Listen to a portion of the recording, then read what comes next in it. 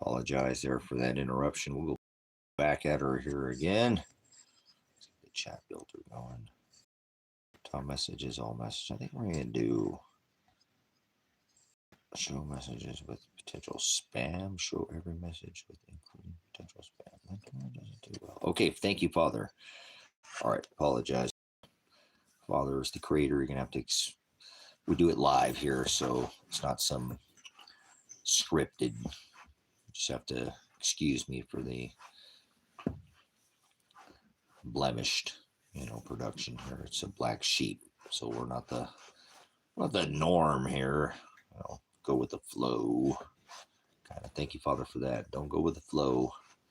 The flow is going by the world, and thank you for creating Shiloh, the one who stood against the perverted Torah, the Agape, the Halakha, and the Haggadah. So there's two words that religious people don't know. Halakha, thank you, Father, for creating the Torah and then putting us under this covenant, not of the Targum or the Mishnah or the Halakha or the Haggadah or even the Torah, now under a covenant of spiritual Hokadesh. They don't like that Agape, do they? Who do you love? They love the worldly mammon traditions of men, Jezebel. So thank you for creating the bride. We all falter like Peter. People get a little erect, if you will. They get all mad, get all perked up, they'll get their blood pumping like a Nimrod. Prognosco, like to have foreknowledge like a 5D chess game. Playing any game. It's not a game like Jenga. They fall over with their towers. So thank you for abundance, Father. Thank you for many are in their own whole wide world, northeast. What's going on with my freaking lights, boys? Come on here. Let's get settled here. Let's get settled. Well, that's like pond water. Let's not do that. Once in motion, stays in motion. So, well, it's a daily cross. You can't sit down. You got to stand. It's a stand-up Jesus. You got to carry your cross, and nobody was hung from a cross or ever carried a cross. So that's blasphemy. He warned you of idolatry and imagery. Latria, idolatria. We do it all by the word here. Remember, this is a whole different gospel. There's two. Anything that's other than a jot added, that's the other. A tittle, that's the other. Yo, that's the other. There's only one gospel. The gospel is, well, translation means you made up your own version. Idolatria. Remember, you're not a name is Shem. Shem. Who do you love? Put your hands up. It's a stick up. Let me see your decami. Decami, like 10. Like toes, you standing, or you on your knees like a debt slave, like a corporation, the strangulation nation. The corporation, strangulation nation, the corporation America. Everything's awesome when you're part of the team. What team are you on? The workers of darkness or the workers of light. You'll know them by their fruit. A bunch of fruitcakes with their fruitcake Jesus. Is that round? Is that like a bun cake? Like a fruit cake? Bun. Well, that sounds like none. Like eating masse, eating the flesh of human body. Which part are you eating? Imagine that back in the day. They ate flesh of mammon, literal, man. They eat flesh. Don't eat flesh or drink blood. That's vampism and cannibalism. Are you that much of a idiot? Are you that undefined, refined is to burn you with, fire is one way to do it. He said he has eyes of fire and feet of fire. Remember I was talking about them 10 toes, you on your knees, like a slave to the corporation, a debt slave nation, a strangulation nation. Apologize that it came under that. Father just showed me the narrow way, and he don't like fines. I mean, he said give unto Caesar, but there's one thing about over taxation, right? like changing fees and fines and, you know, sadistic rituals that they do. Their wheel worship. Hey, cracker Jesus, baby. Remember? It's a stick up with their phallic worship. They love their Nimrod that gets their blood pumping. But I can't help it, brothers and sisters. Father created all things. He's the only one that's sovereign. There's no free will or luck. And so let's just cut right to the quick, you know, like, well, like the knife. He says, I'm the one who separates. I'm the divider. I'm the horizo, not the scorpizzo. I am the horizo. The scorpizzo is the one who causes the sheep to scatter, the flock to be divided, and he's the one who condemns. We're supposed to work in light, not in dark. You'll know them by their fruit. Fruitcake, Jesus, remember? Cracker, Jesus. What's all with this? All this carbs, sugar, Jesus. How about that? Yeah, sugar, Jesus. Your rituals. When you celebrate birth, you'll never get older if you stop celebrating the birth date of your year, like a week. You think it's 2025, child, grow up. It's not 2025. Who told you that? Somebody tickled your ear, didn't they? Told you some 2025. Where is that? Whatever. It doesn't matter. You don't even think, you think of time as a clock, like some kind of a hand pointed to a number, and that's time. You're an idiot. It's about food. Tithing is about food, not about money. Who do you love? It's not the money's not the root of all evil. It's the agape. In the end of days, their pornea, their agape will be pornea. Idolatria. Is that falling on deaf ears? You know what that means? Like by translation, not transgender Jesus. Sex pistol Jesus, it's a stick up. Let me see your decami. There we go, Nimrod. Get you poking out your Peter Pan Jesus. How about that? A little skip like Skippy. Hold on. Beam me up, Scotty. A little warp speed, Jesus. How about that? Never been said before. First, here today, you are part of this. Father's organic. Remember, he created all things. So there's no such thing as man-made. There's a maker and there's a creator. Father created all things. Man-made. Are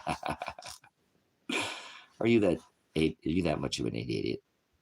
Idiotos, ignoramus. Is that you? Has it ever crossed your eyes? Are you cross-eyed, like perverted, like to twist, change, warp, or pervert? Crosses, remember? He said carry your cross. He's not talking about a little, nobody ever hung from a cross. Who told you that Christ was hung? You don't know anything. He's about, I can't breathe. Yeah, I don't think you understand, like 5G whiz, like cracker G, like, well, cheese whiz and crackers. Oh, never mind. Too far ahead of you, right? I have to blow the horn earlier than to warn, sound the message. Whatever, an angel is a messenger. How could I, if the wave is upon you and you're already being overtaken, how could I be a messenger if I don't blow the horn early enough? Hello, Bueller. What are you talking about? It's falling on deaf ears. Deaf. You know, like I can't breathe. I can't hear. Deaf ears. You see what I'm saying? Everybody has a different taste in music. So don't, dialect is tongue. Huh?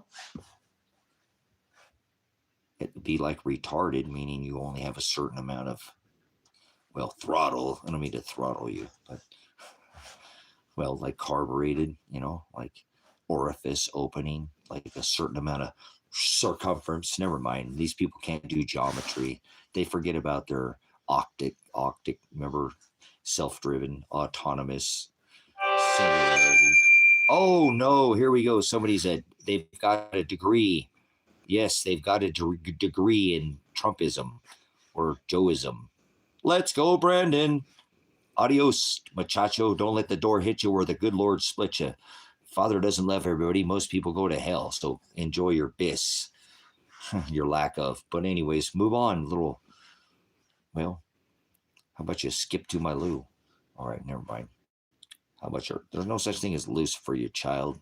No such thing as one world order. No such thing as being saved. No such thing as Father does not love everybody. Where do you get your cracker Jesus? Where you get all this nonsense? Like Americant makes not even 1 cent. Huh? Not 1 penny. It's like Firestein instead of Stein, like Trumpstein or Stein. Well, I got Firestein tires. That's like a circle. How about Firestein? It's not only not that Firestein or Stein. You know what those tires are? Not only stops on a dime, but it picks it up. Must be Jewish. Or Jew is spiritual, not physical, you idiot. Grow up, child. Did you get run around in circles there? Did somebody spin you like a 5G whiz? Like cheese, like melanin? In your skin, flesh? Wrestle not against flesh, Paul said. Are you in the Word or are you in the world? We're getting it. They're not liking this. Like cola, like, what is that? What was that?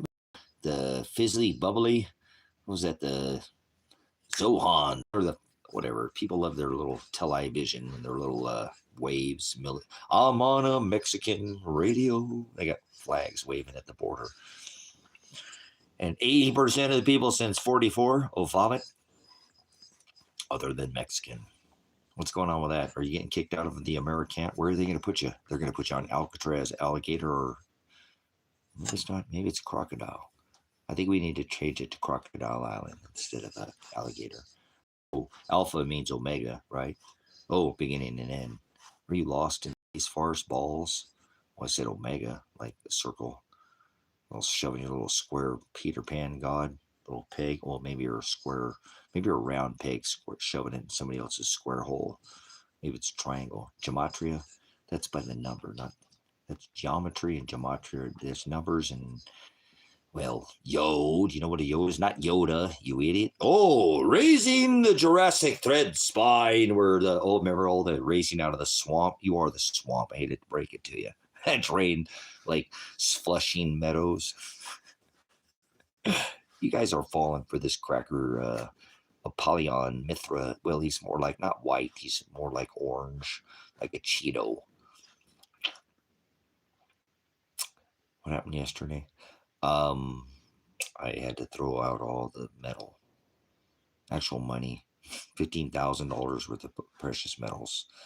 But it's just dirt. It's shiny dirt. So I don't care about dirt. I don't love dirt. I love this word. It's more than the dirt. Nobody can say that. Father will judge. Remember, he's the divider. Habrizo, not scorpizo. I am a scorpizo by birth. Right. He's righteous. I've committed sin in my face, my eyes, my ears, my brain skull. Careful what you put in your earballs or eyeballs, but people are a different dialect than me. Remember, I'm not like, remember that's cola. Remember like cola? Remember now cigarettes? I don't care what you're puffing on there in your magic dragon, but Father's my master. He says you can't serve two as your master, the dragon. The child to be there can consume the child as the dragon. Remember, there's blood. And there's the blood of the saints, and there's the blood of the nations that blood is poured out onto. Remember, blood is, we're not supposed to drink of the blood. You're supposed to be the blood. The dog is over there like, Dad, I'm your dad. I'm not your maker. I didn't make you. Somebody else. Father created that little good puppy over there. What? You're good. Don't worry about it. Hold on. I don't know. I didn't like that. You're fine. Pups don't, all dogs don't go to heaven. Don't fall for that cracker Disney Jesus. You know, hello, Pocahontas. Whatever. Pocahontas, yeah, right. Did you take the poker? How many jabadoos? Remember raising the Jurassic dead spine? Did you get poked? Did you have an epiderm? Well, your epidermis is your upper layer of your skin cells. But anyways, never mind. How about you guys have been poked? Remember, you can get whack the nation. This is how you whack the cow. This is how you vaccinate a sheep. Anyway, so apologize, my puppies are just wanting to hang out with Dad. They need some dad loving. They've been super since the sun. It's just so much energy coming off the sun. They don't know what to do. They wait with Dad. They wait with Dad. They wait with Dad to go get rid of all shiny dirt. Just shiny dirt. We got the word. We don't need shiny dirt. We got the word in the puppets. Oh, you love you. Would you like to go outside? Hey. Now, brown cow, don't you dare give me a kiss. I don't need any kisses from the puppies today. Thank you. You guys know who Bone is. This elbow. He's the boom, boom, boom, boom, boom, boom, boom, boom, boom, boom, boom, boom, boom, boom. He's a dingo, so he's gonna be crazy, Daddy. Crazy over the rainbow, pants is free. Oh, you're such a good boy. All right, okay, I think the big guy wants to go outside. This guy wants to stay inside with the dad. He just do that all day if he could. Would you do that all day? Would you do that all day? Every single time? Every single time? Would you like to get a drink of water? There's a big bowl of water out there. There's a huge bowl of water outside. They like the one inside. All right.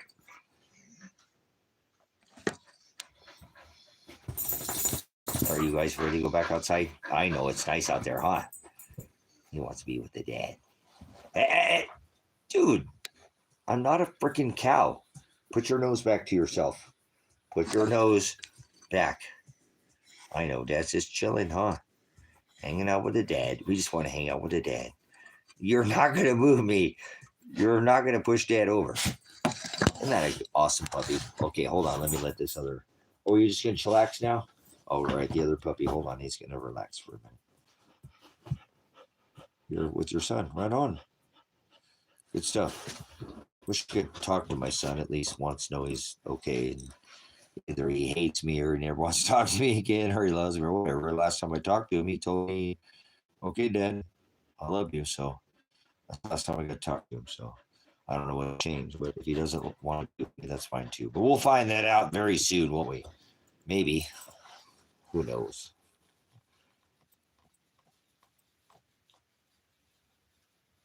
Are you okay now?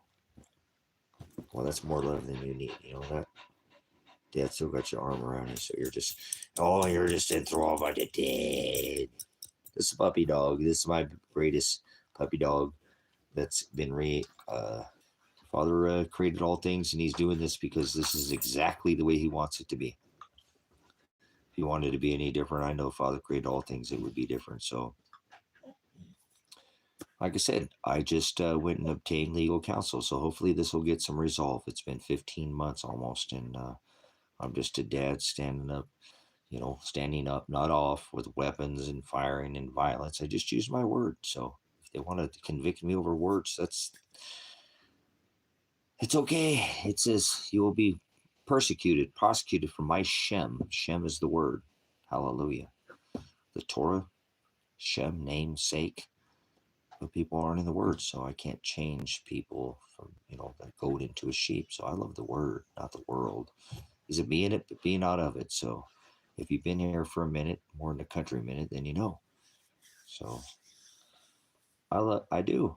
I mean, it's not easy to look. Not I can't imagine what my son has to be looking over his shoulder every day to potentially be on the run. But I hope he loves the word. He proved that. Not that he doesn't have to prove anything. He did, because we spoke prognosco to have foreknowledge of that they were coming with their men with guns and violence and what they did. So what? I have to give some shiny dirt to obtain counsel, not appointed, but legal paid attorney. In this case, I've been apologize that that's what I got some interruptions earlier, but it's because, you know, Father saves the best for last. How about that? You know what that means? Treasure. Where do you put your treasure? You can put it in these worldly things, or you can put it in the Word. He is the Word. He's not the world. He created the world, not made. He's the creator. Remember, the author, the writer. You can try to edit, but it's already created. So you're an editor is an idiot. You don't know. Maybe you don't understand. This is already written from the foundation of the world. But anyways, there's two ways. There's the broad way, and that's no knowledge, bis, Jesus, no knowledge, Jesus. The cracker wide Apollyon is the sun god Mithra, and then there's the Hados. There's only one way to the Father. That's the one who hung on a tree, not a cross, and nobody was hung from crosses. So Latria is who you serve, and you can keep serving your translation or transgender Jesus or God or whatever you want to call it. God is a title. Let's just put it that way. I can't change anybody, brother, sister. I ain't trying to hear anything that's happening to me in my life is because it was already from the foundation of the world. That's prognosko is the Greek word, like in Romans 8 and 29. He said, I had also I had foreknowledge, prognosko, of the ones that I predestined, the ones that I divided, the horizo, not the scorpizo, the ones I divided from the flesh, not the light. They were enslaved in darkness and their flesh. This is what causes us to sin. It's this flesh. It's not the spirit. The Father is the Hokadesh. Aletheia. He can't sin. He's sovereign as this title. Is it like God is a title, or what, like a, well, it is like commander. I'm a military veteran. Remember, do not quit your post until properly relieved. That's the first general order that you take. Order. Remember, I'm not under orders or mandates. I don't go on dates with men or follow codes. Not some kind of freaking barcode or some ordinance. He blotted out the handwriting of ordinances in the book of Colossians. It's Paul's writing. Remember, prognosko, Paul, obviously overcome, baptized, if you will. But anyways, I also did foreknow how did Paul knew. Did he not know? Father overcome. It's only his bride. He only loves his bride. So I also did foreknow who I pulled from their darkness, sin, flesh, to my horizo light. I'm the one who condemns. Show him to the light. Through in the Broadway, on the Broadway Jesus, whatever, that's the world. Broadway world Jesus. Beam me up, Scotty. Never mind. You're too much television. Too much cartoons, animation. Read anime. Little Kung Fu Hadouken. Never mind. That was just organic off the cuff. Anyways, like horse. All right, I don't know. Hoof. How about stirrup? There's two horses in Revelation. I hope you understand where we're at in this time and place and space. I don't think your Jesus God titles in the sky. God, Sky Daddy Jesus. Does somebody mock you because you have no this? Knowledge, Busos, Bathos. It's not my. I've done it on filthy rags. But I put little saucers like Pink Floyd, like Full of Secrets or Dark Side of the Moon, on a pole. Remember, they hung them on a tree or a stake or a pole, right? Stake. The stakes. That sounds like a bet. I wouldn't gamble on fortunes. There's no such thing as luck or free will or freedom at this point. Tell me one nation that's free. Stand on the X, go inside, flatten the curve. Yeah, we'll enslave the nations by dead Oh, I'm gonna let my puppies out. We gotta take a pause for the cause. Hold on. I'll let you up, puppy dog. I know, Dad. We're doing it live. I know it's nice out there. You guys doing good? I love the puppies.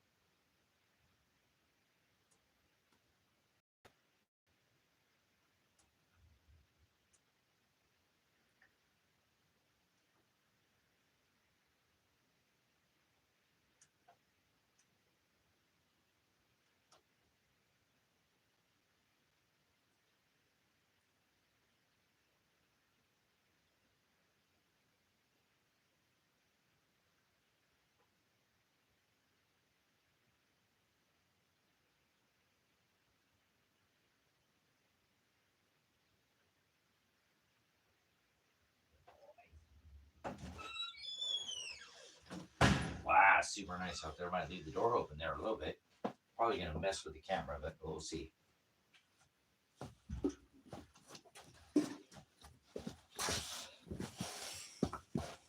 All right, good stuff. Hey, I might take a pause here, guys. I need to. Let me throw something on here real quick to eat here. See what we got going here. Oh yeah, we're good. We're good. Hold on, let me see. I'll make some tostadas. There's a minute right now.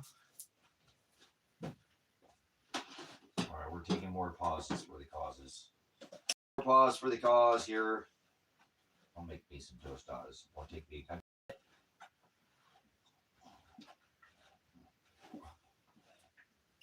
I live on the line. I worked as a line cook. What you cooking?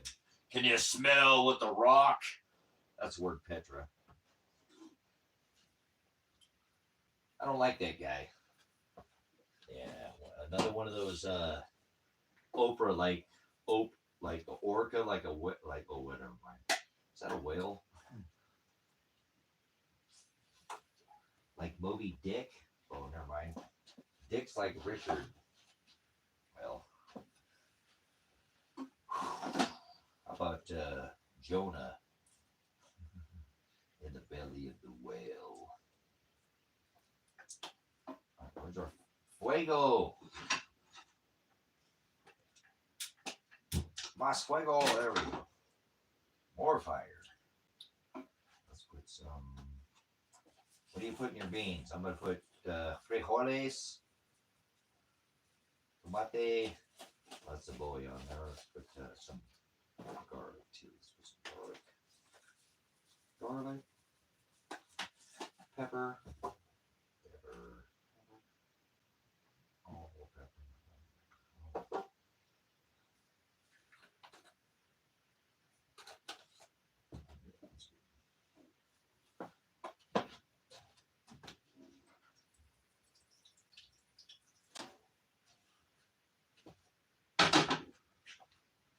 All right, we're going to multitask. Can you multitask? How many things can you do at one time? Can you concentrate like orange juice, like OJ in your mind? How many things are you thinking about at one single time in your mind? How much scatterbrain, Babylonian brain waves you got going in there?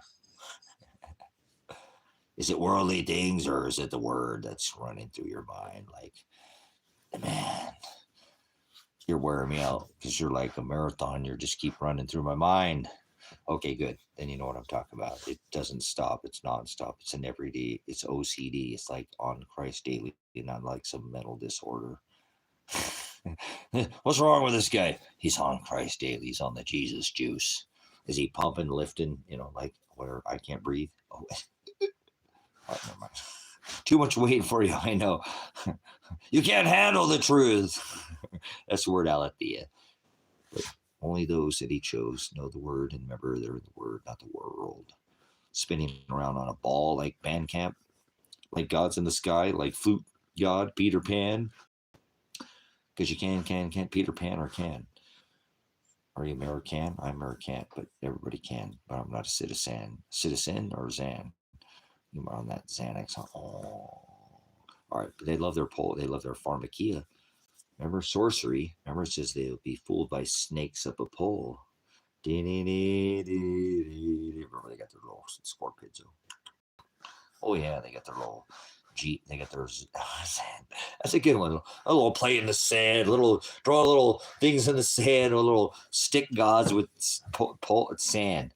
Remember, like camels, it'd be easier for, a rich man to pass through the eye of a needle than what was a camel than a rich man through the gates of heaven. Remember, they got all his camels and hey. The oldest there was an 18,000-year-old camel tooth found right here in Riley, Oregon. So they already announced, like, hey, hello, McFly, your shoe's untied. But anyways, remember, he's the tie that binds. But that there was an 18,000-year-old camel tooth found right here in Riley. So this is biblical. Remember, there's a lost tribe of red-headed giants. That's the word Anunnaki, not Nephilim. Nephilim means bully. Your bell ball bull, that means Satan. Remember? Leviathan. Oh, I got see what the rock is. Rock Petra. I actually have something on the stove. Hold on. I'm cooking with gas, not electric. It's electric. Hold on. This dude's crazy. Oh, I'm out of my mind. Whatever, man. Whatever, man. Any words? All your words? Hold on. I'm making some tostadas. I'm hungry. Make me some tostadas. Oh man, I should have got some more. Ooh. We're thinking on the fly. Hello, McFly. You got more over here? Oh, we got more over here. How many more we got over here? I need unbroken, undefiled. Are these all chips? Chips like California Highway Patrol. Wow. How about that for on the fly?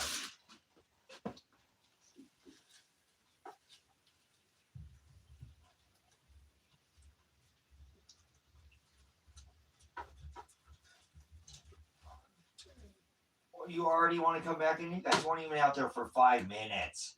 It's nice out there. What are you boys doing? Oh, are you going to die if you don't be without the dead? Oh, you guys weren't even out there for 5 minutes. You're spoiled boys. I love you too, puppy dogs. You're the best puppies I ever did have. I don't care what anyone says. All right, we gotta make some. Turn this down for a minute.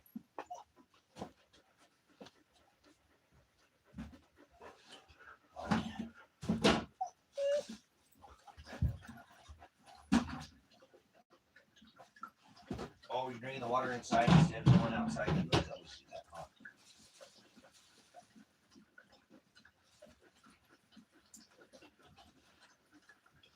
Oh, maybe we'll do that. Well, that's gonna be ball.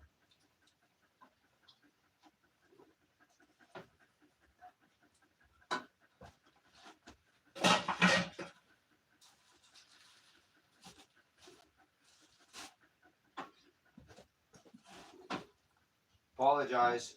I gotta eat. The man's gotta eat. I think we're in the off game. We're gonna do something never been done before. Oh, what did we cook on that? Oh, that's some queso. Queso.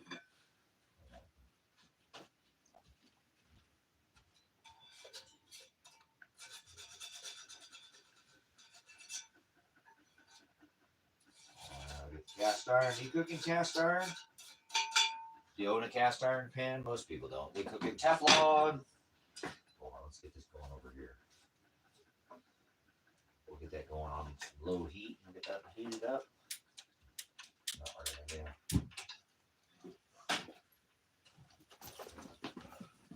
All right. I apologize.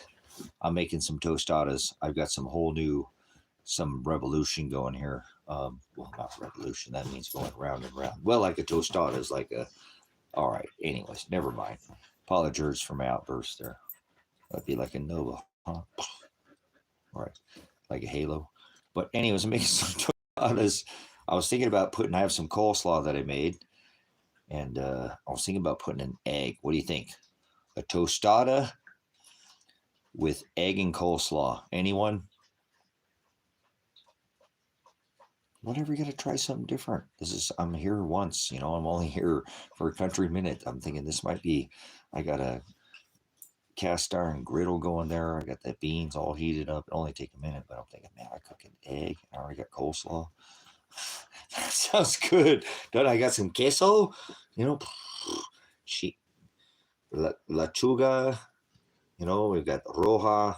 We got red. I got some. I don't even mean to go there. I don't even mean to buy it, but just because I like the taste of it. It's been a long time. I make my own tostadas at home. I don't go to Taco Bell or whatever, but their sauce has a. Hold on, see, I got it on the. Can you smell what the Rock is cooking? Remember, I'm not some pedo in Hawaii, but anyways, with okra. So, but let me go get my stove. It's got propane, man. It's got the blue fires. Calm down, man. Why you gotta get up so high? Are you higher than I'm higher than a hippie in a B-52 bomber to Iran? Maybe you're going to Panama. All right, hold on. Are you in the canal? Oh man, this is gonna be fire, baby. Like Stone Age, man. Like Neanderthal or Cro-Magnon. All right, hold on. I get some butter going here too. I like me some natural butter. I don't do margarine. I don't want to eat freaking, oil. My dashboard. Or eat your dashboard. I do. Whatever. I'm not perfect. I still got some. One day, maybe. All right, here we go. So we got the frijoles. And look.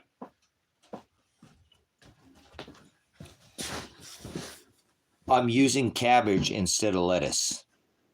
Cabbage. Cabbage has much more crunch. Like when I do street tacos, we mix cabbage. We mix cabbage instead of lettuce. So I don't put lettuce on a taco, but if you're doing a mixed taco, oh, please, Rick, stop it, man. Someday, maybe one day, Sunday, fun day. Not that Jesus, the other. But if I can, Father, if I can, American, I will. By only Father's, not my own, because that's autonomous driven. Like, look, I am your father raising the Jurassic. That's some other Yoda, Jesus. Little green Jesus, green Jesus, like a booger Jesus. Hey, that's never been like, go, who you gonna call? Ghostbusters. But hey, slow down, Turbo. We'll put you in a little box and then you'll get sucked up like a vacuum. All right, never mind. It is, it sucks people in like a, well, who do you love, remember? All right, never mind. You're probably a little ahead of the, remember the little snake around Yoda? Do you guys have a little action figure? Or are you being played like a little animation game, like a tokenized quarter ride? Well, let's get back to Yoda, like raising the Jurassic. Well, remember how much I was there at the first showing at the Grauman's Chinese Theater of the Star Wars. I'm a Star Boy, but not the weekend. Remember some weekend Jesus, Sunday Jesus, fun day, one day, like a quarter ride. It's just for a moment in time and everywhere. His story, like a book. All right, you guys never read that, did you? Read. Remember that scene? What was that? Like, I see red. Like, I'm not going to go there. I remember that was part of that Simon and Idols, the American Idol. Remember? Do you remember what that singer was? But I don't know what you're spewing, what you're blowing out, your horn, your pipes. Here we go with this Peter Pan God again. So, all right, hold on. I got to take care of my stove. Remember, I got the fire going in there and I'm cooking. Remember, I won't repeat. Remember what I said last time? I'll be back. How many times are you going to come back? Remember, just one time. He redeems the bride just once. From the foundation of the world, he already knew. He already chose. He already knows. Remember, autonomous. You're either doing self-will or his. So, all right, I'm good. I got it on low. Don't you worry about it. I got it up too high. No, I'm higher than a hippie and a 747, right? Anyways, how about that B-52 bomber going to Iran? Did you get a vote on that? Hey, we need to make a moment and make a mention. Have you been to Thumpstein Island? All right, I'm gonna cook a couple eggs here. Hold on. You guys are too much. I gotta chop up some friggin' not lettuce, but some cabbage. Yeah, man, how about some lettuce? Are you on the devil's lettuce, man? What do we got here?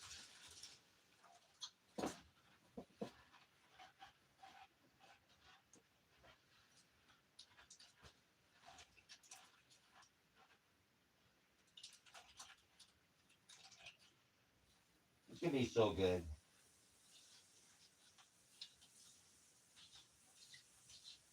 It's gonna be fire. We'll do a couple to start. Let's get us some cabbage going here. I'm gonna do three of them for now. Three. You do three. Cook 3 eggs. Huevos. 3 huevos con queso. Oh man. Frijoles. Lechuga roja. Where did it go? There it is. Oh, there it is. Got that going. Get that going. Let's turn that up.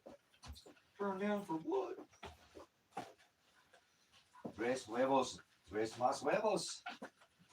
Look at that. Thank you, Father. For the eggs. I love eggs. From my head down to my legs.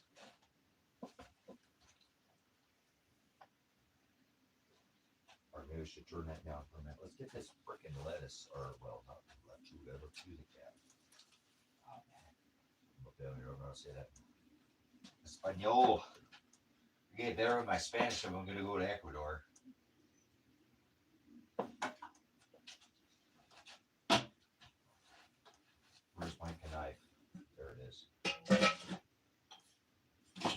macerated. Oh, that's the one.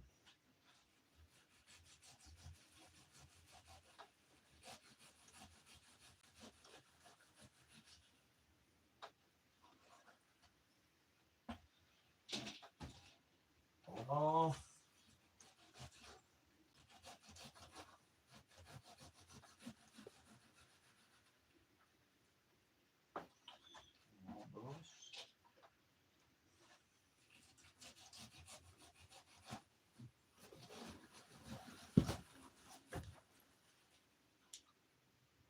You ain't gonna eat. I know. I dropped a little piece of cabbage. You ain't gonna eat that. You don't want that, Taggy. You don't eat cabbage. I know that dropped a little piece. Hold on, we'll put it in the trash. Now we're gonna cook a little bit more.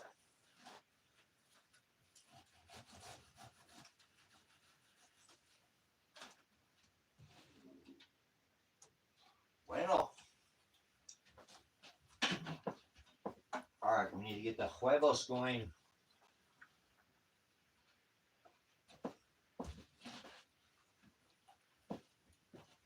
Apologize. Take a pause for the cause. We're cooking some. Yeah, there you go. Chicken stew. That sounds freaking fire. Some celery and some carrots and some potatoes. A little bit of chicken stock, bouillon. Ooh, damn. Some peas in there. You got any peas in there? Little chicken stew. It's got to have some peas in there. Onions. Oh, freaking absolutely. There we go. I'd saute them bad boys before I threw them in there. Cook them off on some high heat. Try to char them a little bit. Get some of that roasted. Oh, yeah. Oh, I got to do my cheese here. Oh, man, these are going to be fire, baby. Ooh, we got that thing up pretty high. That's good stuff there. Uh-oh, where'd my spatula go? Where is my spatula? Just get them freaking eggs cooking on there. Who cares? We'll get them going. We'll get them going. Man, you have enough butter on that griddle? Holy smokes. There's a lot of butter on that griddle. Let's get our frijoles. Man, I wish I had a little olive agape. Sorry. Let's finish this off, bad boy. On here. Oh, there we go. Oh, yeah. Oh, yeah. Oh, pardon me. Where'd that come from? Out of nowhere. Boop. There we go. There it is. Let's put some pepper on that. Pepper, we got 3 huevos. Garlic. Little pepper. Set that boy down. All right. Bam, bam, bam. Oh, dude, this is going to come together so nicely. Oh, I love it when it comes together. So nicely.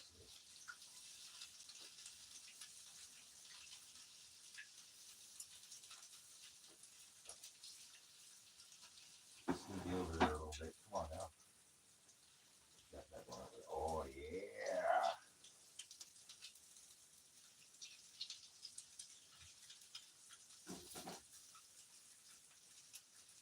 Oh, goodness. This is beauty.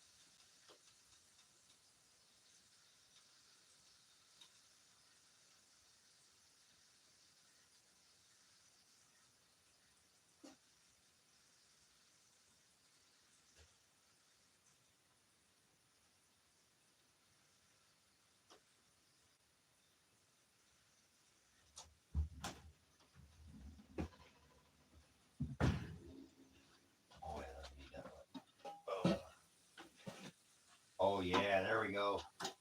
All in, all good. All right, where's my plate? Yeah, put this here. Oh, he's going to be freaking amazing. Thank you, Father, for the blessing here. Oh, man. Let's put our frijoles on first.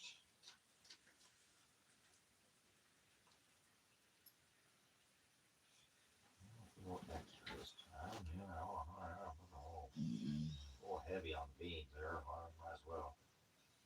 Got plenty. A little extra this time. A little extra. I'm going to put that many on. Let's do that many.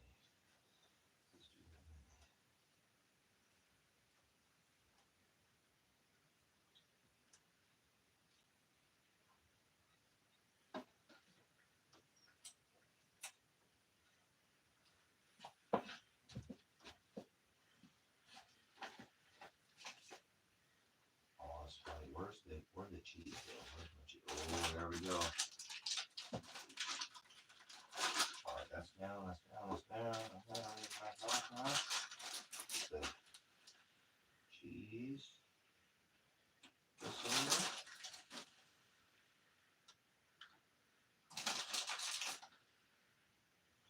Cheese. All right. Where's the roja? There it is. There's the sauce. Put a little bit on the bottom and a little bit on the top.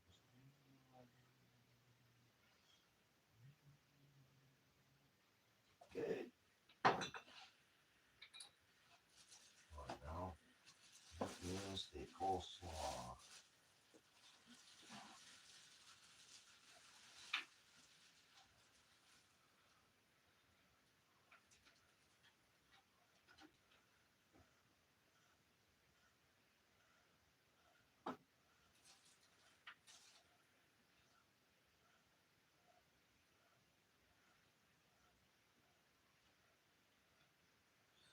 Do a little both, huh?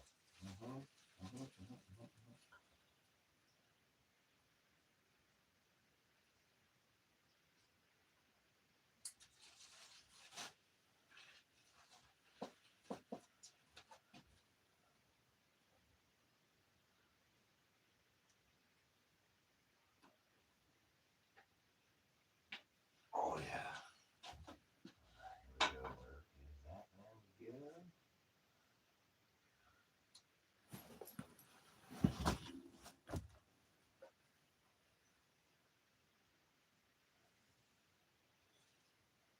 That's freaking beauty.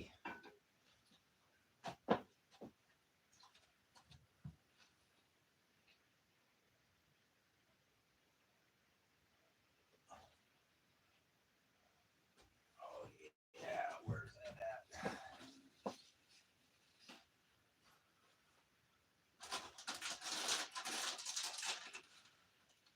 These are going to be so messy.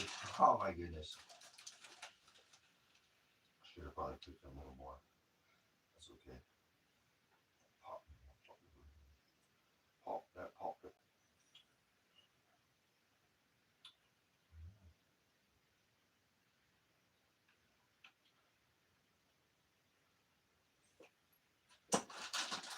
Holy smokes.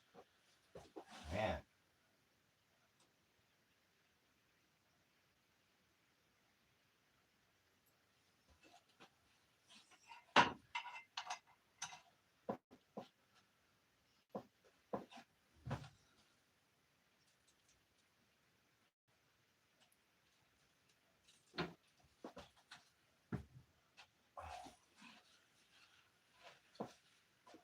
I'm going to get something to freaking get them things.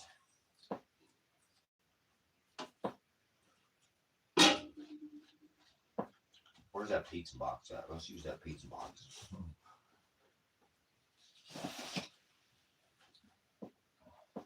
Excuse me, piggy.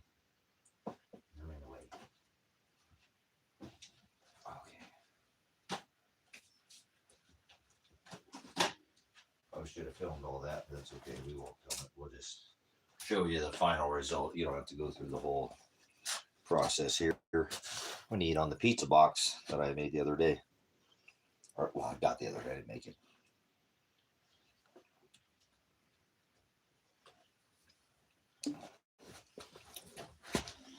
So here's our... It's going to be super messy. So there's an egg. These are tostadas with eggs. And Parmesan, cabbage, cheese, beans. Obviously, there's some, I don't even like that, but I use that stupid Taco Bell red sauce when I want to eat tostadas because I used to eat at that place, but I don't eat there anymore. So, all right, nobody's in here. You have to check that out later on the restream. Would you look at there? Would you look onto her, boys? All right, I'm going to get on this. Here, hold on.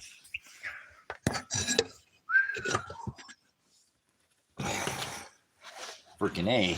Let's see what these are all about. I've never put an egg on an omelet, but I mean on a that's just nobody's in here and there's people in here. So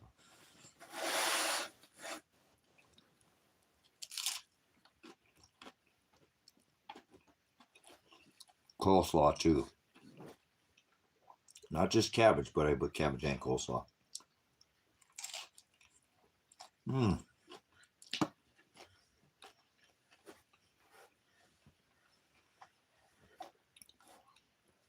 Oh, I have some napkins, I think. Hold on. Oh, that's good. The beans with the eggs. I'm always good with frijoles and huevos.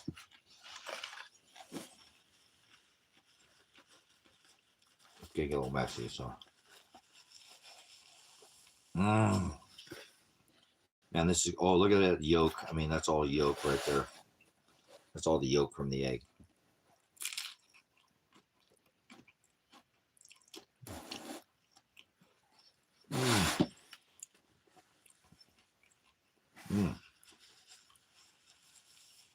Thank you, Father, for abundance. Oh, yeah. That's almost gluttony. Look at that.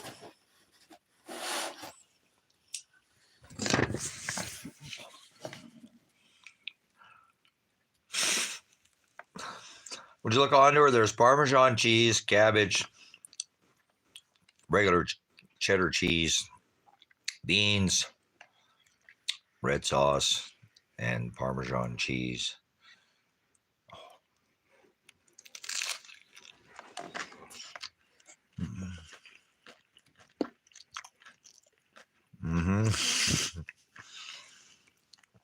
And coleslaw. It's got a slight, I didn't put much on there, but a little coleslaw and cabbage, you know. Man, that's, I don't know what, it's on the fly.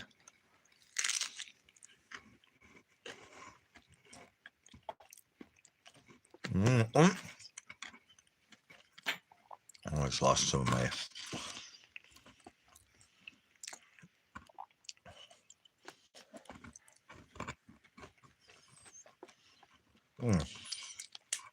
Muy bueno. We got a napkin here. We're not trying to be all like a hog here.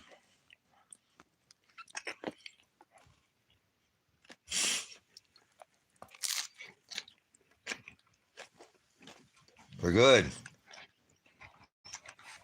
A little honey. Just a little bit. Won't put much cabbage.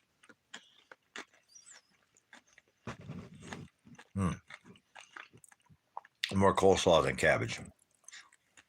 It's got a nice snap to it there. See that? Egg yolks.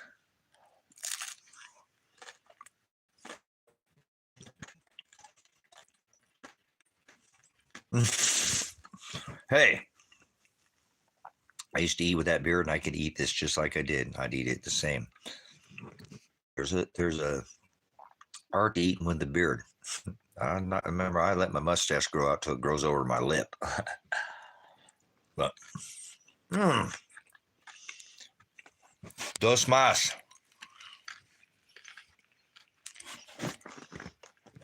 That's pretty good, guys. I didn't put a whole lot of coleslaw, but a little bit. So that's pretty good. Well, thank you, Father. People are freaking struggling just to get one meal. Here I am with 3 tostadas with eggs. Look at that thing, guys. It's piled full of.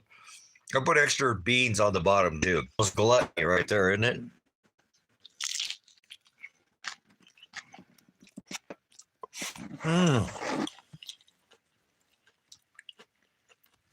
Oh, that yolk's exploding on there.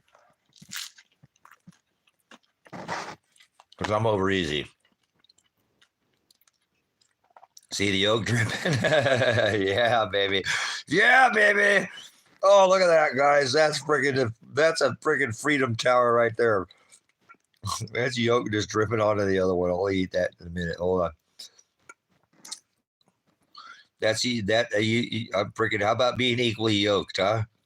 I don't know how runny you like your yolk, but that's how runny I like my yolk.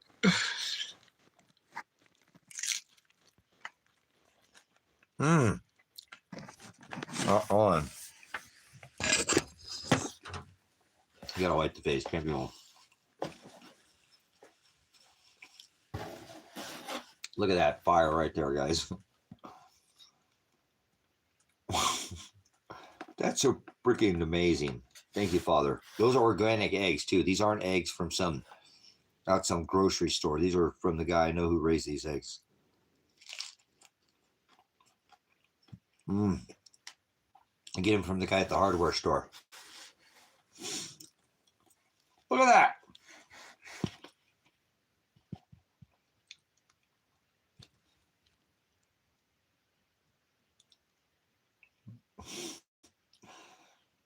That is freaking amazing, guys. Oh, look at that. I'm still safer. Can you tell I've eaten tacos and burritos my whole life? We're keeping it all together. Yeah, we are. To dropped it. It's pretty heavy, man. Oh. Martha, go ahead, puppy.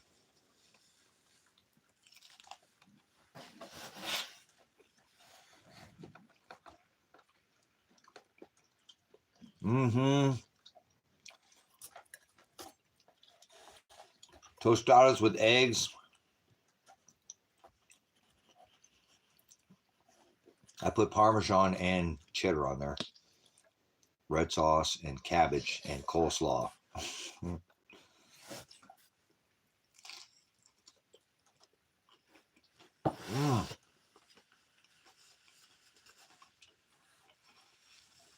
The bite is excellent right there, I'll tell you what.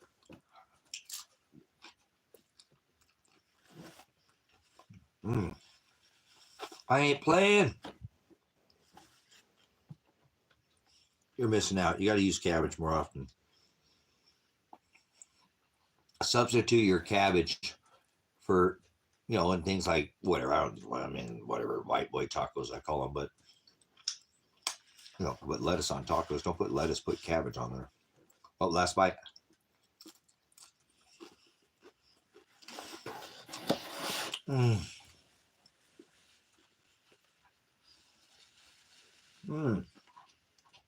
That last bite was excellent.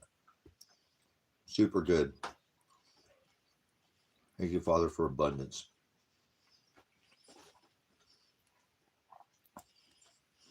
People in other countries struggling just to make $1, $1 or $2 or $3 US. And here I am eating 3 tostadas. Oh man. Oh, that last bite was fire, man. Oh man.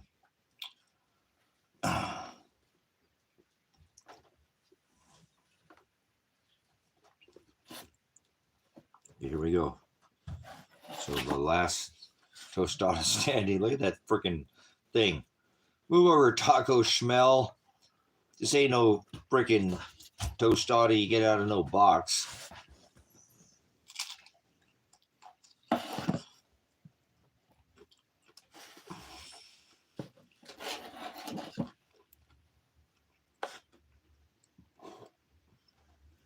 Mm. That's so good. I wish you guys could have just one bite of this.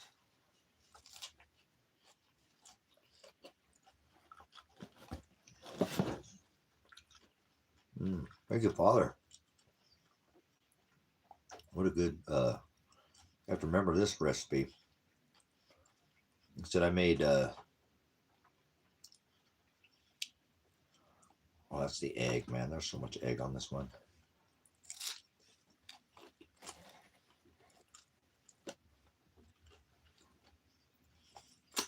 Keep it on the dang tostada, man. We're smashing it. Crushing it.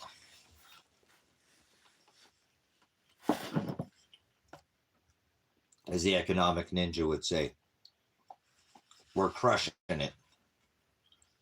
You guys listen to the economic ninja? Oh, man. I'm so into the yolk right now. You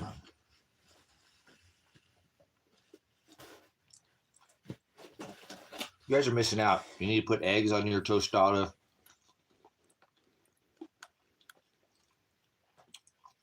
Fill up the beans. Look at this fire right here.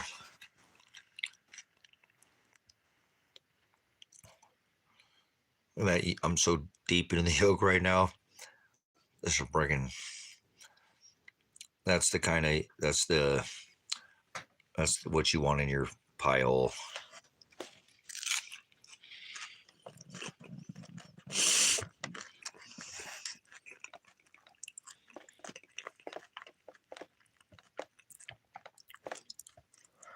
I'm off grid, baby. I'm off the grid. Oh, we're dripping on the plate. Don't you worry. We got paper plates out here today. We use them for many things. So we're going to show you these last. Look at that bite right there, dude. You know you want it. You know you like it. There's red sauce on there. I know you can't see it, but there's lots of red sauce.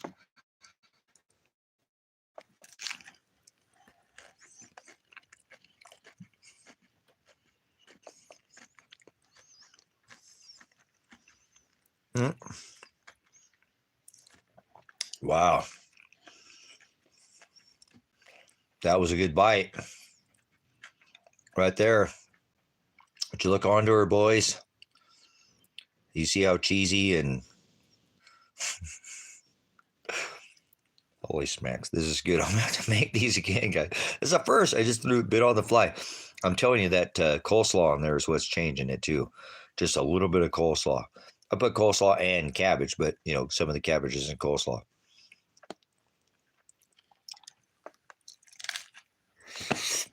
You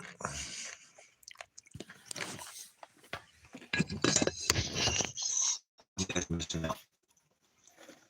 I'm living the American dream right now.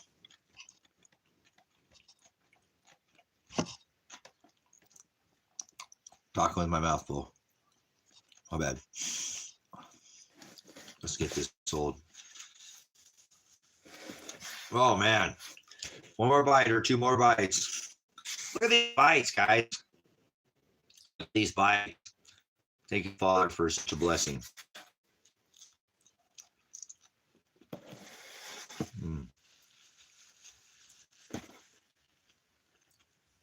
The egg on that's so good.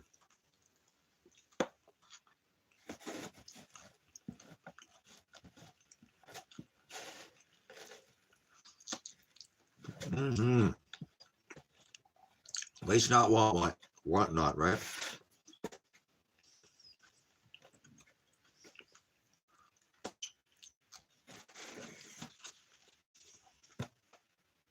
No mas. Wow, that's so good. I don't know what's going on with this connection here. I'm trying. I'm out in the desert, a couple hours away from the city, so you'll have to excuse me.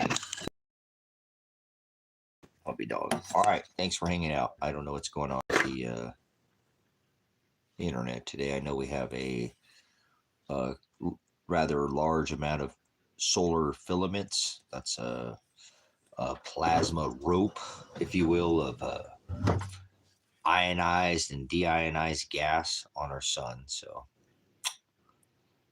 that has a lot to do with what we had a coronal hole stream. That means the magnetic canopy that's like a clear blue sky, an opening. If there was a bunch of clouds on the sun, clouds on the sun. That's pretty funny, huh? Clouds. If there were clouds on the sun, most people don't know anything about the sun. You know that. It's not you. It's not CO2. It's the sun. That's the one that's the driver. What driver like the changing of the seasons, you know, winter, spring, summer, fall. There is a driver, if you will, but it's not you, it's not CO2, it's the sun. So thank you, Father, for creating the sun. Without the sun, how would we grow food? Substance. How would you have bounty? Beyond measure. Well, that's abundance for sure, right? More cheddar than you can put in a shredder, or, well, a safe. How about that? I don't know what you call cheddar, but where you put up your treasure. Thank you once again for being the prize. Only many the prizes in this life, and they leave it here. They don't have anything after life.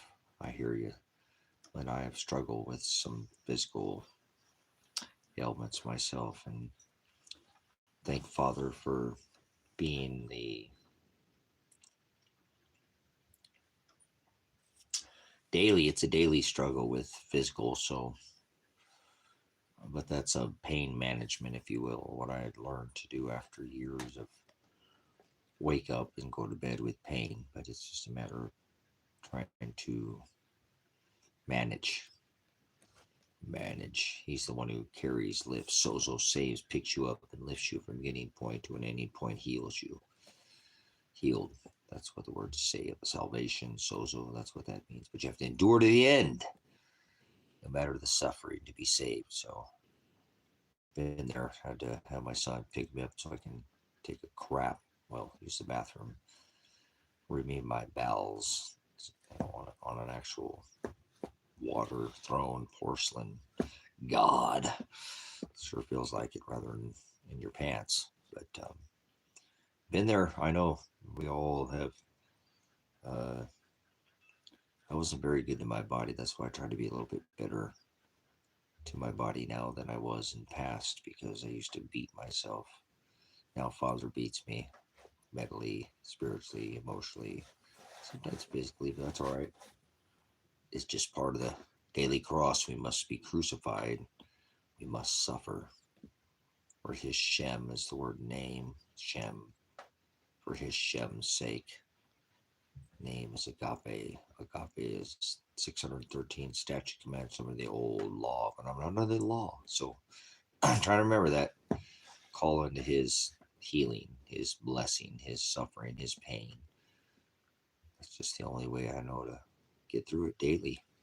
Carry your cross, be crucified, and feel the pain. It's a pain, Jesus. It's not some sit down one day, Sunday, fun day, or Taco Tuesday, Jesus. Let's talk about that, huh?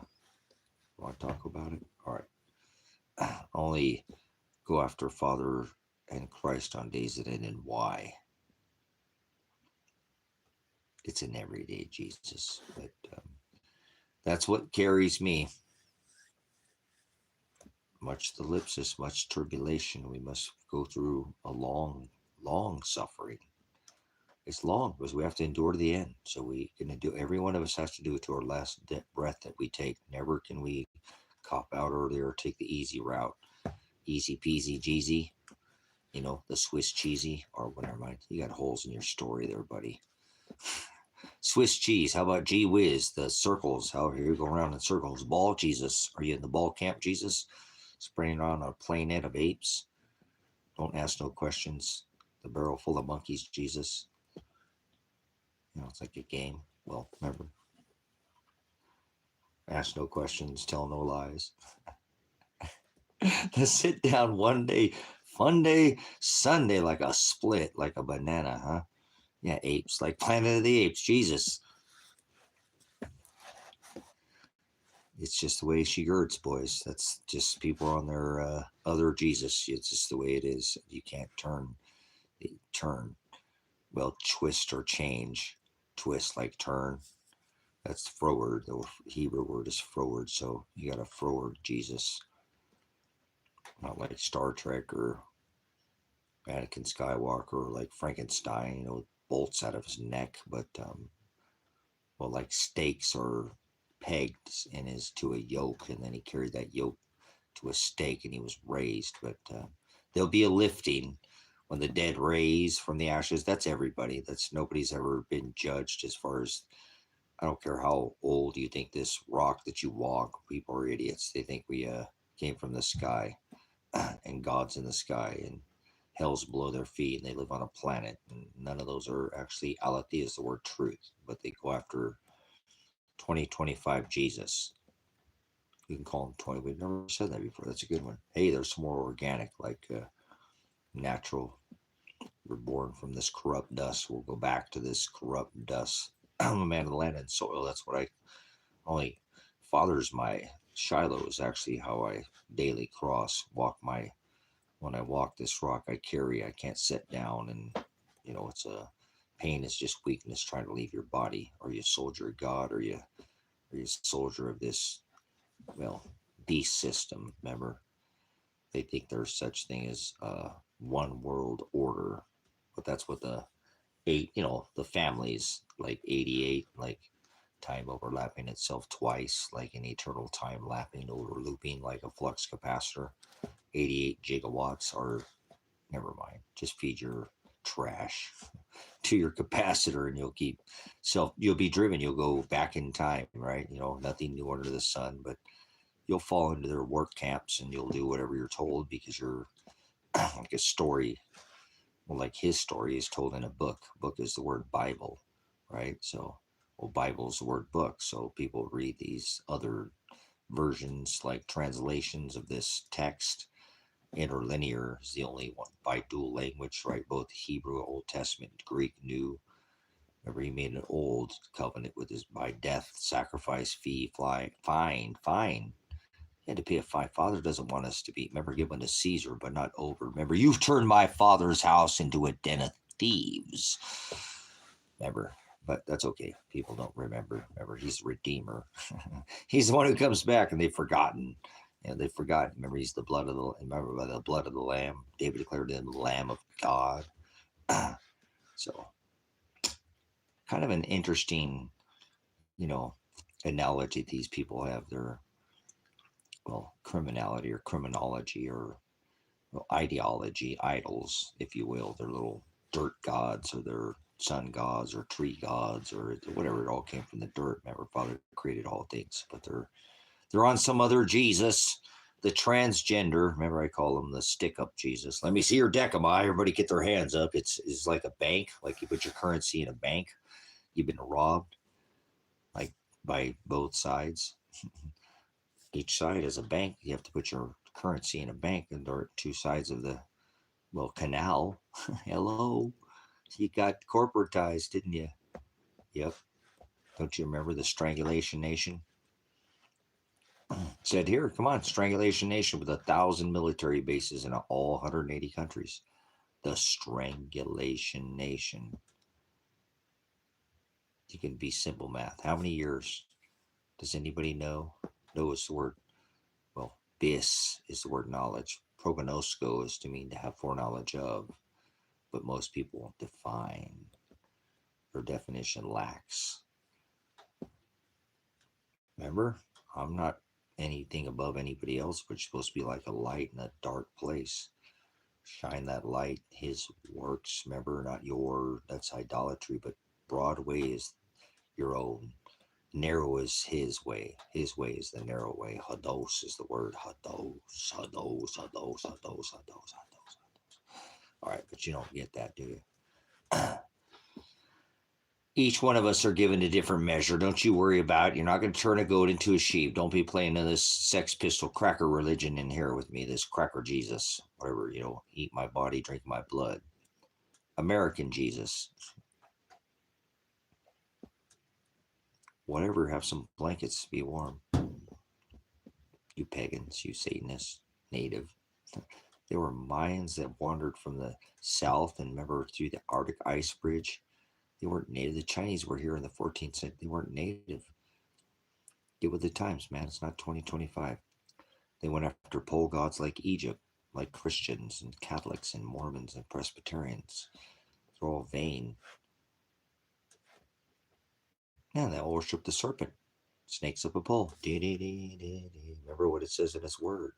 They'll be fooled by sorcery. That is the word pharmakia. The two snakes going up a cross pole. Oh, snap. Oh, well, that's a benefit. But anyways, these people are, they're going after some other, well, you'll know. He said, remember, you knew I was a snake before you let me in. Remember? And then he let the bite in. So you get the dual fang poked hollow needle. Yeah, come play poker so my buddies can get rich at Pfizer. Remember record earnings in 2020 at the start of the evolution, new age? Well, some of us have already been out of the system for a minute, but these people will go to the new. Remember, there's a covenant, but they like they're digital. Remember, they're a blockchain tied to a chain. You'll know them by their fruit, if you will. Remember Pornea? They pull their own chain. Pornea was idolatria, not Pornhub, but like pulling your own. Never mind. You stroke your own fancy. How about that? You tickle your own ear. Does that feel good, Jesus? The feel good. Sit down one day, every moment. No, not every day. This, whatever feels good to them. It's autonomous. It's self-driven. Jesus. Remember, like a Oculus. But whatever. They got their one eye. He's the one I love. The Cyclops. Never mind. Pay no mind. It's mind over matter. They don't mind and I don't matter. No, they don't matter and I don't mind. Well, if they're out of their mind, they think I'm out of my mind, but that's okay.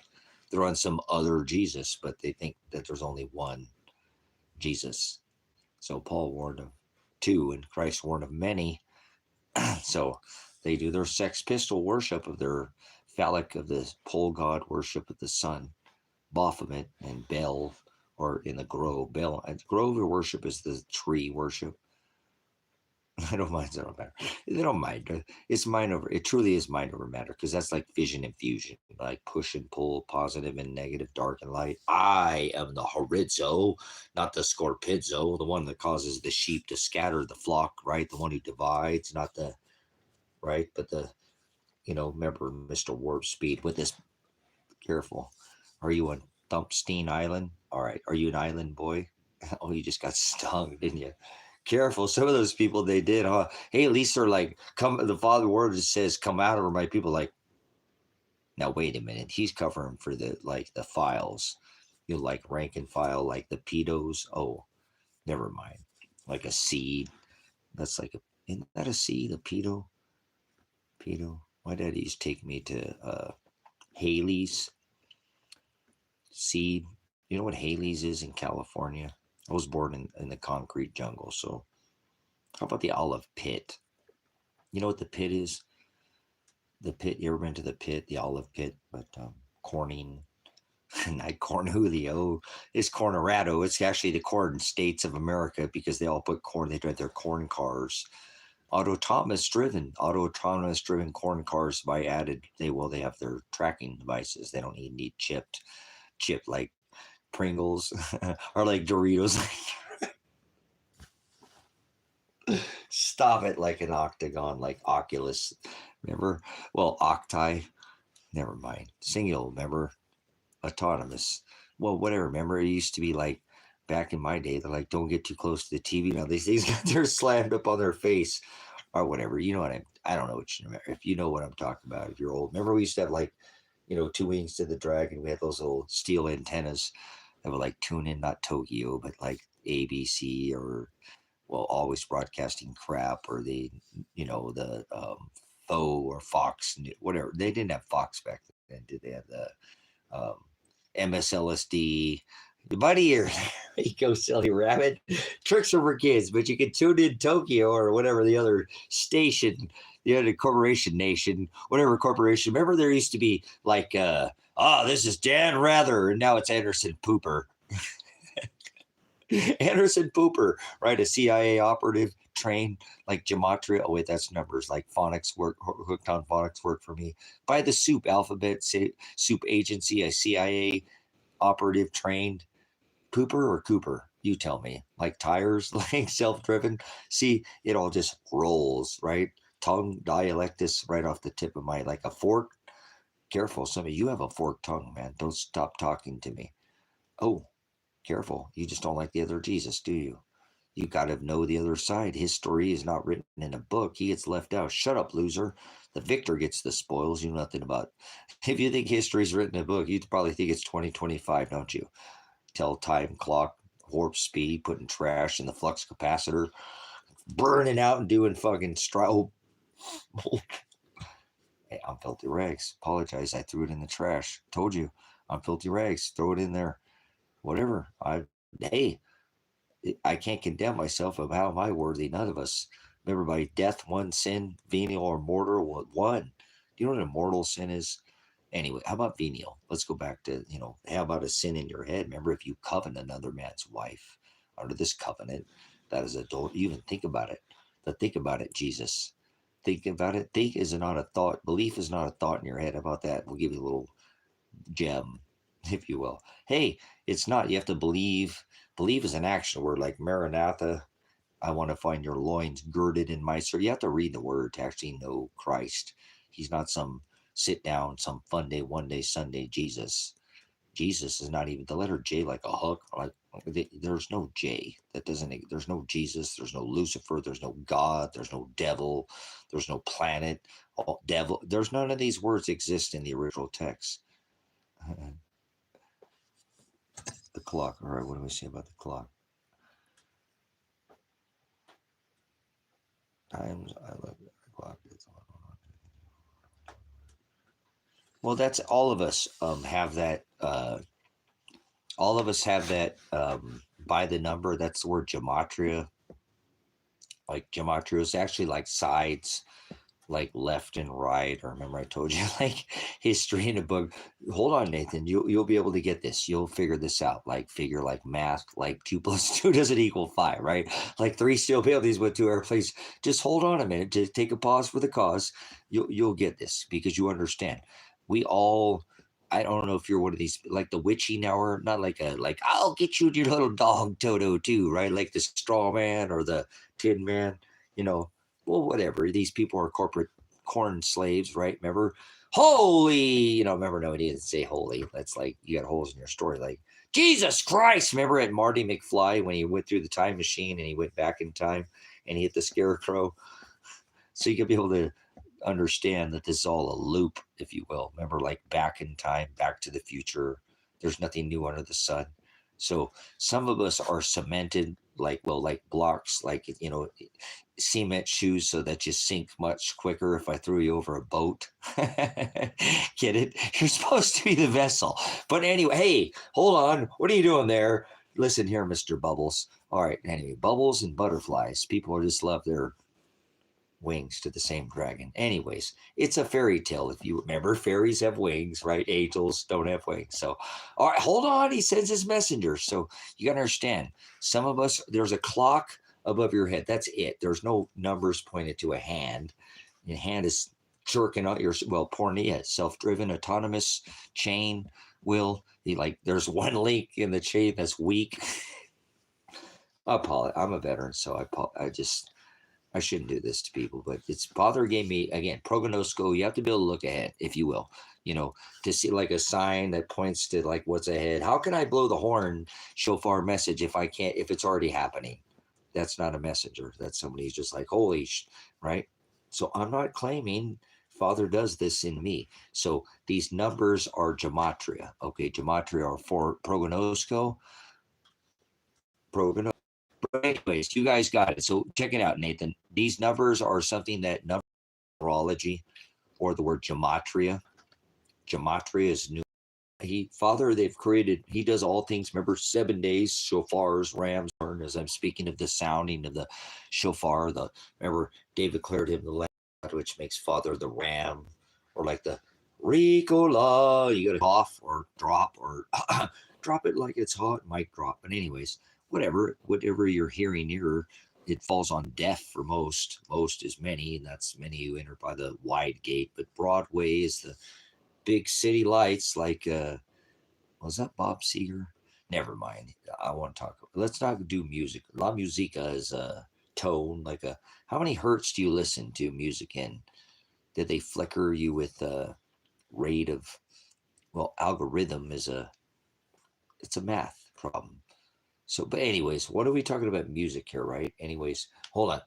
I don't know what your taste in music is. So, somebody understands. So, see, we're C, like frequency, or megahertz. How about millimeter waves? Like, I'm on a Mexican radio. Is that foreign? They're illegal aliens when I grew up. Now they're immigrants. Wait, you can't call them migrants. They just let them come in here, paid them, and now they're kicking them all out of here. This is crazy. Like pollo, like chicken, like a chicken. People running around with their chicken with their heads cut off. Remember? Uh-oh. They were getting Mako, like recoded, like paint, like armor coating. Now they've got, what is it? Under Armour. Turn down for what? Turn up and turn down, right? It's the Pisces. It's the birth of the age, brothers and sisters. They've been toying with you like Toy Story. Like, I got a snake in my boot there, Buzz. Light years. You're light years ahead of the times. Remember, got to get back in time. Remember, don't change the plot. Remember, if you change anything, they already told you what'll happen. Your Father created all things. Don't try to change his will. That's your own will. That's the word pornea. Remember, you're pulling your own chain again.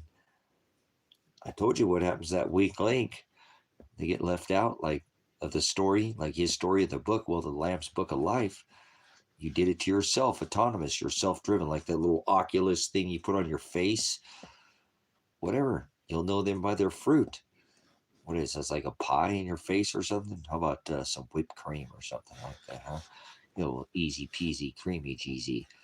Pornea Jeezy. Blowing your little phallic towers all over your waves of semen samples. Well, like Navy, like 5G millimeter waves, like OG Whiz, 5G Whiz. OG.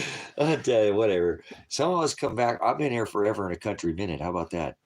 How old are you? Old, like birth years? You're not supposed to celebrate even 1 year. I hope you don't celebrate. If you know anybody celebrate, that's a Satanist. People don't like that. They like their cracker Jesus, like, well, meat and potatoes, in this case, like meat and crackers, whatever. What are they? That's like lox, like salmon. Lox on crackers and cheese. Gee whiz. 5G. It's like, whatever. They're like the Stay Puft Marshmallow, man. Either way, they're fluffy. Little fluffy Jesus. Feel good. Remember? Feels good. Little tickle your ear. Tickle you with a feather. Remember little birds? Yeah. I'm like a bird. Yeah, I hear you. How about, are you spinning on a ball, corkscrewing through time and space? That would be flying, right? Are you flying through time? Corkscrewing on a ball or block or brick or rock or, well, 3D, that's like being too slammed with two 90s in a cage.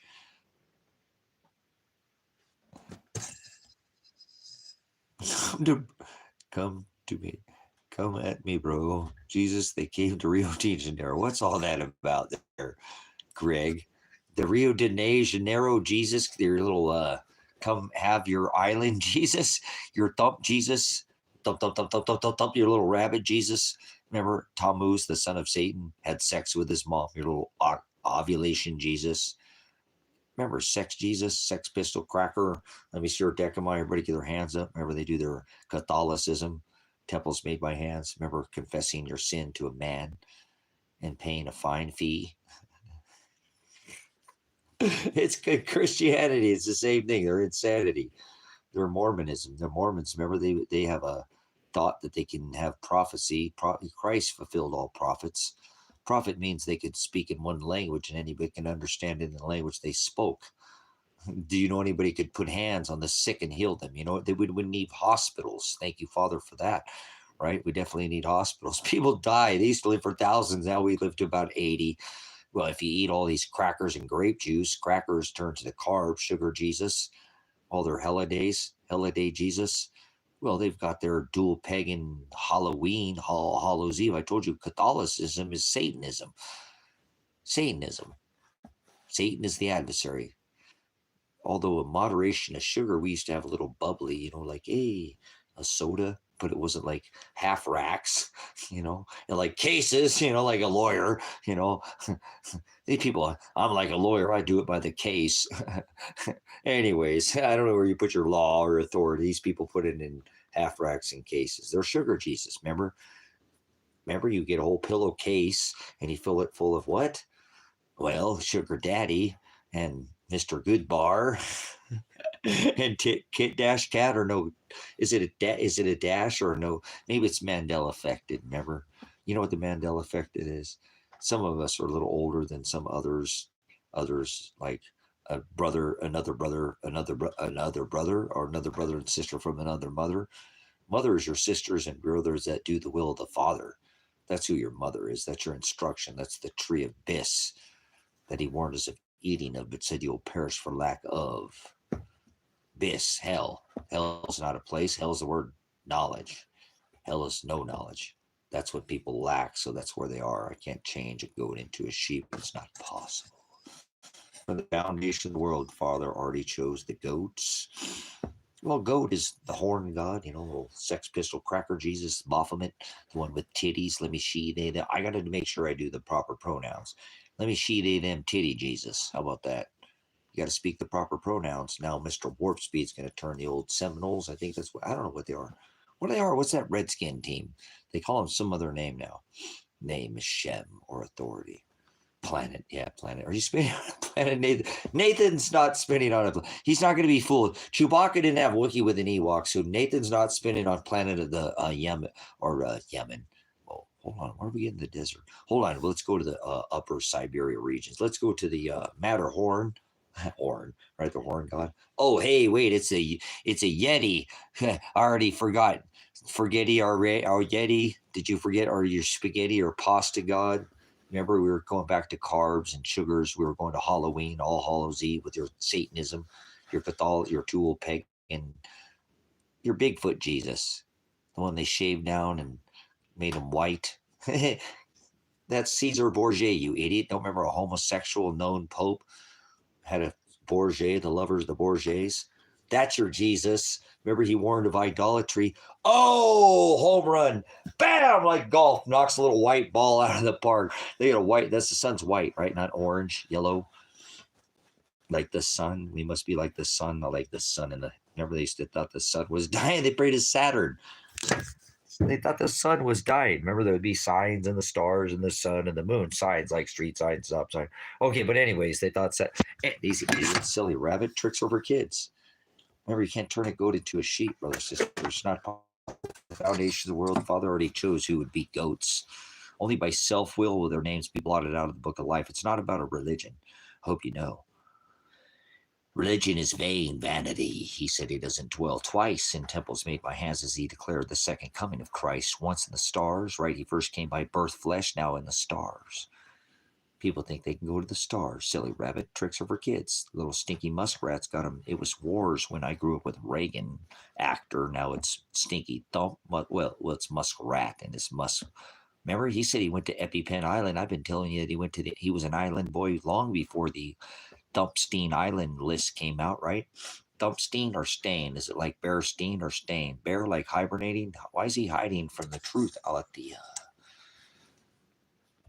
Bondi, remember? She said that there was a list. She already had it on her desk.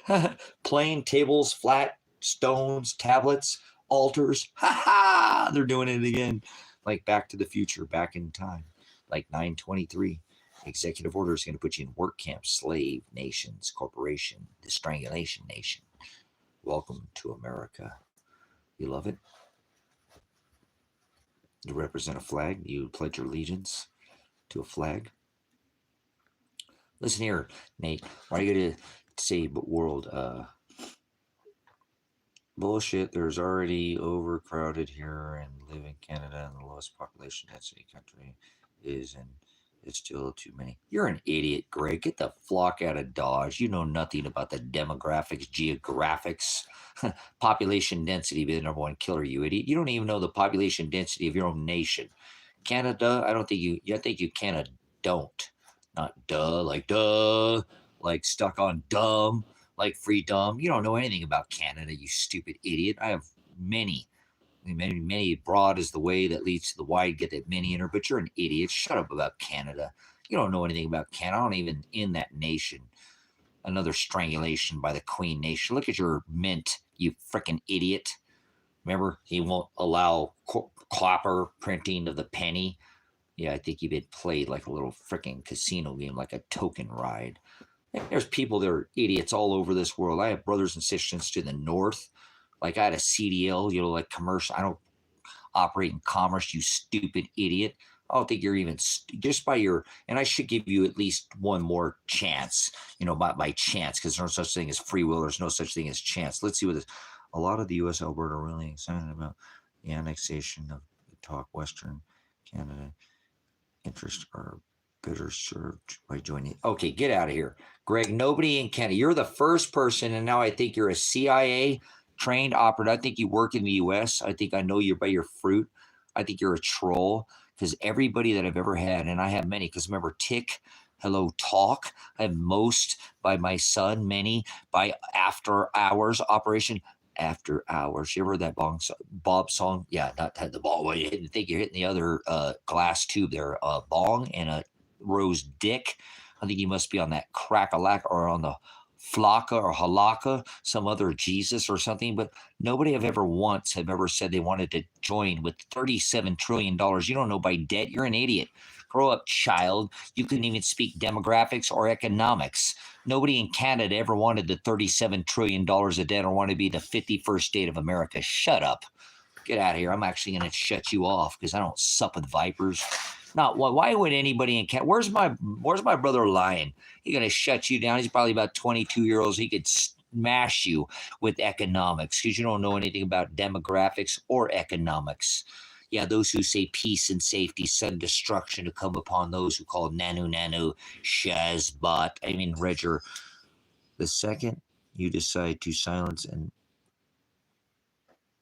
inner locular rather than content than you. Well, whatever. You're an idiot. You go after a man, okay, and you don't kind of like steak meat. I give people the meat. You're not some little watered down Jesus. You're an idiot. 90% of the populace lives within 100% of the coastline. Canada's kind of a rarity, like steak, you idiot. Like Canadian prepper, you're an idiot. You don't prepare for nothing. Although, listen, brothers, sisters, probably about 90% of the populace in Canada lives on the American border or Canadian border, but the rest of the world lives within about 100 miles of the coastline. It's kind of a rarity. Obviously, that idiot didn't know even his own state, nation state by the Queen. Don't you know they're mint? Who's on the mint? Charles, the king, you idiot. You don't even know your own nation. You might want to listen to Prepper, Canadian or, Prepper News. You ain't with the times. Remember, like steak, you're like char broad. You just got seared. Oh, I locked your juices in. You can't even go nowhere, can you? Oh, I like my steak just like that. Eat the meat. Nobody in Canada wants to obtain $37 trillion of debt. What kind of idiot nation would have wanted to annex this corporation to be the 51st state? Sometimes they put plants in here, brothers and sisters. You'll know them by their fruit, like hands up, like a circulatory system. You got hands and feet. You ever looked at the circulatory system, like how it moves up and down? Anything like blood? Remember, eating my meat, right? drink of the blood, not crackers and grape juice, brothers, sisters. Don't fall for these. That's the first, but anyways, it's a plant. Remember, like roots? I said, get your hands up like a tree. It's okay. Remember, brothers, I ain't trying to turn a goat into a sheep. But here you are. Do you have somebody from Canada that comes in as a plant that wants to take on 37? Let's just speak economics. For just put it to the side, kind of like, well, maybe you want something on the side, like carrots or something on the side of your steak. Hold on a minute. Just slow down, Turbo. If Canada took on $37 trillion of debt from the U.S., where would that get them?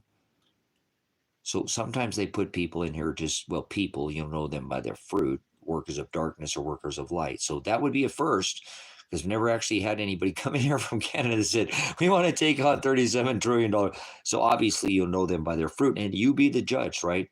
With righteous judgment. Father will condemn them, but thank you for getting them out of here, because that's the most idiocracy thing.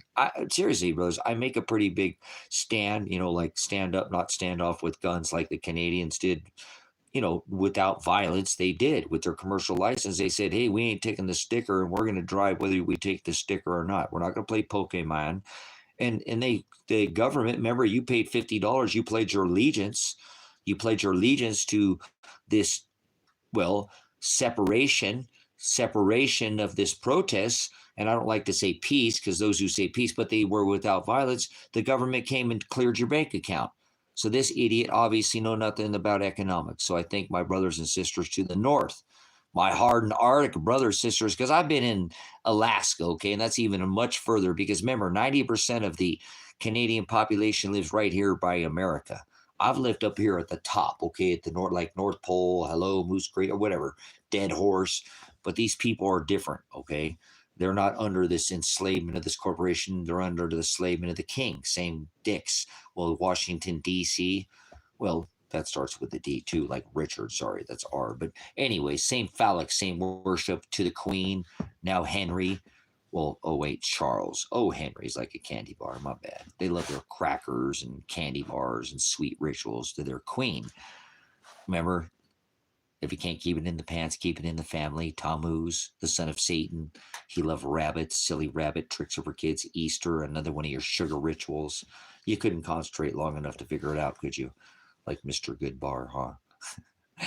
All right. I ain't trying to be better, like butter, like I never had like margarine. I never had a better butter.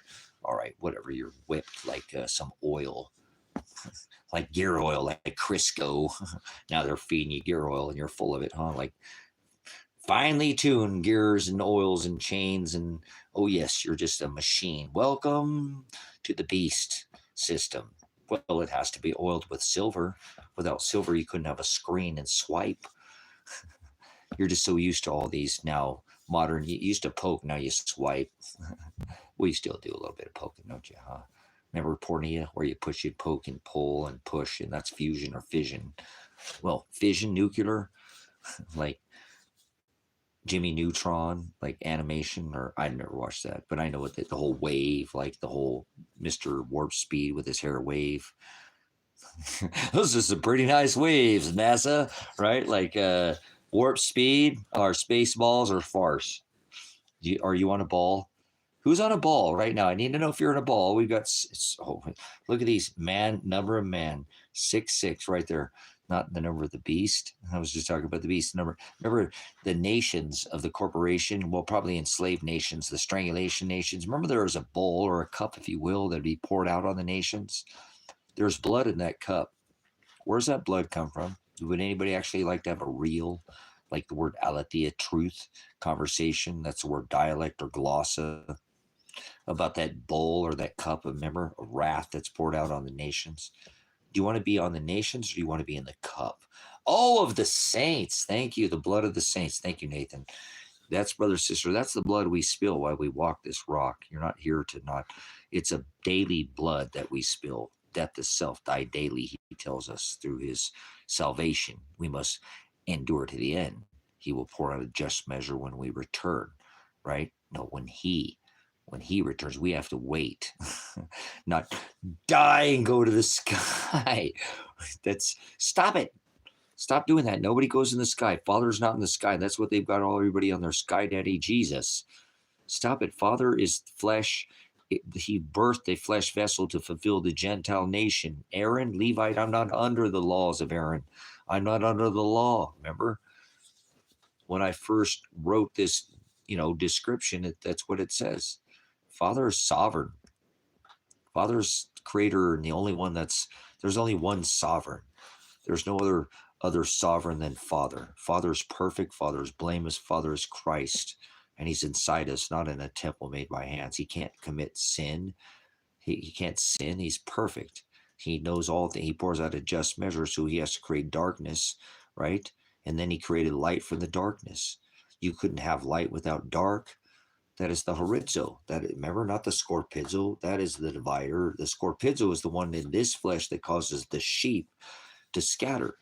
Is that you, the false teacher, going out and spreading another Jesus, another gospel?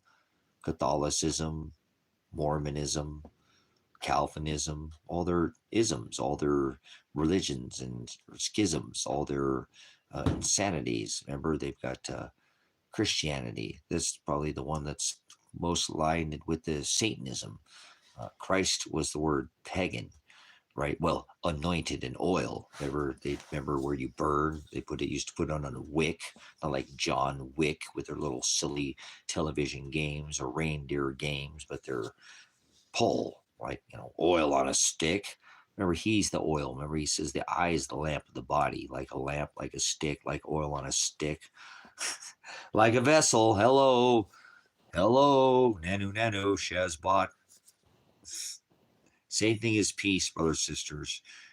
Father didn't come to bring peace. He didn't send Christ to bring peace. He sent Christ to fulfill the agape of the old, to fulfill the law.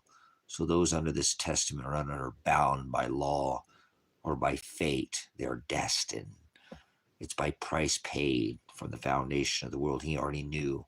He already chose before salvation, before redemption, before baptism, before repentance, which is all a process, not a one quick fix Jesus. You can't be baptized, dipped. It's in overcoming. You must be completely overcome. If I overcame you in water, you'd have to drown to death. And he tells us to die self to daily. Remember, he tells us to do Paul's writings, to cut it off. We must die to self. Pornea, idolatria. If it's in the word, you understand what he's meaning. And meaning is definition, not some translation. Remember, don't add a jot. Pornea is your own translation or meaning, slang. When you're making up your own version, you got your own testament, your own personal Jesus, your little box cover, little black mirror Jesus.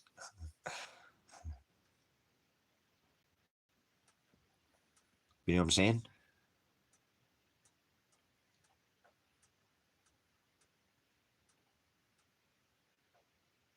Good stuff, guys. Hope you do, hope you do the will of the Father, not the will of your own, because you can do me, baby, like Poison, Bell Biv DeVoe. Now you know. You'll slick Peter Pan blow like your flute god. God's in the sky. Do do do do do do do do do do. You got little snakes up the pole there, but we got dueling snakes going there. But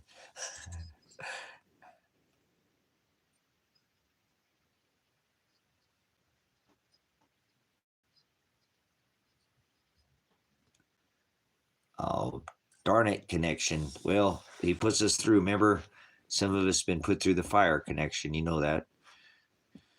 Father told us it's not what goes in a man through his son, right? The Hamashiach that goes in us that defiles us. It's what comes out of our face by our works, right? Do not judge them by their cover. You'll know them by their fruit. Faith without works is dead. Faith alone, we are saved. But so just put your faith in Father. We all go through this hell, not knowledge. We don't understand why Father does the things that he does, but he says, I do all these things after my own counsel. And for my own pleasure. I just had to dump $15,000 of my retirement precious metals, which isn't totally my retirement, but at least the ability to purchase the Ecuador property. I know in a couple months I would, but it's okay. Sometimes we have to take care of ourselves so we can take care of others. Do you understand? If your stuff is all messed up, you can't help others. And some of us are here to help others. So we got to take care of the home front. So do what you got to do. Put your faith in Father, and He will provide. Remember, oh, ye be without counsel, and they will throw you in front of their magistrates and their law and their men in black robes and their black suits or whatever. You know what I'm talking about. Clown cops were pigs, people in government. And don't worry what you shall say. I will give you the answer. I've been relying on that 100%. If you've been following me, Stoner, you know that. I fall on that every day. You know, well, He's my counsel. He covered the law, so I'm not under the law for me because I'm filthy rags, you know. Yeah, well, try to remember, though, we do understand, Nathan, though. Father's way of thinking is very clear. He didn't speak with marbles in his mouth. He said, do not partake in unfruitful works of darkness. Rebuke them with the aletheia, with the light, with my Shem, my Agape, my authority. Show them to, if they're on the broad way, show them to the narrow way. So there are things that we will never, and we shouldn't even try, because He said all these things will be revealed after our death. After we succumb to this death of flesh, He will show us the narrow way, and we will start walking in that daily. By self, we will die to flesh, pornea, idolatry, and He will show us that, right? I am the way, I am the hodos, I am the aletheia, and I am the horizo. So there's things that we can't comprehend. I am a magi, I'm a messenger, I'm an angel, and there's things that I want to know, because Father makes me seek these things, but He also tells me that these things will be revealed, like revelation, but not until after we die to self daily and we succumb to this pornea. In the end of days, their agape will be pornea. They'll be lovers of self. They'll be seeking their own will and their own things of this world when they should be seeking after my will. And then I will show them to the narrow way. So broad is the way that leads to the wide gate. And many big city lights, they think they see it because the light is shining, but they're in another light, a false light. So I know you know that. I'm just trying to remember, or trying to get you to remember, that all these things will be revealed to us. So careful. You know, the gospel is where we need to be centered. You know, I am the hados that leads to the straight gate. Narrow is the way. Narrow. So careful. Careful these other books I've told you over and over that we need to. Father was going to show. Remember, it says that in all these things that you can read it. It's there. You've read it. It's okay to read it a couple of times, but don't make that your center.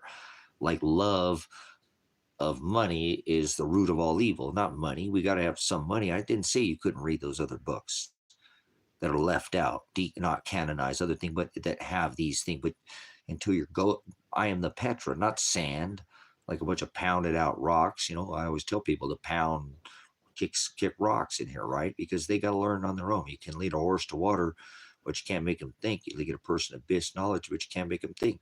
Father is not going to try to get you to change anybody.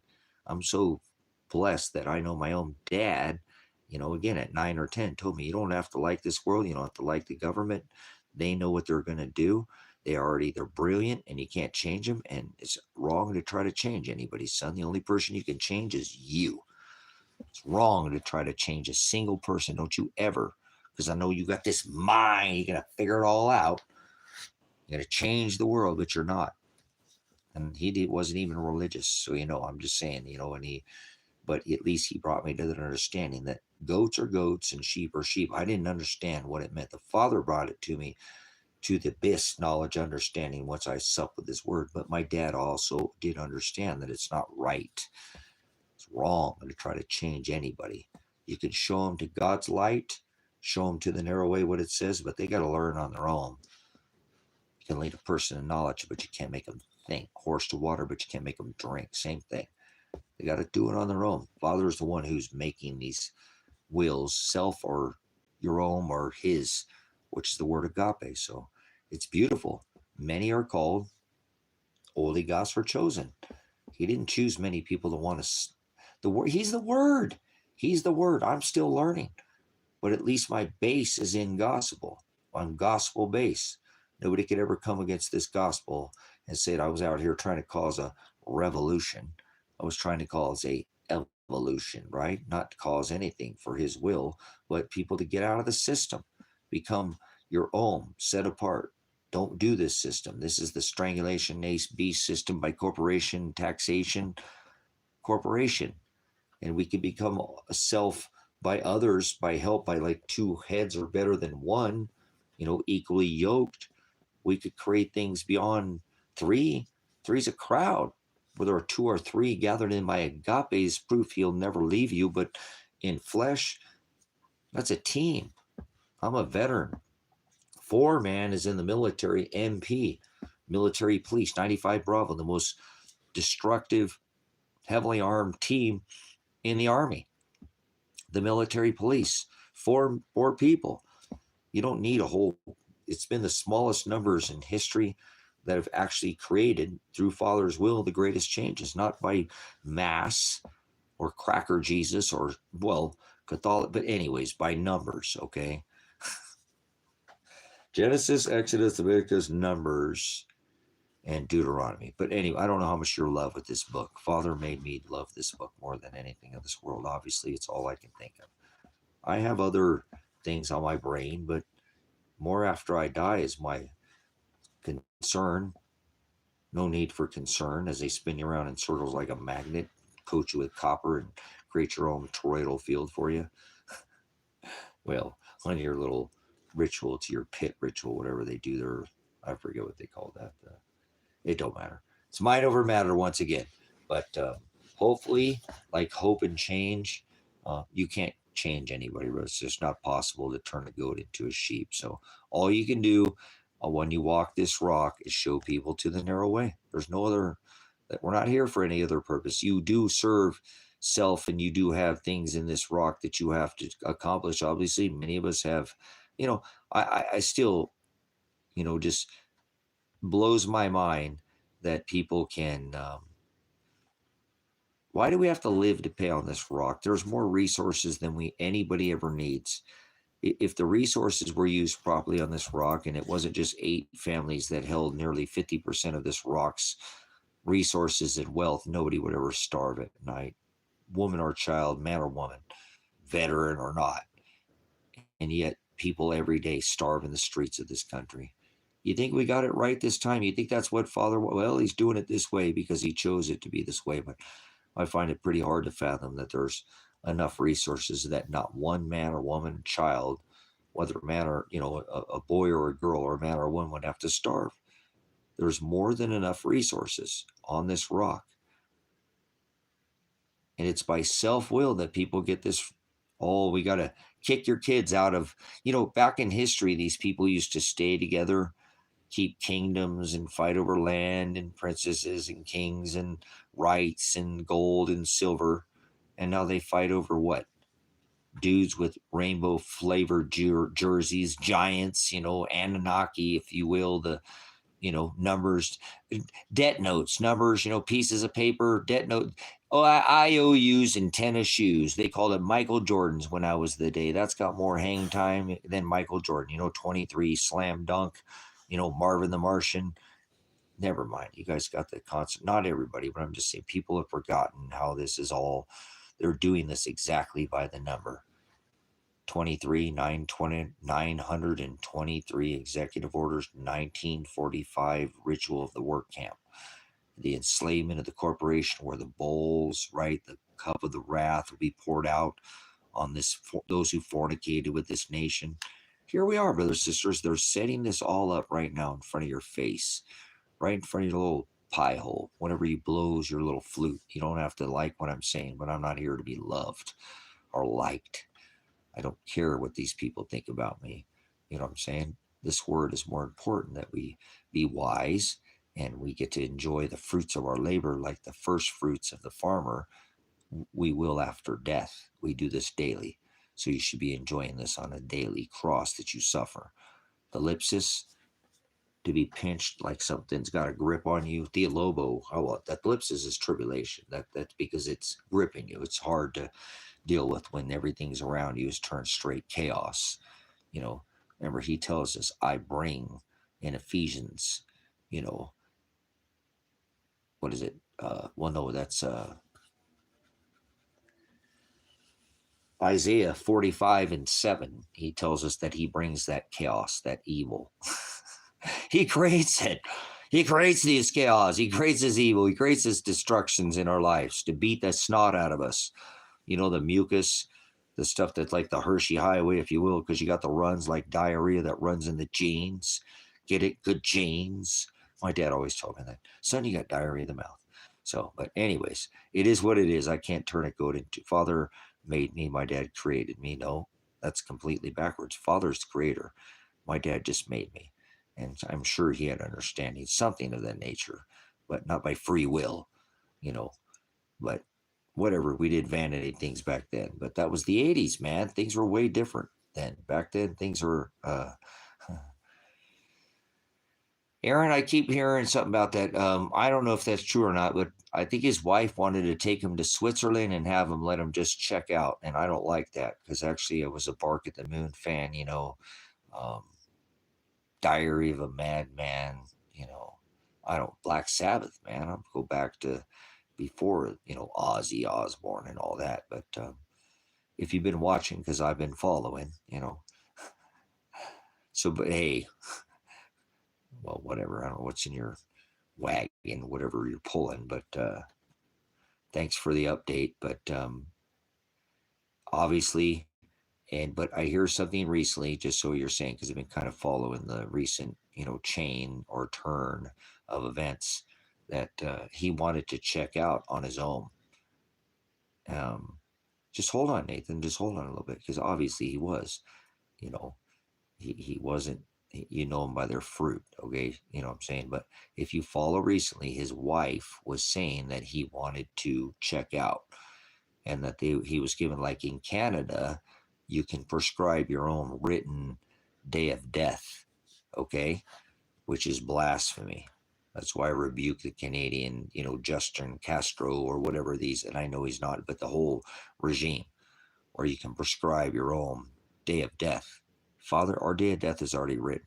It's a good conversation, so we're going to bring it up, okay? Um, but if you follow his wife, she's been saying that he's going to go over there and write himself out, and she's just going to continue and pick up the torch, if you will, like the Olympics, like passing the flame. You know, if whatever. You ever see what happens when two matches light up a place? Boy,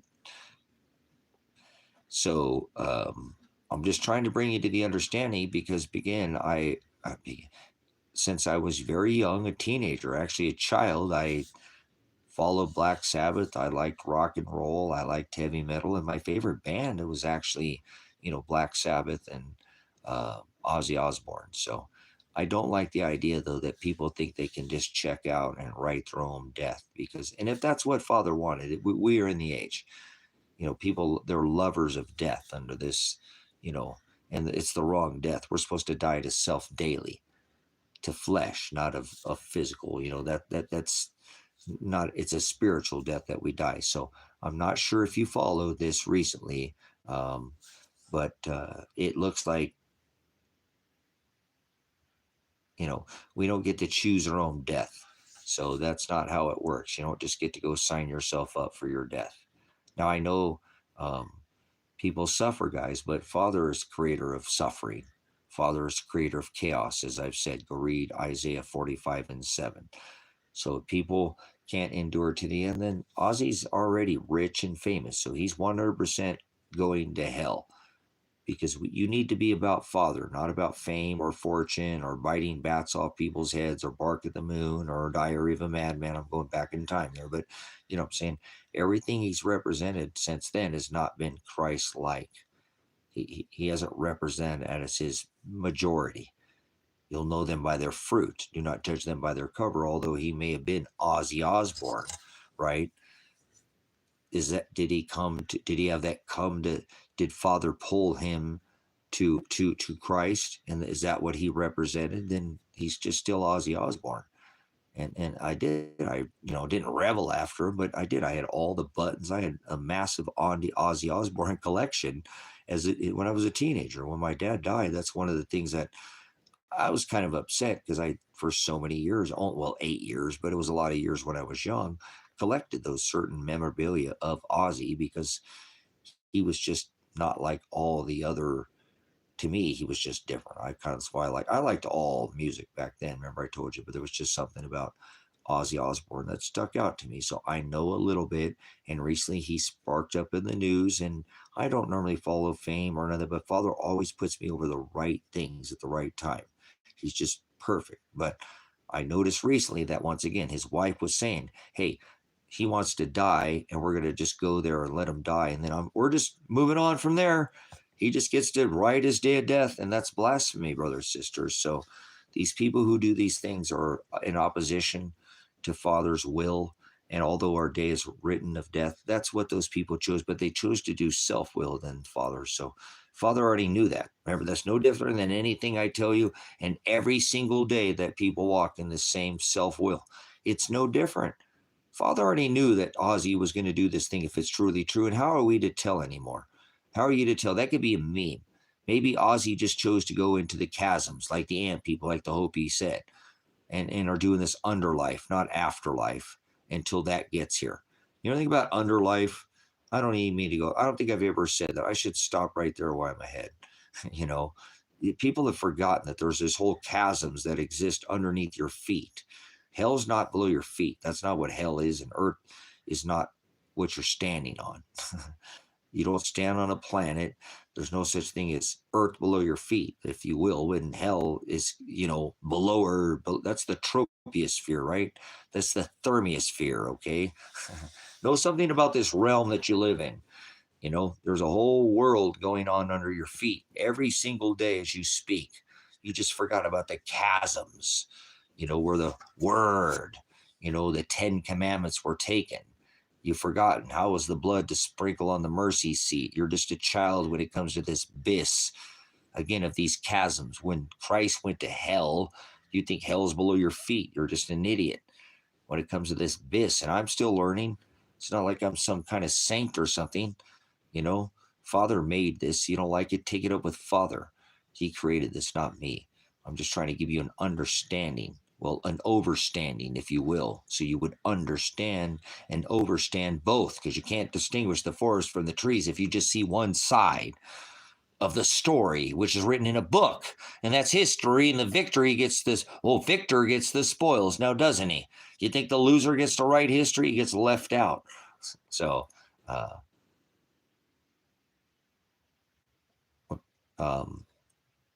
just trying to remember, like I said, the guys, Schwell,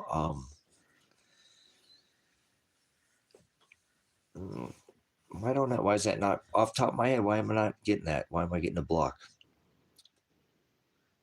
Give me more on that, Aaron. I don't know why I'm just drawing a blank right now.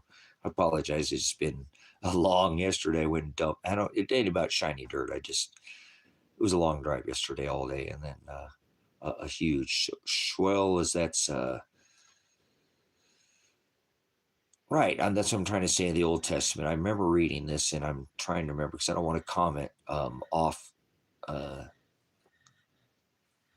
Should probably just get my lexicon out on to find the stinking word so I cannot be deceived by some other definition.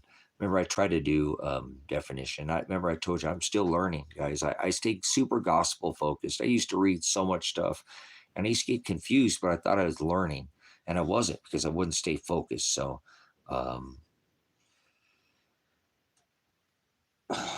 it's there on the tip of my tongue. It's one of those things I know of, but I don't want to speak out of context because definition is everything. Yeah, Shoel,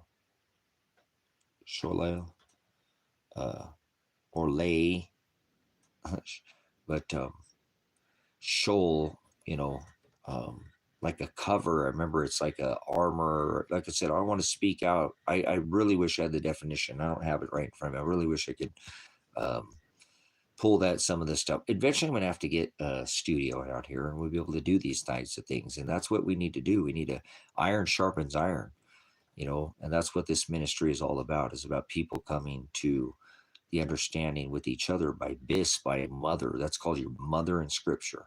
Your mother is the one who's going to help instruct you. You know, just because I know something doesn't mean that other people can't come in here and teach, or people don't have questions, and not teach like a prophet, but they use the word. And the best thing we can use is our lexicon. We can use our e-sword apps. We can use these modern day tools that we have to help us, so we can come to, because every word is important in scripture. If you don't study um, every word, then you make one mistake, it can change the whole scripture for you. So I'm trying to let it come to me. I remember I'm starting it, some of it's starting to um, before we had the cover of before redemption, and before we had the cover of like an umbrella, if I'm not mistaken, that's what this is, or like a our safe harbor. But there was no safety in, oh come on father, I've studied this before, but it's probably been, what does that mean, what is that? Anybody else got anything on this word? Because that's a good um, Job. Shall return the light of the globe and deep in darkness. Where's the light of darkness? This is where's the person of darkness. Shield, right? Yeah, like a cover, like a covering. Remember, I told you this, and apologies. I don't want to speak out of line, but it's like an umbrella. Remember, I'm trying to explain to you what this is. It's like Father created light from darkness, brothers and sisters. There was no light here. Father created light from the dark. It's a baptism. It's the same thing as a baptism, if you will. It's a covering. You must be completely overcome, as he says in the book of Ephesians 6:11, to put on that armor like a magnetic canopy that protects our rock from the sun. So um, again, I don't want it, because I'd rather speak the biblical definition rather than speak some modern. Uh, well, that's the same thing. Light and sound are the same thing. We know that, if you knew that other side, and I know you know that by what you just said. That light and sound are the same thing. They're the same thing. Frequency and wave and light and existence. You can't have light without dark, just like you can't have darkness without light. They both, that's the algebraic, if you will, basic simple math. If you take something from here, you put it back over here, it just blocks and somewhere on a line. It's not complicated. People want to make these things something they're not, like some fifth D dimension or some cycle algorithm, because you're some variable. That's just chess, not checkers, you idiot. You're playing a simple game. No, this is a 5D life that you live. It's a marathon, and we must have a prognosko, is the Greek word, to have foreknowledge of what your enemy's going to do ahead of time, so you can get out of the way or make a move before he does. That's how the US has made its way, because we have intelligence. I'm a veteran, military intelligence, right? Like BIS knowledge. Like, we'll come bomb the snot out of you before you start thinking about it. Remember, like, what was that movie? Like Pre-Crime, if you will, with the crews, like Top Gun. I don't know what that movie was, but I don't watch television. I threw my black box mirror cover away in the 90s, first part. My son was always mad at me because he was the only one in high school without cable television. It's okay, he made it, but he was quite that we didn't have a router or whatever you call those things. We're going to be locked into the whatever, plug it in like Glade, the scent. You'll know them by their fruit. So that's where most people are already at, Nathan. If you understand, people are already in that layer of deception, if you will. And we're not there anymore. Remember, we're in the age of Aquarius. We've already black hole sun. We've already seen their birth of their new, Jonah, their darkness, their 3 days of their eclipses, and all this fake, you know, um, celestial events that they try to hold and enslave nations, people in fear. And remember, he said, do not fear who can take your flesh, only fear who can take your flesh and your soul. But their heart isn't in it. Remember, their heart is deceived by mammon, and they're still in deception in the age of water, and we're not in the age. Air is the age, and the age is declared by the firmament, but people are balls in the sky, Christmas and celebration. And so they've fallen under their own delusion. Their agape is pornea. They love their own self-will. So that's their own, by fault they trip. He says, do not cause one to stumble. If you cause one of mine, we just show people the narrow way. So we live in such an age now that if people aren't hungry and they don't crave like an undying thirst for this, sharing these things with you, then this ain't some kind of beyond the fence age, just so you know what I'm saying. You know what I'm saying? Like people are on the fence. No, no, no, no. People are he said be lukewarm. That's what lukewarm is. People are riding the fence right now. So don't even, show them to the narrow way, but you're not going to decide for people. People again will be hungry right now. They will. They'll want this, so they won't get enough of it. Seriously, remember he said, if I didn't call out to their hearts to seek after me, not one of them would. So seek is one of the three. Ask, right? Seek and knock, and I will come sup. So these are all the bis knowledge that we're speaking of. So not of the worldly things, but by definition, we can understand these bis knowledge words is the word like Shem is the second born of Noah. That's the authority. We can come to understand him, the Most High, and he is our top of our house. We put him as the high priest. That's what he said. Put that light at the top of your house. Let it shine. So whatever comes out of our face will be either his words or the words of our own. So again, I apologize a little bit of the pause, but I want you guys to make sure we're understanding when you ask for that word. I want to make sure that we're all in line because I want to speak out of order. Cosmos is in orderly arrangements, out of order. So but again, I want you to know that I have not, not an understanding. Just make sure it's a dark covering instead of light covering. If you look at Ephesians 6 and 11, it speaks of that. Father speaks of that many times. He says, come out of her, my people, be in the world, but be not of it. So you're here, but you're not of it. That's that covering that he gives us, right? Stay in the word. He is the armor. He's the daily bread that feeds us, that gives us that in Ephesians 6 and 11, as he says twice, to put on the whole armor of God. The kingdom of heaven is within side. So, he makes it very clear. Remember, Christ in you. Remember, Paul said we must go through much thalipsis to receive that kingdom. So in this flesh, we reign in this meat suit, but he said he's going to leave this place and go to where his Father's house is at, which is inside of us, because he destroyed the kingdom of heaven is within. Remember, there was a physical temple Father visited one day a year.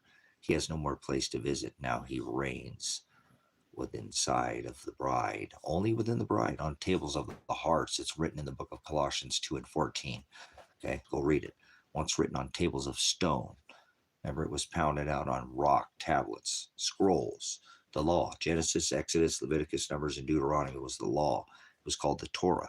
And now he's blotted out all rituals of law, celebrations, feasts, fines, customs, and now it's sprinkled on with the blood of the Lamb on fleshy tables, not altars by stone, but on fleshy tables of our hearts. You know what I'm saying? Inside of us. So most people they want to go chase him in some church. They want to go chase him in some, other temple, he's within us. It's written on the hearts. It says it right there in the book of Colossians 2 and 14 and Paul's writings. Once written on tables of stone. Remember, Genesis, Exodus, Leviticus, and Numbers, and Deuteronomy were 613 statutes, commandments, was called the Torah. This was what was known as the Jewish law. And there were laws under the wages of one sin, whether venial or mortal, was death. One. You want to be under that? Don't rip Christ down from the tree he hung from and put yourself under the 7, Sabbatical or Noahide laws like Trump is. Boy, where's all the distraction on that? That'll come back. Remember, Kim Jong-un's going to get us. ISIS is going to get us. All this, they do these things in cycles. Nothing new under the sun, So they'll get back to that, like Back to the Future. You know what I'm saying? They do these things in cycles, but try to remember that under this tablet that are, tablet or tables, because these people are electronic, it's tables. Well, come on, an iPad. Come on, guys, pad. They're patting themselves, but whatever. I'm trying to show you the relation today. They got their personal Jesus, whether it's a Black Mirror or an iPad or an iPhone. It's not their main, substance is not, the Father and the Word. He's not a man in flesh, because he left that flesh to go take that flesh to Father. He had to sacrifice the flesh to be with Father. Father doesn't exist in flesh. Christ Jesus is Father in the flesh, and the Hokadesh, that's Holy Ghost. Not a 3-in-1 God, all in what that he's 3 separate Godheads, all one Father. The creator, the writer, the author, and the editor. He makes the edits to you by self-will. You make that by your own will, by self. No such thing as freedom or free will. Freedom is long gone in this country, but free will is a fallacy. There's never been free will. Free will is the word porneia, self-will. Self-will. Self-will is the will of your own, but not the will of the Father. That's agape. Remember, Genesis, Exodus, Leviticus, Numbers, and Deuteronomy were 613 laws of flesh, right? And remember, he made it laws of spirit. If you covet, not by the physical act, but if you even think about that man's wife that you're going to take, or him or her, by your riches or by your, debonair, your suave, your looks, you can't go after. Remember, David coveted Bathsheba, remember? So not under this covenant, are we? No. Remember what David did. Remember how he sent out for her husband to come back, and how he was loyal to David, and how, so he said that to the Pharisees, if you covet another man's wife, that is adultery. That's in your head. That made it spiritual, not the physical act. So there's no physical act under this. Remember, Acts, when they curse it, he who hangeth from the tree. You might want to read the book of Acts, okay? Thank you again for all the writings of. Yeah, we don't want to make a covenant with our eyes. That's idolatry or imagery. That's exactly right. Because remember, but he also, Job is a good book to read, brothers and sisters. We are all suffering, and we've all, I think, those the bride have been Job. We've all been Peter, we've all been Matthew, with this tax collector, with people making people when we know we should just be charitable when we have abundance. Father's provided us more than enough, but yet we covet, and we try to, use our for later gains, right?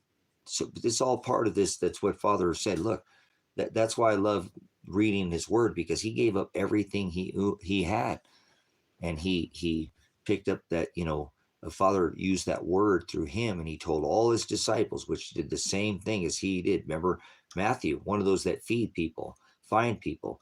Remember, Paul was a murderer.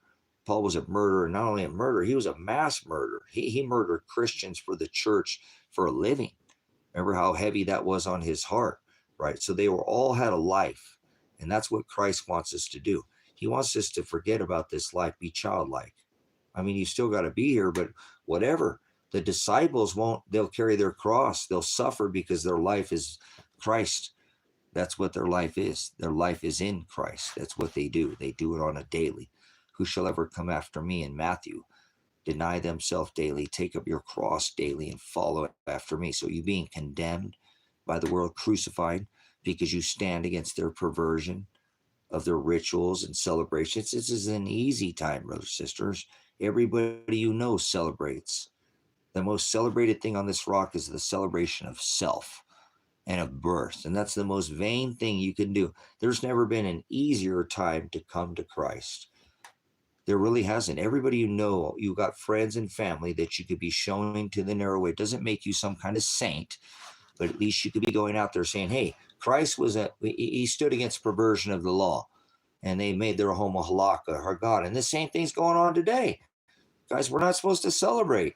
We're not, only by faith are we saved, and we have to endure to the end to be saved. So everybody in your family, blood, celebrates. Half of them or 3/4 of them do, I guarantee you. And it's not like you're going to turn any of those people, but you can show them to the narrow way.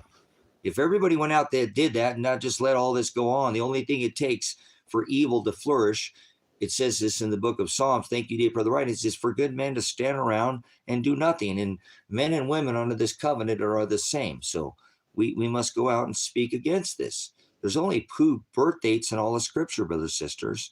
You know what I'm saying? There's only 2 birth dates in all the scripture. One of them was Herod and one of them was Satan. So if you can't bring people to this narrow understanding, then you just don't love this word. And that's okay. Don't worry about it. I'm not trying to change you, but it's not that hard to bring people to the narrow way under this understanding that we live in. Everybody's a heathen. Everybody goes by these traditions of men. Every holiday, there's an opportunity for you to take up your cross. That's what it's called, Nathan. That's exactly what the bride is. They've been enslaved like 290s. People, shut up, loser. Shut up, loser. Now you've been enslaved in a box, haven't you? And you've been imprisoned from your family because they hate you. This is the Greek word theologo, to be pushed, because your family hates you. You go to work, you don't celebrate the Christmas rituals, and you don't bring candy to the parties, and sometimes you take off, they're like, what's wrong with you, Nathan? What are you, some kind of Grinch or something? What's wrong with you? Why won't you celebrate? Everybody in the family thinks you're crazy. What's wrong with Christmas? It's for the kids, Nathan. For Christ's sake, can't you stop this crap? Why you always got to be some kind of conspiracy nut? Man, what are you, some kind of chipmunk? Like nuts or something, trying to put up nuts for the winter? Huh? What kind of animal would do that? A bird doesn't fly south for the winter, huh? He doesn't know when to do what. Don't worry about it. That's what we're supposed to do, Nathan. That's what the beautiful thing about the gospel teaches us. Theologo, theologo, theologo. Pushed, theologo, by on the right side, or this side and the left side, theologo. Theolobos is the process to be pinched. Theologo is the Greek noun, to be pushed from both sides. Pushed from the left and the right. See, you've been enslaved in that cage, huh? And pinched out of society. Like brothers and sisters, I can't remember who came in, and New Year's Eve, we were doing a live stream, and the whole family had to go take somebody there. But this gentleman was sitting out on the back porch, and everybody's in celebrating, oh, happy. And he was out there. He's like, thank you, Pastor, because I'm the only one out here. And if it wasn't for you right now, I'd be, feeling like crap. And you really make me feel like I have place. Everybody's in there partying and having a good time and drinking and having a good, it's not wrong with having, but I don't want to be a part of that. I don't want this. I thank you for live streaming this New Year, because I know New Year doesn't belong in the middle of winter, and everybody's in there celebrating this, and they throw me to the side. I'm the only one out here. I still had to go bring somebody, but I don't want to be a part of it. So everybody's in there, and I'm out here hanging out with you. I'm like, yes, thank you, Father, for the one person that's in this ministry right now that's understands you're doing what Father wants you to do. You've been pushed out. Everybody's in there partying and having a good old time. You're the only one. You've been in prison, and your family hates you because they don't understand you. And that's the bride, brothers, sisters. That's just part of being set apart. Don't call it like something's wrong with you. It's the black sheep. Do you see the heading of the description? It's a picture of a black sheep. You're the black sheep of your family. You always have been that way. Most people flock to this gospel because they are. Father sends the black sheep. We get trolls. That's just part of what we do here. But the black sheep stick because we are that. And I'm not a sheep, if you will, but I will understand. If I'm a sheep, I'm a black sheep, not some, it just because I'm not part of the herd like that. I'm actually a shepherd, brothers, sisters. I'm a dog. I'm not a sheep. I've always struggled with that.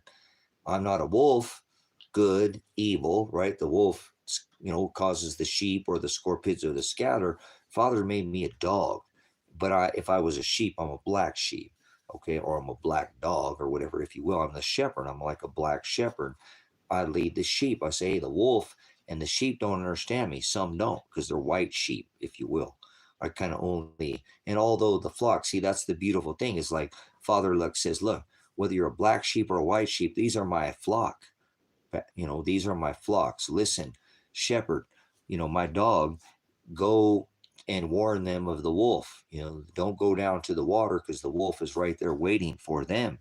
Remember, I say prognosko, to have foreknowledge. How could I be a messenger? How could I be a shepherd? How could I blow the horn, the ram's horn, to warn you of the wolf? And you look at me and you think, man, this is evil. They got canine teeth, a pokey tail, and big pointy ears, look just like a dog. But can you determine the difference? You'll know them by their fruit, brothers and sisters. And that's what, remember, it says the sheep, the flock knows them by their what? You know. So I can't determine who's black sheep or white sheep. I can just tell you, if I am a sheep, I'm not one of these white sheep, because when I was young, I didn't understand. I'm not good or evil, which I consider more like the wolf and the sheep. I didn't understand there is a black sheep, but some of us within the herd are just meant to be part of the herd, or maybe some of us are just set apart to lead the sheep. So at minimum, I'm a black sheep, but I'm not a black sheep, just so you know. Father didn't create me to be a sheep, brother, sister. I'd be lying to you. I'm not. This is where I cause the black sheep to gather. Father's the one who brings them together, not me. But we come together with the black and the white sheep. We're all one herd. Remember, I don't do color. Black and white aren't a color, in case you ain't figured it out. There's no black and white are not a color. Go look at it. You know nothing about pigmentation, melanin, you know, spectrum, if you will. Black and white aren't colors. They're not. But anyways, we are all one flock, and some of us are put here to lead the sheep. And although I might look dark, and I know people think that about me, I'm not some white dog. I'm not. I'm just not. I'm a black shepherd. I'm his dog. And when I ever stopped shaking in my life, my hands from the time I was a teenager, even in the military weapons, my hands always had a little bit of a tremor. They even called me earthquake in the military when Father brought me to this bis understanding and said, "You're my dog." Tracy, go back in high school. They called you dog when you were in middle school, that they call today junior high school. They called you that. I don't know who was the first person to ever call me that. It was Trey, and they call me Trey Dog. So I didn't ask to be a dog, brothers and sisters. I never asked to be a dog. That's what God made me. My whole life, I'm like, dude, this sucks. I hate this place. I can't wait to get out of here. I'm not a evil and I'm not good. I wasn't. I was not. And that's kind of like lukewarm, brothers and sisters, if you will. You know what I'm saying? Does that make sense? I mean, I knew I wasn't evil because I didn't try to hurt people. I was just not my nature. I'll protect myself like a raccoon. You back me in a corner, I'll strike. If I have to, many times I won't. Till you start, scratching at me. But I knew I wasn't this go with the flow kind of herd mentality. I've never gone with the herd. So I'm like, where do I fit in this world? I am the outcast. I can't wait to die and get out of here. Can't wait to be born some other million years, 1,000 or so. I'll be all right. I know I'm eternal. I don't need to worry about like dying. That's like stupid. I mean, I don't die if I'm eternal. I don't die. That's just the end of this flesh. I'm going to continue no matter what. I don't stop. I don't ever. I'm eternal. Like, if it gets all screwy and twist, that's the 8. That's what you're living right now, some twisted time. It's the Ouroboros. It's time overlapping itself. I already tried it. Like in 88, like 2 8s overlapping themselves. That's where we're at now, brothers. You just don't see it. The duality of the world we live in. That's what you think is time. That's what you think is death. That's not death. That's not time. It's Ouroboros. It's time overlapping itself. That's where we're at. It's honestly, if you took like the 8 or the figure 8, this is where we're at right here in this time right now. This time that is twisted. We're in a twisted time where time is completely overlapped. It's the same thing. It just gets twisted. It's the same thing. That's all. We're in this same time loop. But you call that time, and that's not time, and that's okay. I understand what you mean. Time is growing food. Time is growing food. I don't want to hear anything else. I'm going to leave it at that because I can't move on in the conversation. I should. Time is only for growing food. There's no other reason. There's the only reason that we have is for seasons. And race is not race. We have one race. We're all melanated, less or more, but we're all one race. So no such thing as race, no such thing as time. And death is a doorway. Death is a changing of the guard. I'm a veteran, so it's no different. It just changes. You don't die. Although it mentions death, I don't want to take from the scripture because we have to die to self daily. You're supposed to be dying every day. Do not worry who can take your flesh, only who worry could take your flesh and your soul. and only Father who can take your soul. Time is growing produce. That's right. See, Elsa understands what I'm saying. That's all time. That's what paganism is, brothers and sisters. Paganisms weren't Satanists. Paganisms grew food at a season, and they gave sacrifice. Father used to require sacrifice of blood. Remember, to take Isaac up on the altar and sacrifice your son, right? So Father required sacrifice. You don't know Father. You don't know Shiloh. You don't know my love. He required a blood and fee and war, eye for an eye, tooth for a tooth. Who knows, Nathan? Who knows? Who knows? But hey, listen, Nathan, is like we were speaking of earlier. Obviously, you're not blinded by the lights or it doesn't fall on deaf ears. Just focus on this time right now. I'm not trying to get you to like be some numbskull, but please focus on the gospel and he'll show you. You know you've been here forever. Nathan, if you don't end, how do you begin? Or if you are Christ-like, if you are born in the image of Father, then you never begin, or you never, Jehovah God, self-existent. How do you end if you don't begin? You don't. You're always going to be here. You just die to this flesh and it comes back, and people think, oh, I go to the sky or I go to the ground. You don't go anywhere. You wait and you come back to be either in this meat suit, and then we come to a very, very important time that we come and he takes the flesh from us. Please read Revelation. Please read Apocalypse. Please go back to Genesis. Please go to Matthew.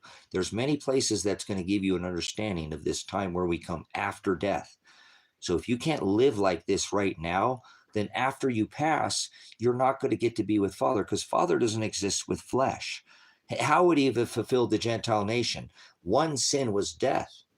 Now we sin often, but he rebukes our hearts and we turn from our wicked ways, cast off the unfruitful works of darkness, put on the armor of God, that light, put him at the top of our house. Let him speak for us. Let him fight all our battles. Let vengeance be mine, saith the Lord. Not or gay, like some gay, like happy, or but do not seek vengeance under this testament. It was eye for an eye. If a man came and hurt and killed your brother, you could sneak and kill his brother in the middle of the night. But he said, under this covenant, let vengeance be mine. If somebody gets you fired at work because they don't like because you're some spiritual person, this guy's a nutbag, she's a nutbag, and get you fired because of some religious, you don't go after them and try to get them fired and go after them. This is what Father, maybe I don't need to be at this job. Maybe I should become a homesteader or something. Maybe I should buy a little plot of land, start growing my own food. Do I really need money? If I buy a wind turbine and a solar panel and a small 3, acre of land, and I grow some rabbits. Hell, I heard some crazy guy on YouTube tell me I could grow 3 bucks and 7 does and create as much as a whole cow. And rabbits don't bark, bite, or they just require basic hey. They're not a super diet. Diet is very simple. I'm a farmer. That I'm saying, so there's ways to check. Maybe that's the way. Maybe Father's blessing you. Maybe he wants you to get fired. What do you hang on to that big job? You know what I mean? This is what we can do, blessed. We can take and find the silver lining in every situation. That Father, maybe he's trying to beat that out of you. Maybe that husband was doing something, he was going to beat you, and you were going to end up strangling him to death, or creating vengeance and smashing him over the head with something, and that's not what Father wanted for you. Maybe you just say, hey, I'm going to let Father's, but he don't want me to be equal. You don't just give up, but he don't want me to be equally yoked. This man's not equally yoked. She's not equally yoked to me. Father doesn't want me to be unhappy my whole life. I'm not yoked under this testament. By the only way that a man or a woman could be unyoked is if a man commits a physical act of adultery. Remember, he said, if you covet another man's wife. So under this testament, he doesn't want us to yoke. And under this testament, brothers and sisters, this is a spiritual testament that we're under. So find your spiritual place now. I mean, truth, Hokadesh. You could be working for this beast, or you could be working for yourself. People have forgotten that we are totally capable of if we bring Father to our forefront as the head, the cornerstone of our our building, our place, that he can create. I mean, I can't believe what I just paid off a $15,000 attorney bill by all precious metals, and I don't have veterans benefits. I don't have Social Security. I don't have disability. I didn't get any child support. I create all these by these hands because I'm a farmer and I'm a horse trader. I trade and I barter and I sell. And I do that to avoid taxation because here's my two witnesses to taxes. Father said, remember, you've turned my father's house into a den of thieves because he doesn't like, give unto Caesar, but this is not some kind of over taxation, no taxation without representation. They started a war over 2%, brothers and sisters. Outstanding, Kiki. And they're all, you know what, honestly, that's such a blessing because you're going to get about three or sometimes two or three. Those are going to be the most valuable thing that you ever come into as far as a physical thing, because physical things aren't nothing. But think about just for 1 second, Kiki, if you had a solar panel, right? And you had a power inverter, right? And you still had, an old CD player or like an MP3 player that probably wouldn't be totally affected by some uh, solar flare. Let's just say that the power went out or something happened, right, from the sun. It could happen, or the sun got blotted out by a volcano or something. We don't have power. Now you have a way, if you didn't use the sun, you could use a wind turbine because the wind will, maybe you'd fire up a generator and store up a battery just to listen to Brother Jim. Who cares? We don't have that much gas, but we're going to use the gas to fire up and listen to Brother Jim. You'd still have something that's so valuable that you would, I'm telling you, all those teachings later are by far, more valuable than any gold or silver or wood stove or survival item that I have. That is the meat. That's the meat. That's so bless you, because just having one of those, I mean, that's 8 times 3, right? I mean, you're talking like with 20, almost a whole full day, you know, um, of just nonstop Brother Jim, you know. Uh, Outstanding, good stuff. And like I said, people, I know people like their lifestyle of convenience, brothers and sisters, and that's not what farming is about. Farming is about not a sedentary lifestyle. It's about a regimen, being a little more militant, especially when you have animals that every morning they need watered and food. Some of them twice. Generally, most animals don't need a third feeding, but a couple times a day or a good solid one time, feeding. You know, I spoil my animals. I give a couple extras, but this becomes a lifestyle, and it's not something you can't skip a day. They're hungry. They're dependent like a child in diapers on you. And that's a beautiful thing because then they reward you. Chickens don't gripe and yell at you because you didn't feed them one time or something. They don't, kids get all mad if you don't buy them Doritos, a bag of Doritos now or something, right? Mom, I didn't get a Monster Energy. The animals are beautiful. They don't lie or cheat or steal anything.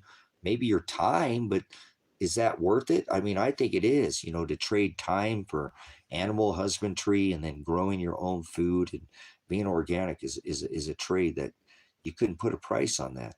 Like I said, those eggs that I had on those tostadas earlier, although I don't have the birds here because I gave them to somebody who's struggling, has been struggling spiritually and mentally, to a lady that really felt that she would benefit from these birds. And until I can get my service, Second Amendment items back out here, I want to be able to protect my animals. I feel like they're in a better place. But I, right now, because I live in a town where so many people raise, because there's so much space out here, I'm up in town. I can go pick up a dozen eggs of farm fresh. I mean, he still got the poop on them and the bloom on them. This guy doesn't even, his eggs aren't dirty like that, but they got a little something here and there on them. He don't even wash them off. That's what I want. I want some poop on my eggs. Thank you. That way I know the bloom's not washed off. So they'll last on the counter for, weeks. If I water glass them in live, I can get them last for years. The organic lifestyle, brothers and sisters, is where we're going to have to go back to.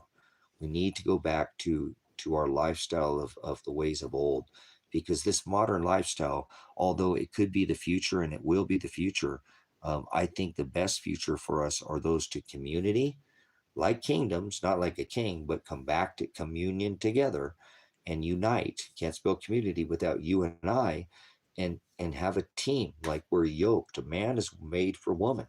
Although I don't have a team member or a helpmate, I have Father, and He helps me, I'm the bride, so I don't care if I ever have a helpmate on this rock. I'm good.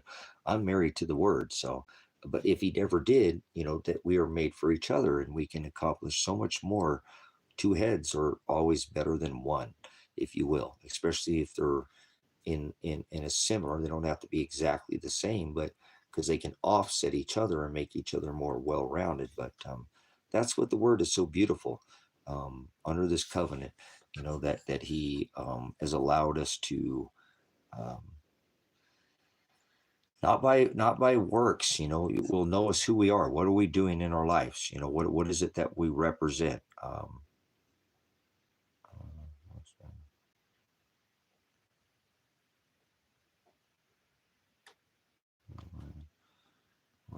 Oh wow.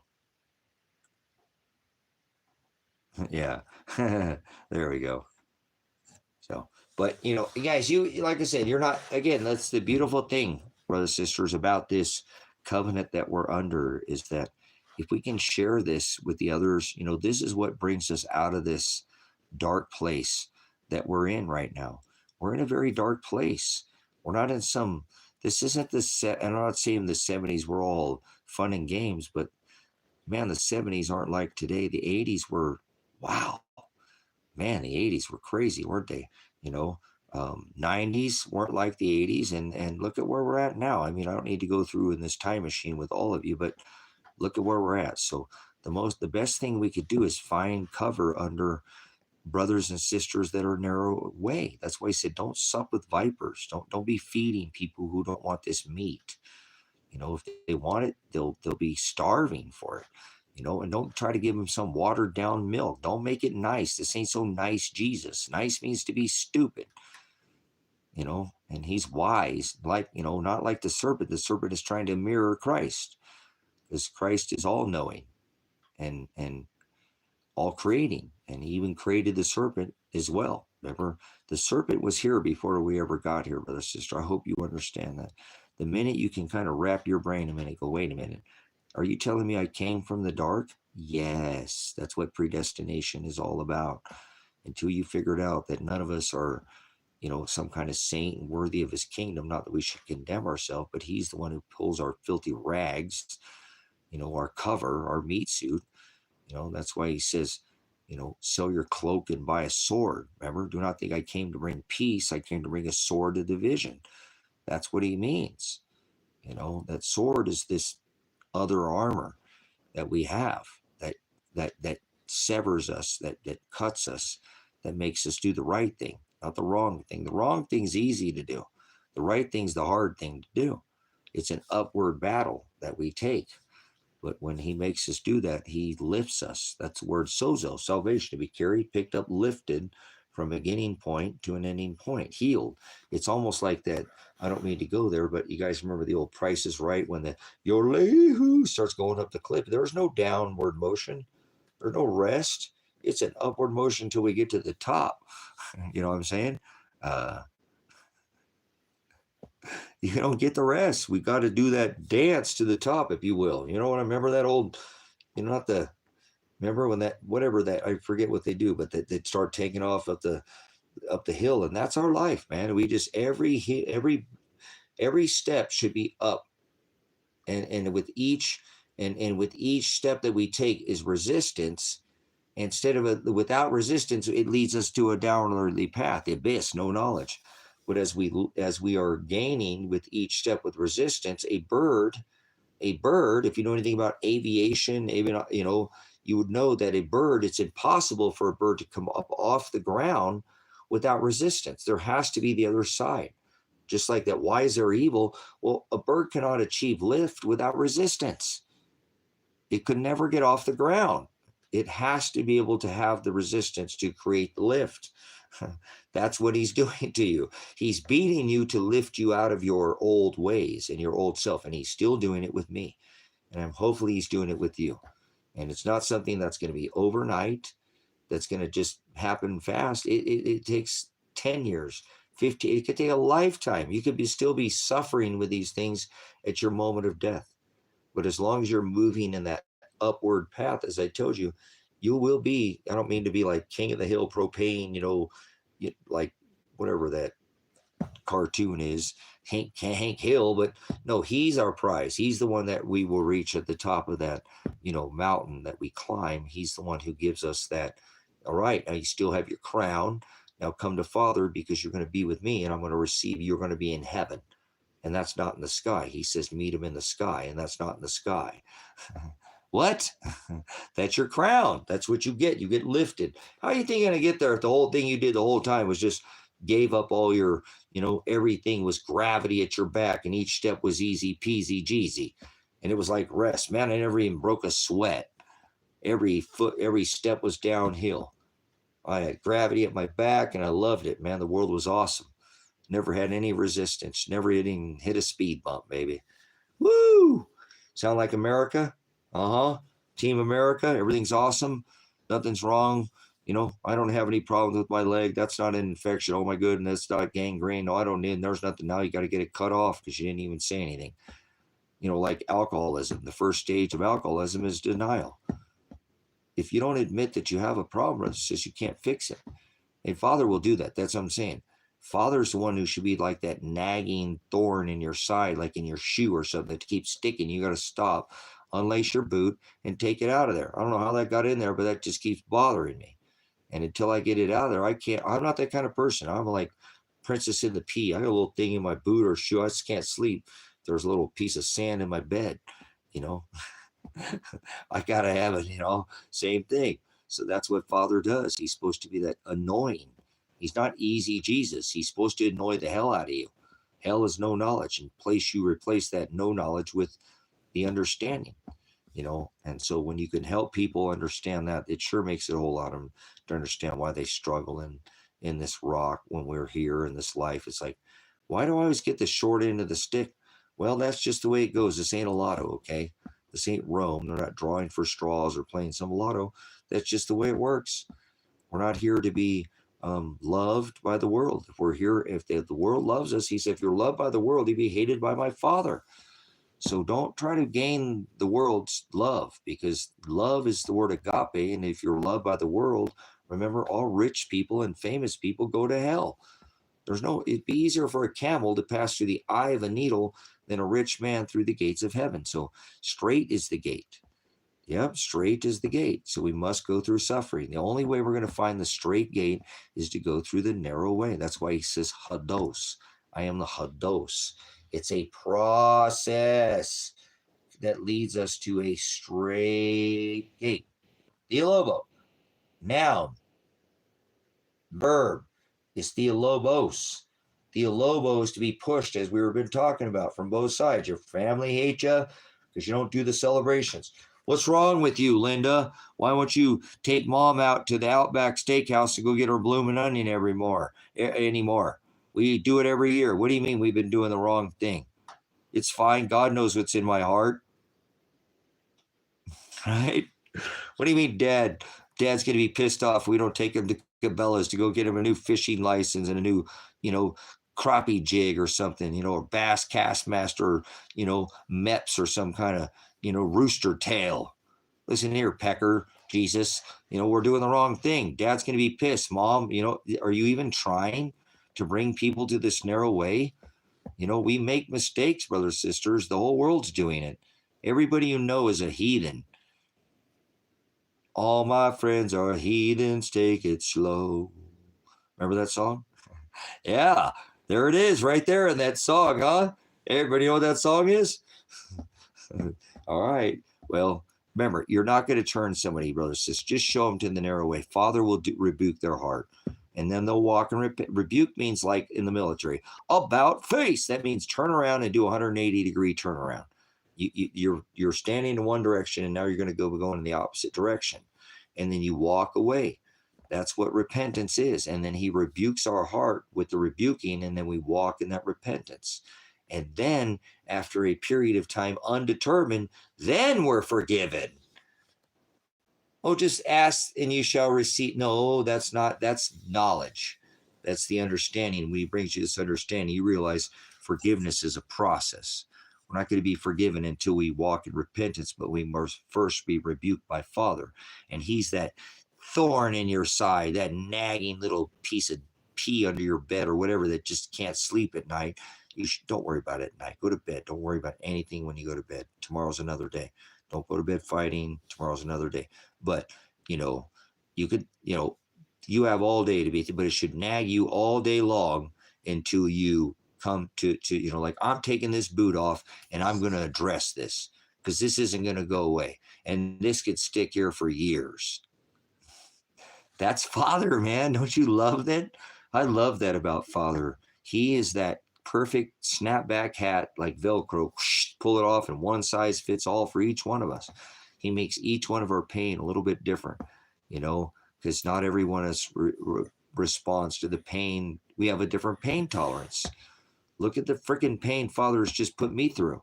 And I ain't trying to be some sissy. I mean, not know where your son and daughter at is a lot to swallow.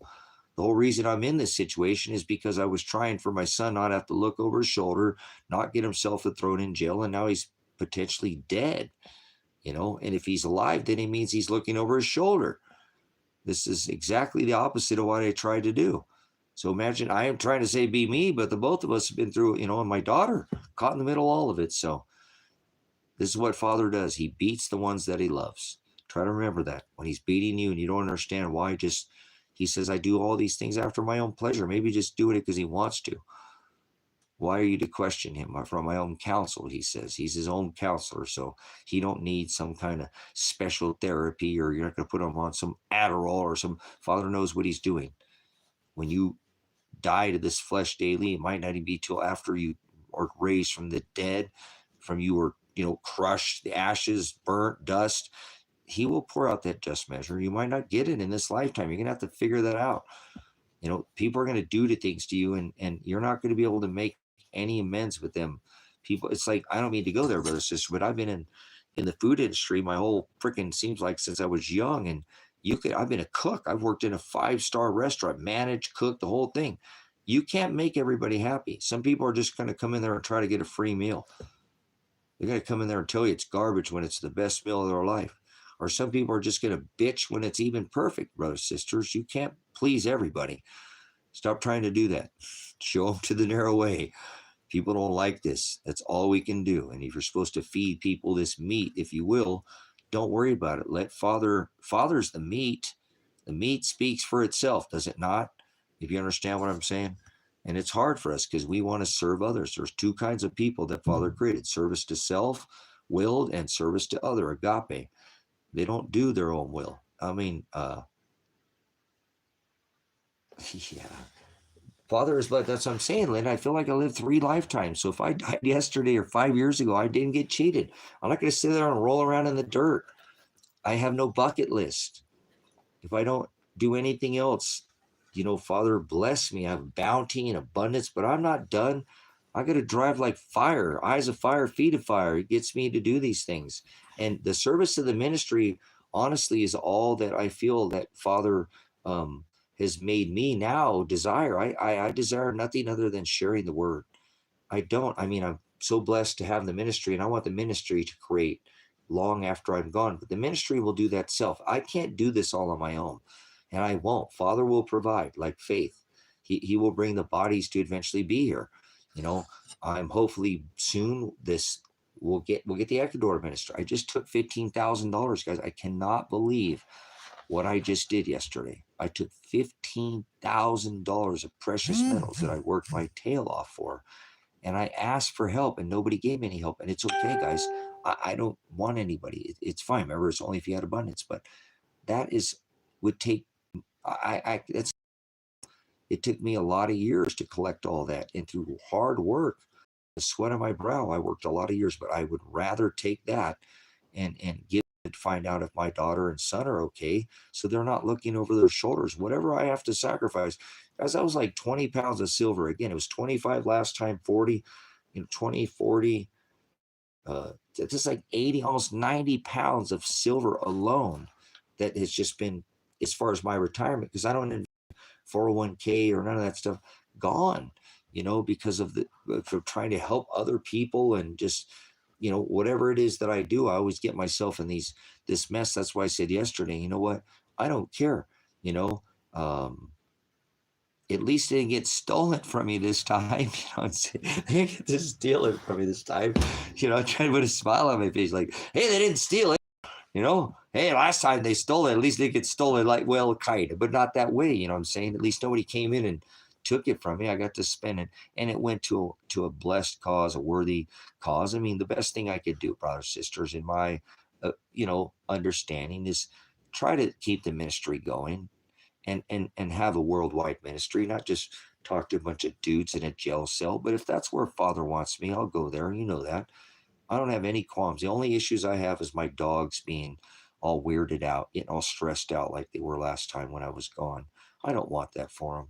I don't want my dogs to be stressed out. I'm so bummed every time they have to suffer because dad's political activism or whatever you know what I'm saying.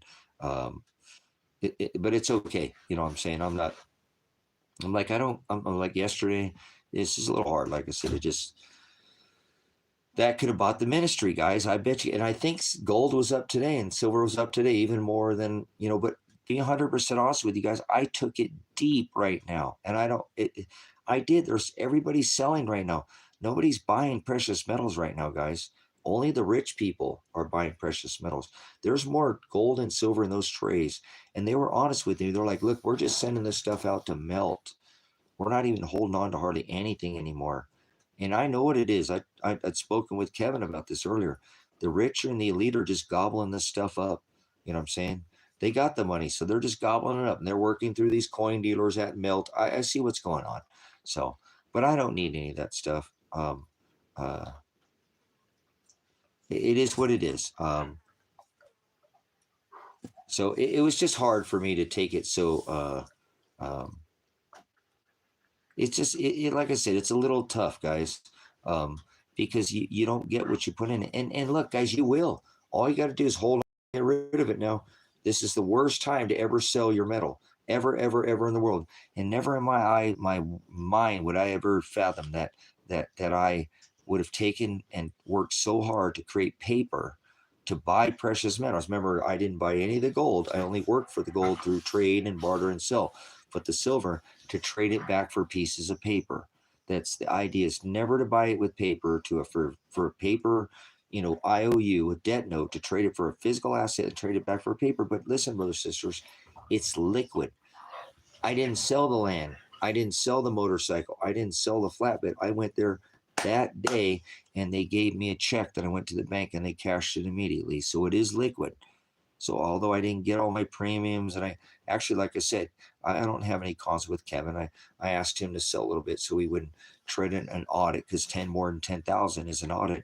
And I gave him two pieces and he just sold them. He didn't even, and he went in and sold them. I guess he just has a different mindset than me. He didn't even step back and say, hey, Tracy, this is what they're going to offer. He just sold them. And so I lost like $300 and some dollars alone on that sale.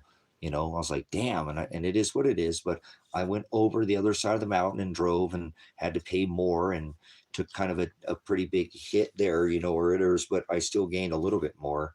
And I still owe him $30 for gas. I feel bad because I couldn't fill up his gas tank. And um, I don't know. I feel like he got bummed out at me because I couldn't put more gas than in the tank. I got here and there wasn't all the gas. I think he feels like I was going to take something from him. But um, I don't want to take anything from Kevin. It's just so hard. I have to feel like somebody's going to, like I'm going to take from him. I just gave up $15,000 worth of metals. This guy's got retirement, multiple incomes. He's got more money coming out his ass. I just got him 200, probably $1,000 worth of his assets of paper money put into gold and silver, and a $30. I'm going to fret over $30. I don't know why God does this to me, but I'll pay him. I pay my way. I don't just fricking take from anybody. And I explained that to him. I don't mean to go off on that. I'm just a little burnt about that. I'm not a taker. I couldn't put any more gas in his truck. So I just don't know why. I mean, I had to, $30, man. I asked for help and nobody could, not even one dime, came in to try to help with this attorney bill. And I get pounded over $30 by a man that doesn't need the money, and I helped him. He'll probably be richer than he's ever imagined and it is what it is. It's crazy. I don't know why Father does this. I just get beat up in the smallest little ways, and I'd already put gas in his tank. I bought him a sandwich. I bought his dinner for him. It's not like I didn't buy anything for him. I'd already had $30 in his gas tank. I bought him a turkey sandwich and bought him two tacos. It was twice as much as my meal, and I got fretted over $30 for somebody who, like I said, already put hundreds of thousands of dollars help him get into precious metals. So I don't know why Father beats me. It is what it is. I explained to him, don't don't mess with me right now, Kevin. I'm not in the mood, you know, just like that. And it's fine. Kevin's cool. I have no qualms with him, but I just don't know why Father does that. Like I said, this guy's got multiple money coming in. He's got multiple checks. I don't have any income.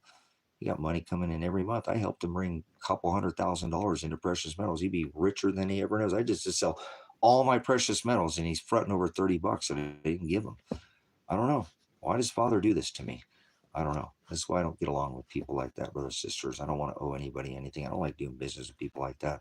That's why I like to horse trade and not deal with dollars and cents. So um, I'll deal with it. Like I said, I'm still 5,000 short. I asked him to, give me a hand, and he backed out of that too. So I'm going to do it on my own now. I realized I had to do all this on my own, and um, so it is what it is. He didn't want to own a vehicle if I went to jail, because he'd have to do maintenance on it. Whatever. I just asked him for a loan, brothers, sisters. That's all. I didn't want him to own the vehicle, so I have a title. It's like the vehicle's at least worth $5,000, $2,000 more than even I was asking for a loan. So I need to get this out because it's just been itching at me a little bit. I don't know why God does this to me, but I'll figure it out. At least have an attorney now, and everything will work out and the way Father wants. So I'm not doing any more. I got to stop doing business with anybody, guys. I'm serious. I am so tired of this. That's why I just want to go on the road and share the word. I don't need to be attached to anybody. I love the word more than anything. And like I said, try to help him out. Like I said, a lot. I mean, I gave him the land for half price, less than half price. $17,000 under what I paid for this property here. Way less than half price. Almost $30,000, and he's floating over $30, man. I'm so ready to leave this world, brother, sister. I can't. I hate money so much. I hate money so much. I don't want money at all. I don't care about money. That's what I told him. Are you accusing me of being a thief, man? Come on. I don't take from him. I'm a giver, for Christ's sakes. I just lost $15,000 worth of fucking metal, and you're gonna hit me up over $30, man. Wow. You know, it was whatever. It is what it is. I got it off my system. Thanks. I need to let it go, but I just don't understand why Father does this. Like I said, I did pay for his lunch and his dinner, and I did put $30 of gas and top off his tank. I did everything I could possibly do, and it's still like I was gonna take something. So, and he's so abundant, like he'll never work again. He don't have to do anything but just sit there and fucking not worry about shit. And he still got income coming in, checks from renters and checks from the farm, and I ain't got Social Security, disability, nothing. You know, and like I said, I don't expect him to help me. But you think, and I'm saying, I helped him put probably a couple $100,000 into precious metals. That $30 would be a fucking deal breaker, but apparently it is. Um, don't worry about it. I just got it taken care of. Did you hear what I just said, Elsa? I just took $15,000 in metals that I was half cocked or quarter cocked for 15 months and was able to do it. The whole time I'm worried about my son. And I only do. You see how much work I put in here since you've been here? You imagine what I would do if I actually got off my ass and did stuff outside of this ministry, the things I create, but it's okay. I'm good with this. Everybody ought to be accountable for everything. And I don't want anybody to contribute that didn't have a blessing. Like I said, he's got hundreds of thousands of dollars of precious metals that I helped him, and I don't expect anything in return, but I expect, and I don't mean to go there too, but I drove his truck, and I'm going to have to bring it up. Like I'm putting where I'm never going to ask him for a ride in his truck ever again. I got to bring it up. I'm going to go over and talk to him about it because I can't do this anymore like that. Like, it's like I owed him because I used his truck. He drove me, so now I owe for wear and tear on his truck. I don't want to ride from him ever again. I'll help, but I don't want anything from him. And it's cool. I want to be his neighbor. He's cool. I dig him, and because he loves the word. But I had to cut this business tie up with the guy because he's got money coming out his ass, and I'm struggling just to rob Peter to pay Paul, and I pay for my way. I don't ask for anything for free. I always do that, and people just ride me, take from me. So that was kind of the one too, like I put this many miles on my truck and, so because I lost you money, which I told him, Kevin, it's not a big deal. You didn't know. I just was hoping he'd hold off for a second. And then he took it personal. I was like, well, you put wear on my truck. I'm like, whoa, now hold on, you know? So I'm not going to be asking him for any more rides because I don't like people throwing shit in my face. My family did that to me for a lot of years. So he kind of burnt me yesterday a little bit. And I'll be all right because he's my neighbor, but I'm just not going to do any more business with him, It's okay. Like I said, I'm blessed to be able to pay the attorney bill. Guys, I had to buy 11 freaking cashier's checks yesterday, money orders. It was just, I know he's a little stressed out. It's a long ride over there and back, and we have the animals in the car, but I just didn't think it would be over $30, man. I just lost like $300 because I didn't hold up and it's okay. I told him, dude, it's not, you're fine. I'm okay. I don't care. It's whatever. It's 8 or 9 silver eagles. It's not the end of the world, man. You didn't lose it. You didn't know. But then I think he just took it kind of personal. So um, just kind of rode me. I went to bed going, what the hell, Father? I just dumped all this metal and wanted to buy the ministry. And now this guy's upset and thinks I stole something or I'm not going to. I mean, I bought his fucking sandwich, his lunch. I bought his dinner. I paid and topped off the gas tank. I mean, what the fuck? I know I owed him money, and that's why I told him, I actually started yelling at him, and I don't normally raise my voice. I said, listen, motherfucker, you either get the fuck out of my house, or you tell me what I owe you. I don't sit there and beat around the bush with any. If I owe you a fucking dollar figure, you give me the dollars right now, and I will pay you. I already tried to pay you, but you walked around the building. So I knew you knew how much your gas would take, and I got it out with him. So hopefully, and we're cool. We so it was no, and that's what I'm saying. I just like, Father, come on, man. How much more can you beat me on a day that I already got to sit there and worry about dropping all, what would take him? That's a drop in the dime for him. $15,000 ain't shit for him, you know. That's what I'm saying. There's people out here who could fucking help me, and they didn't, and that's fine. I helped myself because Father allowed me to help myself. I have abundance. I had the bounty, $15,000, and taking a huge hit on my precious metals. I didn't get my premiums. I didn't even get anywhere close. I took a huge hit on a lot of my metal, and still somehow pulled it off. So I was blessed and walked away and said, "Thanks, man." You know what I'm saying? Um, Thanks, Father, for give me the abundance because you know uh, some people might not have had that. And remember, I just lost 40 pounds and 25 pounds of silver. So it's okay. Like I said, it's not the end of the world. I just wish it didn't want to went down that way. I mean, um, I don't know. I thought by paying this for bottomless sandwich and turkey sandwich and bought him some tacos for dinner before we left out of town, got his belly full, and he gave me a ride in his truck. And then as soon as we got as far as the town, I stopped. I didn't say anything. I filled up his gas tank. I was going to give him the rest of the money. And then he walked around the building. I'm like, well, shit, when we get home, he always says when he gets to the gas tank, this. And I even discussed with him, he would tell me what I owe him, but he came in kind of around like, you know, and I really wish, like I said, people would be straight with me. If I owed him some money, then tell me what I owe you. Hey, Tracy, my gas tank's half full, and I talked to him because he filled up in Ben, and then we went on the trip, and I said, that's fine. I figured you'd tell me. I ain't trying to steal from you, man. I'm a giver, you know. So just hurt me, like I said, after a day that I had to, just walk away from what I knew would have bought the ministry and worked my ass off to feel like I'm fucking being, like I'm going to steal $30 from you. I mean, I don't know, man. I don't know why this always happens. So I'll be so ready to not own anything anymore, not need to own anything anymore. That way I don't owe anybody and nobody owes me, and I don't have to worry about anything.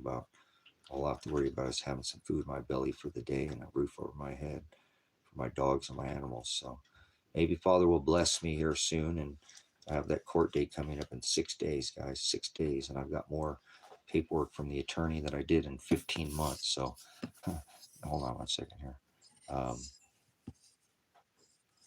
Yeah, maybe this will all come to a head, and I think I'm gonna take off and try to get out of here and go take a vacation for a while. That's actually, I'm going to agree to either go to trial. Um, for sure, I'm going to trial. I already told the attorney I'm not taking a deal, and I need, if they want me to leave and get out of here, I can't have a record because I can't go to another country with a record. So, because I don't have a record now, they're going to have to agree to drop all my charges, which I think I could beat all my charges anyways, even in a trial.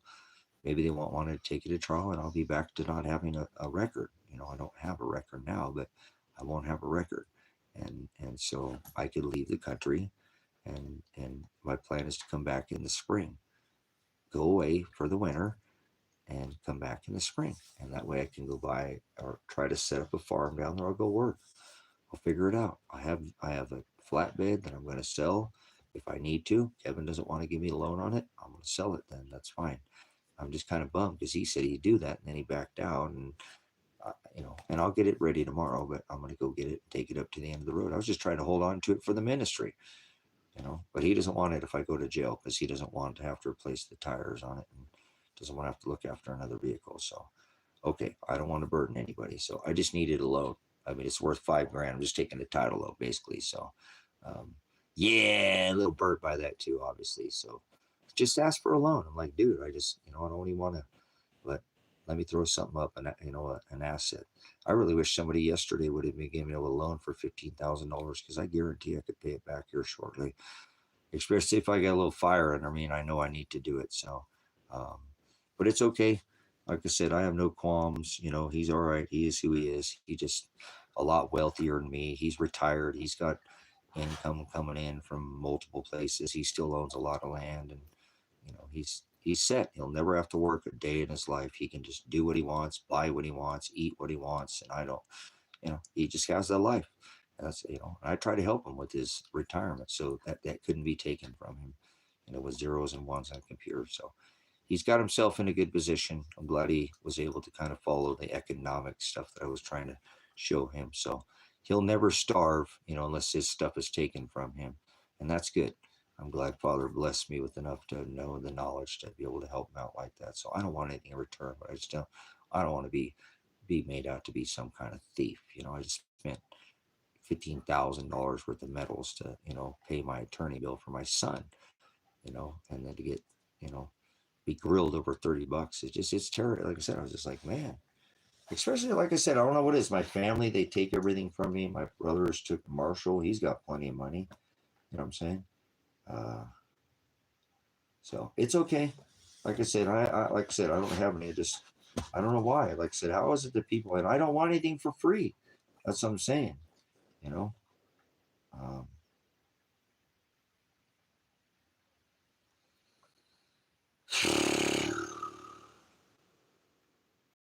that was though, to take not like that because it's okay, but to take all that labor and trade it back for pieces of paper and then have to give that to the attorney. But it's okay.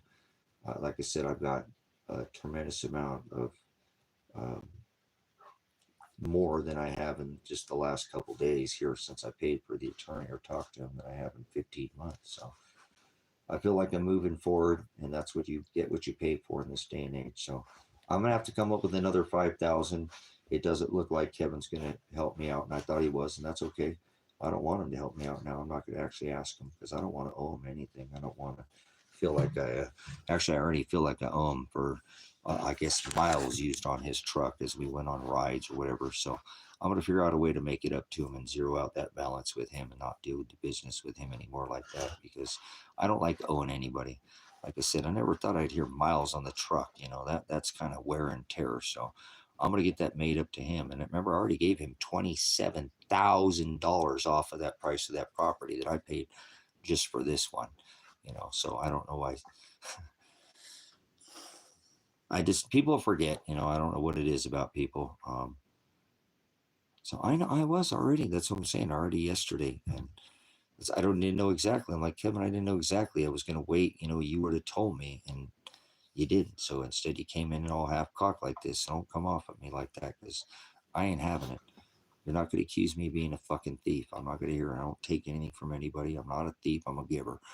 I give you the shirt off my back. Wouldn't take anything from you. Why would I take anything from you? Come out here and bought the property, even though I gave it to you for less than half of what I paid for this one, $27,000 cheaper than I paid for this one.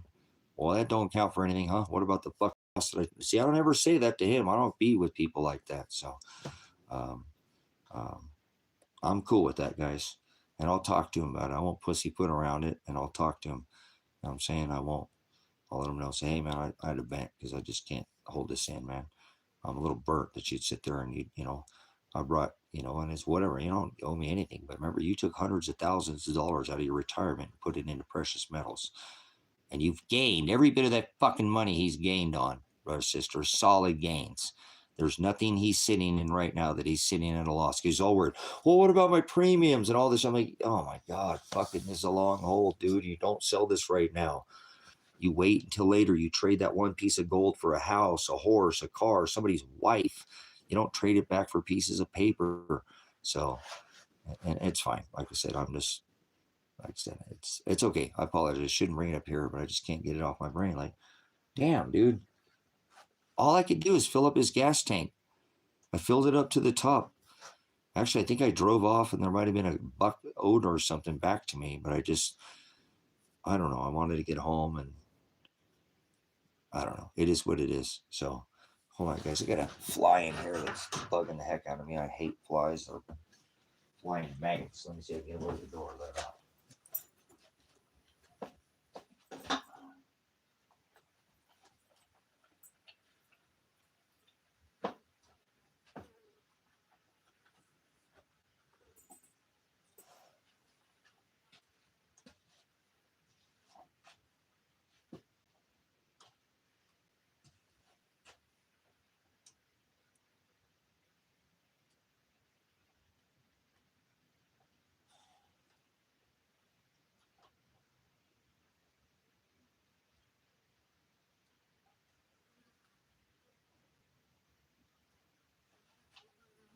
Heck, did he get behind me?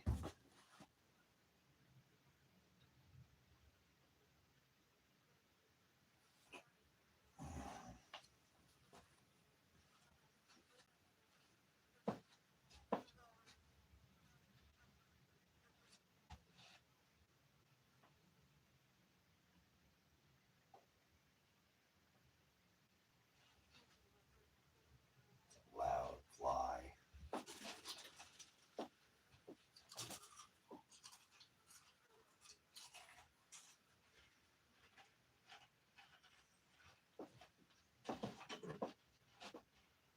There we go.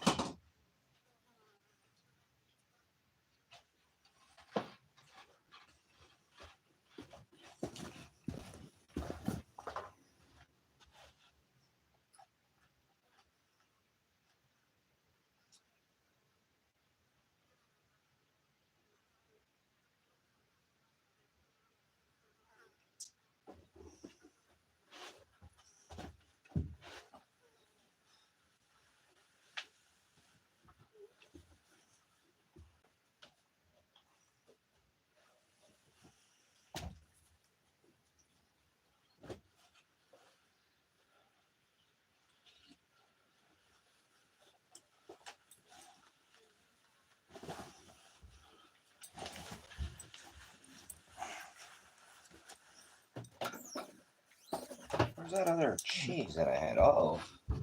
Where did we put that? Oh, there it is.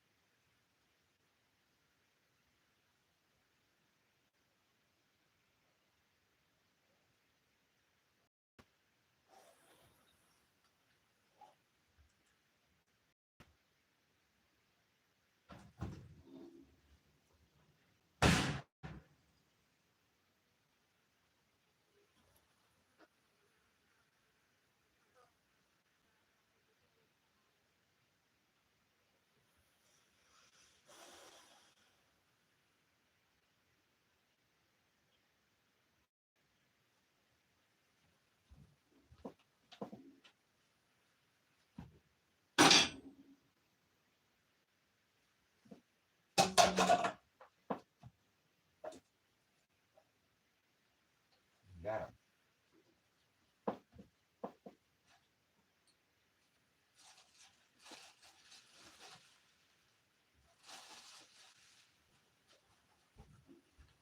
Got one more in here? No. Where'd it come? Did one come in? One in the door? No.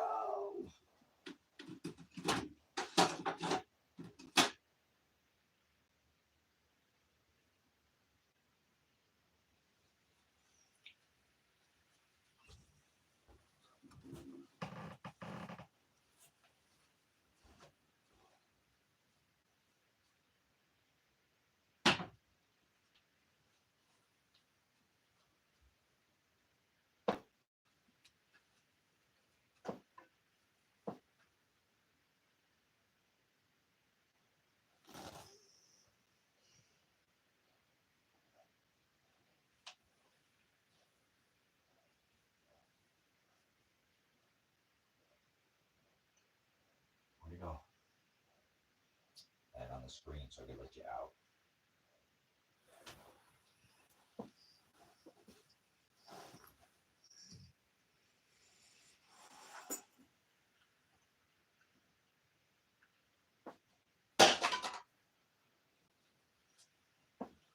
Got it. All right, pause. I had to put on some shorts here. A little warm around here in the desert.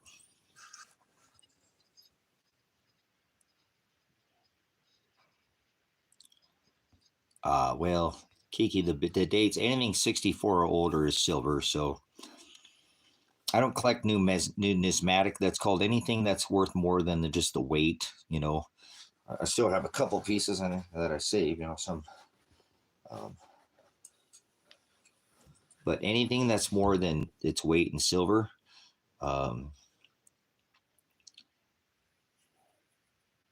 would be called numismatic, meaning it's got like a special mint or mark or it's an heir or something. I would recommend taking anything that has a premium over the weight of it and go trading. If you can get one that's worth $80 because it's got a special mark on it, and you can get two because it's worth two in metal, I would do that. You know what I'm saying? I wouldn't stay in just something that, because nobody's going to care when things break down that, oh, this is a special one that's got this little mint mark on it. You know what I'm saying? Cool. Nathan, I know people are a little bit, they think price is a tool of manipulation. So, silver has been $50 before. This same silver ounce has been $50 now 3 times in history. The Silver Eagle in 2020 hit 25 for the premium over spot for Eagle, which was $50. In 2012 it hit 50, and it hit 50 in the 1980s too as well. So anything under $50 is a good price to me, because it's been sold for more than that in past. So it's not like you're buying something that hasn't been at least that price before. What it's doing sitting, I was trying to get people to buy it. See, it sucks because the metal that I just sold, I recently just come into, so I paid the higher prices. I didn't hold it for that long. I just bought it within the last year. I just had 40 pounds of silver stolen from me. I just had to spend about 20 pounds and a considerable amount of gold. Obviously, a lot more gold at $15,000. I had more gold than silver, but well, not more, but more of my $15,000 bill came from the gold. So it is what it is. You don't have to. Don't worry about it. Yes, anything 1964, Kiki, that's 1964 or older will be 90% silver. A quarter is worth about $6.25. A dime is worth about $2.16, or $2.60 for a 1964 or older dime. So, yeah, I mean, Nathan, I think of this stuff. I had fish tank collections and all kinds of stuff I bought. Just, they were fun. I mean, I didn't have cable, so it's like, well, hey, I got a fish tank. You want to watch my fish tank? And had some pretty neat fish tanks. But thousands, hundreds of thousands of dollars on just worthless things that could have just been sitting there and, doing something other than just, and it does over time. Gold just keeps gaining. Silver it has a higher high and a lower low, meaning it thrashes around. So silver trails out normally gold. It will follow, and we've already seen gold lead out. So we will see gold or silver do what it's supposed to do. You know what I'm saying? Well, what you do, Kiki, what you do is you take it to your local coin dealer, your LCS. It's called a local coin shop. I don't care where you're at. Look up coin shop online. Look up LCS, local coin shop. Go to them. They know what is called numismatic value, and they're not going to rip you off. That's their business. That's their business. Now they have a markup. Like right now, I just went and got what people would think ripped off. But Kiki, everybody's selling metal right now. I've been collecting precious metals for 30 plus years, and I've had them taken from me 3 times by them, whatever. Some of them is telling people where they're at, putting it in trust that they won't take them, and then they take them. So, but, the 30 years, I've never seen as much metal in the trays where you can go buy metal. In 30 years, there's more metal sitting in the trays right now because everybody's broke. Everybody's broke. Everybody's selling. I was just one of those people yesterday. Now, I wouldn't have to sell it if I didn't have legal issues, but it is what it is. God's got me legally broke right now, I guess, right? So they're going to, that's their business. They're going to tell you something's got a lot of value. They're not going to just go, oh, this is, hey, Kiki, guess what? This one's no good. And it be worth $1,000. They're not going to do that to you, okay? You know what I'm saying? They're not going to do that to you, okay? They're not going to give you, you know what I'm saying, a less price. If that's got a lot of value, they're going to tell you. If it's not real, they're going to tell you. If it's not worth it, if they're going to tell you. If it's just worth its weight in metal, they're going to tell you, okay? So go to your LCS. You can buy online, but if you have to sell, your local coin shop is going to be the best place, hands down, to sell metal. It's their business. That's how they keep their lights on. So if you got a valuable coin or something, they're going to want it. And they're not going to ruin their reputation by screwing people over. Now, they're not going to give you full price for something. They got to keep the lights on. They got a margin. They got a markup. But at least if you had a really special coin, they're probably going to get their little jeweler's loop out there and look at it. They're going to tell you, hey, Kiki, this is worth $1,000. This one's worth $50. This one's worth $1,000. Get out of the 1,000 right now, Kiki, and buy the metal. Buy a bunch of regular. I would buy the silver buffalo. Right now, I would buy eagles and buffaloes if you're in the U.S. They're all very similar right now. I don't care if you even I just lost on my eagles. But it's okay. You'll be fine. I've done this before. I just had a situation come up. It is what it is. I wish I didn't have to sell. Yeah, don't get those chump stain coins. I mean, wait. It's not going to matter, Nathan. You know what I'm saying? Nobody's going to care if it's got chump or an eagle or whatever. But I like the buffalo because if you had to trade it, it's something everybody's seen a gold, or a buffalo nickel, right? So it's something people are very familiar with. The reason they choose the head and the eagle is because that's very predominant. Most coins have an eagle and a head, and that's Rome. So I like the buffalo because it's very familiar, and they make it in a bunch of different designs. Like I said, I was able to keep. Hold on, let me show you. I have one of the buffaloes.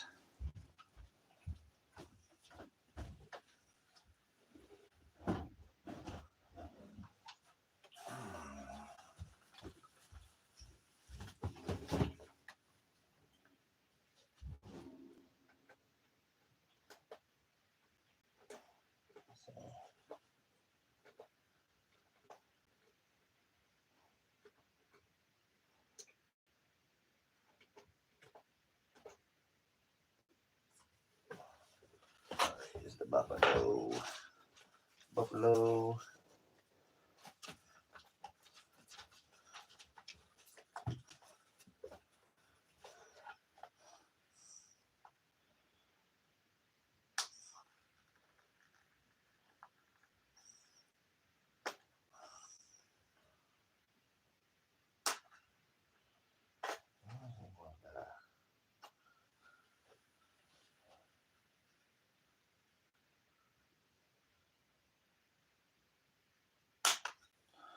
Where is that little thing here? Let me see if I can find something to get that open with.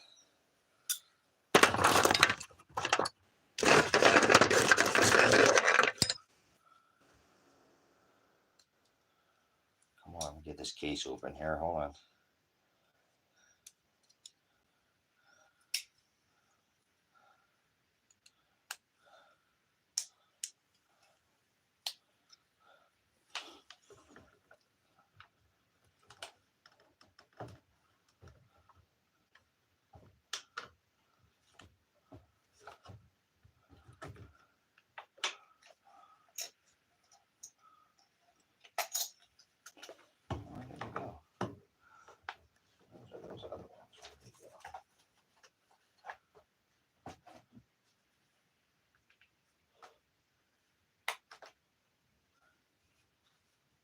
There it is.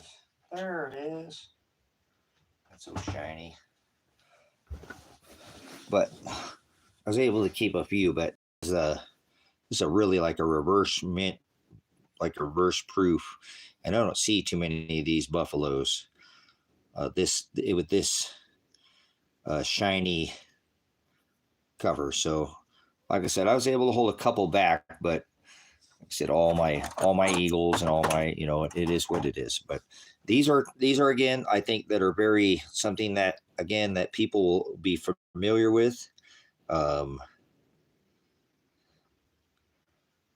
yeah, just there's so many, Nathan, that are different. Some of them, I used to have a 2-ounce buffalo as well, but I've never seen one this shiny. This is the most shiny buffalo I've ever seen.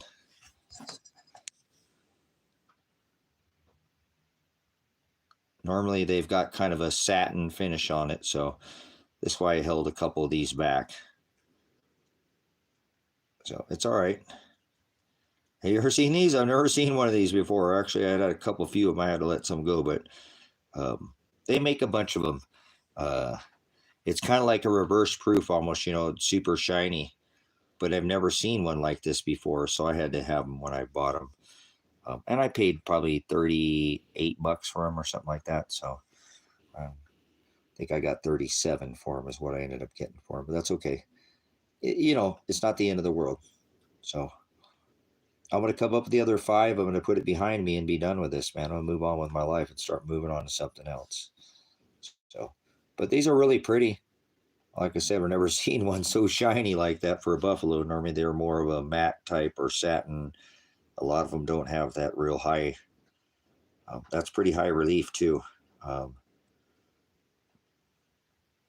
but buffaloes are what I'm familiar with, and I've always tried to get people to understand that I think people are going to be very familiar with this, and just be a little easier to do your trade if somebody knows what it is, And these buffaloes right here, um, I've never had one asked to be fed or to be let out into, they don't bark or they don't bite. So these are great buffalo. Are you a buffalo herder? If you have a herd of buffaloes, you can get a whole herd of them. So I've done videos on that before. So um, if you want to send me another, piece of silver, you can. P.O. Box 921, Christmas Valley, Oregon. We'll restart up the collection again. So, but no, keep it in your own safe. You don't have to send me any silver, guys. It's all right. Life ain't Burger King. You can't always have it your way. But what a pretty piece that one is. Never seen a shiny buffalo as shiny as this one. What is shiny buffalo? What is shiny, shiny, shiny, shiny buffalo? Yeah, it doesn't take much to load them up. They just sit there in their little tubes and just sit there and be quiet. So Nathan's on to it, right? You know what I'm saying? That's why I like the buffaloes, man. You could be a buffalo herder. What do you do for a living? Well, I'm a buffalo herder. I herd buffaloes for a living. So hey, I just lost my whole herd of buffaloes, guys. I had quite a few buffaloes. I had more eagles than buffaloes, but it is what it is. I'll get it back. You guys, I didn't buy silver for a year last time when I had those 40 pounds of silver taken. Oh, another 25 pounds of silver taken from me. I waited a year and then I started collecting again. It had been 15 years of collecting plus, and then I waited a year, and in 5 years, I was able to obtain about 40 pounds of silver. So I got better at it. So good stuff. Yeah, we all got to laugh at, the hard, good times. We got to take the good times and the bad times, guys. If all you ever had was a good time, how the hell would you know what a bad time was? Right? Or if you ever had a bad time, how would you know what a good time? You've got to mix it up a little bit in our life, guys. That's just the way Father does it. But anyways, kind of a neat piece. Again, I wasn't able to save a whole lot, but it is what it is. Life's not Burger King. You can't always have it your way. Um, I do think I ended up giving up my 5-ounce bar too, didn't I? I think I lost my 5-ounce bar. Yeah, I did. I don't have no 5-ounce bar anymore, do I? Oh well.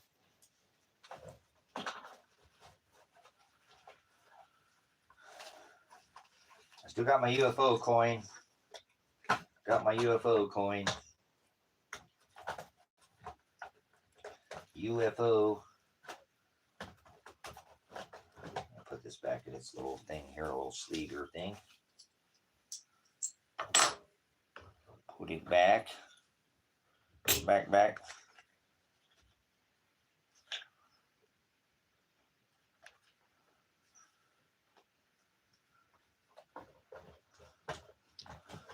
All right, get back in there.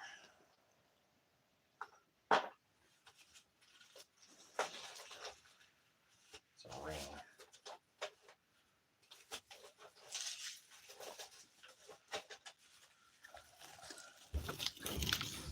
When these were 4 9s fine mint, I think is what it's called. There's a UFO spinner around. So still have that. And this actually got a spinner. You can take it and put it on a table, and it's, you know, it spins like a top. So I kept that. I didn't want to get rid of that. So a couple things. I had bought these years ago. So this is the 4 9s fine mint. That's the mint company. 4 9s fine, or 9 fine mint. Excuse me, 9 fine mint. So it's 2 ounce UFO.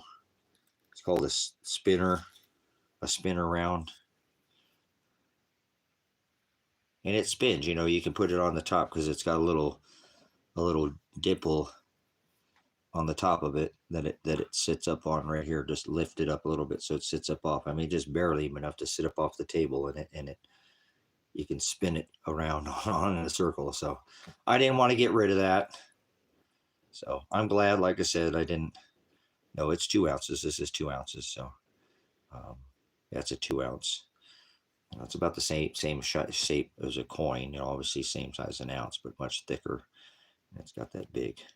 But like I said, at least I was able to keep a couple things. You know, like I said, and the attorney bills paid, guys. I mean, heck yeah. I mean, I didn't have. They were just going to throw me in jail. I'd be sitting in jail right now if they had their way. They were trying to throw me under the bus, man. They had no qualms of just, you know, throwing me to the dogs, putting me in a jail cell, and trying to collect a paycheck on me. So I'm gonna have to. I had to spend the money. Takes money to make money. So in this filthy, disgusting nation that I live in, that's what they do. They only 1.5% of people in America even go to trial. Most people take and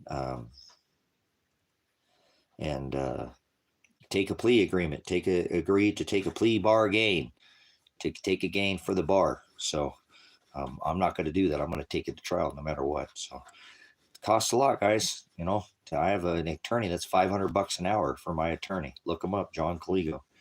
He's not a cheap attorney. He's one of the most expensive attorneys in the state. But if you want good counsel, you have to pay for it. So he's the same attorney that I hired for my son to get him out of jail on the same case. So he's familiar with the case. You don't want to probably hire anybody else. I probably should have waited not so long, but it is what it is. Once again, life's not Burger King. No plea bargains. I'm not going to agree to take a gain for the bar. You know, so not for this enslaved debt nation corporation. I'll polish that up for a second. Look at that. Already shined up. Look how I just shined that on my shirt. Just give it a little rub. Didn't even give it no breath. Hold on.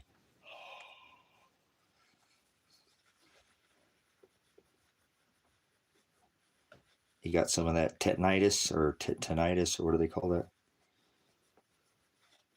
Pretty common. We've got some energy coming from the sun. Nathan, do you watch the sun? You ever watch the sun? You ever look at the helio viewer, the stereo head, stereo behind, all the different satellite maps? Keep up on the, well, that polished up a little bit, didn't it? A little shinier. Kevin bought some silver the other day. We went in there and sold metal, and Kevin bought some metal, but that's okay. He got some rounds that I didn't have. I told him, you could have bought metal from me, man. I'd give you a better rate. But yeah, he bought a 2-ounce one of these, a 5-ounce one of these, and a another 5-ounce or some kind of quarter or something, like it looks like a quarter. So, oh well, I told him he could have bought some for me, but it's all right.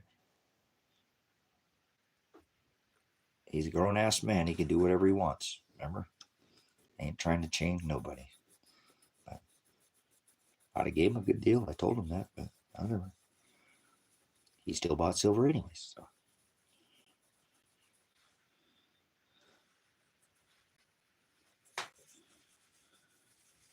We all have our different struggle, baby.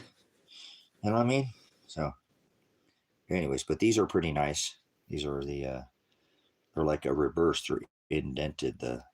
It's not pushing out. There's something on that.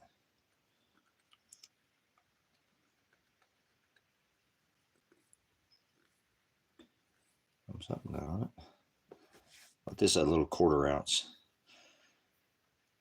one that I have. So, like I said, I didn't have to sell everything, but almost everything I had was gone. So, oh well, like I said, I came on here. I asked if anybody wanted to make a donation, so it's not like I didn't open up that opportunity to the ministry. And just because somebody didn't donate doesn't mean that I'm not still in here doing the same thing that I didn't already do before. Nobody had to give, Because I told you, most people donate to a bunch of fake ministries, and people start a bunch of GoFundMes for a bunch of fake, well, not actually real GoFundMes are pretty real, but I thought my cause might be worthwhile, but apparently not.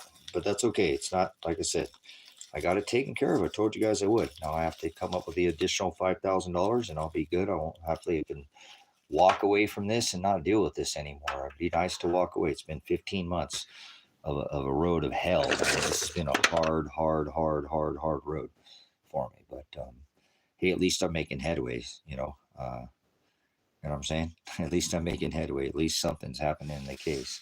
I got something. At least not nothing's happening.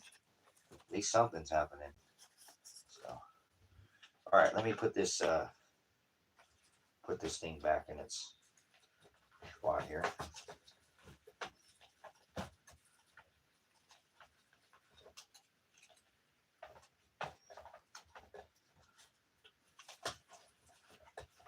Up. I got this drink in my cup.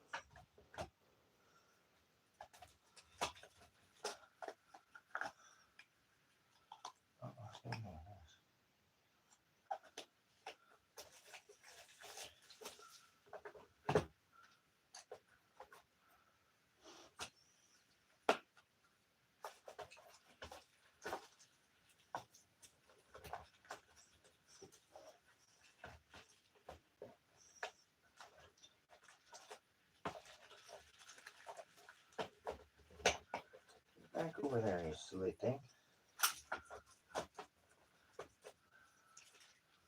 Where'd that ring go? I had a ring. Hold on. Oh, ring in here. Where'd it go? Where'd that ring go?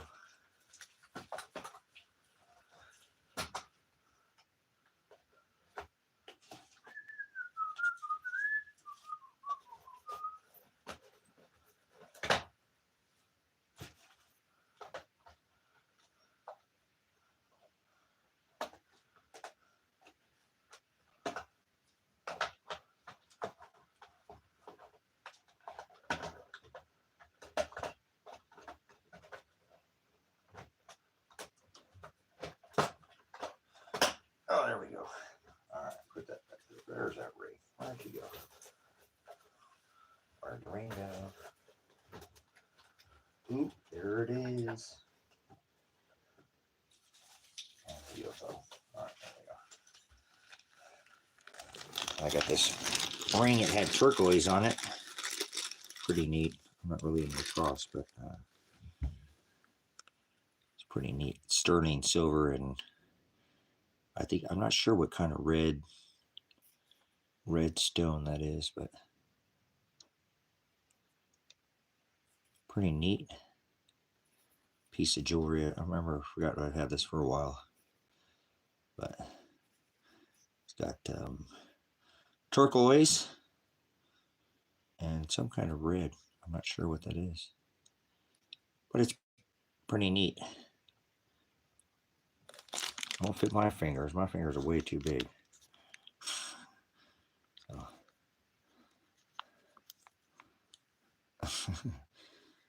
Yeah, that won't fit my fingers. Oh, hey, look at that. It fit on my pinky, kind of.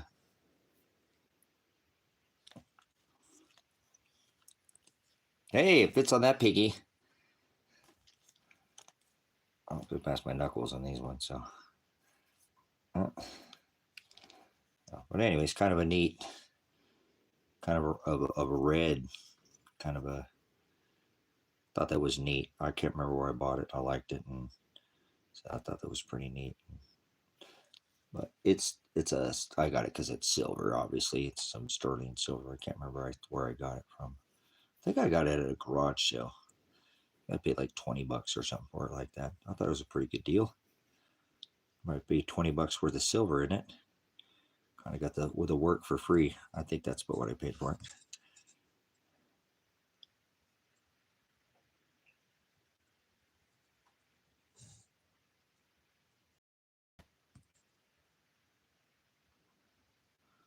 What are you taking donations for there, Nathan? What's your cause? Tell us your donations here. What are you taking donations for?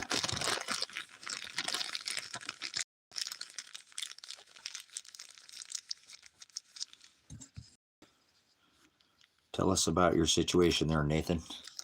You've left comments. I've seen you in here before. Left comments on the on some of my videos, I believe, before on some of the live streams. What's your cause? You buying a ministry or something? What do you got going? You got some legal tied up? You standing against the president or something? The government? Standing against your local governor, the local sheriff's office or something? You tied up in some legal situation. Let us know what your cause is. We try to. I know I didn't get any. Nobody donated to my cause. Maybe they'll donate to your cause. So, what's your cause, man? Speak up, or forever hold your peace.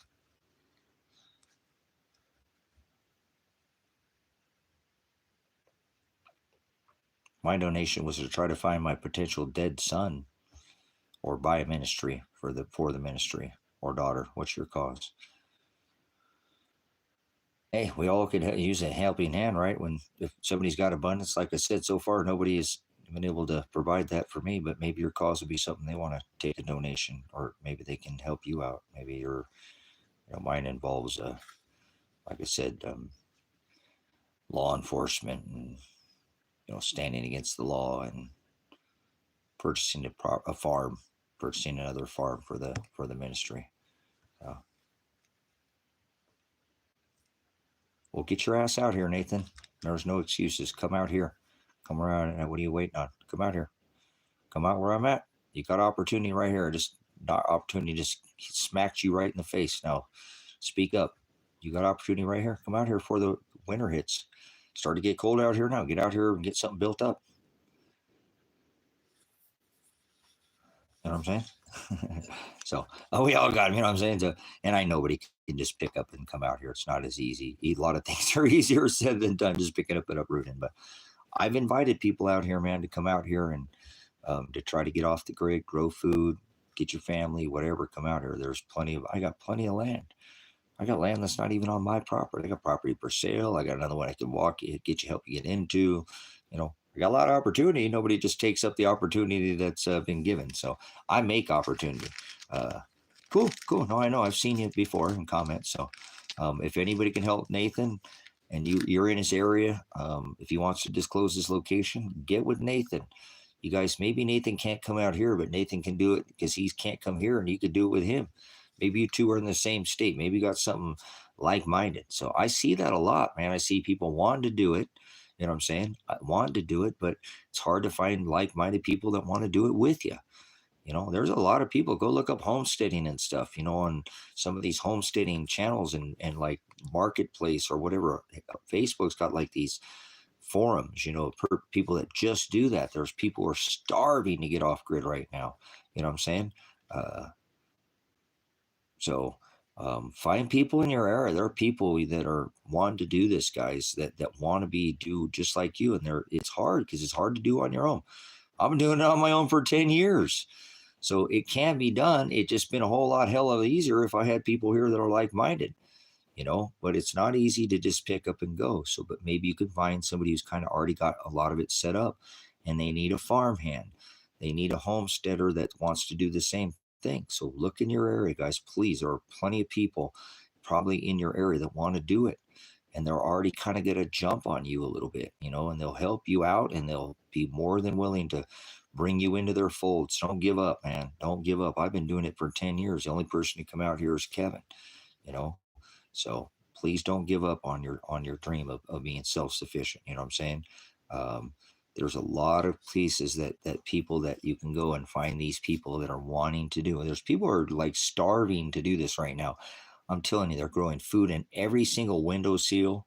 They're growing food on their balcony. They rent out their neighbor's balcony to grow food. There's people who are renting out their gardens of their next door neighbor because they said, I'll come over and mow your grass. Can I use your area? Because you're not it, and I'll pay you $100 a month and I'll give you the food, and they're starving like that. So don't let there are people who don't want to do this. Okay. Homesteading is going to be a major, a factor for the government in the future, for people they probably can't mess with. They're going to mess with the low hanging fruit and pick the low hanging fruit first. People who just ain't willing to try to be out of the system, and then they're going to have to be, go into the new system. So don't give up on your plans. Um, Failing to prepare is preparing to fail. So just keep trying, man, and get with people locally. If you know anybody in the Pacific Northwest, I'm open to bringing people out here. You got to be the for real deal, though, to live out where I live. I don't live in some easy climate. It's cold during the nights and it's warm during the day. It's high desert, but whatever. There's a million ways to beat that. So um, keep up your dream, if you will. Don't let Father make your plans for you, but if it's righteous, Father will provide. Like I said, look what he just provided for me yesterday. Not one, like I said, nobody came in and said, Tracy, I think I'll cover you. You're a veteran. We started a GoFundMe for you. We looked in your situation. You've been struggling for 15 months, man. Your son's dead, possibly missing, hopefully missing and not dead. And we want to help you, man. We had another Humvee sitting in the driveway, a little Range Rover we weren't driving. So nobody came and did it, brothers and sisters, but it doesn't mean. Maybe it's just my area. Maybe it's just bad timing.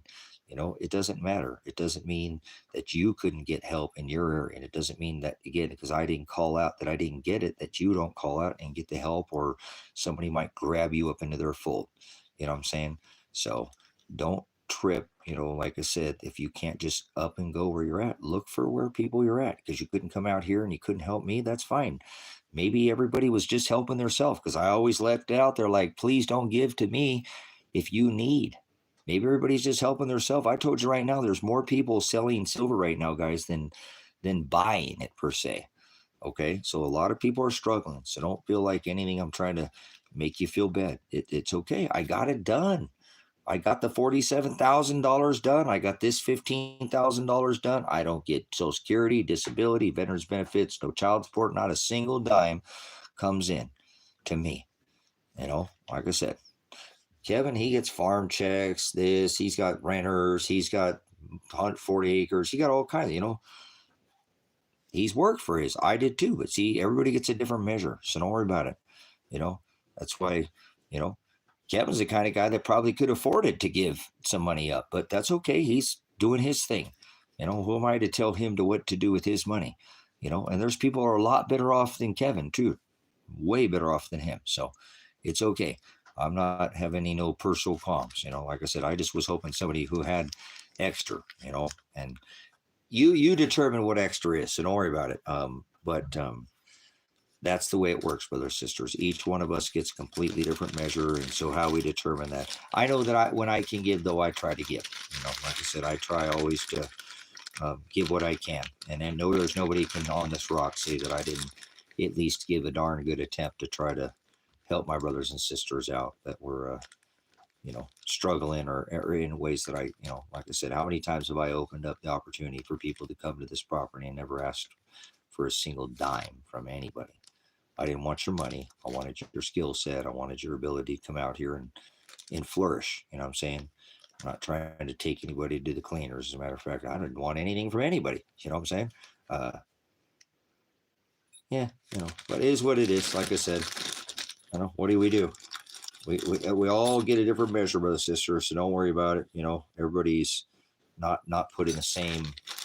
He pours out a different measure when he returns. So we're not going to all get the same measure. Some people are very well off, and I am, because it just took $15,000 worth of precious metals and traded that in for paper.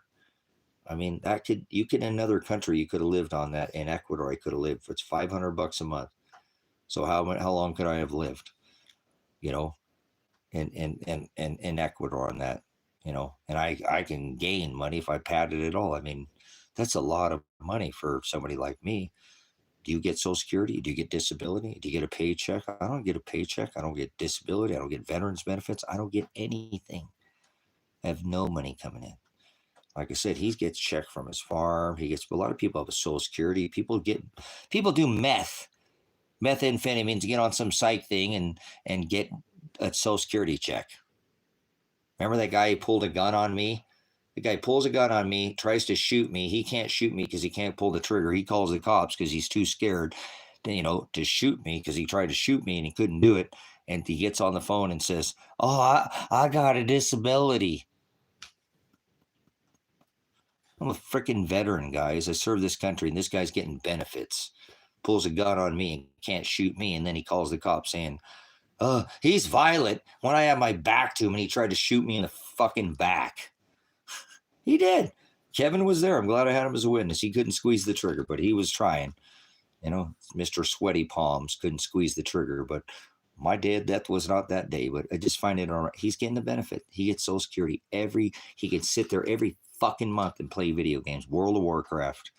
Never struggle in his life. He just sits there. Remember, I bought the guy's house from him, and then he screwed me out all the money. I'm going to take him to court too. I am going to take him to court, and I'm going to sue him, and I'm going to get that house, and I'm going to donate it to the ministry. I'm going to move him out of the house. I have the paperwork on it, so he shouldn't enter in a contract with me if he didn't, want to sell me the house. I gave him a down payment.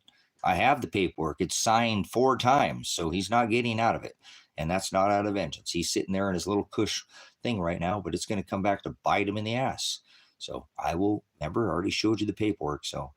People do the craziest things sometimes, and they just get paid, the government just gives them, somebody like me, veteran, single parent, never got any child support, disability, veterans, nothing. Nobody pays me anything. I have to work for what I have. So it is what it is, Did you see that? Wasn't that a joke, man? And I had my back to him, and I already paid him a down payment. I was coming there. He had 3 days to get out of there and turn around and calls the cops. And now his new word I heard from the grapevine is he'll pay me when he sells the house. He ain't selling the house. This is how he scams, whatever, keeps himself afloat or something. So it's okay. I'm not worried about it. Like I said, it's life is what it is. Everything's with me is just, it's just craziness. It's madness. So I think we're pretty close to getting through this, guys. Hopefully soon, Father will move this in a forward direction, and I'll be able to get myself in a little bit better position than I am now. Not that I'm not abundance, but I'm just not. I need to move around a little bit more, and I can't even leave the state right now. And I could, but I got to be in the right mentality, and worried about my son every moment of the day, which I shouldn't. I should put more faith in Father, and but it's struggle when you know that you have a child that could be looking over their shoulder and could be hurting. And so that's what I'm going to continue to do. No, I can't get any veterans benefits, Kiki. I got out of the military in the 90s. I'm not getting any benefits. Trust me. I've had everybody and their brother, attorneys and everybody.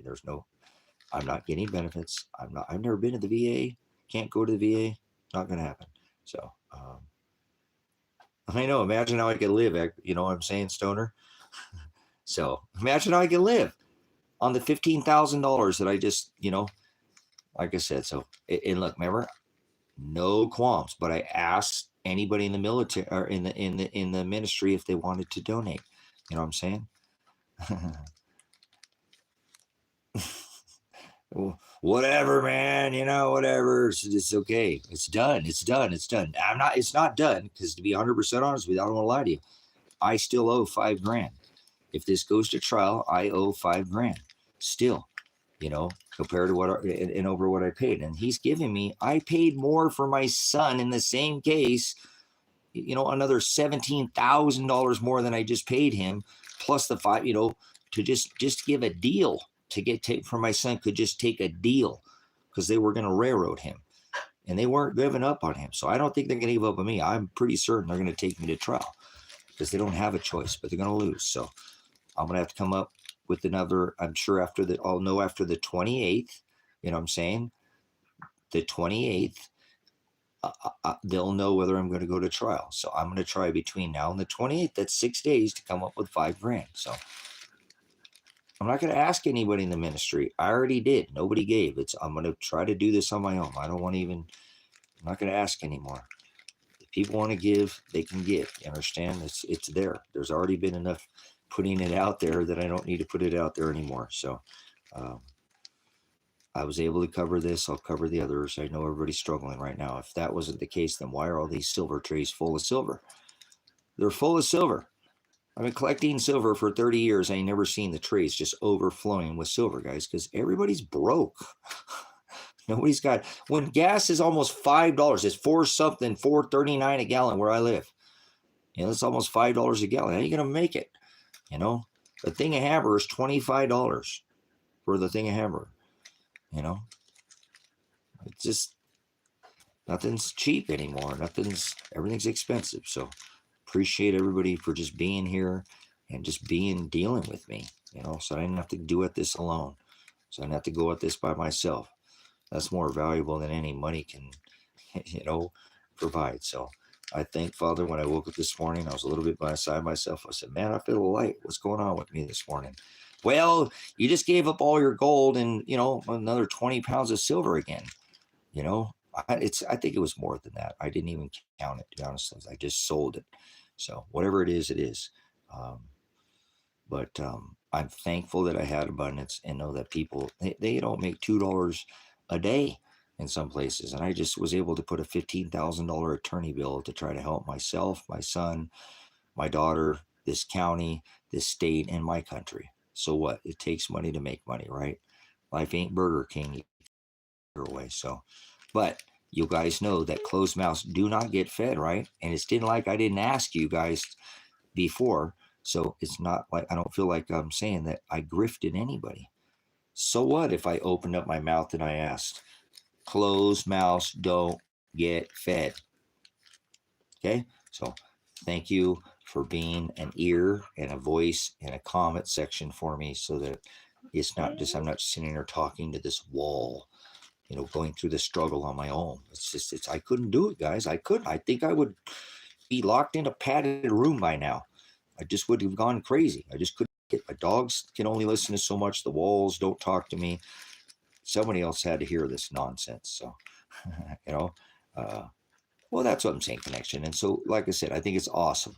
And it shows me how we're all struggling as a ministry. We're all struggling together, guys. I'm not the only one that's struggling. Good.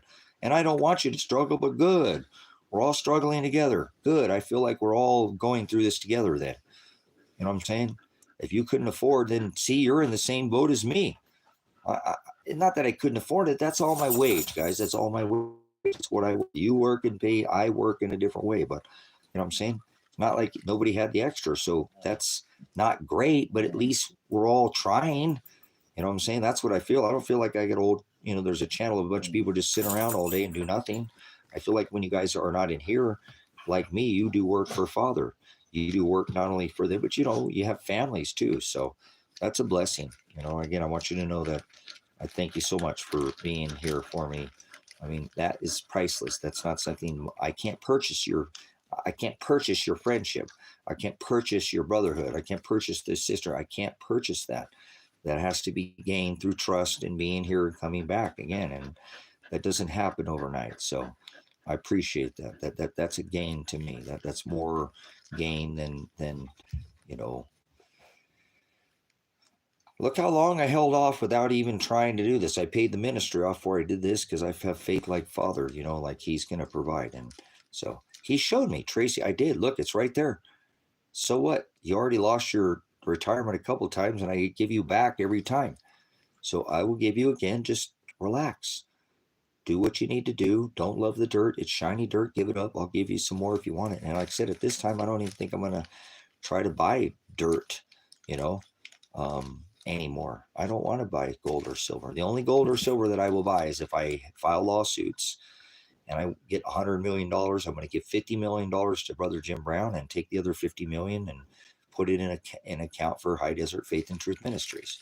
And in this account for the ministry, not my account, I'm going to put it all into gold or silver.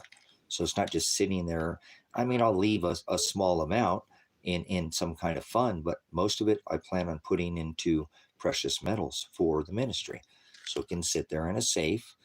And if it gains, great, then the ministry gains. But if not, it's probably not going to go down over time. So it'll just sit there. So maybe I will buy precious metals. Maybe I'm just hardened again like last time where I said, when I had the 25 pounds taken from me, I didn't buy any precious metals for a year because I was all burnt. Like, this sucks, man. How do I go to nothing? I just, from somebody who's a millionaire, my own brother who doesn't even need this money, just took this from me just out of spite. It's kind of like Marshall. I know he's got money.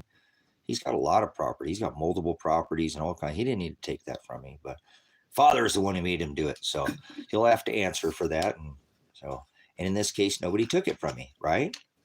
I went and sold it. So heck yeah, you didn't get to steal it from me this time, guys. You didn't get to steal my metal this time. I took my retirement and I spent it on my son. And myself for once. I don't do a lot of things for me. I did it so I can keep myself out of jail. So I keep coming back and talking with you guys. Otherwise, we're done, guys. We're done. I go to jail and ain't no Tracy for years. Ain't no pastor for years. You have to find somebody else to give you the gospel. Go and hang out with Jim Brown. It's the only other place you'd be getting the gospel.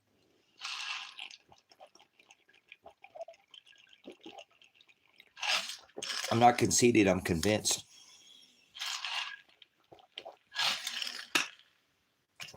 There ain't no other place to get the gospel, so I'm thankful for that. You know what I'm saying? To share this. So, heck yeah. Same?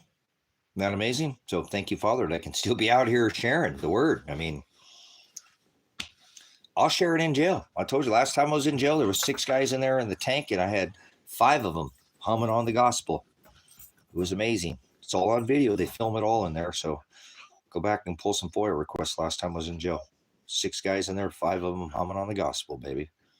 So even if they lock me up, I'm in there working for Father. So can't stop me no matter what. They put me in walls, I'm still going to share the word. So don't matter where you put me, I share the word. It's what I do. So I love it. He's my bride. Well, I'm the bride. Apologize. He's the bridegroom. So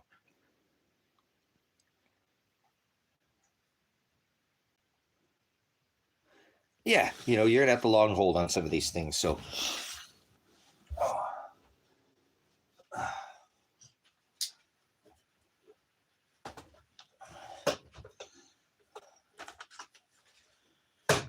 let me get my little thingy here. Uh-oh. Hold on. My little thing didn't shut all the way. It didn't shut all the way.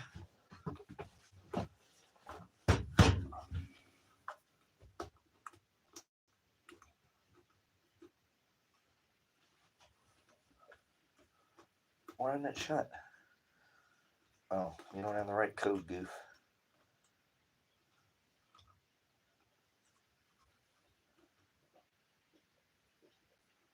Oh, I can't see that. Man, my eyeballs are so bad. My eyeballs are so bad.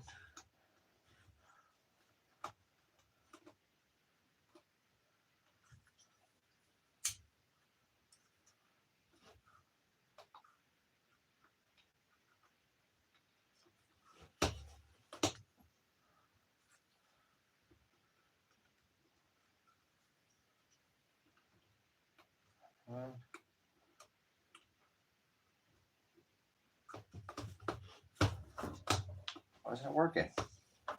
Hey, now.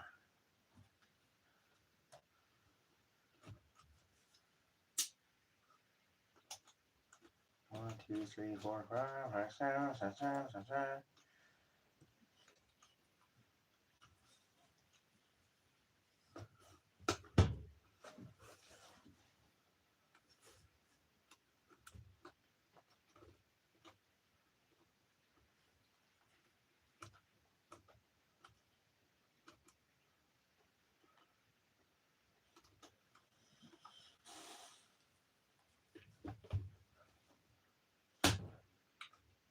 There we go. I got her.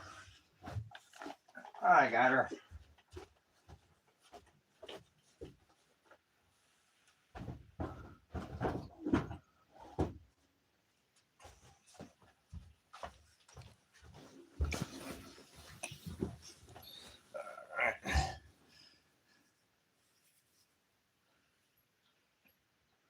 Yeah, well, that's up to Father, Linda. I can't bring people here. People come here because Father will make them.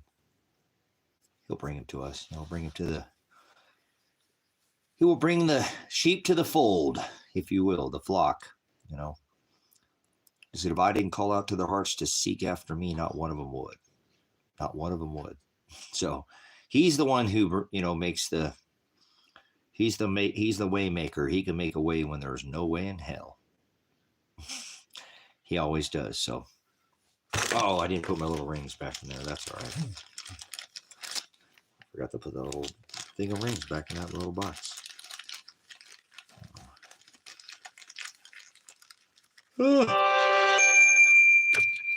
Uh-oh, we got a message. Who messaged me here? It's probably some YouTube video.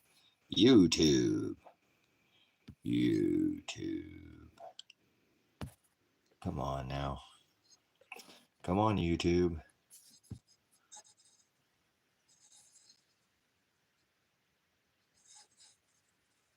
No way.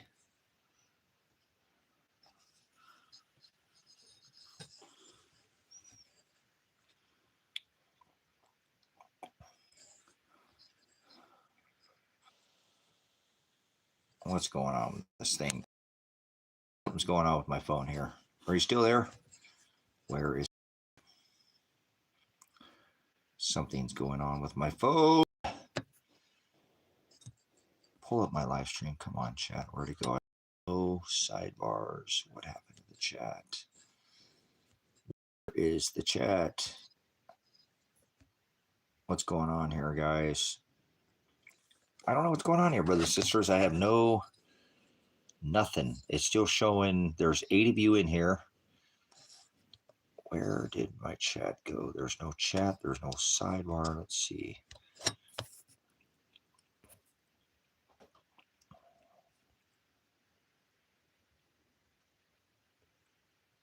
What is going on here?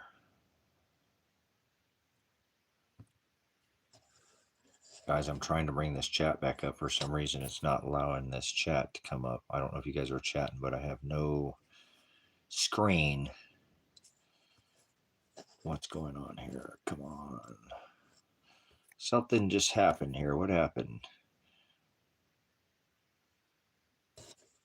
Where did it go? Where did it go?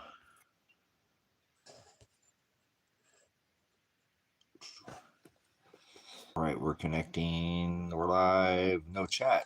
Where is the chat? You guys chat here. I don't know anything. What's it going on here?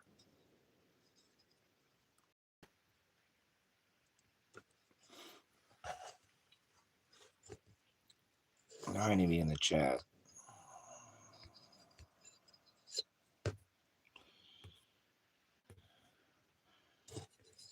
Something's going on here.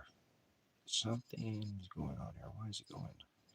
Nathan, or I'm not sure if you are in here, but I see something came through CashApp, and I'm not sure if whatever it just did to my phone, I can't see anything in here.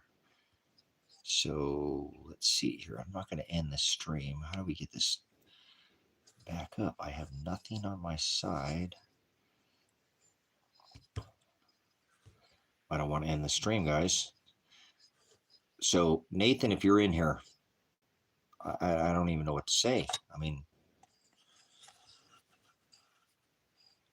Are you sure? I'd like to maybe send that back to you. That's um, uh, don't even know what to say. Blessings, and if that's something that you need to, I'm gonna let it sit in there. I'm not gonna go anywhere. If you're not able to, if there's something, I don't know. I don't mean you've been drinking or something. Let's make sure you're. Again, I need to get my chat back up, guys. I'm not sure. We just had the largest, and I normally don't make big deal, but a rather large donation. I'm not sure if that's what just messed up my chat here, but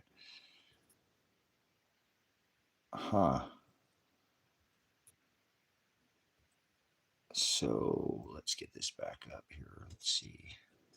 Trying, guys, to get something going here. Where is the chat? There's just nothing, guys. It doesn't show anything. I don't have my blocks on the side. I can see there's 9 of you in here with 16 thumbs up, but there's ability for the live chat. My chat is gone.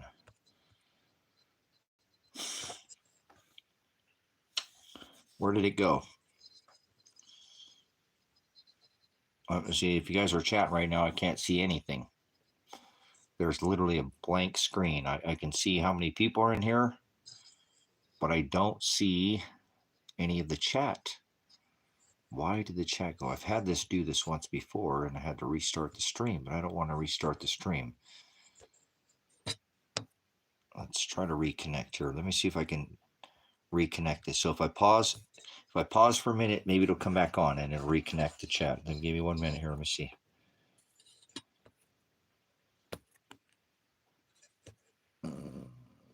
Got it. All right. I think we may have got it. I may have got it.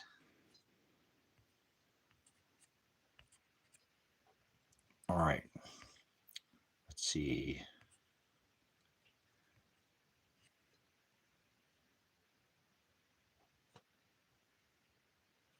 Okay, I think we got this back up. Let's see. Chat filter.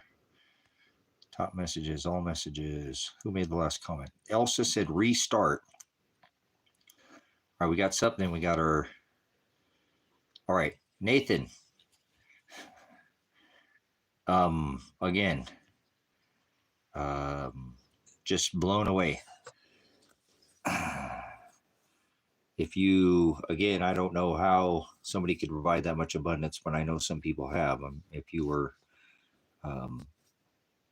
please, if I can help you in any way, I'm not sure where you're at. You're trying to get off the grid. You're more than welcome to make your way here. I know you said you had a family and whatnot, so I'm not sure where you're at. You don't have to disclose your location, but please, I mean, again, there's, if you're looking at getting off grid, man, this is the lifestyle. And I don't bring in any income, and I'm still able to do it by the sweat of my brow, by like hard work. And so anybody with just a little bit of drive can really be super successful. If you've got a lot of drive, you can just, it's like I'm subscribed to a channel that's called China Observer, and they were talking about how the Chinese come in and just take over places because their work ethic is just insane. They 12 hours a day for half price of what you'd pay for, and they're okay with that. So some people just work us into the ground, not but I'm saying just as a whole, this society, and we're, just to have any bit of abundance in this day and age is it's amazing that people have even just struggling to just make an extra penny, and some people work 12 hours a day, are just getting by, guys. Some people working 16 hours a day and barely just making it, and here I have times to do sometimes 10 and 12-hour live streams. I work when I'm not off here, but it just seems like we're such a blessed nation. So I can't thank can't thank anybody enough for supporting the ministry, because this is a blessing to me. I mean, without this ministry, I would just be,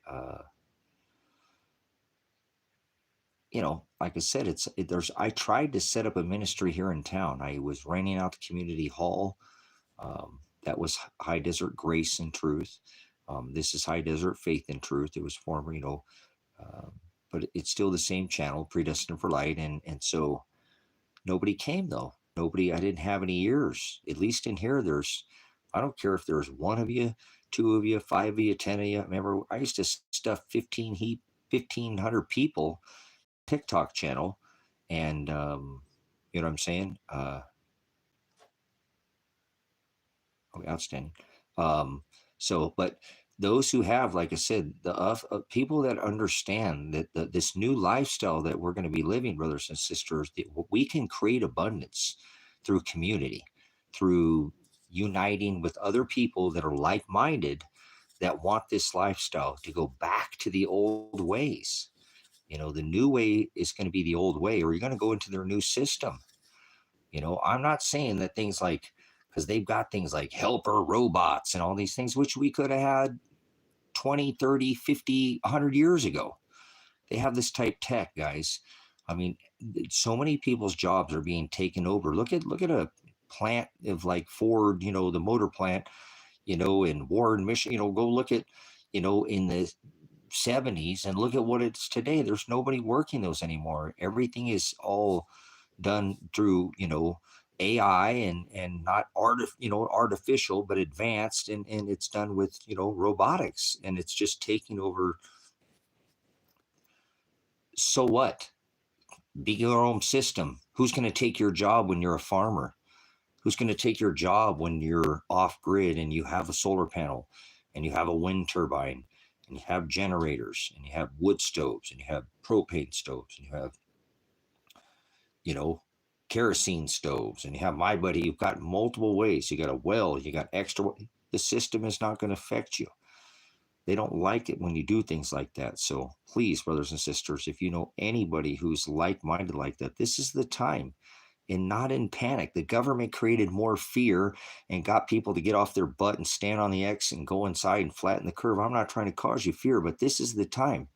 If there was ever a time that you've been planning for what they call SHTF, this is what SHTF looks like. This is it.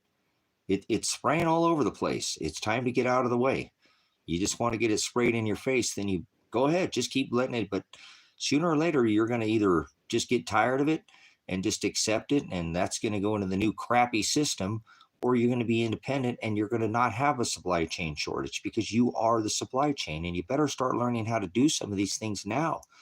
You don't just stick a plant in the ground, you know, and it grows. You don't stick just seed in the ground and it grows. Some of these things are acquired, you know, skill set. They take years. You learn from trial and error. You know, that's why you need to start trying to find people who are like-minded, people that maybe have a skill set that you don't, and you can learn from theirs, and they can just be absorbing yours. And together, again, that's more well-rounded, you know. Um, Again, I have, you know, been doing this for a dozen years with 6 channels. I have channels over on the other platforms such as TikTok, and, you know, I'll do content over there, but you know, there are people who want to do this, guys. There are people. Don't give up on this. Again, please. I'm trying to remind myself too that, you know, I'm going to make it through this, and I'm going to be able to create abundance. And I want to tithe food to people. I want to tithe food, and I want to do it using you guys. I'm not the ministry. I am not the ministry. You know what I'm saying? I try to grow every time I. Yeah, I know it's tough, especially, you know, Nathan, when you're around, especially if you got to go out of an area where you're not.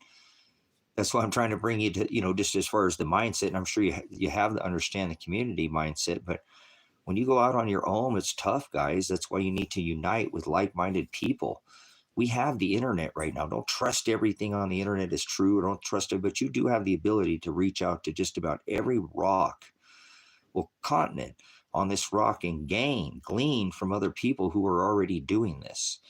You know, we can talk about it, and then other people um, that are doing it. So find people who are doing it, or people who want to do it. Because I'm telling you guys, it blew my mind.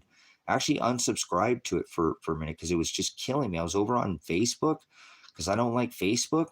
But holy crap, guys, look up something like homesteading, and, you know, in your area or something. You will find these Facebook groups.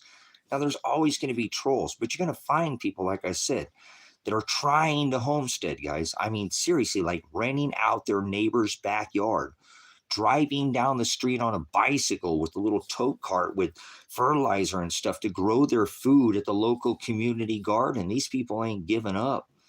These people are hard workers. These are the kind of people you need on your team. You know what I'm saying? These people want this organic lifestyle. There's a lot of people who want to get off the grid. And then there's a lot of people who just do it like to play a game of World of Warcraft. It sounds fun, but they never take that leap of faith. But there are those. If you're one of those who's been, thinking that this is just don't if your mindset is telling you something, listen to it. Put your 10 toes where it's supposed to be. Father will show you where you need to be. Okay, so don't let me sway you one way or the other. Maybe you can't leave. So make a plan to bug in instead of maybe bugging out and going to some homestead. Maybe you can't get out. You're a caretaker. You got a family. You just can't get away. So start working with some people in your area that want to survive. You know what I'm saying? Start working people that don't want to die. They're going to fight to stay alive, and not with others, meaning they're already fighting the good fight. They're already putting up stores, and they might even invite you into their fold. Man, I got something for you. Don't worry about it. You know first aid, and I'm not real skilled, on that. So you'll definitely be a good, acquisition. I'd like to acquire your skill set.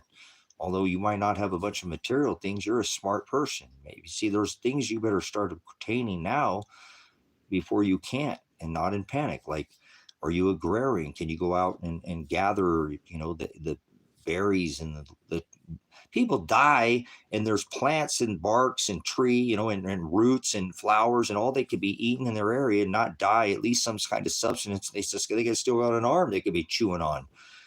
Not supposed to eat flesh, but I think I'd eat my arm before I'd starve to death.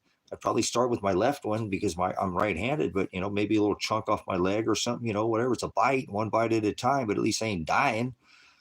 I'm fighting to stay alive. I know that doesn't sound right. Cannibalism is not the way, but it's just what I'm saying. You want to try finding people who die hard.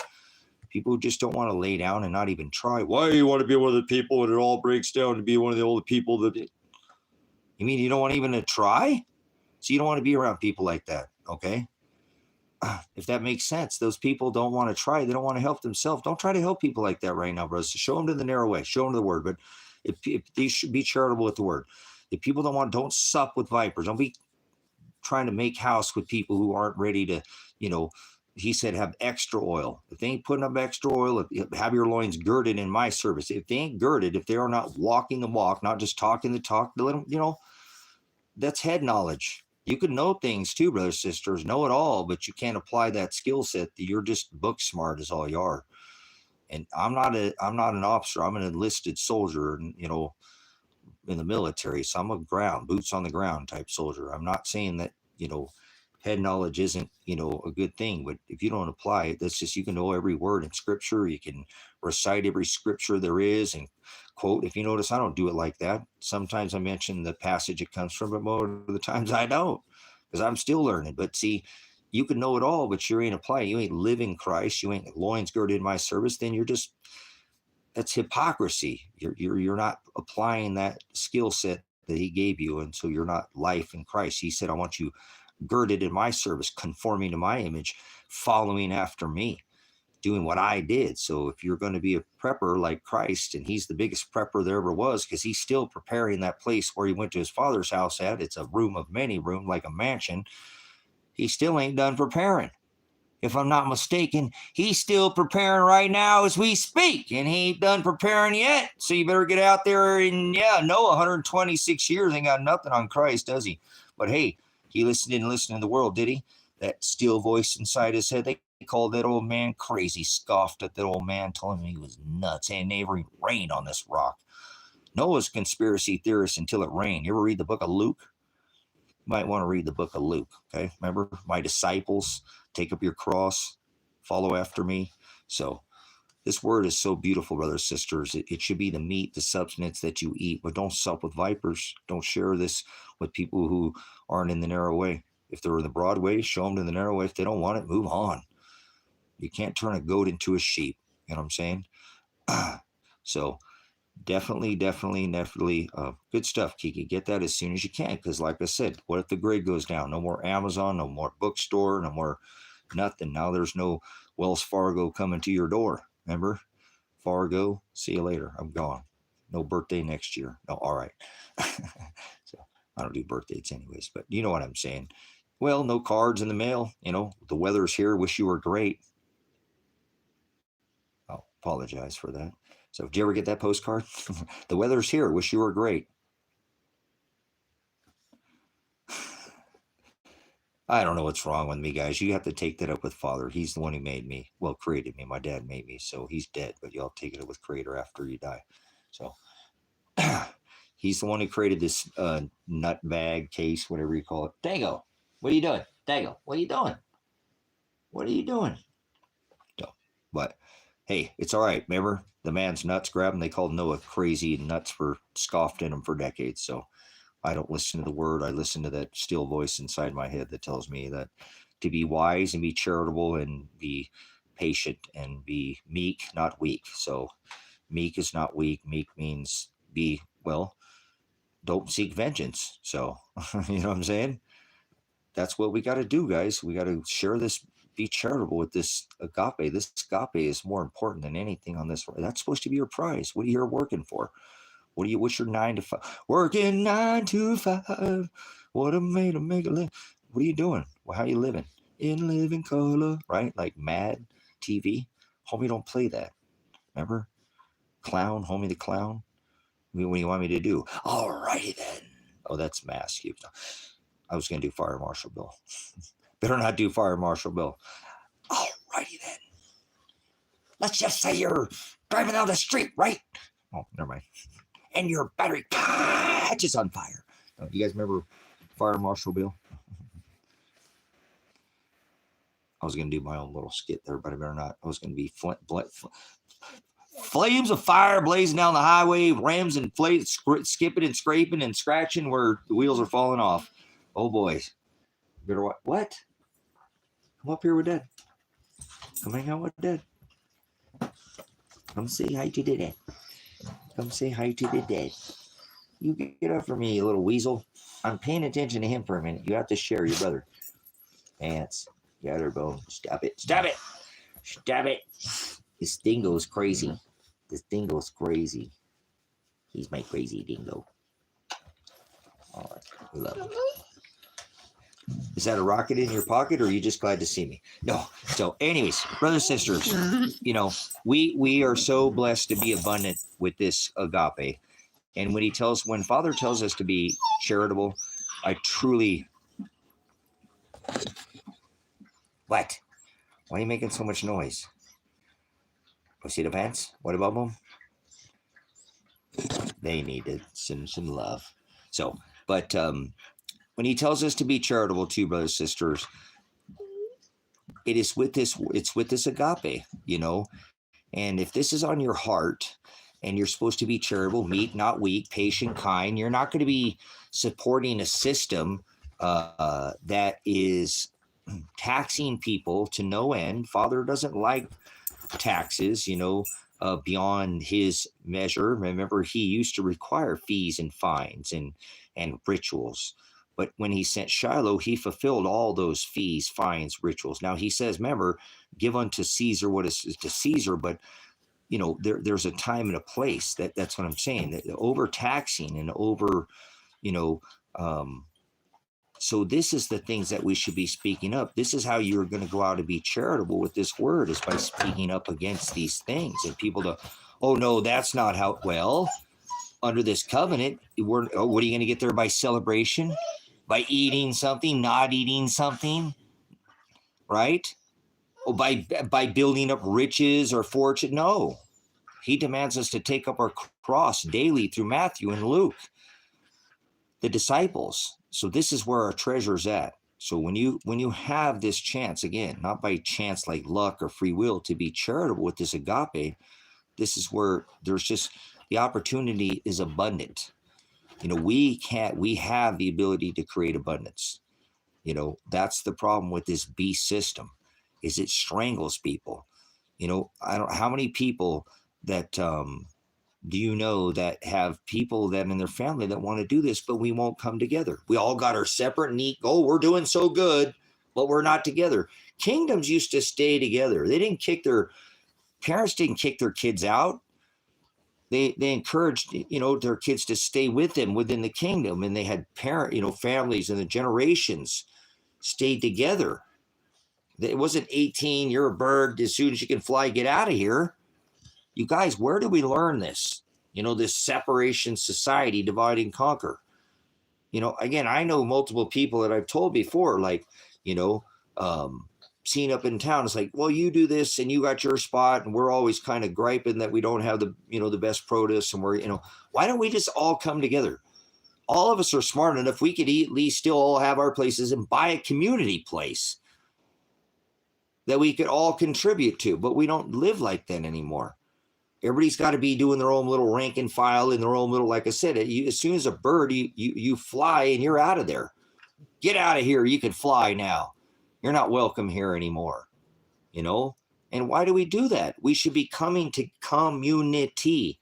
Like I said, I can't spell community, and you can't either without you or I, correct? You have to unite. You have to come unity. You have to come together. You have to unite. And that's why they push this, divide with these, corporate monsters that make convenience more, affordable, so you don't even try. They did it with the dollar menu, guys. That's a generation, the dollar menu, that's come and gone. But you have forgotten that many families lived off that dollar menu. And that really gave people that idea. Oh, whoa, I forgot about that. Yeah, remember the dollar menu? It was cheaper to just go get the 5 big. Well, what would you rather have, a chicken salad for $6.95 or 7 double cheeseburgers? Maybe 2 McChickens and 5 double cheeseburgers. You're going to go with the McChickens and the cheeseburgers, right? Come on, guys. It's better to eat healthy or eat a bunch. You tell me. See what I'm saying? Supersize it. I was bitching at the whole world back in 2004. If you let them take away your supersize America, you're going to let them take away all your rights. So people are like, get out of here, Tracy. You're insane. Why are you... Dude, people were calling me conspiracy theorist back in 2000s, You knuckleheads, you think the computers aren't going to turn to zero? You guys are the craziest generation. I hope they do, and we all blow up and we all die, because you guys are idiots. Nothing's going to happen. You're going to be so disappointed. This is the cry wolf scenario, you dumbasses. Wake up. You guys sit there and act like this, and you keep saying something's going to happen, and then when something happens, you won't even look at it. It's called predictive programming. It's softening your eyes. Yeah, you remember all that? I was trying, Tracy, calm down, dude. No, this is real. This could really happen. No, it's not. And even if it does, it's not going to be the end of the world.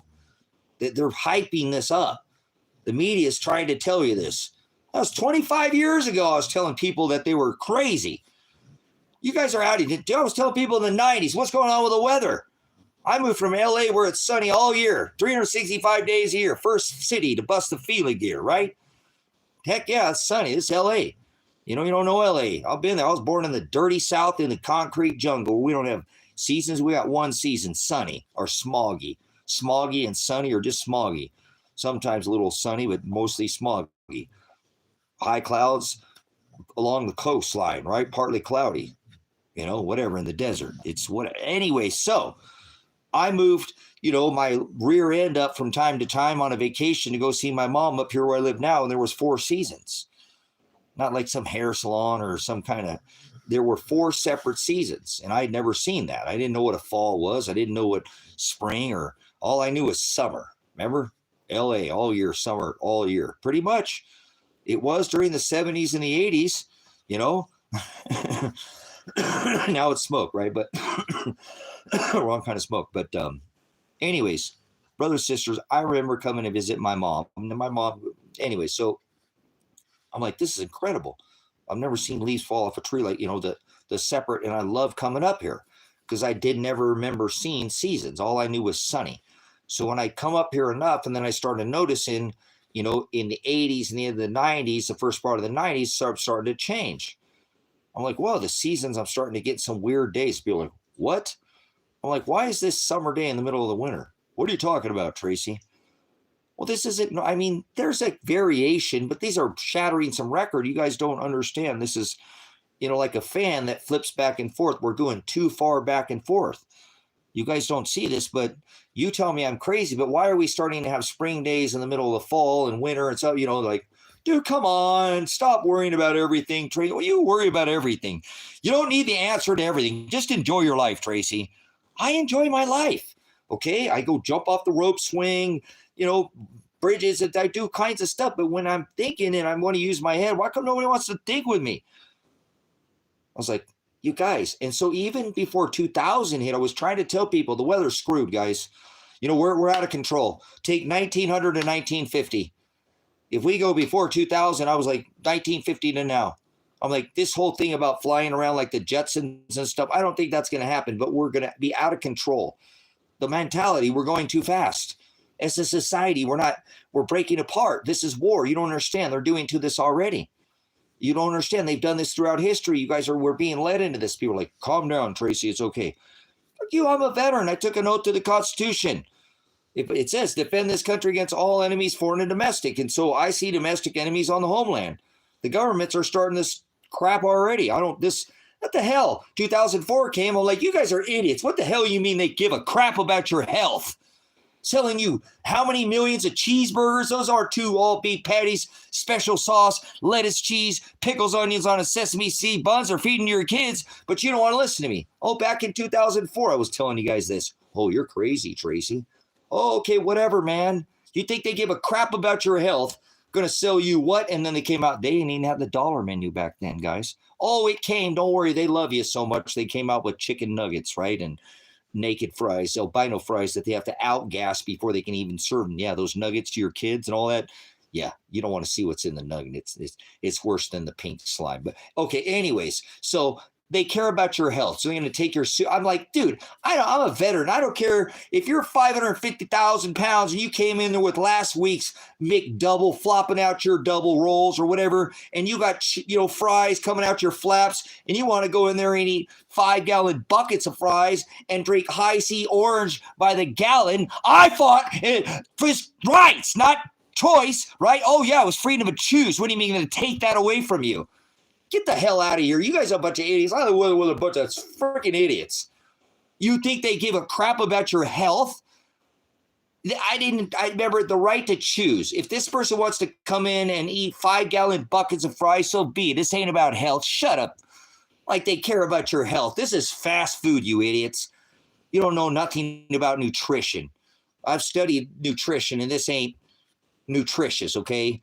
But if this person wants to come in, you can't take away their right because of size. Get out of here. If you take away your super size, you're going to take all away your rights. You guys think I'm crazy, but you'll see someday that I'll be maybe the last one standing here going, well, he was right. He did. He started out 2000 and then he's going then 2004. He's like, if you let him take away all your super size, you're going to take away all your rights. Welcome to Shit Hits the Fan, brothers and sisters. I apologize, but this is it. Like they care about your health. And you think they care about you now? Look at how worse it is now compared to 2004. I mean, there might have been some beef in there. Now it's 1,000 million cow burgers if there is any beef left in it. Remember, there's a certain amount doesn't have to be beef. And the all beef company is the company's name, All Beef Patties. It's not all beef. That's the name of the company, All Beef. Look it up. You're an idiot. Meaning you just don't know. Now I told you, if you don't learn from it, means you're an ass. Stop being an ass, meaning you have an unwillingness to learn. You're like a mule, stubborn, not like a dog, teach an old dog new tricks. Yes, you can. I mean, you just will not learn. You just are stubborn. Look at these million cow, if they are, the burger company is called All Beef. That's how they get away with this. Not all beef. Stop it. They're allowed a certain amount of that's human DNA because of fingernails and hair. So I don't want to hear it. All beef my left, what? Moose knuckle, or somebody over there. I seen one of them ladies over there. Same thing, pretty much. You ladies, same thing. You know what I'm saying? All right, whatever they call it, Rocky Mountain oysters, whatever you want to call them, but they're definitely not bull. No roll. You know what that is? I sold meat for 15 probably years off and on, definitely 12 for solid, did it for a long time. And I'm telling you, chicken, that's filet of McShark or what, McNaught or McMackerel or whatever. Whatever. You go ahead and have your All right, Big Mac, just get out of here. It's Mac tonight. Come on, make it, Mac. Remember Mac? Yeah, you've been hamburgered. You got robbed. Our little fry guys. Yeah, naked fries that have to outgas. You love your children so much you take them to eat chicken McNuggets at McDonald's. I don't think you love your kids because you take your grandchildren to McDonald's. I think you hate them. When you hate your kids, you take them to McDonald's. That's what you do. When you just want to punish them. Well, you were really good kids today, so I'm going to take you to what? There we go. The rich idiot, the big clown shoes. Hey, you guys. You ever look at a McDonald's in the 80s and the 90s? Playgrounds, Grimace. The hamburger. Remember you could get in the hamburger. You could get in there and it was like it was like a jail. You guys ever remember the hamburger jail? Okay, so you guys remember the slide? Now look at them. They look like a freaking prison. No playground. That ain't kid design anymore. Shit. It's about how many bazillion burgers we could sell you. There ain't even enough meat, brothers and sisters. If you look at their thing on how much meat they sell, there has to be something in there that's not beef. They couldn't sell that many burgers. We don't have that much large of a cattle industry anymore because they've been destroying that too. You know nothing about ranching. You know nothing about cows. Do the math. There's not enough meat on this rock just to serve McDonald's alone. Beef. Oh, yeah. 2 all beef patty, special sauce, list of cheese. You ever heard of a McDLT? How about a hot and fresh and now? Remember, came fresh on one side and hot on the other? I think I was a fresh and now. I forget what that was called. There we go. His hammer's on it. Just smash them up, turn them into people, and feed them up to 1 million cows, and we'll throw eat your kids. So there we go, right on time. Thank you, Nathan. No, I appreciate it. You know what I'm saying? You guys, if you loved your kids, you would be growing them organic food, and you would be keeping away from the box, bag, and cans. Poison from the grocery store. Corn syrup is freaking poison, guys. Sugar, come on. You run it on your car. What do you think your ethanol is? You run it on your kids, you run it on your car, you run it on yourself. You're the Corn Julio. I am the great Corn Julio. How are you threatening me? That's you. Like, oh, he's addicted to drugs. Well, you're addicted to sugar, so I don't want to hear it. Sugar's a drug. So stop pointing your fingers at that person. Tell me you don't eat sugar. Get out of here. You're addicted too. Get out of here. See, you got the same problem they do. Whatever. Their drug's a little different, but it's still white. Coca-Cola or sugar? Which one? So don't be pointing fingers at people. You know what I'm saying? You got your own little addiction, McDonald's or whatever, your little monosodium glutamate or what was in bread? Cornstarch, water, flour. What are all these other ingredients? Remember, if you can't eat it, can't read it, don't eat it. Is anybody old enough to remember that? If you can't read it, don't eat it. I mean, that bread will sit on the shelf for a month and not mold. What the hell? You guys, I dropped a thing of tortillas behind my refrigerator. I don't know why I put them up there on the refrigerator, but I don't know where, but put them up there flat. I guess it's a tortilla shell. It's flat. Leave me alone. I got my own weird things. It fell behind the refrigerator. 9 months later, I took them out and ate them. 9 months later, they were perfect. Perfect. I bought another pack and side by side. Even before I finished that, they were Don Poncho. It's a company out of Oregon, too. Hey, 9 months later, I ate them same tortillas. What the hell, guys? No, serious. I'm not kidding you guys. They were fine. They had no issues with them. I pulled them open. They were sealed.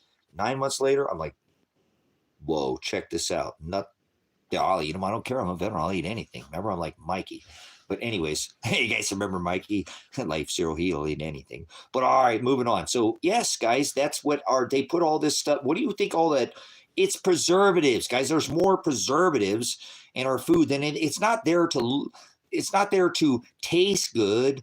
Oh, it is. It's there to hit your dough. It's there to last on the shelf. They don't pick food at the height of nutrition. They pick it so it looks good on the shelf. Uh-huh. And that's not even fruit anymore, guys. Come on. Why are all the apples the same shape? Every pear is the same size. That's plastic fruit. When I grew up, Grandma had some of that on the table. She had little resin balls, little grapes too. Remember those things? little rosin balls, the grapes, little thing on the little wick with a little wire and a little piece of driftwood or something. Guys, remember that? Hey, well, that's what we eat now, pretty much. 2 polymers away from oil. Vegetable oil, corn oil, rapeseed oil. Now, you don't want to be eating none of that, guys. Vegetable oil might left, you know what, once again. Maybe say my right one, better even it out. But just hear me out, guys. You understand? These oils, they remember he said have extra oil. He's not talking about rapeseed oil. He never meant that. We shouldn't even be. Oxidized oil is bad for you, brothers, sisters. You know, and there are oils that are good, but I'm not saying, you know, this not Diddy oil with big bed parties in Hollywood, that kind of oil. Remember, that's baby oil. That's what Donald McWarp Speed paid for. You know, how do you think he was so slick with all his little, you know, wrestling buddies? Now he's going to have a White House lawn at the MMA. Remember, at the White House? Maybe it'll be the slip and slide. But all right, moving on. I apologize, guys. I just can't. Every MMA just took a huge deep. I was talking about Kevin about it, and all of a sudden, wham, right off the deep end. I'm like, Kevin, it's not too bad, you know. And all of a sudden, wham, chumps like, hey, you're gonna have MMA 250 at the White House lawn. I'm like, oh, this guy's on the grass, huh? All right. Anyways, he'll be crawling on his belly, eating grass for a lot. Well, whatever. You know how that goes. But let's get back to this corn, because we weren't talking about grass. You know, corn takes more, brothers and sisters. I don't know how much you know about corn, you know, but to grow the corn takes a tremendous amount of chemicals, because you can't have any kind of weeds or anything between the rows. And it just grabs up it. So it is probably one of the hardest crops on our soil to grow, because it will literally rob anything else in its area. And it like I said, it literally has to be, you know, it has to have that. And why we eat it, a little bit's going to be okay, but I don't recommend ever eating it whole, because it doesn't matter if you chew up every single piece, you'll still poop it out whole. Remember, I am the great corn Julio. What do you think he was talking about? Are you threatening me? No, seriously, you do the same thing with peanuts. Eat up all the peanuts, and then, all right, never mind, Mr. Goodbar. But anyhow, so, but there we go. You guys see what I'm saying? I mean, how is it you can chew up every kernel and it still comes out whole? We should be not reading that stuff, guys. A little bit is going to be okay, but I don't know if you've ever been around people who eat corn and they go right to the bathroom. You know what I'm saying? Oh, there we go. I use it to flush my system. See, Solomon is on it. You know what I'm saying? Because I know people who eat corn and, man, they're right to the bathroom. Boom, it's like a laxative to them. You know, I'm serious. My son's mom, she eat corn, bam, she'd be in the bathroom. Like every time, you know.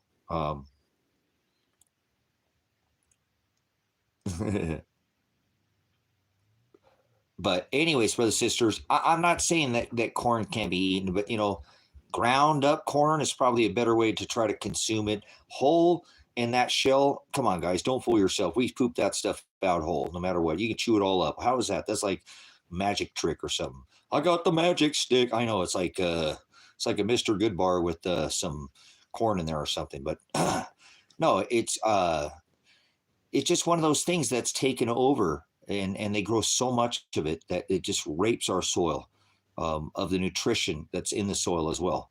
That's one thing I want you to be very aware of too. And why in the hell are we putting this in our cars? We run our cars on corn. We are the corn nation. Do you understand? The corn nation. Oh yeah, that works too. That's like a great laxative there too. You know, like the double decker, man. You know, 2 toads. We got B flat and B flat. Oh, oh man, that's like diarrhea. It runs in the genes. Kind of like Taco Bell. All right. I just heard something out front. I don't know what that was. But anyways, another great laxative that remember, my doctor says Atlanta or Mylanta or Malanta. Remember? No, it's kaopectate, the diarrhea specialist. You guys remember that commercial? It's kaopectate. Never mind. So, oh man, we just broke out into some Pepto-Bismol here. Somebody's got a gut bubble going here. But anyways, hey, they're full of it, guys. Yeah, it doesn't. See, now they do that, guys, in corn. If anybody ever raised animals, they never fed cows. Cows don't eat corn. Dogs don't eat corn. Let's talk about that. Who the hell feeds their dog corn? Why are you feeding your dog corn? Where's a dog ever eat corn? You're going to go up to the side of some corn patch and go, oh, hey, honey, let's shuck that corn, bitch. Is that what he's going to say to his lady? I don't mean to go there, but does that make sense? You know what I'm saying? Why do we give our animals corn? Why do animals eat corn? Animals shouldn't be eating no corn. You know what I'm saying? That's the main staple in like kibbles and bits. I don't know what they call that stuff that they eat at the store. Alpo. What are some of those other ones? Perrine. Yeah. Hey, stay down. You know what I'm saying? You guys, I mean, dogs don't eat corn. You wonder why you got crap all over your yard. Well, he's just pooping himself every 5 minutes. How do you think you feel? And now, how do you think the dog feels? You know what a dog's stomach's like? So, once again, we eat it. We give it to our animals. And dogs don't eat corn. Like, cats don't eat fish. What the hell are you doing feeding your cat fish for? Cats eat fish, man. Speaking of eating, you want to go eat? Oh, I'm good. Okay. Yeah. You want to bring me back some tacos? Yeah, I'm good. I'm gonna make some more Okay.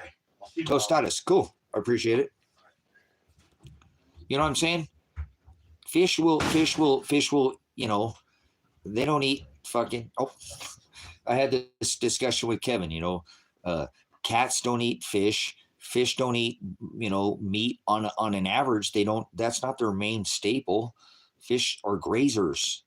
If they can fit it in their mouth, they'll eat, you know, whatever they can fit in their mouth. But no, they're going to eat whatever's in their area. So generally, a cat doesn't eat fish. If there's a fish on the side of the stream, it's going to go, hey, there's something moving, and try to, if there's a dead fish. But what is the staple? How much of a percentage of cats eat fish? Coffee does that too, yeah. Does anybody disagree with me? What percentage of cats in the wild do you think their diet is fish? And I know why they give it to them. I understand with their urinary tract and all some of the other, but what percentage of a cat's diet is fish?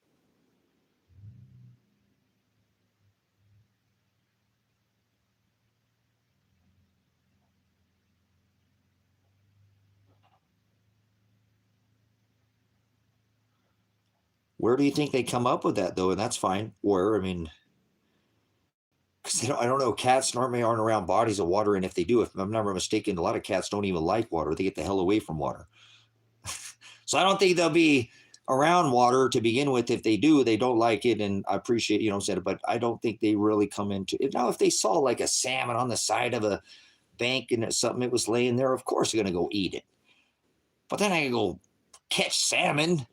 You know, so I've always tried to tell people, I feed my cats dog food because they eat the same diet. My cats eat the same things out here in the bush: mice, voles, rabbits, you know, birds that they could catch it. That the pants eats everything that the cats eat. They eat the same thing, you know, and everything but the poop track, guys. So why are you feeding? Actually, if you think about it, a cat's diet in the wild is almost identical to a dog's. So what are you feeding it all this fish for? I've never seen a lion fishing, you know what I'm saying? You know, so I'm not, because look in these foods, guys, for kittens, and it's all this red and orange and that stuff. Their poop, I don't have a bot. The cats are outside, but even when I've had the cats inside, they don't. Yeah, they love tuna, but why? Why are you feeding that to them? That's not their diet. Of course they love it. Well, do you like poison? That's what I'm trying to say to you. You know, where, you know what I'm saying? If that makes sense. Why are you feeding them tuna? Of course they like tuna. I like, you know, hookers, and no, I'm just kidding. I don't like hookers. Never had a hooker, never bought one. But everybody's got, you know what I'm saying? Whatever their vice is, something that's foreign, something they got to pay for, if you will. It was a good, it's an analogy. Come on. It's a good analogy. Right? It wasn't get you hooked every once in a while. But no, I'm seriously. But the analogy is, if something you know, it's okay in moderation. Whatever. I'm not telling you to go fishing or something if you need to get hooked. All right. Skin a buck, run a trout line, do something else. But apologies for my outburst. Hey, it's organic. We're off the cuff here, so we're shooting from the hip, you know. But anyways, think it seriously though, brothers, sisters. Cats don't eat freaking fish, and we don't eat corn. Dogs don't eat corn. They put corn in cat food. Cats don't eat corn. The hell are you doing feeding your corn to? It's a filler. Like somebody said earlier in the chat, it's just a filler, guys. They use this when you raise cows to soften the meat. Soften the meat. They put this in the meat to soften it. That's why that meat will have a little bit of a yellow tint in it too. And you'll see it in chicken, in the chicken fat. Sometimes those hormones will do that too, and the steroids. Well, then that's like chicken look like do nothing but lift weights. I think like a turkey breast. Like, that ain't no chicken breast, man. What the hell is that? You know, like, oh, what the hell? That thing is like rubber. You know what I'm saying? You try to, whoa, watch out for your knife. You know, that, like, I could wash my car. It's like a chamois or something with that thing. I don't know what that, my son said. I couldn't even trick my son with that. I cook it and cut it up and try to make it. Oh, damn, my stomach. Yeah, we couldn't do that fake whatever. Like I said, the chicken's like Arnold Schwarzenegger. You know what I'm saying? The chicken's got 3 breasts, do like it, lift weights all day. so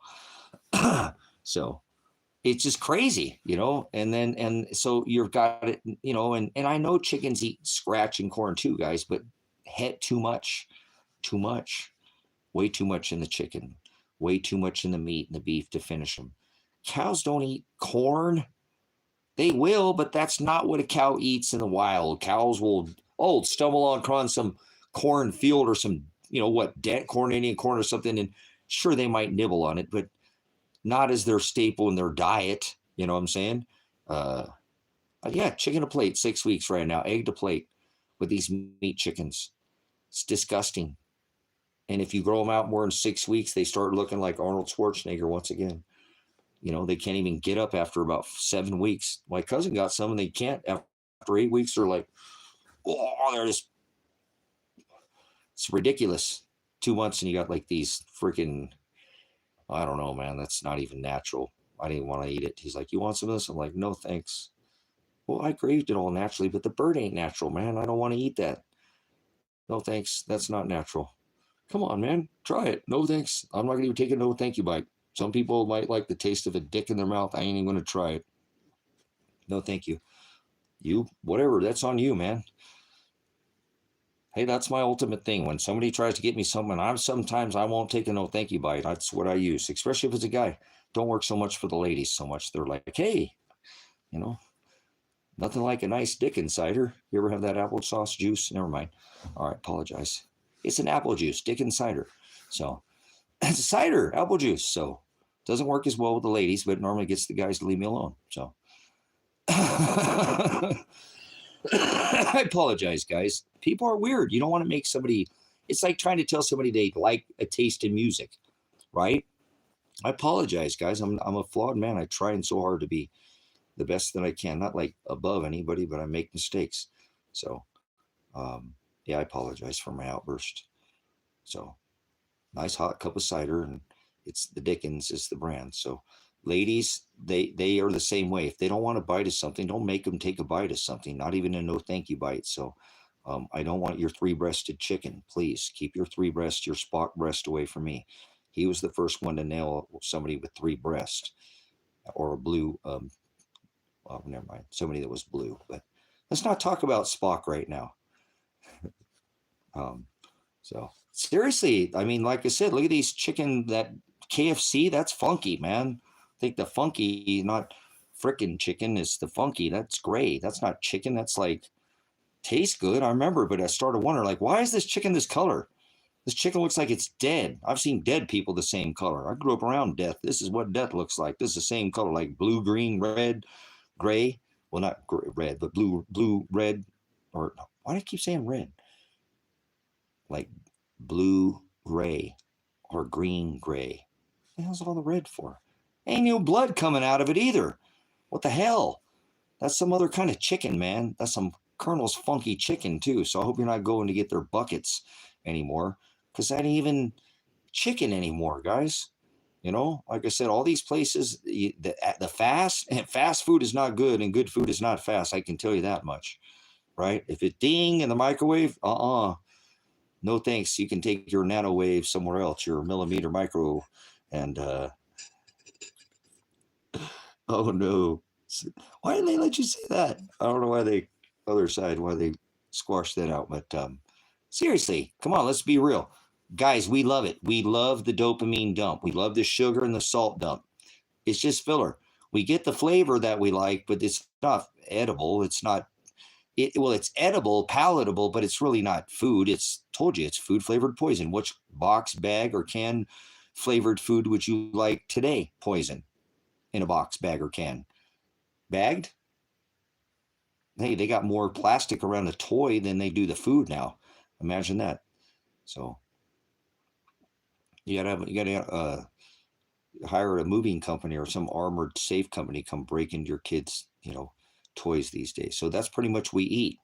We eat Barbie dolls, just a different polymer away. It's called Velveeta cheese. You're basically eating Barbie and Ken dolls, or your dashboard. It's not that many polymers away. It's still cheese, it's still oil, so it's still. Remember, I told you stay away from oils. He said extra oil, not like hello, eating Barbie doll heads or something, swallow them and well, whatever. I'm not sure. Whatever cheese or cheese whiz or 5G whiz or whatever spin you're on, whipped cream or cheese or queso. So whatever I did, I ate. I never grew up in eating none of that. My dad never once gave us no Velveeta cheese. So, but now when I got older, I'm like, oh, I'm gonna eat my dashboard. So, well, they copy nature in every way they can. But Nathan, I've talked about that before. Why do they do that? And why would people think that man can make something better than nature? Oh, man, I didn't say you said that, but right? Oh, man can make it better. Man can make man-made's better. That's like trying to tell me cannabis is going to grow better because it's 70 degrees and you don't let the variation fare. That's not true. Cannabis needs a variation. You don't want to just grow at 70 and sunny all the time. You need to mimic what nature did. And so, well, people get the mindset. I don't mean to just dive off into that particular subject, but there's a great analogy. If you understand what I'm saying, like, oh, well, we're going to grow cannabis. It's always going to be 70 and sunny inside this room. And it's never, that's not what nature is, you idiot. So if at least you're going to mimic nature, try to make something as close to nature. And they don't even do that anymore because that's what they were trying. All this snakes up a pole because Nathan's right. Listen to what he's saying. They're just copying nature. Mostly are man-made. It's just trying to copy fathers. So how is man-made better than what father created? And most of these pills are just trying to mimic bark or flower or root or, what I'm saying, or some portion of a plant or something. That's all it is. It's mimicking what nature already made. So how's that better? Oh, you're some weirdo because you like homeopathic and you're organic and you don't use narcotics and you think that you're a better person because what's wrong with you? You use cannabis, but I only use Adderall and I only go to my Mexican cabinet to be a Mexican American. You know what I'm saying? They'll point at people for using a homeopathic Mullen or so. I don't want to talk, whatever your cure is, but you know what I'm saying? Some kind of natural, but oh, you're a weirdo. Well, that's some kind of weird science, man. Oh, but go ahead and get in your Mexican cabinet and take your Adderall or get the jab because the government loves you. You know what I'm saying? You know what I'm saying? Go ahead and just get your free test or your cheat test. I mean, whatever, your little cotton swab, or get your sticker, your little Pokemon. Bow to the altar of Jabba, because that's trust the science and don't do it organically. Don't look into a way to organically, keep yourself. Hey, we're going to sell you the cure, and we're never going to talk about the cause of whatever, right? But we're always there with the cure for you. We're here to give you the script. We'll farm you out to the big farm guy, and then he sends you over right to the pharmaceutical. Remember, you went and saw the doctor, and the doctor gave you the script, and then he scripted you out to the farm guy, and then the farm guy, he gave you the side effect, so you can continue to the big farm guy. There we go. It's called sorcery, brothers, sisters. In Scripture, it says they will be fooled by sorcery, which is the word in the lexicon pharmakia. So here we are, snakes up a pole, man-made snakes up a pole. Remember, he said, you knew I was a snake before you let me in? And then he let the bite in.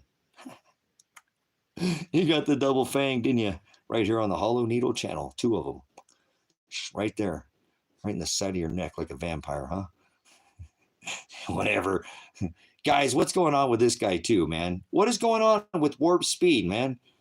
His whole, we got to take a pause. Is he on the, did he go to Thumpstein Island or Trumpstein? Do we need to see the Trumpstein files? Do you want to see the Trumpstein files or the list? See, the file is not the list. We know he's on the list. We know he's a file. Everybody knows he's a file. I've been telling you he's an island boy, even before Elon Sticky Muskrat said anything about it, correct? I warned you about him coming into office before he ever ran. Yes, I did. Go back to 2000, what? Truth Viral Television. I warned you he was in his medical martial law. They were going to use these 923 executive orders, and they did it in the next pretendency. And now they're going to do their final work camp with you and put you in Walmart 15-minute smiley cities. You'll have your big smiley Walmart face on, won't you? Oh, Team America.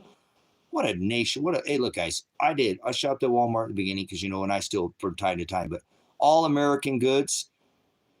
Heck yeah, as a veteran, like, wow, that's different. The Waltons. I'm like, well, hey, the Waltons, they are the ones who, 3 years later, nothing but a Chinese crap pulled the rug on the American people. Yeah, what, like 10% American goods now? 90% Chinese crap, huh? I gotta love the Walmarts, the Waltons. Yeah, they did that in the beginning. People were like, why are you so hard on Walmart? I'm like, because I'm a veteran. They came out with this whole, America made, and then wham, and then rug pulled everybody with a bunch of Chinese cheap crap. China America, it's kind of like the $5 General, Chinese General, or whatever you call that one is. They're all part of this system, but nobody's incorporated like the Walmart. You remember they're subsidized corporation in cooperation with Department of Homeland Security. They're the government. Walmart's the government. In case you ain't figured it out, Walmart is the government. So get in your little camp in your little slave nation, and you can, strangulation nation that they love to, stop you at the door and ask for your little, get your Bosch, iris scan you so they can put you in their little, hive mind so they can sell you more cheap Chinese crap. Maybe send some coupons in the mail. Does anybody coupon anymore? Probably not. She thought I spent bank, but I really spent coupons. All right. Everybody remember that? It is. It's Chimerica. Land of the fee and home of the slaves. It's what it is. It's the strangulation nation with the corporation. The corporation strangulation nation fascism, if you will, where the government combines with the corporation. It's called Walmart. It's here. Welcome. I told you SHTF is already here. You're just waiting for it to, get in your teeth and your eyes? You're going to get pink eye, man, from poop in your eye. You get pink eye from poop in your feces in your eye causes pink eye. So you're going to get double jeopardy. You're going to have look, you've been smoking something. Like, well, this guy's on something. Look at him. He's got rose-colored glasses and he ain't got the glasses on. Things looking a little rosy there. So, well, you guys, this is where it hits the fan. It's not the end of the world, but you can do something about it, like get out of the way of the poop, and prepare and just move on, move around. Evolution, go around the system. Hey, here comes some poop. I'm going around. Oh, you're just going to keep jumping over it? Think it's not going to eventually, you're going to be up to your knees in it? Drain the swamp, right? I hate to break it to you. You are the swamp. Now you're up to your neck in it. So we know he went to the island. Why are they even making this an issue? Remember, that's what he said. Why is this even an issue? I remember the Democrats did this. Remember Comey did it. Biden did it. Obama. This was before any of them even. He went there before any of this was even. Look at all this stuff that show. The hard thing is too right now, brothers and sisters, is to tell the difference between a meme now and something that's real. The lines are so blurred right now that when you're looking at something, like you'll see pictures of Chump with, like I seen a picture with Chump with 4 girls, four girls. And then I seen the same picture of him with three, and it looked identical. there were the 4. It was the same picture, and then 3. I'm like, what the hell now? And it looked like the old, and it had that same, remember photography, we had the photomat, brothers, sisters, remember Polaroid, snap, the whole, you guys remember that? The one-stop shop photomat? I was in photo, so I know, remember here, hold on, check this out. Hey, that's you, check it out. Remember the photo? I think they still have Polaroids, but anyways, so it's so hard to tell, because even like that right now, like what if they came out and said that Pretendant made an announcement? Would it be real or would it be a meme? It's pretty hard to tell right now, huh? They got this thing where this is so blurred right now. You know what I'm saying? It's so blurred right now. The best camera. Remember the Polaroid? Remember that one? It's very good. Hold on a second. Dude, I love that. Dude, that was such, oh, man, I love those Polaroids. It's like J.G. Wentworth. It's my picture and I want it now. You didn't even have to go to the photomat, 30 stop, show, whatever. Go to get your stuff developed, whatever, 35 millimeter. Because oh, that's 6.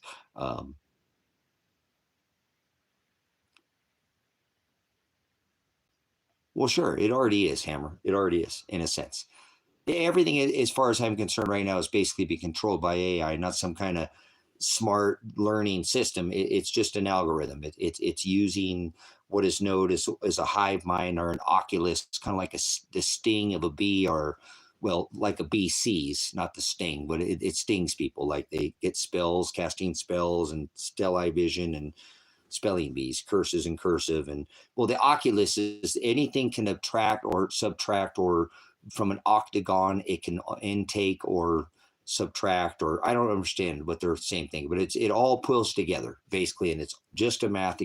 But the math, like for example, because you are right, if you're, I've never been to the VA or anything like that, but I'm the only person I ever know that has an honorable discharge out of the military, and I don't get veterans benefits. But if you know right now, if you know somebody who's a veteran, they have a system of AI determining on who gets care or not in the system. I forget, there's a name for it too. But there's a system by the VA that already selects who gets what care and who gets, so the system is already being ran by a selective. And what it's taking is it's using an algorithm, like a math problem, to determine an equation. That's all it is. So if you take an oculus like a hive, it's just putting, the computer knows what we all know. Doesn't mean it's smart, like it learns. It just knows what we all know. We've been feeding it because you jerk off on your phone. You know how many times you got pictures of you jerking off your phone?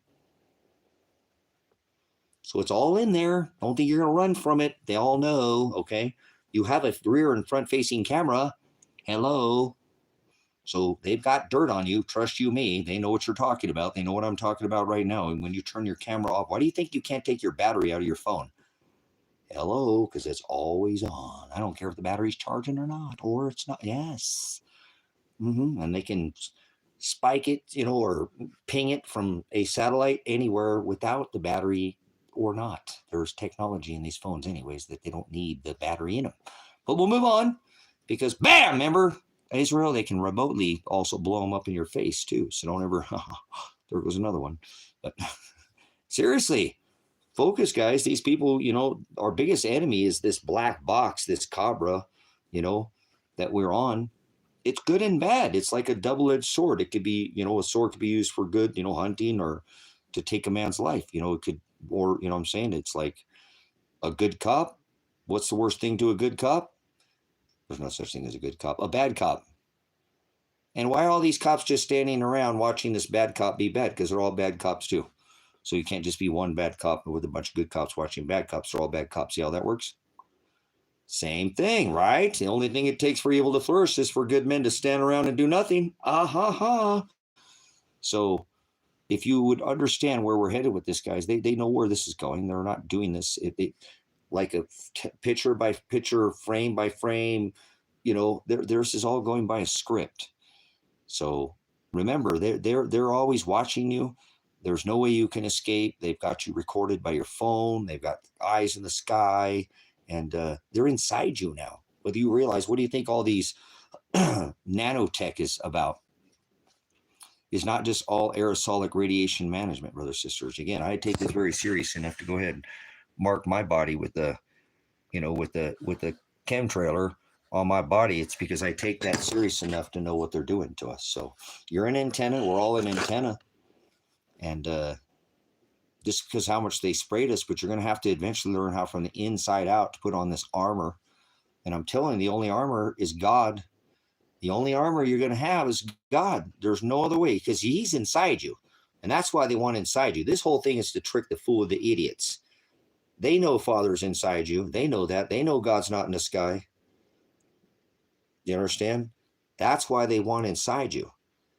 That's why they want to get inside you, think what you want, and have your high mind so they can be God-like. I've never heard anybody talk about this, but the closest they could be to God is by getting inside of you and knowing what you think. God knows exactly what you're thinking. He already knows what decision you're going to make. He already knows what you want. So I don't ever hear anybody. It's one thing to, act like all this stuff, but their main frame is to corrupt by viruses. A virus corrupts the main frame. It goes into the program and corrupts the program. See why they hit everybody with this, right? That's what it's not a living organism like a fungus or a bacteria, which cause infection, you could die, but it's more like a Android system. Get it? Computer virus, Bill Gates, Microsoft. Getting a little soft on me now. Don't be going, come on, let's keep up here. Nimrod. All right, well, I know, get your blood pumping. Don't get all mad at me. So they love their own brother, sister. Remember, it's self-driven, autonomous, like pulling your own will chain, if you will. You get a weak link in the chain, you're going to bust it, right? So, well, that's it. That's right, though. Good stuff, Nathan. There is no other way.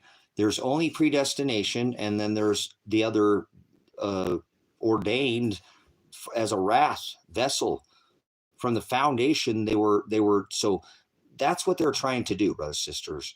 And I hope you can see where this is headed, where they're going to try to take this future tense. They've already shown you in television and movies. They think they can uplink their Jiminy Cricket, conscience, whatever you want to call their Shiva, their nonsense, whatever. It's in iPet Goat and it's in all that stuff. But you have an antenna like we're talking about, guys. And you have this conscious, and they know that this meat suit's temporary. This is a temporary experience, what we're experiencing right here. We're eternal beings. We come in and out of this flesh and always have and always will, but there's no determined time under this last trump before we receive that judgment and reign without flesh with Father before we go back to the little season where we start sinning again. Because don't freak out. You're not going to live forever without a meat suit. You will fall back under sin again.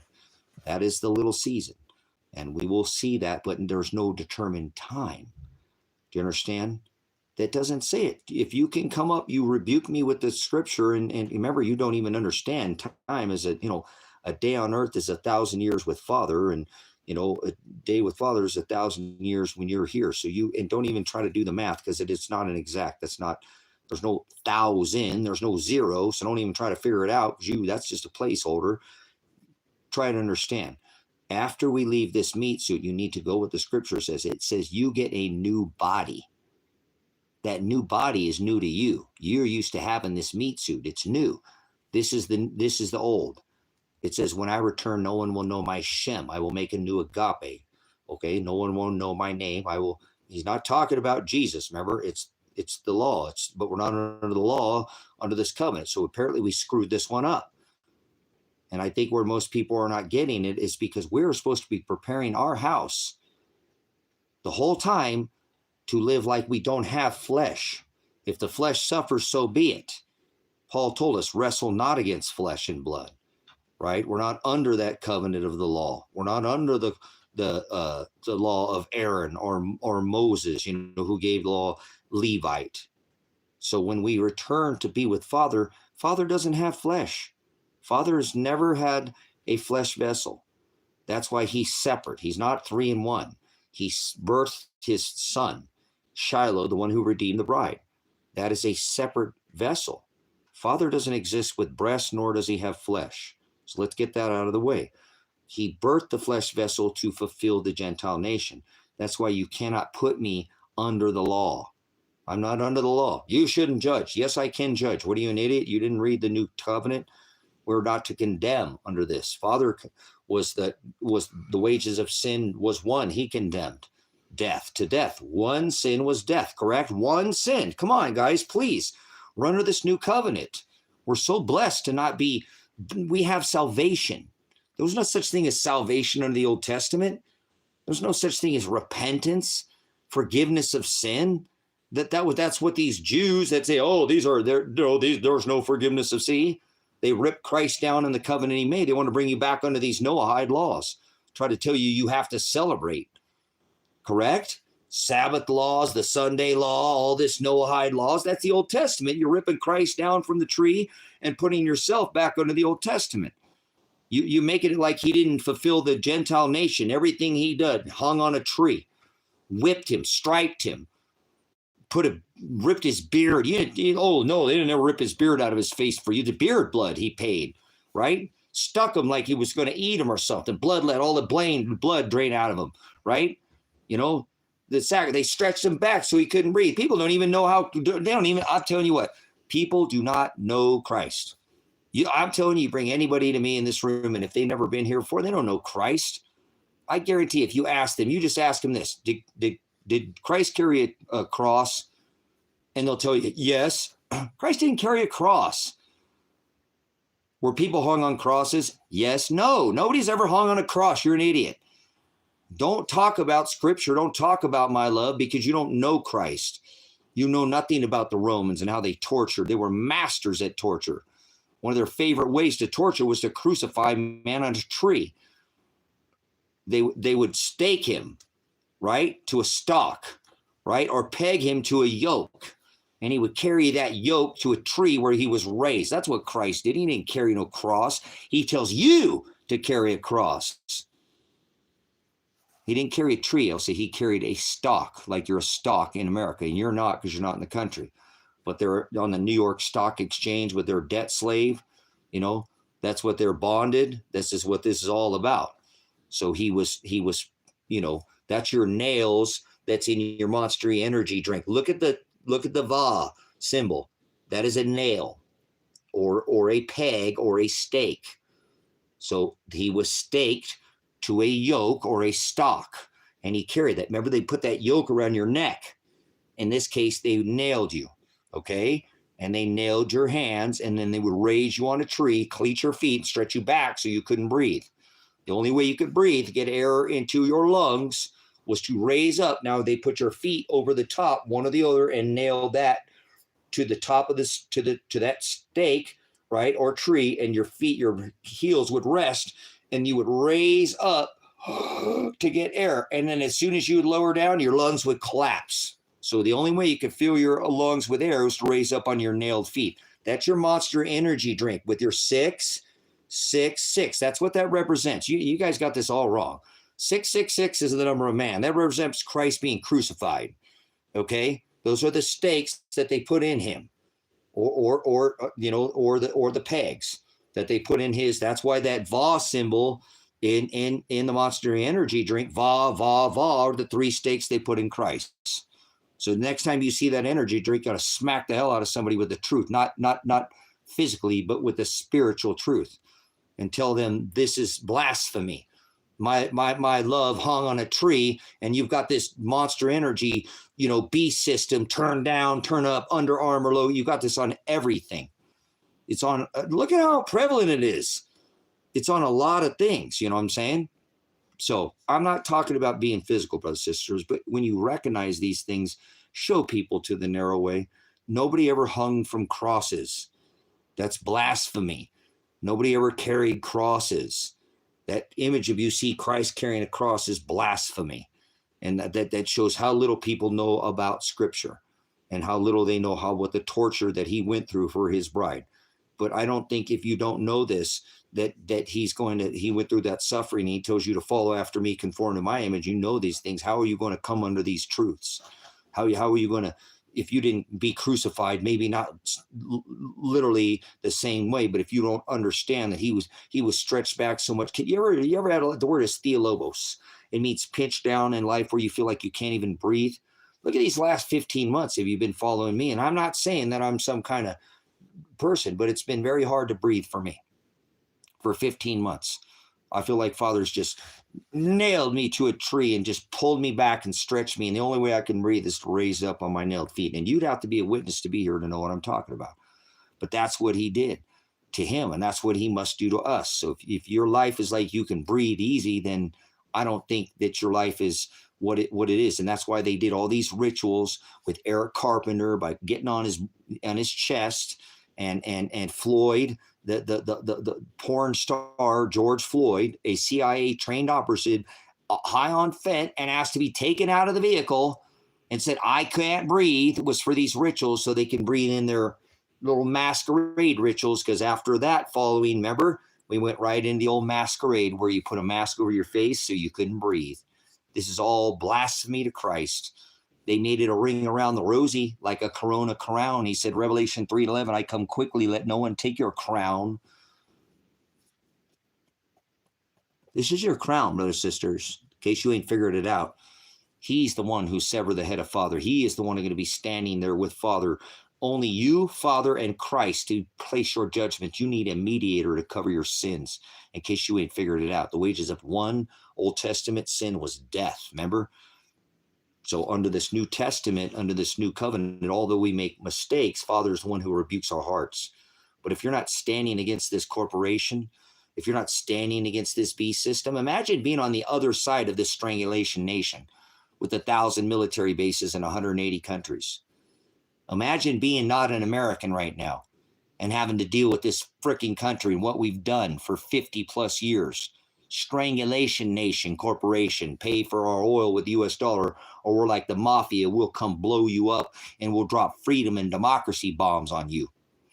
And steal a central bank and inflate your currency and make your resources, right, rob those and inflate the currency so much that the US dollar is the only dollar that's going to be spendable in your country because it's worth the most. That's all you're going to want to spend. Yeah, that's what we do. We cooperation, corporation, and strangulation nation. So start using the right terms. Start using the correct terms. Imagine, you know what I'm saying, being on the other side of this nation, being outside this country and have to deal with what we do. Forcing people like mafia behavior. Like the mafia, brothers and sisters, we have forced everybody for 50 years to pay for U.S. oil. Remember, Father don't like fees. He turned over the money changer tables and whipped the people selling the doves. Christ in flesh whipped them because of taxes. Remember, you've turned my Father's house into a den of thieves because of the conversion rate. And that's what we do. We convert 1973, we made every single nation pay for oil, the Saudi nations with the US dollar, whether they liked it or not. And we're taking a little bit of your money, whether you like it or not, because we're going to make you run it through this SWIFT. I said you're going to do it now. And listen, SWIFT, right now. Pay us right now. And we take it right now. Don't you worry about it. Just deposit it right into our account. We're the reserve, baby. You ain't got no reserve, do you? So this is how this works, brothers and sisters. Imagine being on the other end of this stuff. That's got to be a hell of a place to be living right now, to not be in America and be worrying about these 1,000+ military bases in 180 countries, a nation of immigrants. Now they're kicking out all the people they let come in here. They paid these people to come in here, and now they're kicking the same people they paid to come here out of here. A nation of immigrants kicking out all the immigrants. Now, that don't make any sense to me, like America doesn't even make 1 penny anymore. Not 1 cent. Makes no sense, none at all. So think about being outside this country. You live in America, you've had the ability to have the, stand on the X, go inside, flatten the curve, the freedom to just sit there and be an idiot and allow your tax dollars to be sent out to enslave these other nations. So think about this for a minute. What it might be like to have fear of America.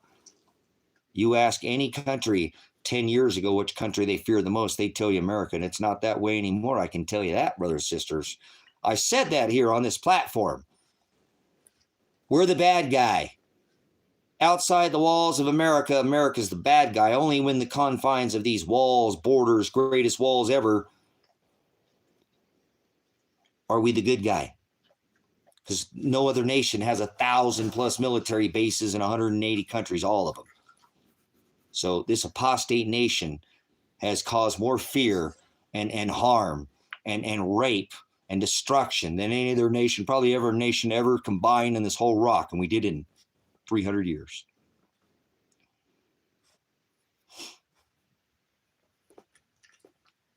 Do you know what I'm saying, guys? We're the bad guy.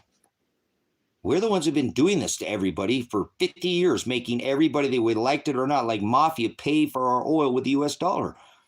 That means if you paid with the dinar, we took a little bit of that, converted it, and now you had to buy oil with the US dollar.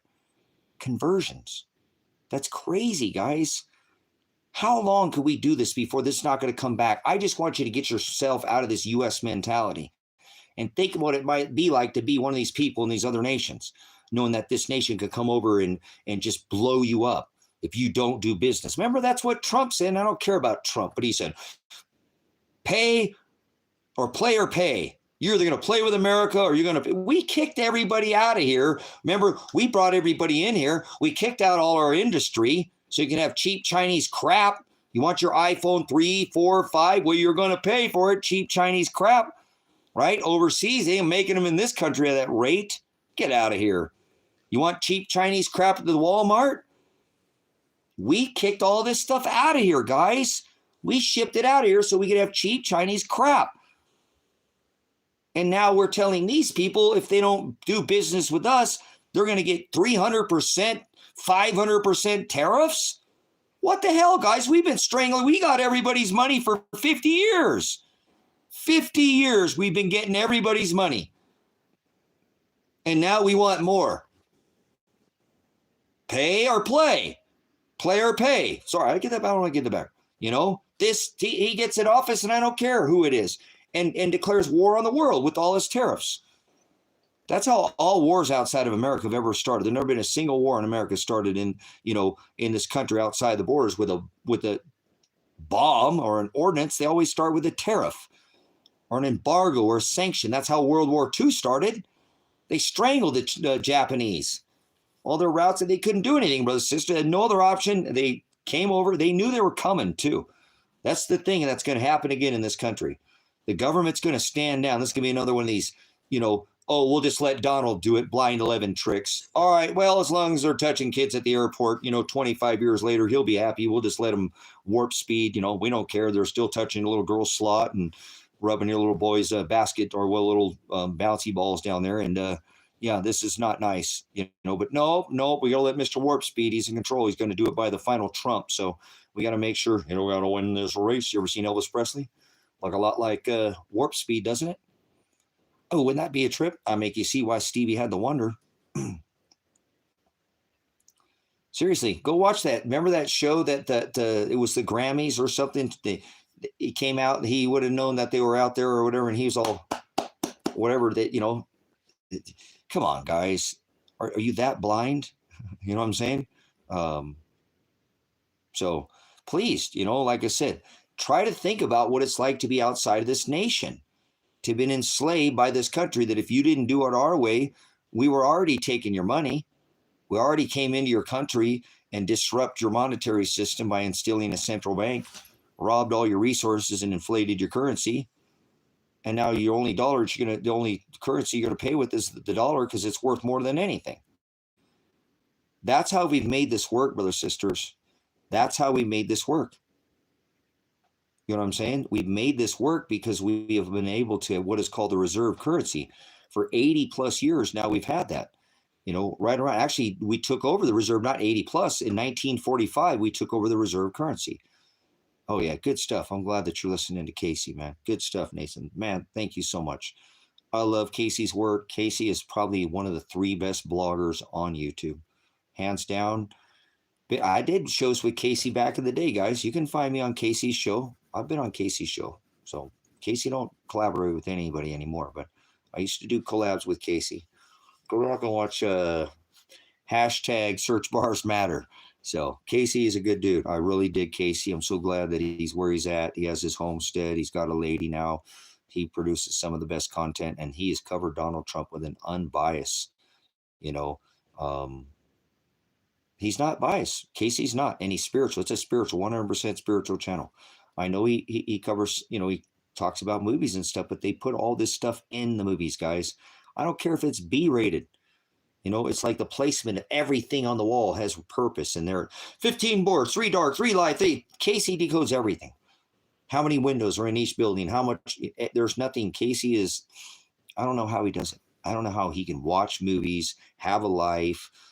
He still has kids and stuff that I'm sure, he has his fishing channel that he does from time to time and stuff, but still produces, content that's, oh, we covered Elvis. Nice. Okay, cool. I didn't seen Casey's, but another one is Tyler Hansen. Now, I don't want to go off too much on Tyler Hansen, but man, he's starting to get some of these. It's like, I don't know, man. Some of these are a little bit far-fetched, but I don't know. He's got a lot of his smoking guns that he puts out there. So it's different now. Remember these people with their adrenal, or the oxidized epinephrine and the going back in time and eating that, I'm saying they've got these. You look at some of these actors and they, in their 30s and they get up to their 50s and now they're in their 60s. They look like they're 20 again. There's something that's happening to some of these actors and actresses, like the reverse aging right now. So not only do you have this where this one got older, but now some of them are going back to this other, which is hard to believe, but you look at it and you're like, now wait a minute. Some of these are, not all of them. So I don't know if you watch Tyler Hansen on, I'm not sure if he has a YouTube channel, but he covers and he does the decodes on people who are two-faced, we'll put it that way. Like Giannis, the two-faced Joker, say one thing and do something else. I'm not sure if you know what I'm talking about, but that's the January God, like a Joker, like 2 Jokers in a deck of cards.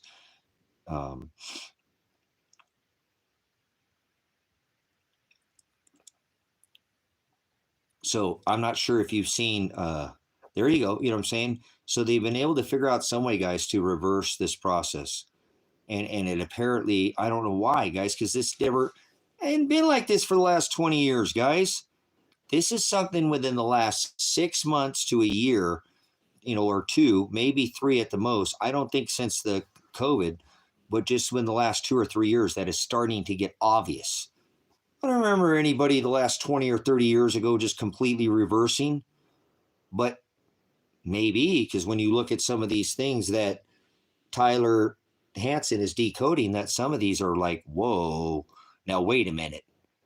That one does look like that person, and that is their nose. That is their earlobe. Oh, they have that same mole. They have that same neck, jaw, all these, it's not just like, oh, this person. And then he does you guys know who I'm talking about? Tyler Hansen on the, I think he's definitely on Facebook. That's where I think the first time when I was on the marketplace that I've seen him, and he does these decodes. He did a decode on on Elvis Presley. You guys seen his decode on Elvis Presley? On who Elvis Presley is? Which is crazy. But man, he's got the smoking guns on it too. And that's like, yeah, that too. So we have that. We have that. I totally agree with that, Nathan. We got to look at that too now because they have the technology to do that. Totally. They showed us in that one movie where they put the mask over their face of that one person, and then it like cuts in the little AI, and then it's his face. So, so have you guys seen who Elvis is? Who modern day Elvis is? So you might not know. You guys never heard of Tyler Hansen then? You guys don't know who Tyler Hansen is? Tyler Hansen, he's a blogger. He used to be a school teacher, and now he does these decodes on Facebook is where I originally found him. And he does these decodes where he's saying, hey, this person, and he does, it's all entertainment account. So he's, for entertainment, he does a little wink or whatever to keep his channel up. But he's done a decode on Elvis Presley. So I'm not sure if any of you guys have ever seen it. Pastor looks like him, but he denies being him. Okay, cool.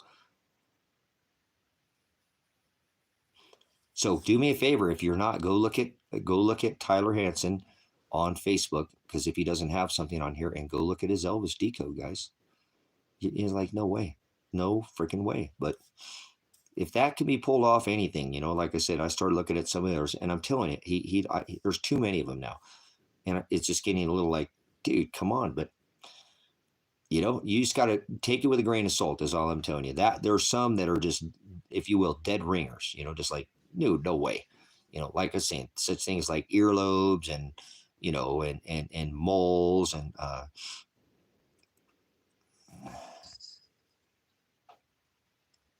130 pounds. So go watch. It's like, what? Get out of here. Look at his mouth too, guys. That's the one that I think is the way that guy he always holds his, he's always got that mouth, You know what I'm saying? That's right. That's right. And actually, that's right. That's right. And he dyed his hair. His hair wasn't black. Elvis's hair wasn't black. He had blonde hair. It's all an act. So see what I'm saying? And there's only 2 pictures of Trump, one as a child, not actually, and the other one's when he's like a teenager. And if you put those pictures into the AI generator, it says those are not real pictures. No, I know, West Coast. It is, whatever. And I'm telling you, you discern it with your own. I'm not going into any other one, because he's got some others that are like, that are actors like Tupac and all these are there. But, yep. So there we go. I mean, guys, this is crazy. You know what I'm saying? Wow. So how many others are there, guys? Because there is one that I truly think, I didn't buy it at first, guys, at all. I said, no way. I said, no. I'm not gonna fall for this, and straight line. I don't think we're in Kansas anymore, Toto, but yeah, he's not the only one, but this one to me, guys, it just makes sense. I mean, he's the king, right? And so yeah, that's what I'm saying. There are some too that one's a dead giveaway, guys. There's no way with that one. There's another one. That is whoever that is, whoever that is, that person, that Tupac or whatever. You know what I'm saying? It's unbelievable.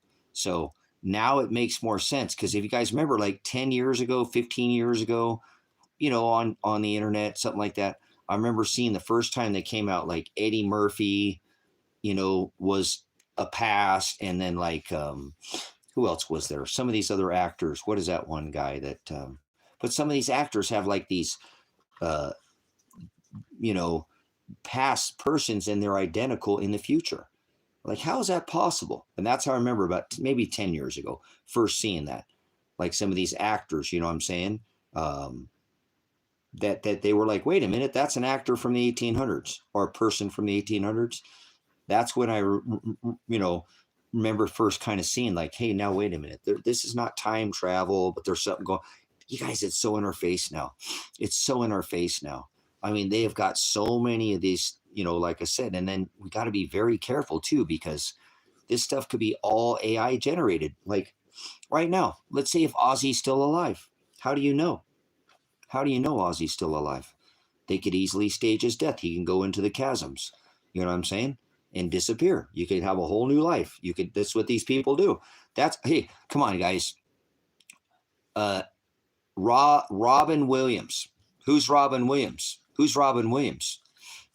This is somebody who's made a second life. Some of them lead double lives. They're double millionaires, double actors. Some of them even lead men and women's lives. You know what I'm saying? Yeah, Epstein didn't Epstein himself. I know, connection. So, but no, they'll leave double lives. But Pappy, right? You guys know who Pappy is? Have you guys seen this guy? I didn't even know this was a thing. I didn't run into this till about a month ago. And sometimes when you hit that algorithm, guys, it puts that stuff in your feed. And we always knew that it was doing that. But Pappy, right? Uncle Pappy, get out of here, dude. Nobody can fake Robin Williams. That's what I'm saying. Nobody can fake Robin Williams. Nobody can even try. There ain't no other Robin Williams, right? Now I hate the dude. No, I freaking hate him. I don't hate him. I hate the sin he's creating. You know what I'm saying? I hate the sin he's creating now because he's just lying. Everything he's doing is a lie. You know, he's just a lie. There's no truth that you can tell you. There's no way that you can fake that. There's no way he can even, you know, it's all an act, kind of like what Nathan said. You know, it's just an act. They're just putting on a front. So this is ridiculous. If somebody like him has been out this long and doing this, there's others, you know, obviously. But he didn't even try to change his appearance. He just changed his voice. Didn't he already have that as an actor? So it didn't even, it's something we already heard a bunch of times. So, you know what I'm saying? This is crazy how far this has gone, where these people can just stage their deaths and live a whole new life, and nobody in society just, oh, well, whatever. And then if you look, I've looked through, this guy's been out for a while, right? Pappy or whatever. And then you go through his comments for years. People have been told him, stop lying, man. Just come forward. You know, it's just so they stage these things and then they get the whole live. Dude, come on, man. Is that what happened to my son Elijah? Is he living a whole new life now or something? You know, I'd wish that for Elijah. Why can't my son, who's maybe he could just disappear and he's just living a whole new life or something, right? He's like, he's a Eliza. No, not Elijah, right? Or something. You know, these actors get to do it. Man, I just beam me up, Scotty. I'll be in South America. I might be there in, where's Elsa from? Oh, darn it. Starts with a P. Why am I having a brain fart? But anyways, I might be down there with Elsa and hanging out with her and her husband or something. We'll go down there and just, you know, I'll be down there. I was here. Where'd he go? I don't know. He's some other dude down there. Oh, you better get rid of your tattoos, huh? Everybody's going to know my tattoos. I can't change who I am, guys. You can't clone me and you can't make me something else. You know, I am who I am. I'm not Popeye the Sailor Man. Remember Robin Williams? All right. Yeah, whatever. Whatever, man. So.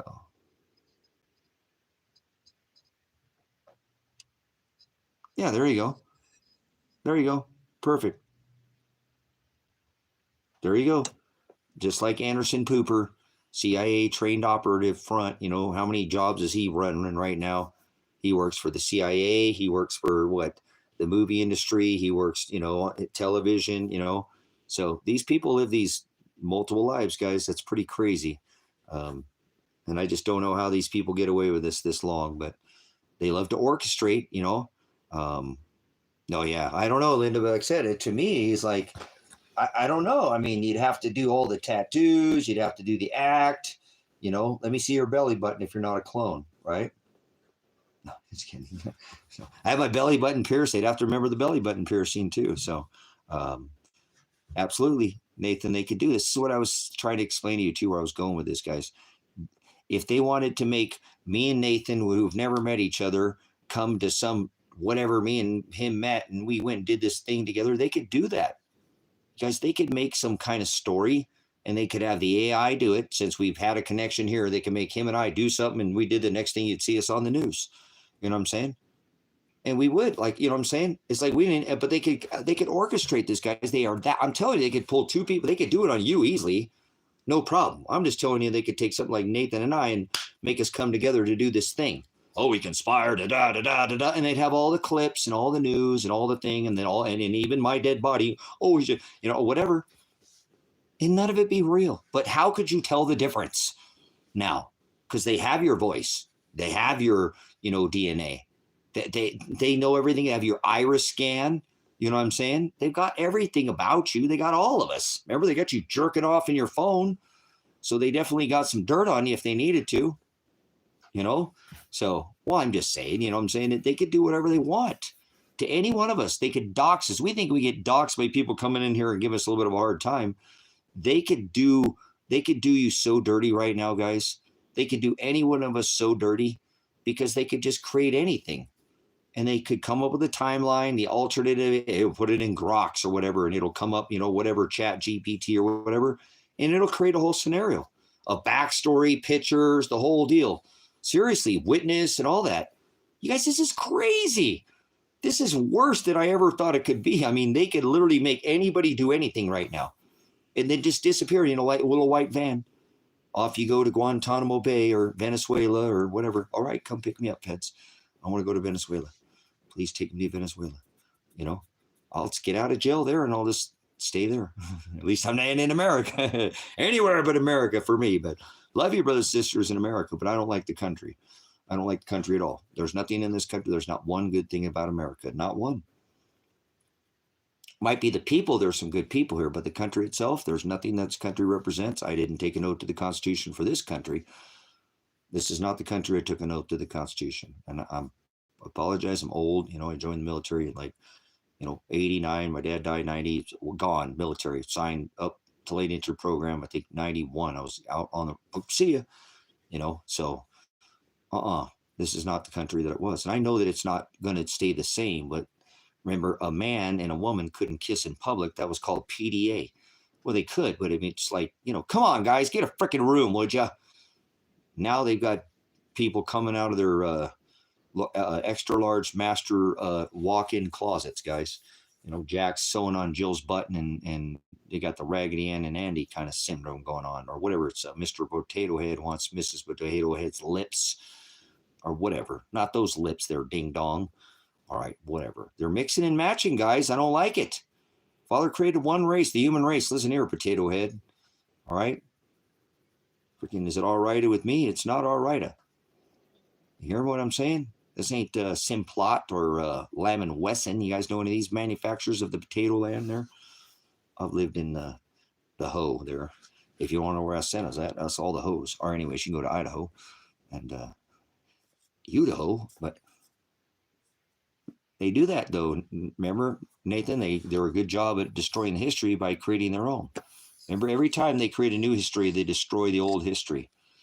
They do it every time. Go watch Adapt 2030, Civilization Cycle, Mini Ice Age Conversations. Well, now, Ransom Godwin at Mountain High Television, where it's always partly cloudy, and they'll tell you about these things. You guys listen to Ransom? David Devine at Civilization Cycle, Adapt 2030. He does an excellent job of covering how they always destroy these old relics and bring in the new. So he's done a great job at look at what Clinton did when they were, when they were doing that ISIS deal with the paid mercenaries over there. It's not ISIS, ISIL, right? The Islamic State, Levant, or ISIS. Hold on, wait, it's Mujahideen. Oh, wait, it's their paid mercenaries, but they went over there. We got them here in America. They're called the CIA, the FBI, the state troopers, the deputies, the sheriffs. They're all paid mercenaries. They're armed and they're thugs and they're gangs and they're go around and harass and extort the general public and fee and fine and tax them. You know what I'm saying?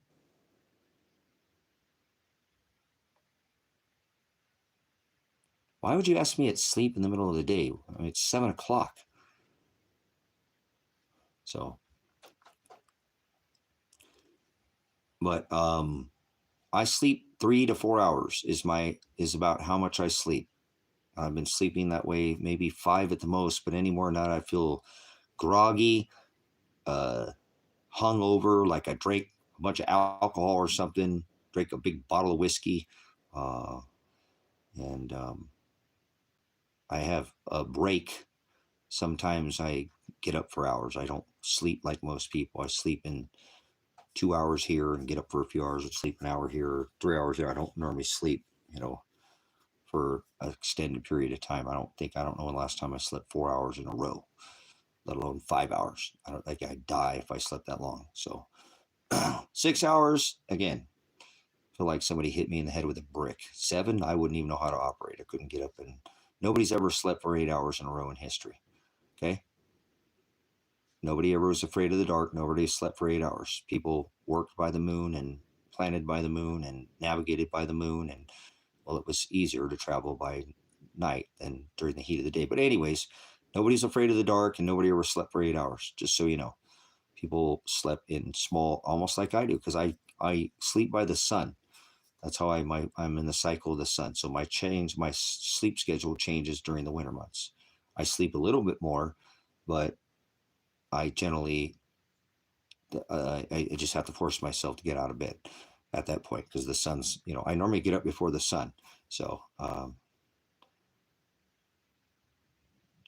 get paper maps to keep on hand. Yes, absolutely. Get paper maps and a Jeep's okay. I know you didn't say Jeep to keep, but a Toyota. Get a Toyota. Get a Tacoma. So I'm not sure, Nathan. I'm an organic guy, so I haven't done much of that. But that would be an organic way to, another organic way to cleanse. I don't want to talk too much about health or anything, but your intestine, your lower intestine is the very first thing that you probably. I've studied nutrition for 30 years. I mean, as much as I can, not all the time, but I've spent a ton of time researching it. And you want to start with that last, because all your toxins get bound up in your lower intestine. Well, there you go. See what I'm saying, Justin? People didn't sleep for no hours because when you do that, that's a lot of sleep. You know what I'm saying? Good stuff. Yeah, yeah, absolutely. Be agrarian. But, once again, Nate, I'm more of this homeopathic guy, so I try to stay. That's one of the best thing. I'm telling you, that's better than anything. And I don't want to say, I'm telling you, I think that's one of the best things you can do to your body. Oh, wow, Linda. Okay, interesting. I'm not sure how you, where's your body store all those toxins? See, that's one thing about not having that, guys, is you have a place to store all those toxins. So maybe you don't have a place, which would make it even better than, you know what I'm saying? But if you start with your colon, your lower intestine, that's where, all your toxicity is generally stored. I mean, it does store in your liver and your kidneys, and these things are filters, but obviously you have a thyroid, that's another filter, right? Obviously, but the lower intestine is where all those processed proteins, whole proteins that don't separate in your bacteria, in your gut bacteria, genetically modified bacteria mess with that separation of the whole protein that goes in your lower intestine, and the villi lining in your lower intestine is where you absorb nutrition, and has to enter into your lower intestine as a separated protein, not a whole protein. So when it enters into your gut, and it doesn't allow that to happen, like carbonic acid doesn't, it robs the separation of your body of that process and sends it through your digestive system. Carbonic acid, like sodas and bubbly drinks, sparkling water, all these things that have carbonic acid in them. Right. Okay. So you have some issues. Yeah, I have issues with gaining weight too. But what happens is that whole protein goes into your lower intestine, brothers and sisters. It becomes toxic. And so that's where you're storing probably a major amount of your toxicity is in your lower intestine. So if anybody's ever recommending doing a cleanse, I recommend they start there. What Nathan mentioned is probably one of the best things that you can do to your body. Don't be continually feeding this, 3 meals a day process, because you're you're not allowing the natural process of your gut bacteria to stop the gut process. And there's a whole bunch of other things that you're not allowing your body to do. If all you're ever doing is sleeping 8 hours a day, stuffing 3, meals in your body a day at those intervals, you're never allowing your body to do what it naturally has always done. So, there's lots of ways to gain, health. And I'm not giving any advice, because don't take mine. I mean, I am in my 50s and I do have, a pretty good physique for being, I don't have any body fat. And so I'm strong and fit, and, I've got, probably, at the rate I'm going, another 50 years. I don't want to be here another 50 years, but I could potentially be here with as good as my health is. I'm sure if I got my heart tested and circulatory system, I'm in good health. I'm as healthy as a 20-year-old probably. I don't think it would show that anything in my body is aged, other than broken bones and damage that the whole system. But I'm telling you, a lot of that is because I've changed my diet. in the last 10, 15 years. I don't eat like I used to. And I really try to avoid the things that I know that my body doesn't like. And my body tells me. Because you guys, if you remember, if you listen to your body and you know how to listen to your body, it'll tell you if you're not doing something right or if it doesn't agree with it. Like it's not. So I know that's why I don't sleep for 8 hours because my body does not agree with sleeping for 8 hours. 6 hours is, ugh. I've done it, but man, it's like, oh my gosh, I wake up, feel like I have a hangover. And I just can't do it. So each of us are a little different. You know what I'm saying? I'm not trying to remember that with these things, medically, what works for you might be perfect for you. And it's excellent. And, it's got a lasting, and the other person taking don't work at all. We're all wired completely different. You know what I'm saying? Uh,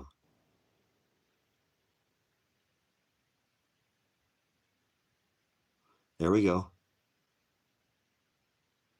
There we go. That's what I try to do is, you know what? I don't want to spend the rest of my life being at no doctor's office. And, I don't have, like I said, I don't have funds. I have land and I have, but I gave the land, so I don't need, but I have my health at this point, you know what I'm saying? And the best thing you can do is because I don't want to spend the rest of my life, going to doctors at the end of my life. I had to curb my habits, more than a decade, almost a couple decades ago, and said, man, you can't keep eating like this. You can't keep treating your body like this. You're gonna grind yourself into the ground. I was one of these people who could work unreal hours, and I didn't smoke cigarettes. So I didn't need to take breaks. I worked for 8 or 10 hours, and I go home, and have a day. Or most time I've been self-employed in the last 20 years, so I'm the boss. But you know, I make my hours. But again, I've got to be careful too that I don't, overdo things, and it's not hard to do. It's really easy to overdo or underdo things. We got to try to find that happy medium, if you will, moderation. You know what I mean? So I'm glad that Father's given me health, and an abundance of health where I don't struggle with a lot of like health issues. I might have pain, but that's just because I screwed myself up. That's my fault, not from diet. I mean, that doesn't, me not eating the best when I was younger doesn't help me now, but, you know, um, or it really has little to do with now, but other than maybe my whole, overall health. But I just told you I am healthy. I have eye issues now and hearing issues now and respiratory issues now, but I still feel healthy. What a blessing is that to be eat 5 tear gas canisters and still be able to breathe. That's good, right? I mean, I feel good about that. I feel super blessed that I can even get up and, you know, breathe at all, Um, but let me get up. Speaking of getting up, let me get up and feed my animals here, guys. I got to feed these puppies. It's about puppy time. Feed my kittens, and we'll come back and we'll continue to have a conversation. I appreciate you guys being here. And like you said, yesterday was a huge day for me, and I appreciate it. It was really hard to take 15 pounds of precious metals. That's 15 months of work. 15 pounds. It was about 20 pounds of. I think it was more than that. I didn't add it up. And but $15,000 for the precious metals, and just Father's going to provide, and I'm gonna make sure that I show everybody in the future that contributes to this Ecuador property that, this is where this is going. I don't want to, I don't have expenses. I've now paid off. I have a $5,000 expense, but that's not, I don't want anybody to pay for that. I will figure out how to do that. Remember, I said I asked for several months now, or a couple months, for people to contribute, and nobody could. So it just means that nobody can, and that's fine. What I do want is that for people to have a chance, though, to be a part of this Ecuador property, and that's where all funding is going to go. Because I have a motorcycle, a flatbed, a pickup truck. I have some other assets, so I will continue to push. And I think I have 6 days. I have a court date. And so maybe this will just get dropped in 6 days. Wouldn't that be? Oh my gosh. I wouldn't even know what to do with my life, guys. I won't know what to do with my life. If I'm unchain. I have been held down for 15 months. I don't even know. I mean, I told you I have ideas, but I wouldn't even know what it's like to be free like that anymore. It's been a while, and I know what it's like. I know what it's not like freedom, but the taste of freedom. I can't even leave the state. You know what I'm saying? I can't, you know. Um, so to get out from underneath this would just be a blessing, and I could breathe for a minute. And but I would probably leave immediately. I probably wouldn't stay here longer than it would take me to get my passport. And whether I can purchase the ministry or not, I'd probably go down there, just take like a month vacation and come back and maybe get some American money together and go back down there or something like that. Get some more things sold up here. But I have the land too, guys. I have land. So I have land for sale. You know what I'm saying? I have land for sale. So if you know anybody wants to come out to this area, I don't want anything for free. Like I said, I don't need anything. I mean, I want to own nothing. I don't want to own anything, guys. You know what I'm saying? I don't want to own anything. I'm over dirt. It's cool. You know what I'm saying? I had a lot of cool collections. I still got some weird stuff around the houses and stuff, you know what I'm saying? But it's just one-off junk. Most of it's just junk that I built or made, or just some weird one of a kind item, or just something old. You know what I'm saying? I don't have that, so I just don't have the desire to, like, well, I need this, or I need this dirt, or I need that dirt. I don't need dirt anymore. I'm over the dirt. If you're still in the time where you're collecting things and you're still getting things, like, don't let me rub off on you. You know what I'm saying? You know what I'm saying? Um, you do you. I know we all have needs, but I don't. Maybe a truck while I'm in the United States to travel. I have one. I have one. So it's old, but I'll use that until maybe but I don't have needs. So um, as far as a physical. So now the only hopefully thing that I can accomplish without all this big, because it's been kind of putting this ministry together and stuff is, and trying to juggle a lifestyle and business and all, it's a little taxing. But now I think that this is a beautiful um, time for me to move and not like permanent move, but move, uh, get out of here and enjoy some time while I can, and then get down there and get this farm together. I talked to Kevin about it again today, so I told him you're going to need to purchase that farm pretty soon, Kevin, because remember I was this close to purchasing it the other, about a week ago.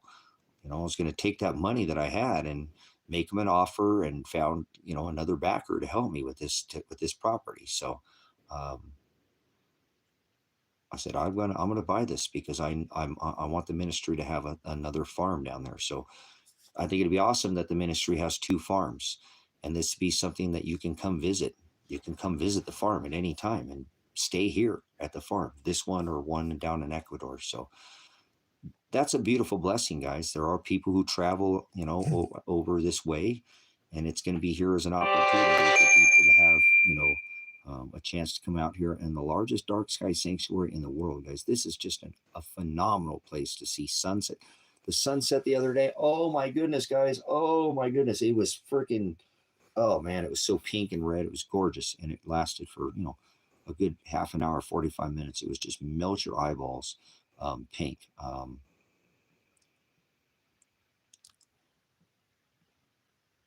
My legs, huh. So, yeah, you know what I'm saying? It's so if you're interested, I have a couple properties for sale out here. Again, there's a lot of amazing people come out here and live the dream, because you can live off grid, and many people live without, having a power hooked up to the property, but they have power inverters and charger controllers and solar panels and wind turbines, and and they have all their systems. They don't have a power bill. They don't have a water bill. They drill a well. I mean, it is uh oh, you don't need to speak a whole bunch of Spanish, Nathan, to live in Ecuador. I mean, there is a large, I can't remember how many, like, I don't know, a couple, 2, 3 million expats or something like that living in Ecuador.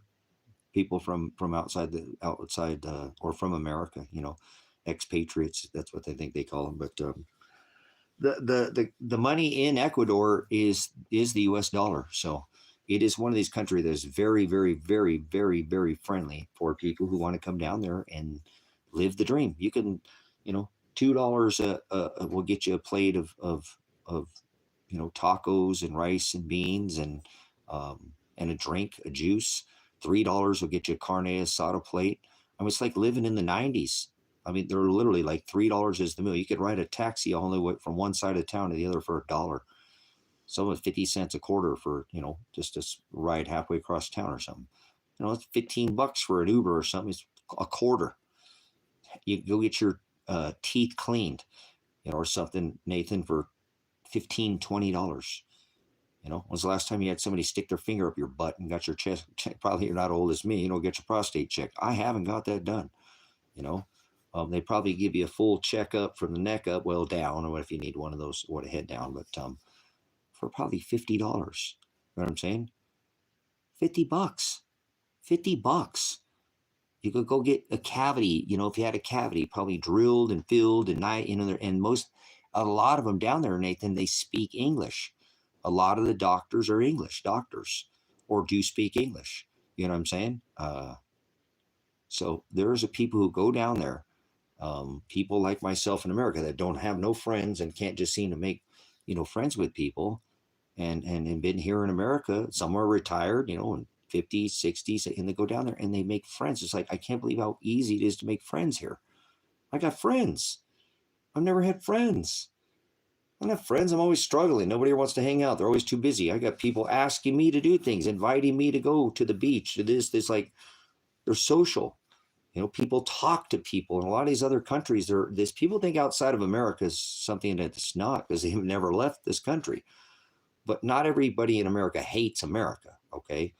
I know there is a fear, but some of these people, they're just living their lives and they're just trying to exist on $2, $3, $5 a day. You can live in Ecuador for $500 a month. You could rent a nice 1 to 2 bedroom apartment in a place like Zumba, and you can use public transportation, have health care, eat, all that, and your internet's $20 a month. Your phone bill with the internet, it's very affordable.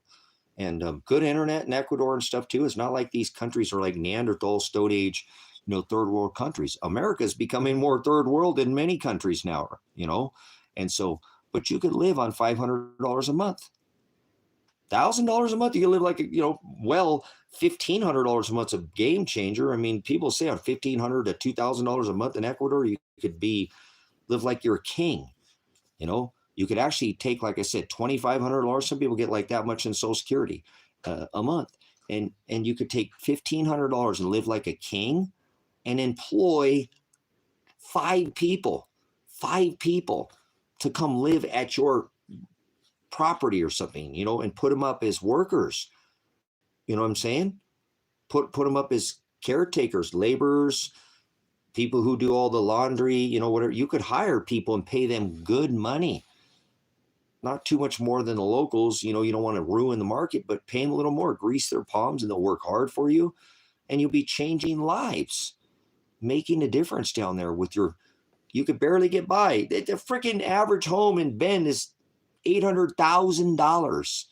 Every third home sold for $1 million, brothers and sisters. $1 million. Whoa. Like I said, that $15,000, guys, that I just had to give up in precious metals, if I would have held on to that for another 6 months to a year, I could have easily retired on that. Just for my own, even if I didn't pay off the ministry, that'd have been enough for me to retire. I'm a minimalist. I live I use a lot less water than most people, I don't, like I said, I just don't, I like to use as least as possible. So that's like the perfect place for me, since I'm such a minimalist. It will be so up my alley. So I'm looking forward to getting down there and getting it set up. And if I can't get anybody here, that's what I'm saying, Nathan, to change lives, man. With $1,000, you can change lives, Nathan, down there. $1,000 is a life changer. You know what I'm saying? That's a big amount of money.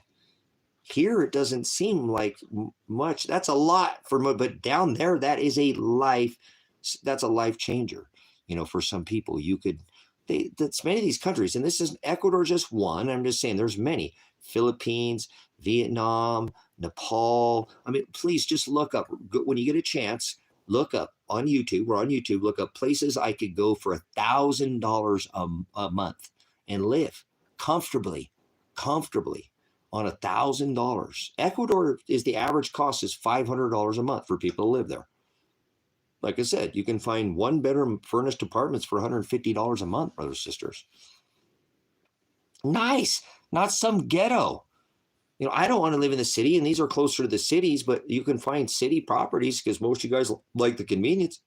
And country, I like to live in the country, but you can find a one bedroom apartment for $150 a month, totally furnished and nice too. You know what I'm saying?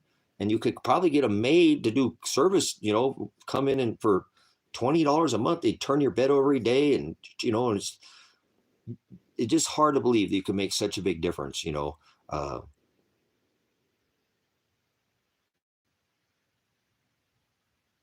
well, you can be a part of that, Nathan. If you're a part of this, if you're part of this ministry, you'll be welcome to be always a part of here, no matter where you're at. Just stay in touch with the ministry, or if we can get the Ecuador property going down there, to have a place, man, to go get away, take a vacation, work the ministry, be a part of it. There's always going to be opportunity here at the ministry. I mean, here, at least in the U.S., I know I'm not going to struggle down there. I don't mean to be it like that, but I'll pay people down there. I can take this American money down there, and do completely different things with it down there. Like I said, you could take $1,000 that you have every month and employ 5 people every month and still have money in your pocket and pay them good. Okay, there's my people who do all my laundry and all my services, cleanup for all my services. I have a maid, right? That's my whatever. If you want, I don't mean to code that, but some kind of service. I have somebody come in and give me a massage, once a day. You can hire a masseuse there, guys, to come rub your back, your legs. You got bag legs, you got, whatever, cramps, you got, something, shin splits. You could hire somebody to do masseuse for you down there for $50 for the month, and that's probably about the cost to have a masseuse come in and monthly give you a massage once a day. It's just incredible how many other countries where it's not, it's not like here in America. We get so used to this American lifestyle. It's so expensive to live. We don't think that there's other countries that are living on $2 and $3 a day, but they're making that much money down there. You take your American money that you make here to another country and you can live a completely different lifestyle. Like I said, just go look it up. I'm going to get up here and feed my animals and look it up, guys. You'll hear all these amazing stories about people who are like, man, I am so happy I took the jump. Now I still have friends, I still visit back, but this is a whole different lifestyle for me. I feel like I can breathe now. In America, I always felt like I was struggling and I couldn't get by, and it was just such a constant, nag. And now I feel like I can relax and I can breathe and I'm not stressed. And I got friends and the food is good and the quality is good. The church that I went to, there's nice people. There's just a lot of good stories. You're going to hear some horror stories, but not as a whole.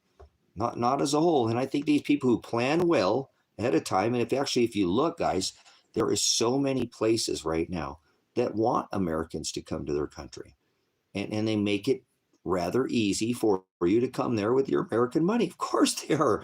You got a lot of money if you got $2,500 a month in some countries. When it's $500 a month and you got what times 5 times the amount, you're pretty well off, right?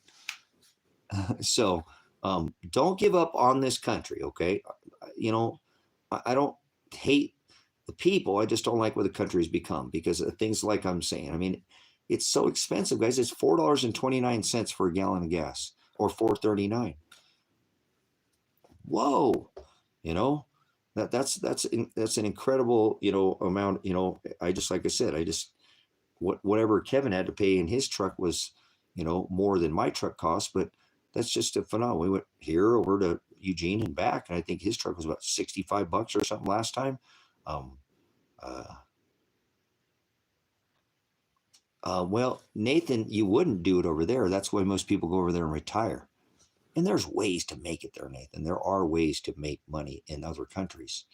Most people go there and retire, though. Okay, you know what I'm saying? Retire. So if you went there and worked the ministry, you wouldn't need to have a wage. What I'm hoping is that the ministry will pay for itself. We'll have enough wages to pay for. You can people make money down there. There's cities and there's like you go to Zumba and make $2,500 a month in Zumba.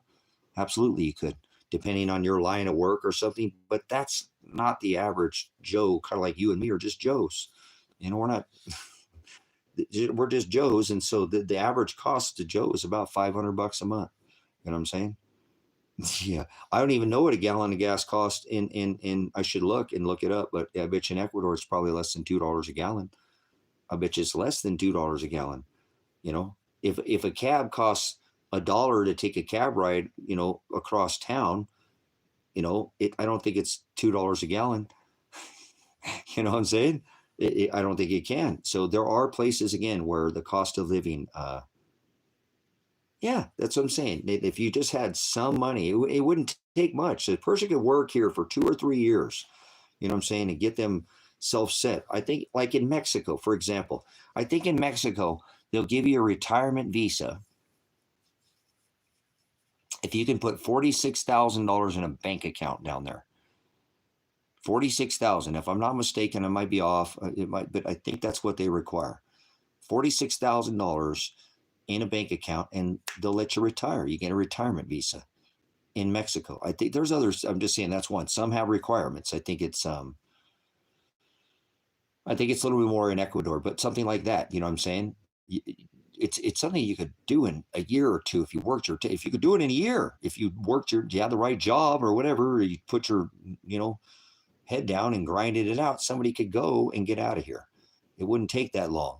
That's just one example. If I'm not mistaken, I think if you put 46, there are places that will give you a visa if you will put a certain amount of money in one of their bank accounts. That's one way to get retirement there, or purchase land. Like I'm hoping that I can go there on like a work visa, since everybody keeps taking my retirement, and I just took my retirement and had to spend it on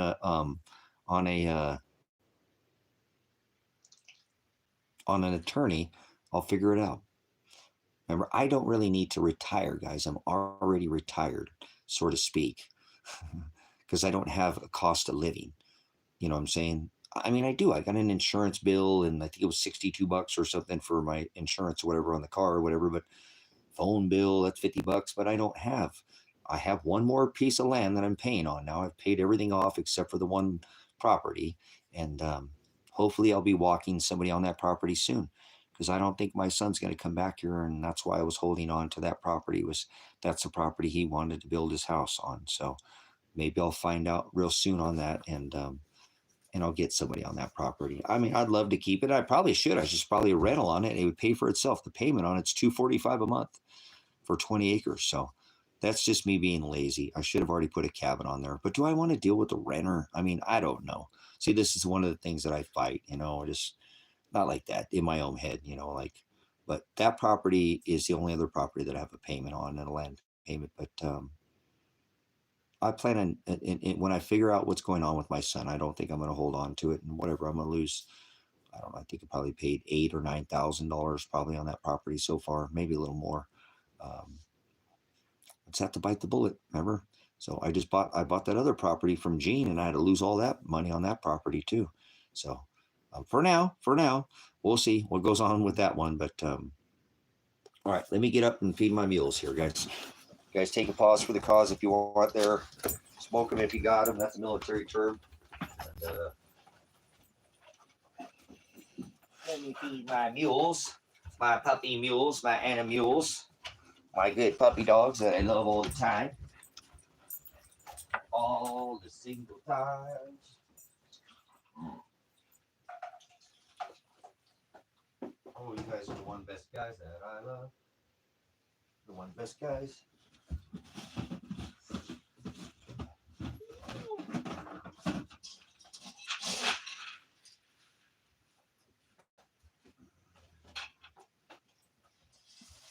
For Mr. Bone. And for Mr. Doggy. And for my kittens. Let's feed the kitties first. Get twins. Better. Oh, there's my Jennifer P. There's my little girl. I love you, girl. I love you. I love you. I love you. Oh, I gotta say hi to my little baby, my little girl. Nancy's first. Nancy's first. Nancy's first. Almost first. I got my kitty. Oh, my little Juniper girl. My little Juniper girl. Bad Doggy's next. Doggy's next. Oh, my little pea. Oh, my little pea. Oh, my little pea. My little sweet pea. She's my girl. She's the one I love. She's my little girl. You are the best girl I ever did have. You're the best kitten girl that I love. It's Juniper. She's an outside girl. She don't want to come inside anymore. Open the door. She just doesn't want to come in. I had to grab her up. I had to grab the girl. I love you, girl. I know you're dad's girl. You still love the dad, huh? You still love the dad. She used to come inside all the time. She don't want to come inside no more. She still loves dad. Do you love the dad? Do you love your dad? Like all the kittens out here that love the dad? I do love you. You're the best kitten girl I ever did have. You're so sweet. You're such a sweetheart. You're my little pea, my sweet pea. Yeah, she likes it outside. I mean, the weather's awesome right now, so it's freaking mice heaven. You know, she does such a good job. She's seen a couple birds up on the AstroTurf by the house, so she does a good job. She doesn't let none of the birds or none of the mices, none of the macy's that we love her. Oh, just we love you. I just love you. Oh, I just love you. Oh, just love you. Look at this awesome tail. She doesn't ever let me see it. She's got white on her tail. Okay, leave my tail alone, Dad. All right, I'm going to go put her back outside. She doesn't like coming inside anymore. She used to hang out with me all day. All day. Why don't you say goodbye? Say, hey, listen. Say goodbye to everybody. Dance. Leave her alone. Say goodbye. Say bye, sweetheart. You just drooled all over me, Pants, you little silly puppy dog. Say goodbye. We gotta go. Yeah, I gotta go. You wanna go? Dad got you some dinner. Hold on. Here's your dinner. Here's your dinner, good girl. There you go. You are good kids. You're the best kids. You're the best kids I ever had. Oh, man.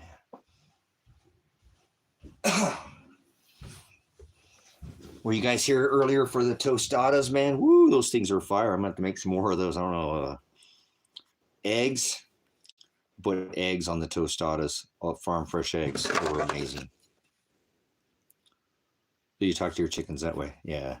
I got rid of my ladies. I gave them to one of the ladies here in town. She needed them. She's really depressed, and she's in a bad little spat. And I'm like, I got a way to get this lady out of her house and get her, because she's a busybody. She's caught in a rut. I'm like, we're going to relocate I'm here with the chicken relocation program, and she just, it's good for her. So I buy eggs from the local guy at the hardware store now, but he's got good prices, and $3 for a dozen is it's hard to even raise them for that price. You can't raise chickens for no $3 no dozen. And these are farm fresh. These are the same eggs that I could raise myself, you know. And so yeah. But love the birds. I know this. I'm saying $3 for a dozen. I mean, holy crap, for farm fresh eggs. I mean, I think it was costing me about $6 a dozen, maybe $8 a dozen to do them. But I was doing all organic. I, you know, was literally making my own food. I don't want to do the store-bought scratch stuff or whatever. But either way, it was a win-win situation for her and me. And, you know, because like I said, she's got them. And now I've got some more time to be doing other things. I'd like to spend a lot of time with them because they're fun. The birds are crazy. And I had ducks too. I had seven ducks and 13 birds, 13 of them. So, but yeah, they're a lot of fun. They were absolutely a blast. And I miss having, because I had the red sex link, and those were the ones that they're like kind of like having puppies. I don't know if you ever had they're like a Rhode Island. If you ever had the Rhode Island Reds, they are really super friendly, and they chase around like little puppy dogs. So, all right, hold on. I'm gonna take a pause here and take a pull off my my medicinal transfer technician here. Hold on. I'm gonna transfer some of these cannibal lectors into my respiratory system. Oh.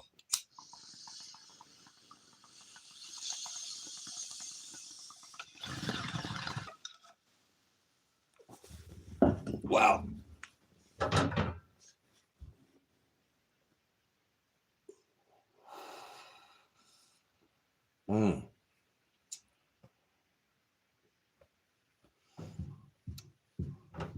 That is too good right there. I was talking, it's so funny. I was talking about Kevin about a month ago, maybe now, 3 weeks ago, about, hey guys, you remember that strain called the cat poop? It's like, oh yeah, it's like, they call it the poopy or whatever, the cat poop, It's like, yeah, that stuff's good. I'm like, where'd it go? I haven't seen it forever. Like years. When's the last time you seen some cat poop going around? I don't know. It's been a long time. Sure enough, like 2 weeks later, I came into some cat. Like it hadn't been around in forever. Well, if you ever remember that, I don't know what the strain is, but I think that's what it was always called. We called it the poopy. All right, but anyways, I don't like cat poop, but not that. Okay. Need to get the grow. Nice. Yeah, I like to grow my food. You can actually do a lot of the foods. One thing, the better thing to do too, is start getting your food wet on your chicken food, when you grow food. The cool thing too about growing chickens, and when you grow them, you can grow vegetables and grow them right alongside your garden. Chickens are just an amazing asset to have when you have a garden, because you don't waste anything. So,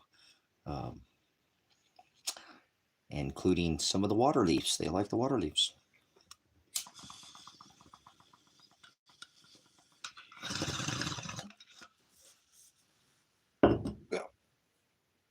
Yeah, we've got some ladies going right now. I dropped that one. It hit the dirt, man. That thing crushed the whole plant, and it didn't come back. The bottom of, or the bottom of it is, but the top. I thought I had it, but it's okay. At least I tried. But the one, it didn't do very well. It just got too much shock. It was it was a clone from indoors, and I didn't harden it up like I did the other ones, and it got shocked, but it's coming back now. It's starting to come back. And the other ones that I gotten, like I said, the one it fell over and it got crushed, but it's doing okay. The bottom is doing all right, and the other one's doing really good. And then the first one, that white chocolate chip, it's a sativa, and it's doing really well because I had hardened it. I had brought it in and out and in and out and in and out before I just left it out there, So it's starting to thicken up and get kind of hardy, and it's not very tall. I don't care if they don't get any over 2-3 feet. It's fine with me. The smallest plants always grow the best herbs, and so not bigger plants don't grow the better. It's the smaller. Smaller is better when it comes to cannabis. So not bigger. People, whatever. So you do you, and I've been a medicinal cannabis grower, so I'm not giving you do you. Like I said, everybody's different, but I'm thankful again to it's been a lot of years since I've been able to grow. So I do need to get a garden up in here before probably next week because I think it'll start frosting out here come August. We don't have the hot August, we do. I mean, we get the dog days, but we can start frosting in August. Mid-August it can start already. So I got to be ready for that because these things need to go for obviously August, September, October, maybe in November. It's a long pull to be getting shocked with a lot of frost. So I'm going to have to build a terrarium. I have some cooler doors that I have gotten from, I remember where they were out of one of these. I think it was one of the restaurants that shut down. They had a 3-door, big glass front 3-door cooler, two of those, and they took the front off, and I ended up getting the doors with the casing. So I think I'm going to use those and build I had more windows out here, but they got busted. But I'd like to take those cooler doors and build them into a nice greenhouse, for these 4 ladies. It doesn't have to be huge, but it should be nice the way I build things. Have you ever seen the way I built out here? I'll incorporate it and try to. I don't know. My brain is already trying to figure out how to make it look old. How do you make new windows make them look old? But I think I just need to not worry about that and just um, put up a good, decent structure, and then I can gingerbread it out after or something. Just get the base of it, and then I'll add. I'm going, gosh, you guys didn't even want to be out there for 5 minutes. 5 minutes. You don't love Dad that much, do you? You love Dad that much? Wow. You guys didn't even stay outside for 5 minutes. That's the tostadas from earlier.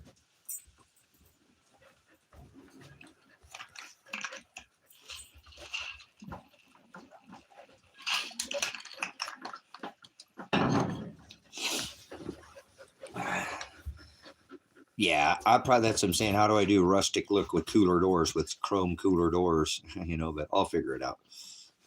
I gotta figure out how to disassemble them and how I'm gonna, make them. I have 6 of them, so I was thinking about, doing 4 by 2, 1 by 4, making it that shape. I'm not worried about a roof. They don't need to be. It doesn't need to be that big. I mean, I didn't plant. I had some vegetables, but I gave those away to the lady that I had gave the chickens to. I gave her all my garden too. So, and gave her the other garden too. We gave some seed plants that were grown too, but that's okay. Just starting it over here. Like I said, change of plans. Things change quick out here sometimes, and so you got to be able to move with the times. And like I said, this was more of a kind of a tithe to somebody that was in a situation that again had just been a little depressed and needed a little effort, something to be able to put the effort in, because this person can really be really busy, and once in motion stays in motion. But I'm glad that I was able to do that. But I still need some kind of greenhouse out here to grow something, out here. Every year we should be growing something up towards the front, and eventually we'll have the whole back, the underground geothermal garden going in the back. And then but that's a whole different animal. That's a big feat there, and that's probably going to grow, enough food to have abundance to go in freeze dryers and be tithing the food, the extras and stuff. That's the whole plan. That's like, I mean, I can't grow what I can grow in Ecuador right here, but I can grow vegetables here, and I can grow fruit here, not trees as many, or things like that. And I could eventually, but at this point, I'm going to just stay really heavily focused on, things that are conducive, where I can grow that are high nutrient. I'm going to really try to focus on growing things that are super nutrient, vitamin rich, mineral rich, and that's going to be my main focus. Is not so much like, oh, this tastes good, or not that I don't think that things could, but I'm not going to be going after taste. I'm going to be going after nutritional value. If I'm going to do food, then I want to make sure that the food is high quality and nutrition, and have a lot of nutrition in it. So, yeah. But either way, I do want to get one up front here too, because if I did have it, I probably would have already, planted a couple more, whatever, tomato plants or something. And I don't think I'd want to try to keep it going year round out here up front because it's so small. But that's the nice thing about having that geothermal garden going in the back, that we can do year-round gardening, 365 days a year. That's awesome. So that sits adjacent to the east of the shelter, the archive, and I can heat that whole room because that has a wood stove in there. During the winter months, if I needed to, and let that whole room heat up.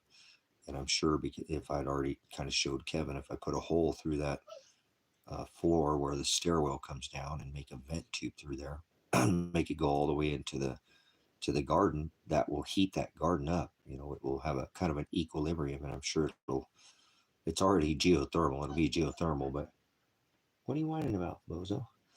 Um, I should be able to garden year round and have a really nice, 60-degree, 65-degree, pretty normal temperature, even overnight. If I light a fire early enough in there, that thing will, just the mass of all that rock and block and brick, and because some of those walls are nothing but big rocks that I brought in, and concrete, and in large, big, massive boulders. And so I might have to take a boulder or two out to put the tube through, some kind of venturi type of, but yeah, I mean, it's going to run all through that geothermal mass right there too. So it should be, well, I have another source right now that I pull from, another property that I pull from, but I'm planning on trying to drill the well here um, before the end of, for the end of the summer. I've already talked to Kevin about it, and I can't do it by myself. So I have to get motivated. I'm sure that Kevin kind of does his thing. So um, I just need to probably do my thing and just get it going and make it happen. And then, well, here I'm probably only 30 or 40 more feet away from the water because I've been digging. I'm 20, I'm probably 30 plus feet now. Probably about 32 feet down. So I bet you I've hit water at another 40 feet, and so I'm in a really good area in this. Well, there's water all over this valley. There's water all over the valley, but it's how good is the water quality? So I'm in a better area. We have an area here that's called Sweetwater. So I'm hoping we'll stab at it and see what we get. But any kind of water is, no, I have a well drilling kit. So I've bought a well drilling kit. I need to get a couple of the supplies to be able to actually drill the well. But I have everything I need except for just a couple pieces. I mean, I have all the well drilling kit and the bit and the auger and hole. I bought in and bought. I said I might as well buy that while I have money, and I'm making money, and had and said I can use it to drill multiple wells. So I don't, it would be stupid not to buy it because then I can help somebody else drill a well. I just always thought having it, somebody else would drill me a well. So it's a 4-inch auger. So it cases with a 4-inch casing, and it's a PVC case that I put on it. Like a PVC with a bell, on it, and it's rather simple and a little crude, but it works. And I bought it from a guy who's this company owns, and he wants, he builds the auger itself, and it's a pneumatic system that does air and water.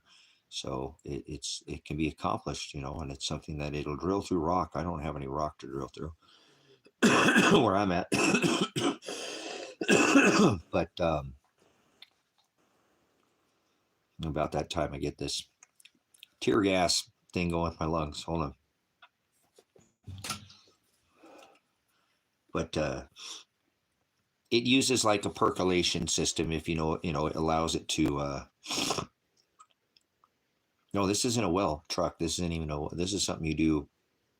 It's compression. You use a generator, or a compressor, and that keeps that pneumatic air compressor, and it uses the bit to spin like in pneumatics, and it spins that bit, and then it runs a secondary line down the hole as like a venturi to keep pushing that circulation, and it circulates all that, the you have a little bit of mud, or I forget what they call that, but anyway, the debris.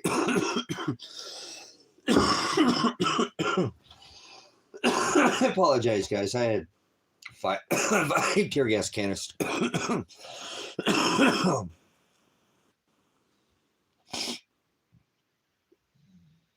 I don't think my lungs are ever going to be the same after those 5 tear gas canisters, guys. I need to admit, hopefully this all work out. I'm going to go, if I leave the country, I'm going to go get looked at by a doctor, get my chest x-rayed, see what they did in there. They really did an ever, I'm sure. So I'm sure I've got some scarring or something. It's like a twice a day thing. So, no, tear gas. This is from the cops from the state. I don't know if you've seen Nathan in the house get SWAT raided, what they did to me, or they're apologize. Actually, I've shown it on here before, but about this time from 7 to 9 o'clock, my lungs kind of go through whatever, and they do it sometimes in the AM too. So I apologize. I don't know what goes on. Like I said, it's my right side of my nose starts to run. So my right side's messed up, man. I had a stroke, so I'm trying to do the best I can with this old body's not 20 anymore, but give me just a second. Sometimes it give me a stinking, like a gargle. It just fills up. So, and normally it's too bad if I'm sitting up, like I said, or something, or moving around, I'm all right. But when I lay down, it's hard because my whole, it just, fills everything inside my.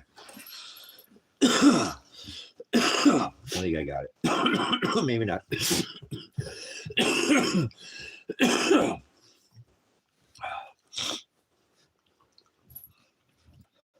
All right. Hold on. Say, stop coughing, Dad. Puppy's looking like, you all right, Dad? I'm all right, buddy. That's okay. I love you. You're such a good boy. You're such a good boy. She's sticking on the dad, huh? I love you, Bubba.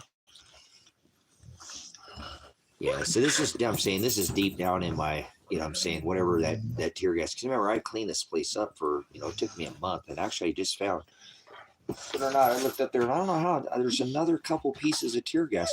You're not right there. I don't know if I can zoom in on them, but see that dot right there? That's still tear gas. I don't know how the hell these keep appearing. It's like I already cleaned this wall 2 or 3 times. Well, but that's tear gas. Those little dots right there are tear gas.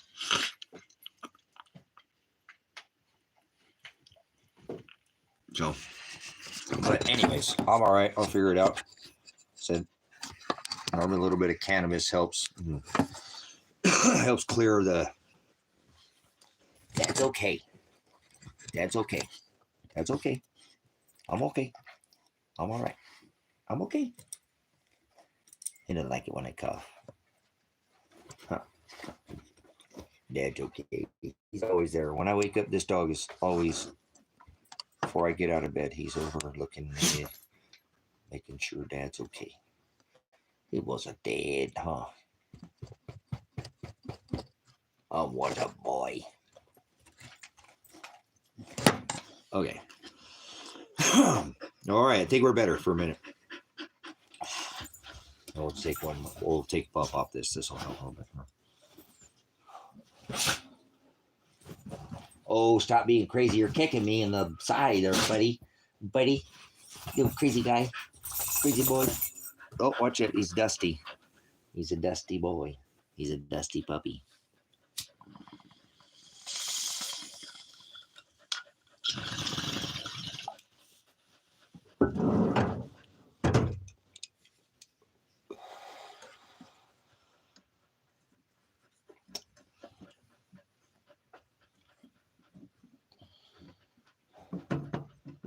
I'll be able to get looked at here soon, though. Like I said, I'm gonna hopefully soon. Father will get all this stuff resolved, and I'll be able to go and get something looked at my head too. You know what I'm saying? Um, just because the grenade hit, I mean, that's not. I know it wrecked my vision, and I'm okay with my hearing being weird, but I need to see what's going on, what's inside my head. You know what I'm saying? I know because I had been in a major 5-car pileup and had fluid in my frontal lobes. In my second time, 3 times being rear-ended. The second time I wasn't a driver and literally broke my back the second time, and vertigo and fluid in my frontal lobes of my brain. So I know what it's like to have head injuries and have my head smashed and crushed and whacked, and I still to this day don't understand how I can take a grenade to the face and just turn around and start talking about the case. But I know Father protected me. I mean, physically, I know what it did to me, but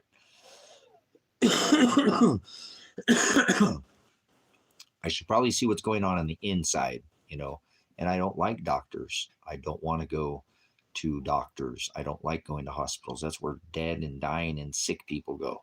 So I stay away from hospitals. I try to stay healthy, remember?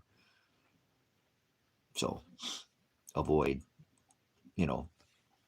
by being healthy. So, but I should probably at least get the inside and see what's going on, make sure I don't have any tumors or anything going in there, because there's a lot of pressure still in my sinuses that I don't talk about.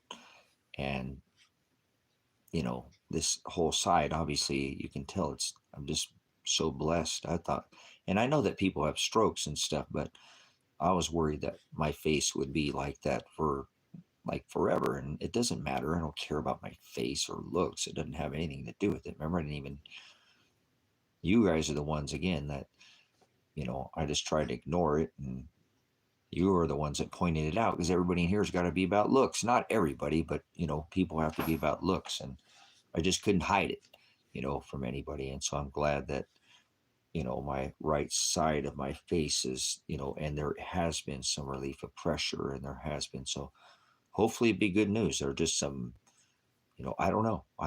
But you can live with anything but without your head, right? You got to have your head. Remember, you can lose a hand or a thumb or your shoulder, or get half your body blown off, but you can't get your head blown off. Got to have your head. So I better make sure my head's straight and get, not the low mental, like head check up from the neck up, but that kind of checkup, if you will, uh,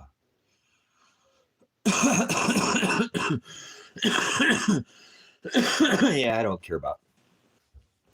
I just need to make sure that my body's okay. You know what I'm saying? Because Father said our body's a temple, and we're not to destroy it. And so if I don't, I have to endure to the end to be saved. So I need to get looked at.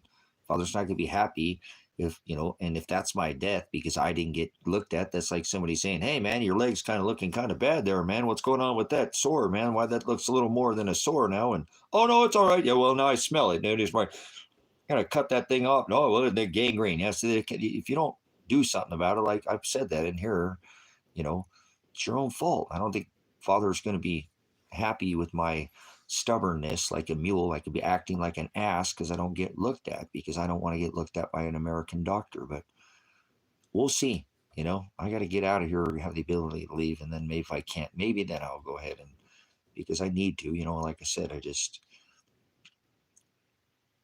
this respiratory thing is something. The head thing is just to get looked at. The respiratory thing is something I'd like to get taken care of. I'm getting tired of this choking, and I can't. It's just not like it's some, it's been since then, and I know what it's from 5 tear gas canisters, and then cleaning the cabin for months on end without professional company is roasted my lungs. I know I'm not good. It's like I said, I'm not going to be happy with the results of what I find out with Elijah and Marshall. You know what I'm saying? But I'm not. Like I said, I know I'm not going to be. I'm not going to get the results that I want from this lung thing because it won't go away. You know what I'm saying? It's something. I'm quick. I get over stuff fast. I'm healthy and strong. My body can kick anything. I told people. I remember during the VidCo, whatever, the Warnham kind of was coming, and then like, you guys are all sick. you're not getting me sick. And I'd say, go ahead, cough on me, breathe on me. You ain't going to get me sick. I have too strong of, you guys forgotten that people lived during the Black Plague because they didn't let their immune system be compromised. Okay. I have a high, strong immune system. I don't eat what you guys eat. I mean, I eat here because I was working actually at the time at for a hobby at a Mexican restaurant, trying to throw down some more, whatever. But I just needed to do, it was one of the things I needed to do. But anyways, it was during that time. And, sure enough, I did. I got that crap, whatever everybody got, and I kicked it in 2 days. So I can even say that whatever that was, and I had been sick in 5, 6, 7 years, and it was just a seasonal sick is the only time that I normally would ever get sick. You know what I'm saying? So with the changing of the seasons, not sick, like, oh, there's a change. Oh, I might get a little thing in the fall, and then I'm good all winter, or same thing in the spring, and then I'm all good all summer. If something like that is how it's been, I don't get sick, man. I don't. Only time I got sick, I remember, is when I used to smoke cigarettes. I haven't smoked cigarettes in like 15 years, or probably it's been a while. It might be that 13 or 14, or yeah, maybe even longer than that. Yeah, something like that. But yeah, I used to get sick. Then I couldn't kick stuff either. It'd be with me for a while, like a month or something. Like. So, and I know, and I'm not, like I said, I'm not a doctor, but I am a first responder and a military police, and first, whatever. I know medicine. Okay, I'm not coughing up anything of any color, I'm not getting an infection. I don't have an infection. I know that because I would see it in the color of, what I spit out. So, I know it's from this tear gas. There's something going on there. So eventually, like I said, I'll get it looked at. It's not the end of the world. It just gets a little annoying sometimes because it just comes real fast, and then it just, sometimes I can kick it and it'll pull itself, and then sometimes it fills up, and especially if I'm laying down. So no, you're not going back outside, you knucklehead. You're gonna go in and out like your old lady trying to change dresses or something all day. How many dresses are you gonna wear there, lady?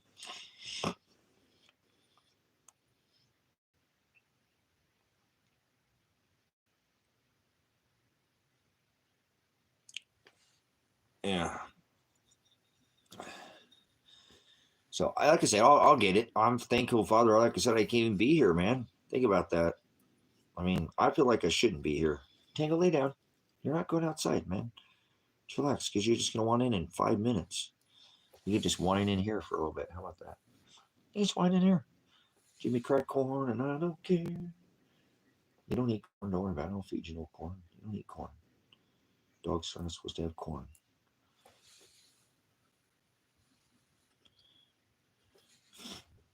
You're spoiled, is what you are. Big puppy dog. My big puppy. Tango thinks he's a puppy dog. He thinks he's like just a little baby puppy. He's a very large dog. Even Kevin said that couple. Man, that dog is a big dog. Well, he's not a large. He's an extra large breed dog, but he's not a medium. He's not a large. He's an extra large, but he's a good boy.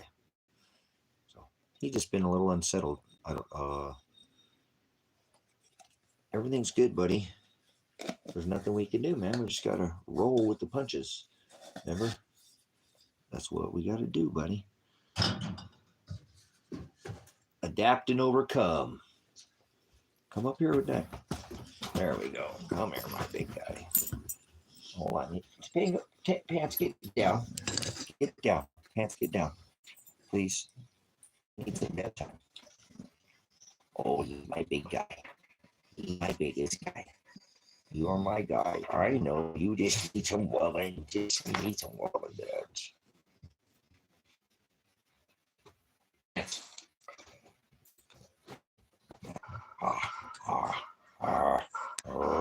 You're such a good guy. Get that tail going. Oh, get that tail going. Oh, I love him. Glad I have you, buddy. Glad you're here. Back with the dad. You've been with the dad. Pants, get off of him. No kisses. No kisses. That's your brother. We love you. Are you getting enough love? Don't you kiss me. No kisses. All right, Pants, get back. Pants, lay down. You're in the way. He needs to get some dad time. He needs to get some dad time. I apologize. He's got to get some dad time here. He's my biggest guy I ever did have. He's an old guy. He's old, but he hasn't figured it out. He still thinks he's a puppy. You think you're a puppy? Huh? He's just a puppy. He's a puppy. He's a little puppy. He's a big puppy dog. Oh, I'm a big puppy. And Pants, get off of him, dude. You just pushed him off the couch. Pants, down.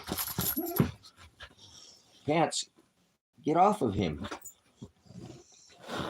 Pants, you're next. You have to wait your turn. You don't ever wait. Man, what kind of discipline these dogs have? Who's raising these dogs in here? Don't you whine back at me and talk back to me. Who said you can talk back? You sit over and wait your turn. You don't need as much love as he does. We love you. We love you.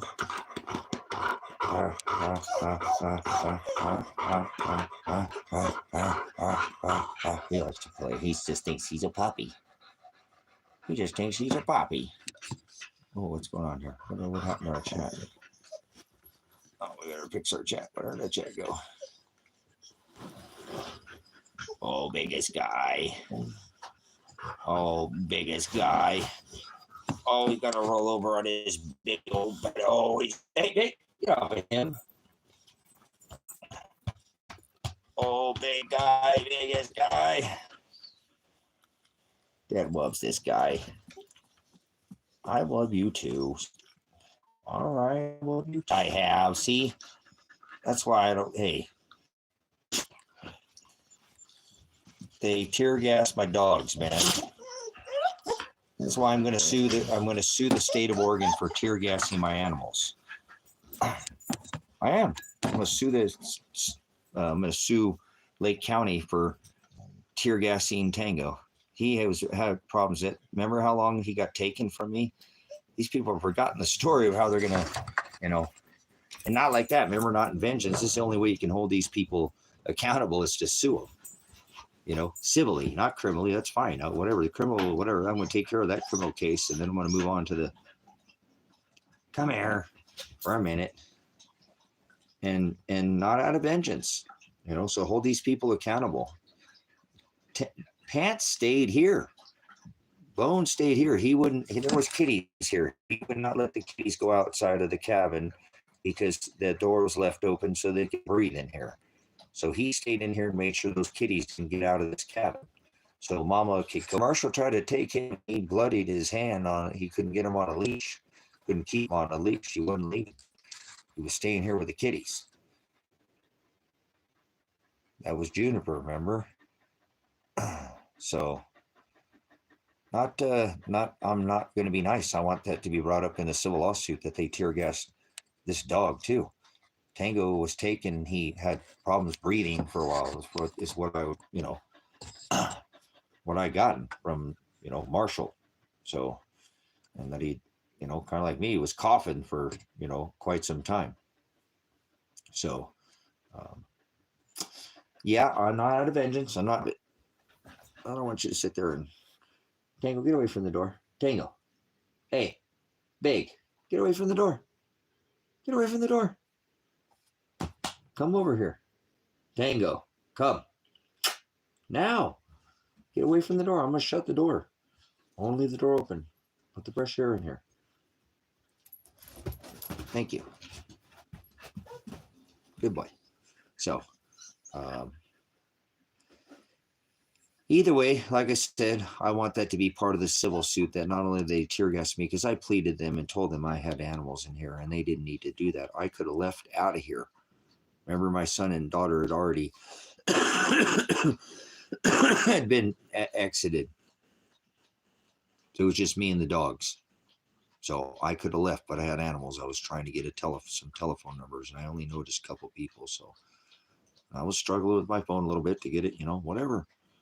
I had the freaking them shooting tear gas canisters in here and stuff at me. I wrote them on my belly. I didn't even get them written on there very good, because I couldn't write on my hand, on my arm to write down anything. I wrote it on my stomach. All these pictures of my stomach, with the telephone numbers, So I ate tear gas canisters for my dogs. I would never had been in these respiratory, the fast, the grenade to the face is on them. But the tear gas, the respiratory thing was over too much, and 5 is just that's overwhelming. It's excessive force, possibly attempted murder, on that too, not just the grenade to the face being attempted murder charge.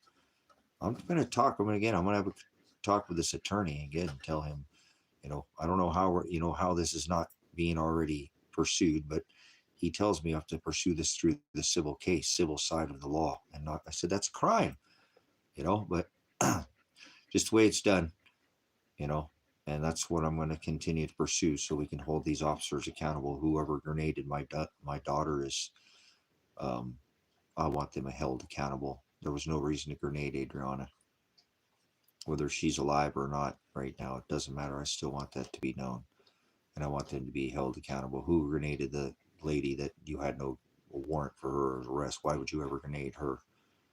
Elijah wasn't a threat. He didn't have any weapons. There were no weapons found where he was at. There was a massive excessive force. That's how they were woken up. Imagine me woken up from a dead sleep with a grenade, concussion, flash, concussion, grenade, bam! Woken up like that, thrown in the motorhome they were sleeping in. That's up, man. That's some raw dog stuff right there, man. So they need to be held accountable. They should have went to the emergency room and not be hauled into jail. So definitely Adriana's charges have been dropped on this case. So we'll see. I'm almost here. So there's a court date coming up. We'll see. I'm tired of talking about it. I'm tired of dealing with this. It's been 15 stinking months coming up on here. It's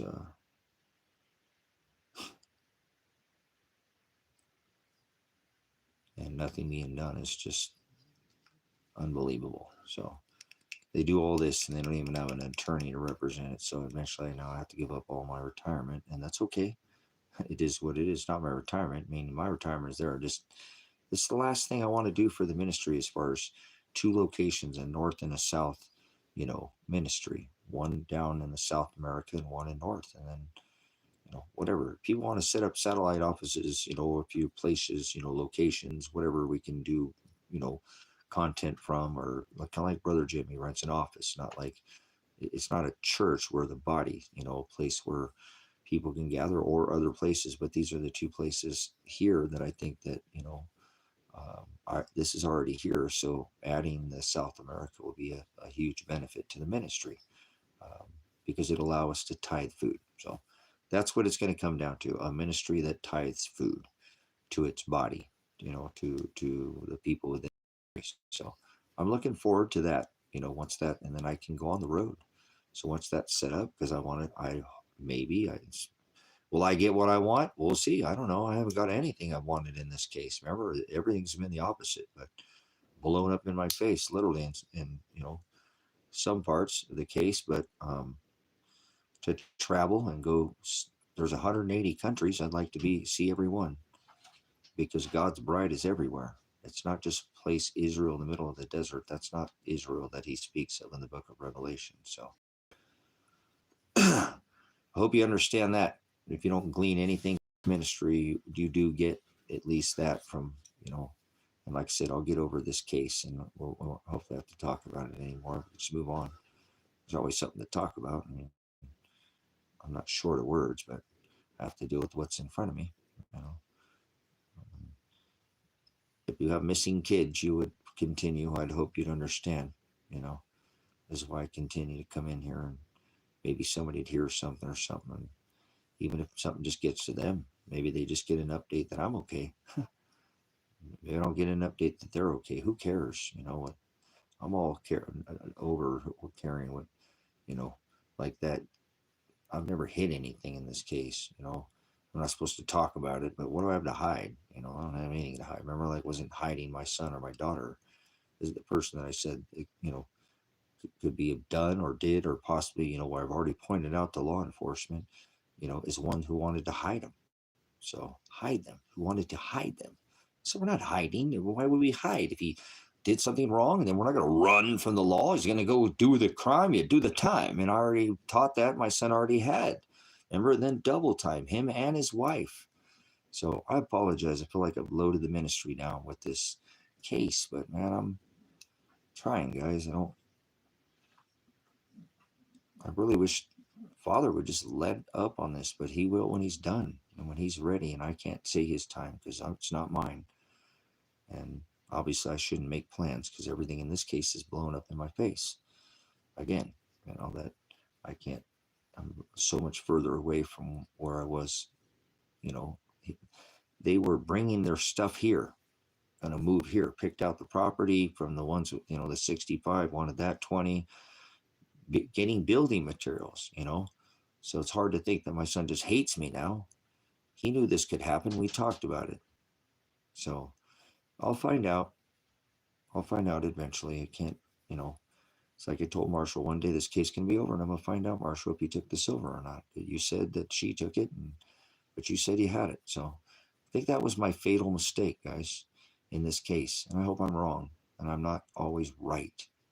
I don't get everything right. But that gave Marshall the motive to do what he did. And I tried to get everybody to look at the case, but nobody would open up the case. I even said that. Just open up the case. And the last time before I obtained counsel, last time I was in court, that's what I said. Just open up the case. They ain't even opened it up, looked at it. So,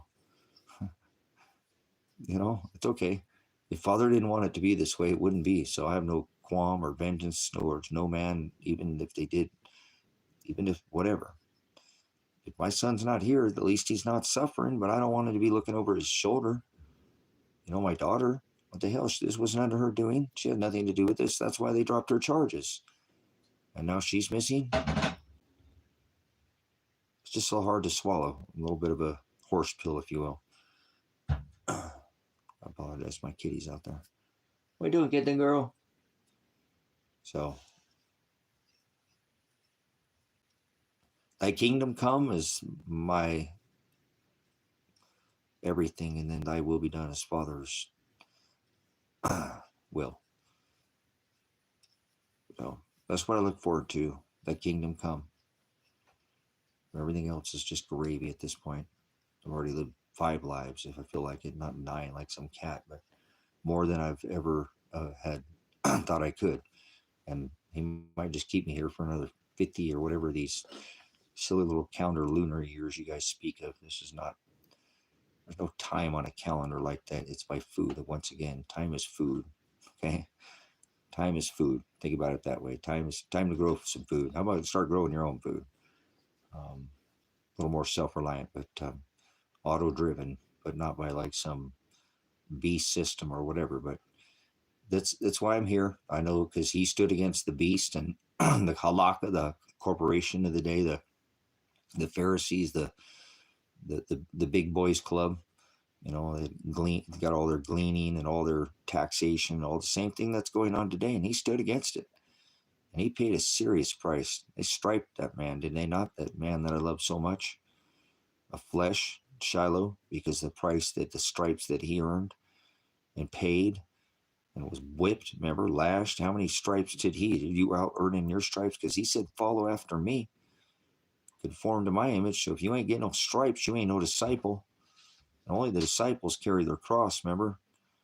And it's not a physical, it's all spiritual under this testament, like all flesh. North, east, west, and south. You might want to get with the news here. Not some lame stream media or some, always broadcasting crap, some alphabet television soup agency or whatever, Operation Mockingbird. They all repeat the same nonsense. Whatever's in the populace, right? Or select, whatever they select for your eyes to see. Okay? They don't want you to see it, you're not going to see it. So try to remember that as you go. As you walk this rock, if you think you're somewhere in space because you're on a block or a ball in the 3rd dimension and you're spinning and corkscrewing. Don't try to corkscrew or spin me. As a matter of fact, you ain't corkscrew. That's a Hebrew word to pervert. But anyways, they are on a planet of the apes, right? Or Chewbacca had Wookiee with an Ewok, Bigfoot or whatever they want to. Why are no monkey bone fossils, right? Evolution doesn't have anything to do about like man evolving from apes. Why are there still apes? But I got spoiled dogs. You hear that? That's not my name, but you can call me that as long as it's not in capital letters. Thank you. I'm not a capital letter name. I'm not a corporation. I don't claim citizenship. I'm not a citizen. I don't like religions because they're vain. That's worthless. I don't like cops because they're all worthless. They're extortionists, road raiders. I don't have to like them. If they did their job, maybe it would show them a little more. Well, whatever. I can stupid fat pig. I can call them whatever I want. I have a First Amendment right. So, oh, that's not being nice. Being nice means to be stupid. Stay around and allow this stuff to happen is ridiculous. You've been taxed, and there's 80% guaranteed occupancy of private prisons before they're ever built. Imagine that. Who do you think fills them up? Little road raiders, all the way from the Department of the, alphabet soup, jackasses at the top to the imbeciles at the bottom, the Federal Bureau, all the imbeciles and assholes in the middle and the centralized, right there in the middle of the IA. Or is it AI? These people think a computer can learn. But anyways, I got to live in this realm, time, place, space. Are you spinning on a block, ball, rock, third dimension from the sun, corkscrewing in time and space? Well, then why the hell would you have to go to space if you're already in space there, knucklehead? Get with the times there. It's not 2025. Oh, forward and spinning and corkscrewing, huh? That, once again, the Hebrew word is forward, to pervert, twist, change, or warp speed. Godspeed or warp speed? You tell me. See what I'm saying? I don't know. Is it visual voodoo? You hear what I'm saying? Maybe you just don't have the same taste and vibe, or maybe it's like music or something to your ears. Maybe you don't like it. You like want to tune out or turn it off. I go let my dogs out. You guys are freaking spoiled. You know that? You're spoiled. You guys are spoiled. You ain't gonna be out there 5 minutes. I'm not gonna let you in. I'll let you whine at the door. All right, then you'll let me in. I let you in. Be good boys. Be good boys.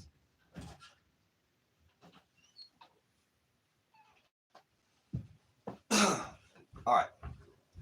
Once again, bring forward to this is that if you're not standing with this, I don't say anything. I'm not saying anything here. I don't say anything. They said they're going to arrest me for saying that he's missing. They said they're going to throw me in jail. They said I'm nutty and I'm speaking rubbish. Well, gibberish was the exact word that the Pat is the judge's name from Josephine County that I said my son was murdered in, that I didn't know he was even a seated judge in that county. That's a strange. He had to get up at like 3 or 4 in the morning to get out. I'm a reconstructionist. These people aren't going to get it with none of this, but Wolke is his name. He's threatened to throw me in jail and told me I was nutty and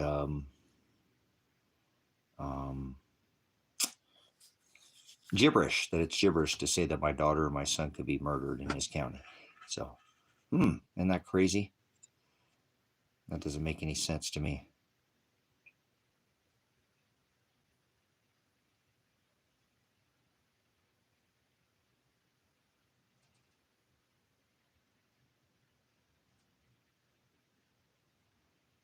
Huh, interesting.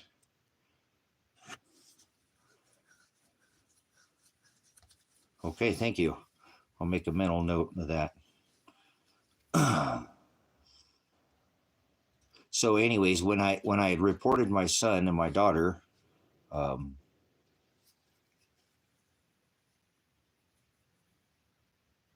I mean, that could be, but I don't know.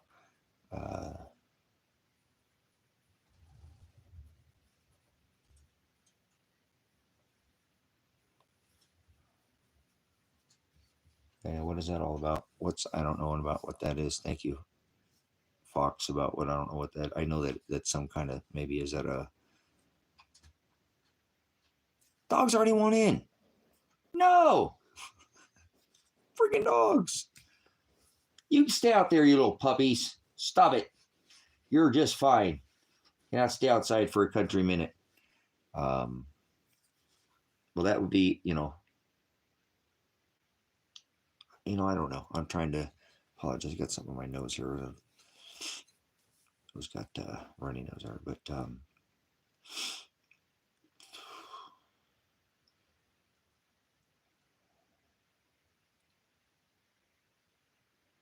is that some kind of like a social media platform or something?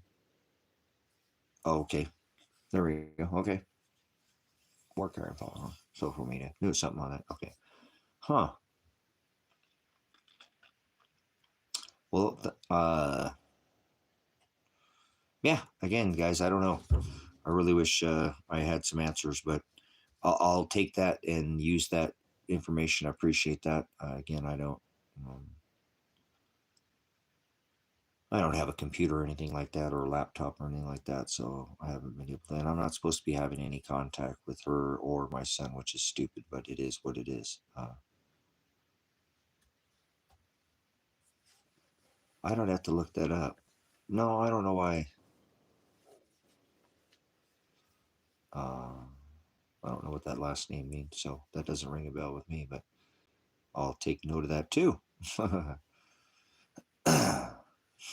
So, like I said, my son has been with her for many years, but they do their thing, and she goes to work. She'd worked at the same place for 4 or 5 years, and they just keep to themselves, and they're quiet, and they never get no trouble. They did in 4 years or something, my son, until they try to pull some stupid thing about some saying he didn't do his probation that he did twice. Not only did he do it once, but he did it with this lady. She went to work 5 days a week and then worked 2 days a week with him to make sure he wasn't going to get in trouble, and trying to get him, help him out. Not like, just help him out. When putting in her own time, volunteered her own time. Not like Elijah got credit for her time. No, I mean, he'd already done it and then double time, you know. So that's why I'm going to continue to try to find them, guys, because if I can find Adriana, she needs to know that she can file um, uh, a bachelor's degree. Interesting. Well, yeah, that wouldn't be Adriana then.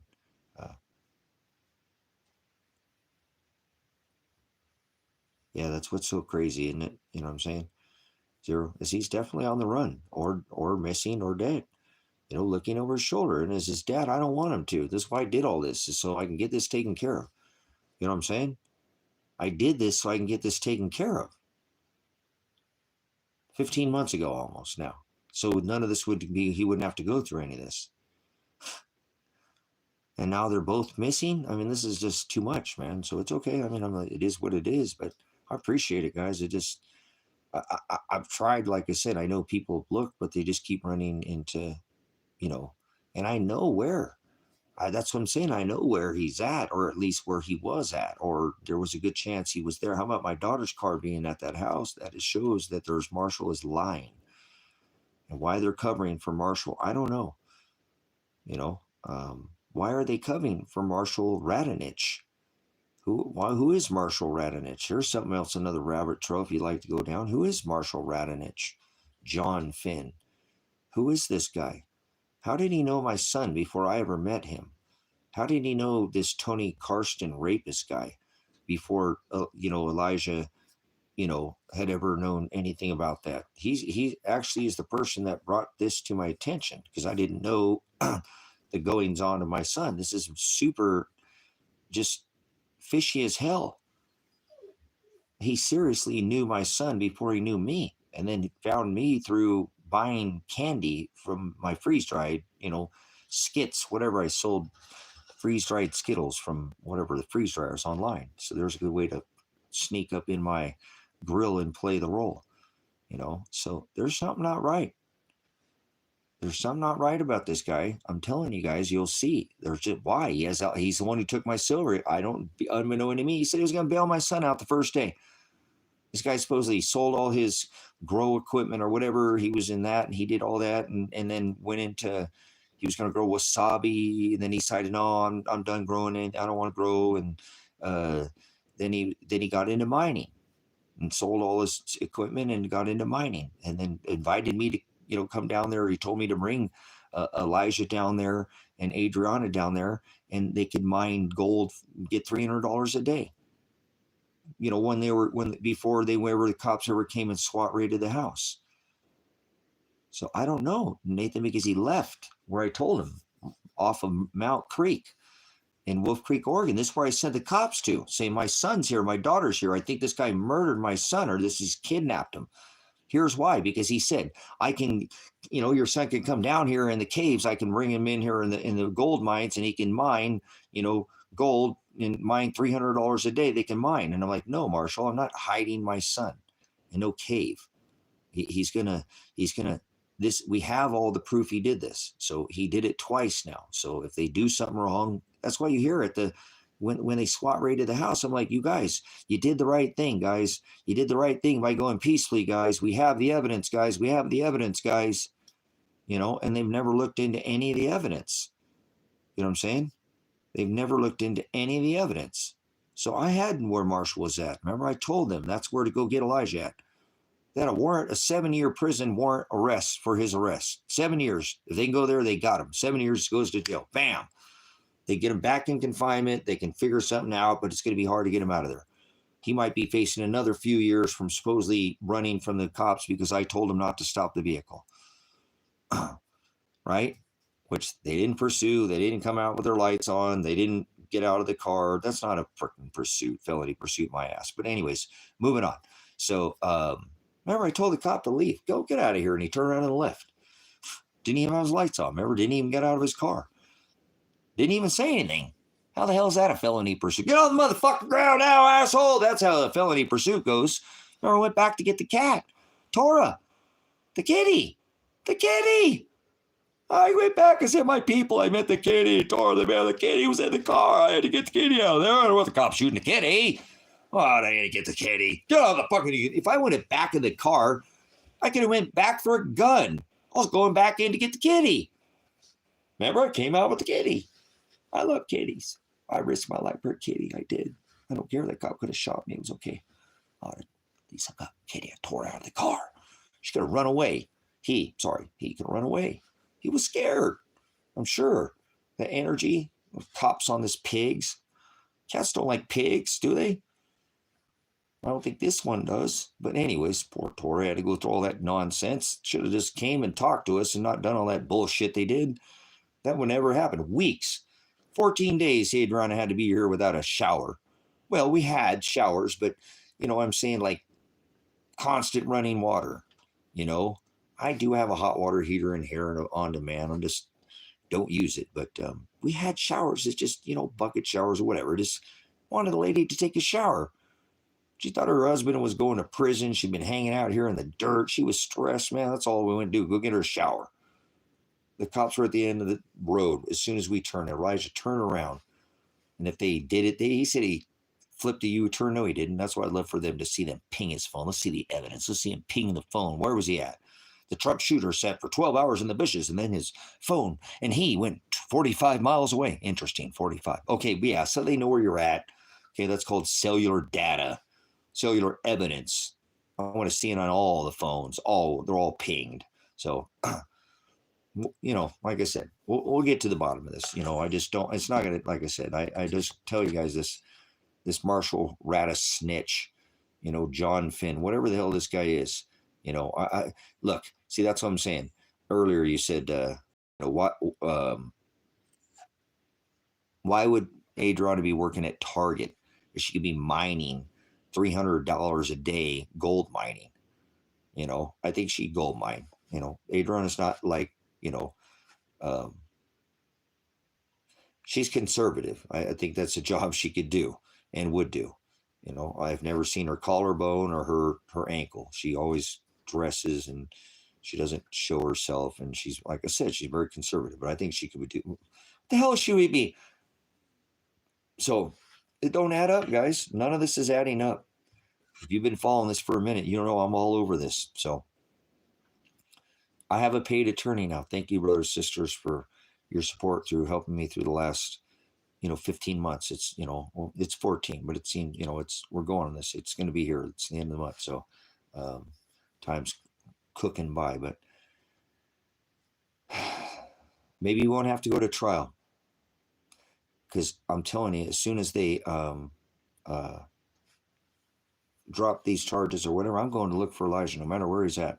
Once again, and I'm saying I'm trying to let the system do what it's supposed to do. I've already reported him, where his location was at, and that I thought he was kidnapped. And so that would be just as good as reporting him missing or murdered to Josephine County Sheriff's Office. So I'm gonna, again, I'm gonna ask John for these records of this phone call and want to know why they denied me a call for service, and why, if Elijah was there and I report him, why they threatened me with arrest. Why would they threaten me with arrest? And if Adrian was there and she could be being raped by Marshall, why would they not go there and at least make a call for service? A welfare check. That welfare check got turned down to me being threatened to be thrown in jail for breaking a no contact order, because I was using the police as my, using them to get a hold of Elijah. The minute they talked to Elijah, see, you got a hold of us, now we're talking to him, you just brought your third party contact, we're going to arrest you.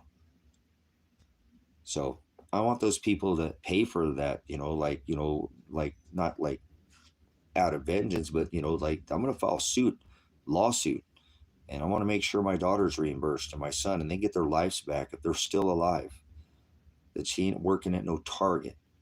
But she can work at Target if that's what she chooses, and if she wanted to work at a gold mine, see that it's, where is my daughter? For Christ's sake, I reported to Josephine County that she could be raped or murdered, and they didn't go look for her.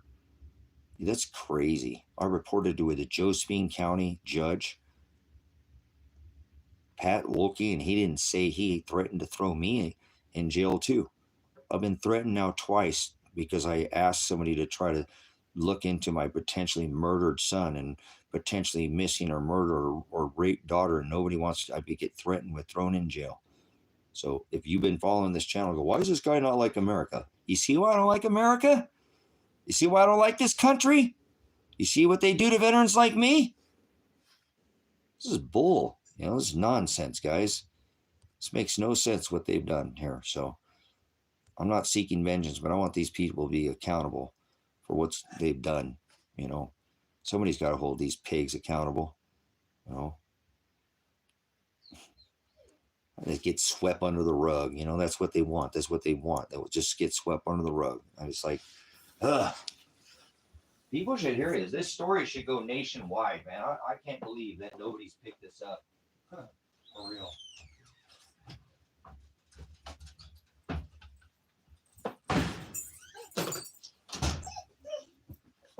think that's going to make some more. You guys, I don't mean to go there, but this would make a movie that people would never believe that's real. This would make a movie you wouldn't even think is real. If you watched it from the beginning and you go, no way, every turn you'd be like, no. I don't think people would even believe it's real. Oh, well, this movie can't. The fiction, non-fire, whoa, no, nah. It can't be. There's no way that could happen to any one person. So, I'm not saying that, it should, but I think if somebody made a movie or something about it, I think people would just be blown away at the neglect of the law enforcement, the neglect of the law, how this Constitution robbed somebody like me of all my rights and trampled on all my rights. I only have one right left as an American, brothers, sisters, and that's my First Amendment, in case you ain't figured that out about me. I only got one left, truly.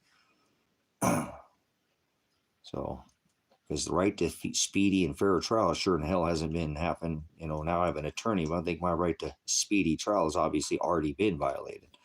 Correct? I mean, freaking they SWAT raid the house. They bring in all these armed men and they can't even put in an attorney. that's a whole case by itself. Having, no, they took my Second Amendment from me. Came in and served a warrant and filed retaliatory charges because I told him you weren't looking for my son, and told the cop that he's, harassing other people in town and going on their property and going to their houses. He turns retaliatory charges and against me. Josh Headlight Bezel, the cop that likes bringing stuff and moving stuff around like some kind of a, Ouija board or something. I don't know what's wrong with this guy, but he took the headlight out of because I First Amendment audited him, for pulling me over in the motorhome. So it's on the channel if you want to go look. The part 2, I think, has been taken down on this channel, but both of them are up on TikTok. You want to see the audit on Josh Headlight Buzzle. And so they came and filed an extreme risk order against me and said that that whatever, and took my a 308 I never fired once in my life, and a shotgun I never fired once in my life. They were just service weapons for farm out here at the farm. Like if I had to, evacuate an animal because, or something was suffering, or, there was cougar out getting in the dogs out there or something, whatever, intruders, whatever. But it is what it is. They violated every right. My 4th, my 5th, my 6th, my 8th, my 12th, my 14th. I know my rights. So, but I will have civil suit on all those violations. Right of due process, again, fair and speedy trial, the right to call it right of witness under my 6th Amendment. That's another 6th Amendment, put you to trial. That's your 6th Amendment. Call witness in your favor. I want to make sure every witness that can clear me, but, my son, they were going to send him to trial for 2 days. And there was even when I showed up to his trial, there was no witnesses there. There was nobody there. I was the only witness that showed up. Yeah, right. So there's no freedom, or there's no rights in this case. Every right I have has been violated civilly, criminally. They've criminally assaulted me, battered me, potentially attempted to murder me. I think that's what somebody would see if they hired an investigator that the case really got looked at 100%. I think they would see that the motive of the Lake County Sheriff's Office was to eliminate my voice, my eyes, my ears, make sure this motherfucker don't come out of there even talking ever again at any cost. You bring 30 plus men armed to the teeth to come out against one dad with no criminal record to try to stand up for his son because you want to double jeopardy him. And he'd already done his probation twice because you're just pissed at me. Then why take it out on him? That's what always happens. People get targeted around me. They'll even target me. Remember, I had the police knocking down my property again, committing criminal acts of vandalism, criminal, mischief, menacing me. Called my phone 93 times that day from a private number, which will be tracked to Lake County Sheriff's Office. Which sheriff called my phone 93 times? Which sheriff's phone will be pinged hitting my pole? Which duty vehicle will be pinged? These assholes have forgotten that we live in this age of technology. Remember I told that Paul Palmer jerk-off hand job guy, that's prior advocate, hey, they're running over I have all the evidence. I'm a prior traffic crash reconstructionist. I pull the forensic evidence on this case already. I know it's them. It's their, who do you call when the cops are menacing you? You call the cops, hey, you guys are running over stop assaulting me, and I contact the legal counsel, and he tells me I should go get my head checked if I'm that scared or worried that I should go get a mental evaluation. That's Paul Palmer. That's hey, it's good for the story. Write the movie. Get the royalty checks. I don't want a single dime. Find a good cause, not goodwill. Look at these CEOs, what they get paid. I mean, seriously. Terry, I did. You should go get a mental evaluation. I quit. That's what he said. I said, you're not doing your job about, hey, I reported my son and daughter murdered. You didn't follow up. My 40 pounds of silver was there, my passport, and my potential dead and murdered daughter. And you think you're saying that if I'm that stressed out, go get a head job. And because I tell you to do your job, and I think maybe you're a Fed or something because your name's all Raphael Ahmed or what? Who the hell are you? You don't even answer your phone. You don't have a secretary. And now you tell me, oh, I quit. So he quit on me. Oh, I quit. Go get your head checked if you're that worried and stressed out that the cops are running over your driveway. The stuff they would make of this story, you guys, who you would never fathom, how it's even possible, So will the Lake County Sheriff's answer for running over and vandalizing my property? Probably not. They're menaces out here, tyrants. I don't care what anybody says. 100% God is my witness. Not even have to worry about it. I took the forensic evidence. I live streamed them, writing straight like an arsonist right back to the scene of the crime. So it had to be them. Remember, I've already pulled the inside dimension of the tire, the outside ODID, kind of like a pipe, and on the as far as not circumference, but the outer dimension and the inside dimension of the tire, and then how far it was from the bull bar, the crash bar. It had to be them. I know how to do this. I did it for a living. I was one of these tyrant pigs myself, traffic crash reconstructionist. So I know this. I did it for a living. So I was just over by your place there, Nicole. I want to come see you, but I had to get back over here. I apologize. I wanted to come over there and see you. I was gonna call. I had to get back away with the dogs in the car, and so. But go give up all the precious metals to go get an attorney, so I can try to find Elijah and Adrian, my daughter and son. So, you know how it is. When I'm a parent first. I've always been a parent. I don't know how to do anything but be a parent. I mean, I love Father and love the Word more than anything, but he who loves the Son more than me is not worthy of me. I don't love my son. That he knows that, but I love the Word more than anything. But I have to continue. So I was just over there because I had to bring the money over to the attorney, and I was able to sell all my precious metals. And oh well, it's just shiny dirt. But $15,000, and I got it done. I'm gonna probably have to put up another $5,000 for the attorney fees, and I don't want anybody to pay because I've been asking for quite some time, and nobody was able to donate. So I'm gonna try to get more things sold. I put the property back up for sale, and I put a sign out there, and I've got things for sale too. So I'll get it. Hopefully, maybe here on the 28th, because I have a court date coming up. Yeah, I got John Caligo from over there. John over there. That's why I was over there too, paying the attorney over there. So it's the one I got for Elijah the first time to get him out of this mess that he got in the first time. So, but he knows the case, and he's one of the most expensive attorneys, been practicing since 1982. So, yes. So, John Caligo is, and Andrew Croucher, he's the other one, but it's John that's handling the case. So John's versed well with the case. He knows it, and he's versed in law, has been practicing law since 82, I believe. And yeah, he's a no. When I first time I seen John, I seen hammerheads and great white sharks swimming around in his eyeballs. I said, oh, I think that might be the attorney here for the case that'll work. He's not, he don't waste your time. He's not a waste your time attorney. He sit there, and he's not a dump truck. You don't want you to unload on him. You want to be if $500 an hour, if you want to sit there and need a personal psychiatrist or something, he'll let you pay him $500 an hour, just listen to your crap, but he'd rather just take care of your case. That's why I like John. You don't mess around, so hopefully he'll be able to get something taken care of, because I need to move forward with this case myself, and just for the whole I'll need to have to start stacking some more precious metals again, I guess, right? So hopefully I won't get burnt like when I got the 25 taken from me by Jeremy, my brother.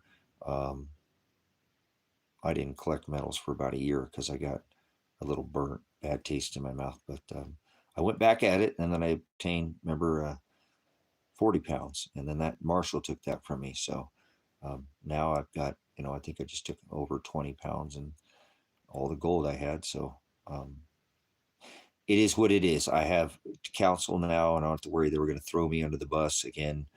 I had a trial on the 16th, and there wasn't even any witness called. And if you'd watched anybody in the past had seen what they said to me was, I got threatened. I was gibberish, nutty, and they got threatened to be thrown in jail again for telling them that my son had been murdered in the county, Josephine, from a judge that was in Josephine County, from Josephine County, that probably woke up at 3 or 4 in the morning to drive all the way from Josephine to Lake.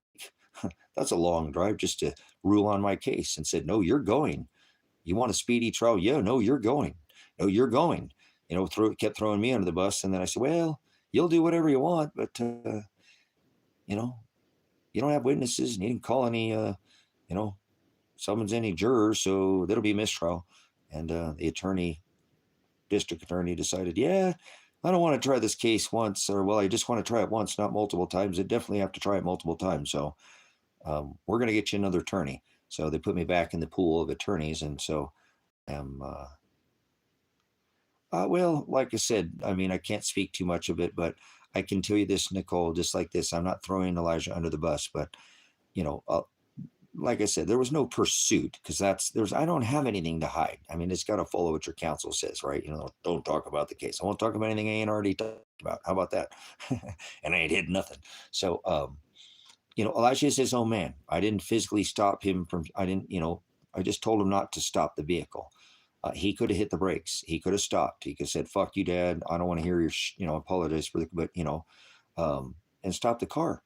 If he wanted to, he was here. And although I was, not in the same room and telling him he couldn't leave, and took his keys and his battery from him and his lady's car so they couldn't go anywhere. I didn't want him, to just be thrown in prison, him for 7 years. I wanted to hear him to be heard. I thought you were innocent until proven guilty. And he'd done twice the probation. So they're in trouble once this comes to full circle. But, Elijah is his own man. And that doesn't make their warrant valid. So we're going to have issues right to begin with, just so you know. John's not stupid. Well, think about what I said, so maybe for Elijah, but not for me. You know what I'm saying? There's one thing. So it's a case by case basis, and he has a different CFR than I do. Well, that's the case file. So if you know what I'm saying. So it's on them. It'll all be okay. Father will, like I said, I'll figure out how to do this other 5 if it goes to trial, and it'll all work out. So I'm like I said, I'm all done with this. I've done what I can. I mean, it is. I've put everything I have out here on the line here. So remember, I'm not some rich man. I don't get income. I don't, every penny to me is, I have to count for. So,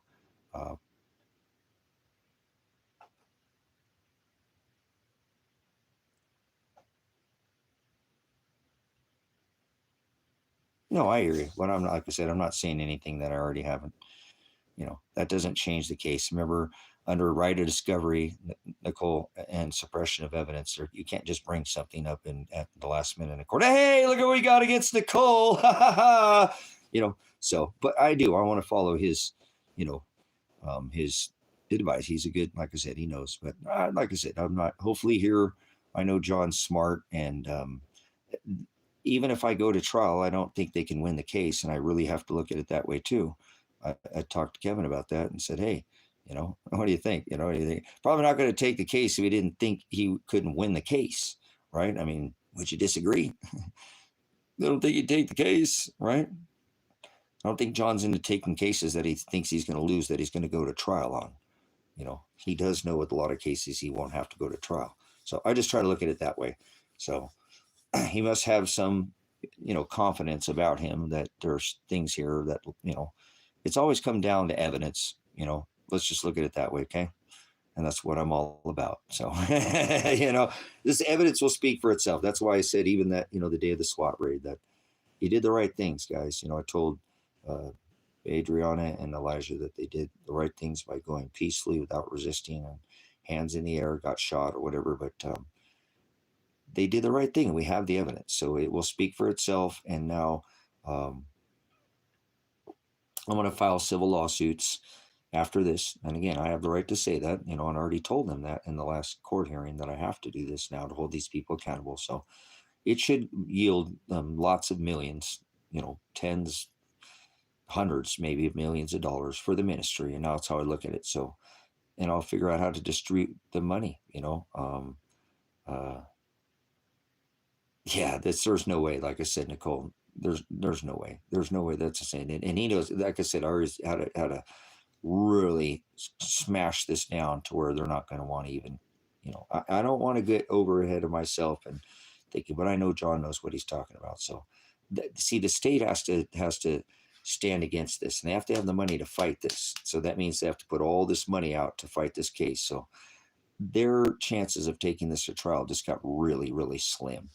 Although I do want to prepare myself, and John is, and has made sure that I have very well known that, here we go, we're going to go to trial, and here's the dollar figures, and whatever is needed to do that. So, but we'll hopefully can get this taken care of, and then I'm going to be on a relentless pursuit to find Elijah and Adriana. And if they want to spit in my face, tell me they hate me, that's fine. I don't know, at least I can have some resolve, or at least find out somebody needs to start looking for these people. So I gave John, all, my precious metals. I still have a little bit, but I didn't. That's a majority of what I had. I mean, that's a lot of. That's 15 months of me busting my ass out here, with my brain being overloaded with "Where's my son?" and still even able to make this function. I feel blessed. I feel, that's a whole. People could live on that for 5 years. In some countries, and Father's blessed me with enough, to have the money to do that with not money. Remember, all the gold I had worked for, I didn't pay for that gold. Not one single ounce of gold did I pay for. I had traded, horse traded. I'm a horse trader. I fix things. I might buy something, but then I'll start working and fixing and work my way up. But, a motorcycle turned into an ounce of gold, that Jeep, I took a hit on that, but that was a loan, and then I turned that money into an ounce of gold, by labor. Yeah, he's not down. He's not up there, Nicole. He's not out there. He's not. I know he's not by his mom's. His mom already took all his stuff and brought it to Spring Tucky over there, where his stepdad's at. She's a piece of work. I don't want to ever talk to her again once I found that out. See, I went and did my own investigation again, guys. I've already been out by you guys. Now, I've been over there. I wanted to go over there last time. It just got late too, but because I went over there and saw, I think Anthony about shit his pants. He did. He said, whatever. Remember what happened there? And it's been a lot of years, but still don't care about none of that. Where is my son? What the hell? I need some information. I did, same thing when I called his mom. I'm like, what the hell, lady? This is our son.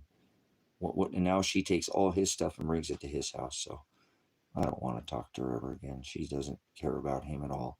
I remember her calling, Elijah calling her before he got SWAT raided, saying, and he's like, maybe my mom can help me. I know I don't get along with her, but my mom calls the radio station 3,000 times, sometimes a day or week, to try to win free tickets to concerts or whatever the hell she can win that's free on the radio. Maybe she can call these people. Remember, we were trying to keep Elijah from going. Maybe somebody could call the news, call the district attorney, she could. He asked her to call. Mom, can you help me out? I know we don't have, like a close relationship, because I'm with my dad, but Mom, they're about to throw me in prison. Can you please make some calls for me? She had no calls. Even before he went to jail. You know what I'm saying? For him, on his behalf, she could call the frickin' radio station thousands of times to win free tickets on. But she can't call for her own son to try to help him out, make some phone calls, call Lane County probation, call Gresham Runsman, call Officer Black, call Sheriff Dumar. How do I know all these people? I don't even live over there, and I know all the officers over there. I know all Lane County over there. How do I know all those people over there in Lane County? Why do I know their names? That's where I've been over there. That's why. But why doesn't she know these people's names? Right? These are Lane County, not Lake. You want me to give you all the Lake County? Richard Greer, Lily Plank, all the people over on this side. I mean, what the hell? This is her kid. I know he's a grown-ass man, but we made him together. Come on. She don't care. Remember? Why? Now watch, too. Listen, Nicole. Why would the cops go look for Elijah at his mom's house? They went there looking for him, pursuing him with a warrant for his arrest, but then they had a warrant for his arrest at Marshall Radonich's house. where I got 40 pounds of silver, my passport, and possibly my dead or raped daughter there, but they won't go there.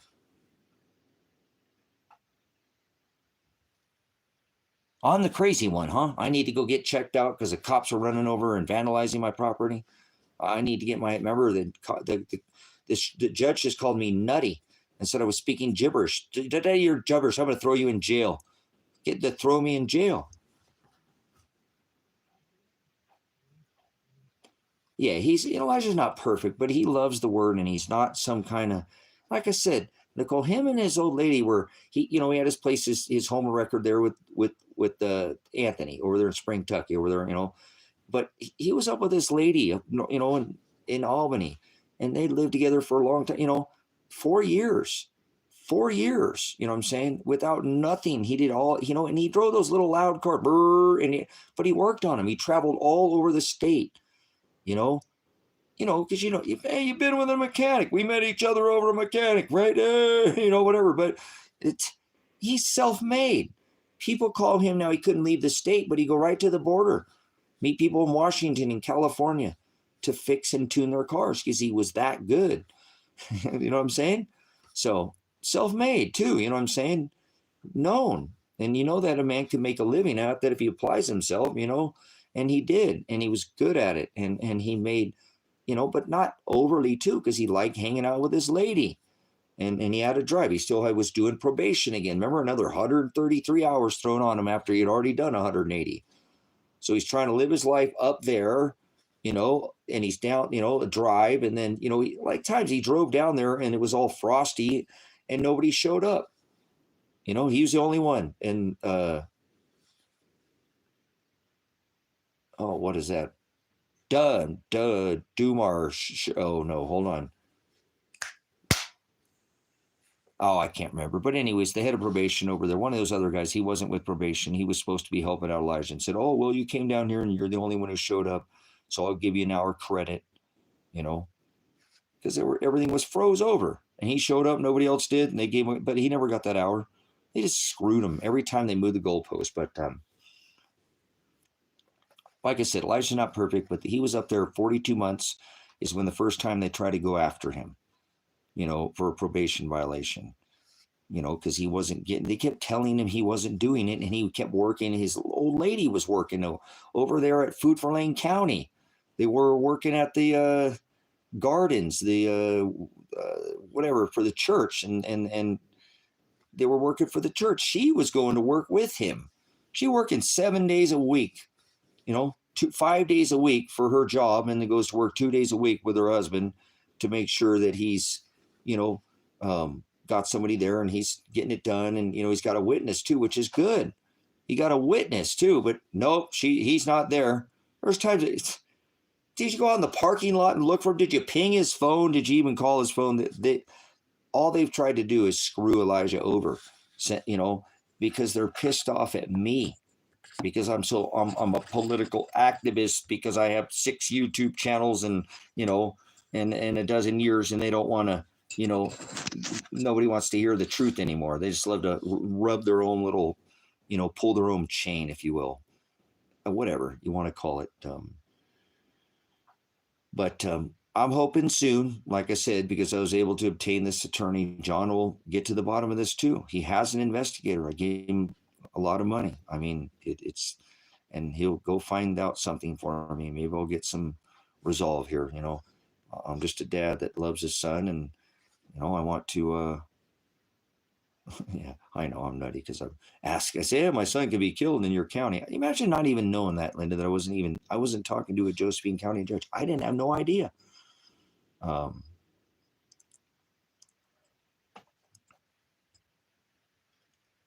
No, but listen, Nicole, they won't do that over here. I'm telling you, that's the problem. I did live streams for it. They will not give them copies of anything. Even if they sign something, they won't give them printouts, or they won't. I called it Neanderthal probation, analog probation, right? Well, they don't. And then they move the goalpost. This is how they keep people locked on this stuff, guys. And then you call in and you try to do something, and they treat you like you're some freaking animal. Come here, bad dog. Stay, bad dog. Call, bad dog. No, so, oh, you guys are good dogs. I apologize. The dogs are right here. I don't ever use that word. That's like, you're a good boy. That woke the dogs up from their sleep. Man, I apologize. I never use that ever. That's like, I've never used that ever. That's like the whole poor place. You're okay. You're fine. They were crashed. They both woke up from sleep. What? So, got my boys. So, but this is the way it goes, guys. I mean, this is ridiculous. What they've done to Elijah is just overboard. And now what they've done to Adriana is overboard. You know what I'm saying?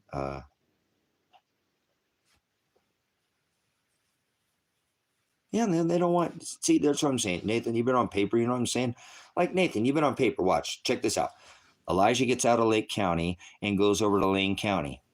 He doesn't get told until month 33 that he didn't complete 133 hours. He only completed 47 back in Lake County. That was his terms of release to leave the county. They couldn't make him pay all his restitution, but they did make this county made him get all his work done before he left. So even if he did 1 day a week after being in jail for almost a year, he got out. He was here for a little over 5 months. 1 day a week at an 8-hour day is 160 hours. There was times he worked multiple locations. I think he worked more than 180. He goes to Lane County, right? He goes to Lane County. You know what I'm saying? And he would have on his action plan. Remember, this is handwritten, your action plan. They fill this out, and it's what it is if you commit some kind of crime, whatever, I don't care what it is, whatever, you get in trouble. Okay? And they assign you a number to risk to reoffend. I know the system is just, it's not that complicated. These probation officers are there to help you. If you've gotten in a fight, you got a bar fight because you went with your buddies, you don't ever go to the bar, but they convince you to go there. And then some alcoholic guy is always there, is, whatever. And whatever sent you guys get in a fight. And next thing you know, you both getting in trouble, right? For assault or something. Now he's got anger management, Alcoholics Anonymous, and 3 years probation. You, on the other hand, they might just give you some probation, and you don't have to do Alcoholics Anonymous, or you don't have to do, because you're done. But see, he doesn't have to do his Alcoholics Anonymous at the end of his probation. Why would he do that? His community service at the end. Why would he go do anger management at the end of his probation? Right? So now fathom, that's going to start, right? I mean, now keep in mind, my son is on felony probation, guys. It's not like he's unsupervised. He's on felony. So if he misses anything, it's going to be in his record. So if we go from month 5, Elijah leaves. He completes his terms of release from Lake to Lane because he wants to go back to where his mom, stepdad, brothers, aunts, uncles, papas, nana, grandpa, all the families over there. I'm the only one over here. Like, okay, man, I don't want you to go over there with your car, but that's fine. He goes. On his action plan at 6 months, it says nothing about showing up to the Sherman Center, getting $100 and and filing to be put on community service, because you have to pay $100. Go see Officer Black and Sheriff Dumar and start your, at month 6. Ryan Solberg's his probation officer, who doesn't show any on his action plan. Hey, you only did 47 here, so you got to start month 48. He didn't get till month 33, and they said, hey, you didn't do this back here. Bullshit. That's like, and he already did. Remember, I'd even called Lake County at month 5 to say, hey, my son is, getting, and we want to document this, because I'd already called his attorney, John Caligo, and John told me they probation, Tracy. Remember, they do whatever they want out there. You know how to do this. You're a prior law enforcement officer.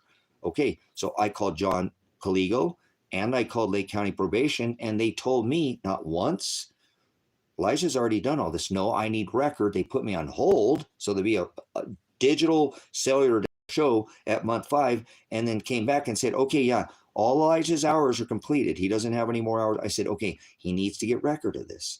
You know what I'm saying? So there's 2 phone calls that could have prevented a SWAT raid right there.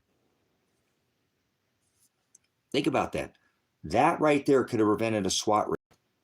That one phone call at month 5, 2 calls, John Caligo, me calling Lake County Probation.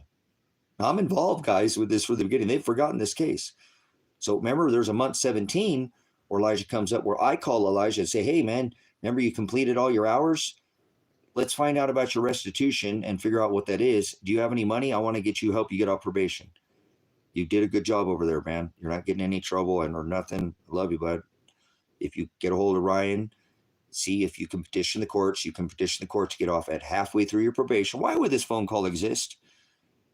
Why would this phone call exist to Elijah? Why would I ever call Elijah at 17 months and say, hey, then he calls Ryan Solberg. Why would he call Ryan Solberg? These phone calls could have prevented a SWAT raid, right? So, because there's nothing at month 6 to month 17 that says he needs to do community service. So he now gets a hold of Ryan Solberg, and Ryan Solberg says, yeah, but you got to pay your restitution. So I get a hold of John Caligo and say, hey, I can't figure this out, John, because it looks like they screwed Elijah. He's the only one to go to jail, Well, it looks like they're making him pay all of this. There was 5 guys involved, $47,000. I told him I don't have that. John, what is this? There's homeowners insurance on this one house. Can you help me figure this out? I need to figure out how do I figure out what he needs to pay? Because he can't pay all 47,000, John. That wouldn't be right. I mean, this is like but maybe they can. But so we couldn't quite figure it out, guys. So what I did is I divided it by like 5, and I told him he needed like $10,000 is basically what I did. I'm like, you need about 10 grand, They only like doing that one system. So at month 17, okay, Elijah gets hold of Ryan Solberg. He says he can get off probation. I call John Caligo. We can't figure it out. I call back Elijah. This could have prevented a SWAT raid. Why do these phone calls exist? This is why I'm going to be suing the state of Oregon. I'm going to be suing Lake County. And I'm going to sue them for a civil lawsuit. I'm going to be suing Paul Palmer, the council, the prior council. I'm going to be suing Dan Spencer, his counsel. I'll be placing a civil lawsuit against Dan Spencer because he also represented me in court 4 times, which drops the case. That's co-counsel. You have to have a different each defendant gets a different attorney. So they screwed this case up. So I'll be suing Dan Spencer because I already told him I think he's involved in Elijah's missing persons. And I told that man to his face. Do you understand? I told him to his face, he's going to be involved, guys. You're going to see that Dan Spencer is involved, Elijah's attorney. Why did he show up to my case? Remember, the last time I was there in court, show up to my case, or but not be out there with this investigator, but not see when I walked past him. Remember, he smirked at me and smiled and kind of laughed like a giggle. And I said, my son is missing. It could be murdered. Or I think I said it's not. What did I say? It's not funny or something like that. I can't remember. I said it's not funny or something like that because he laughed at me or something. And I told him my son could be missing or murdered. Straight to his face, right in the courtroom. So I'm going to be holding Dan Spencer accountable. I'll also be suing Ted Martin, a civil suit against Ted Martin, and also Michael Taylor, the elected sheriff. Vandenberg, I want to place a separate lawsuit against Vandenberg, Dave Vandenberg, in this case for a complete mistrial of this whole thing, like what he did the other day by calling this judge in, trying to throw me under the bus. The motive behind that is incredible. If the evidence in this case was looked at, it would be, like I said, it'd be a mistrial to begin with, but it would be so many. There's too many civil lawsuits. There are literally hundreds of millions of dollars of lawsuits in this case. Where's the money going to come from? The taxpayer. That's what sucks. That's why I avoided lawsuit the whole time. So, and they're all bonded too. So, and I don't care, whatever. That's what I'm doing. I'll do that on my own. That doesn't involve John Caligo. He's the criminal attorney, one helping, making sure that I don't get, this run over, thrown under the bus, railroad people like they think they can do. He'll actually look at the evidence. So there's too much evidence in this case to honestly be looked at like that. But that's going to take time. Like I said, I tried to tell these people, they don't want to listen to me. I created 258 hours of discovery pleading the state of Oregon, pleading Lake County to not bring any men with guns out here.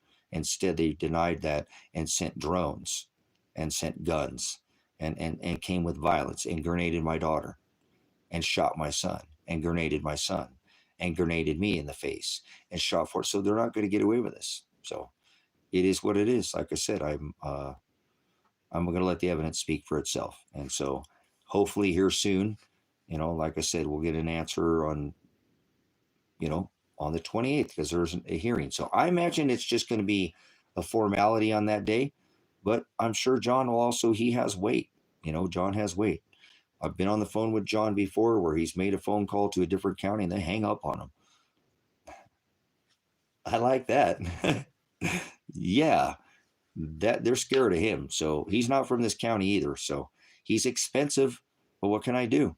I have no other choice, guys. So I told you I'd do it. Just even if the precious metals locates my son and daughter and I can find out if they're alive or not, I've done it just for that. So a loss of precious, that's like what, 85, almost 100 pounds of metal that's been gone, taken from me in 5 years. Just even in this last year, 40 pounds, and now I had to give up another 20 in silver, and I think it was more than that. I didn't even add it up. I don't even care. I just had to give it to him. I had to. So how we doing, Lady in Red? Thanks for coming in. I'm got a little bit up on this subject about this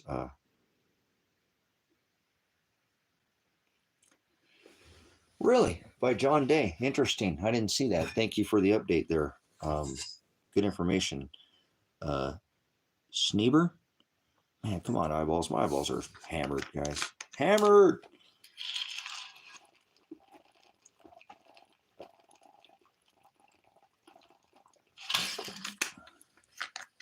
Do you know where they said they were going to put it out there? According to where the highway sits, because I know John Day is not. He comes up and then comes back up, like come back up from, go back out to Burns or down to Unity, or what is that, out to Prideville that way? Do you know which side they put it on out there? They just announced they're going to put Air Force out here in Christmas Valley too. They got all kinds of stuff going on, man. People that don't want to listen. Oregon is the oldest state in the union, guys. Right? No, Oregon is the oldest place in the Northern Hemisphere. It's the only state that equals 33 in gematria. But I'm not an Oregonian. I've been organized. There's a difference.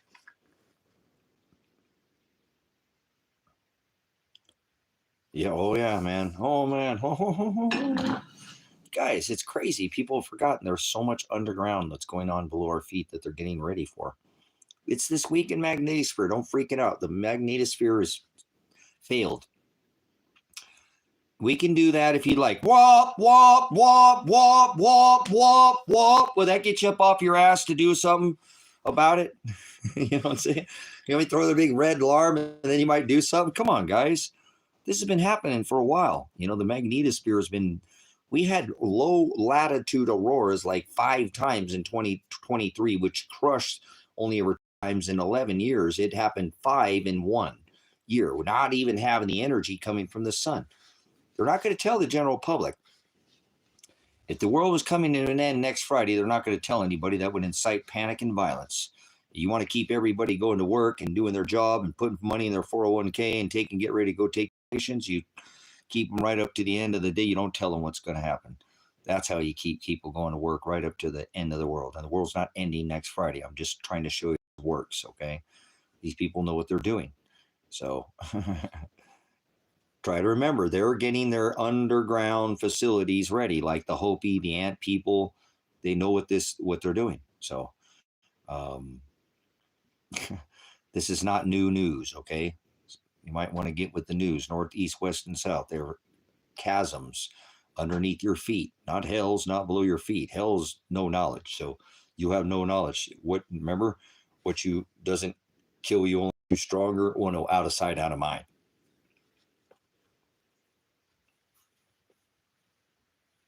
Like a barrel of monkeys. So, but they're ready. I've been trying to explain to everybody they're ready for this. That's why they've been digging in. And they've done this through the cycles before for millennia, if you will, because this is just a super cycle or a sun cycle that we're in. And it will eventually correct itself on this rock because of the failed magnetosphere above our head, creates these rift zones that capture all this, the magnetopes, all this, it's all part of, it's a cycle. So it's not something we're doing. they can now increase and induce weather, but the major super cycle, the sun is the driver of the climate. What's doing this here? So the sun has a heliosphere. We have this magnetosphere, and the magnetosphere started failing. Well, it was at full field strength at 100%. This sounds like Captain Kirk, huh? The captain's got the shields on, Captain. All right, here we go, warp speed. Now, okay, this is really happening, guys. Since 1800s, 1859, we had an X-class, 2030 solar flare, crush the magnetosphere, hit our direct, facing our rock, and it, that's what caused the migration of the magnetism. And the field strength that then was 100%. It didn't start decreasing until it actually started wandering away from the what you call the pole position or the North Pole. There's no such thing as a North Pole. It's called polarity or magnetic polarity.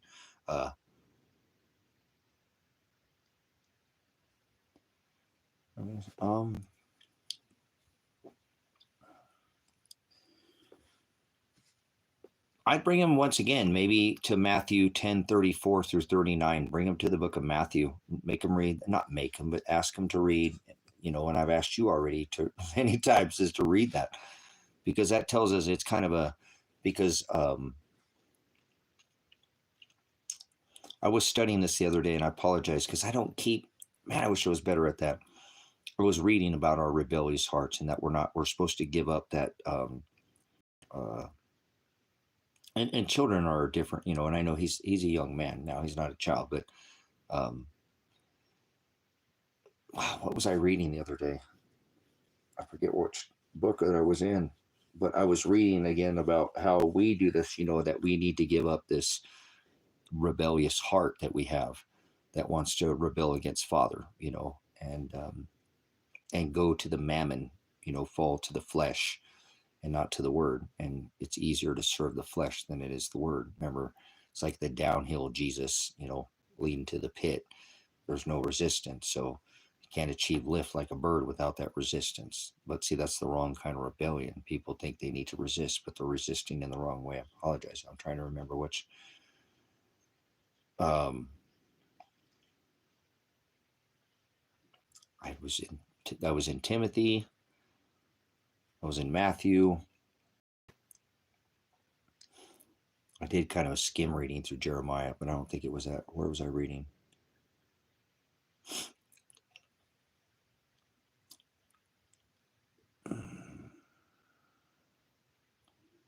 Might have been in Timothy. Paul's writings, you can go to almost any of Paul's writings too, and they're amazing on because Paul wasn't the law, but Paul understood, because Father had obviously rebuked his heart on the road to Damascus, that we have a way that we are. That's why I like to bring you to Matthew 10:34 through 39, because it explains to us that, we're not here to, this isn't easy. I'm not here to bring peace. I'm here to bring a sword to division. I come to divide a mother against her daughter, or a son against her mother. It's in that passage, that he might understand that, that's what I love about this passage, is that it gives us what we're here to do, what he's here to do. And what we're here to do is we're here to not be the one to condemn, or the scorpion Matthew does for me, is it makes me understand that, a man's enemies to be the one of his own household, that we are, we're the one with the log in our eye.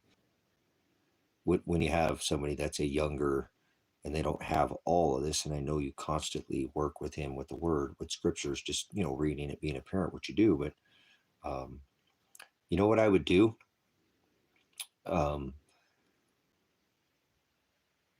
Nicole, is I would get your lexicon out, and if you don't have a lexicon and you don't own one of those, get out your eSword app, and you don't have to pay for that. It's eSword, and you can look up the word, rebellion, or rebellion, and it's going to pull that word out for you. And I don't think I've taught you how to study like this already before, but you pull that word out, and then you can put that into your concordance. And first you go to your lexicon, because you want to get the word that define, so you have a better understanding of what scripturally it means by rebellion. Two, for might be able to maybe just read the word and there's something, and Father will bring the passages to you as well. As far as there's something else that would calls out to you through the reading. But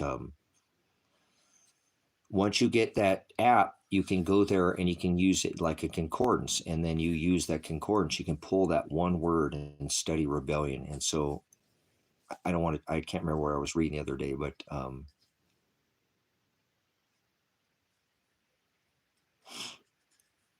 cool. Well, don't worry. You have crappy Bibles, and I'm glad that the dogs ate the Bibles. The dogs know something.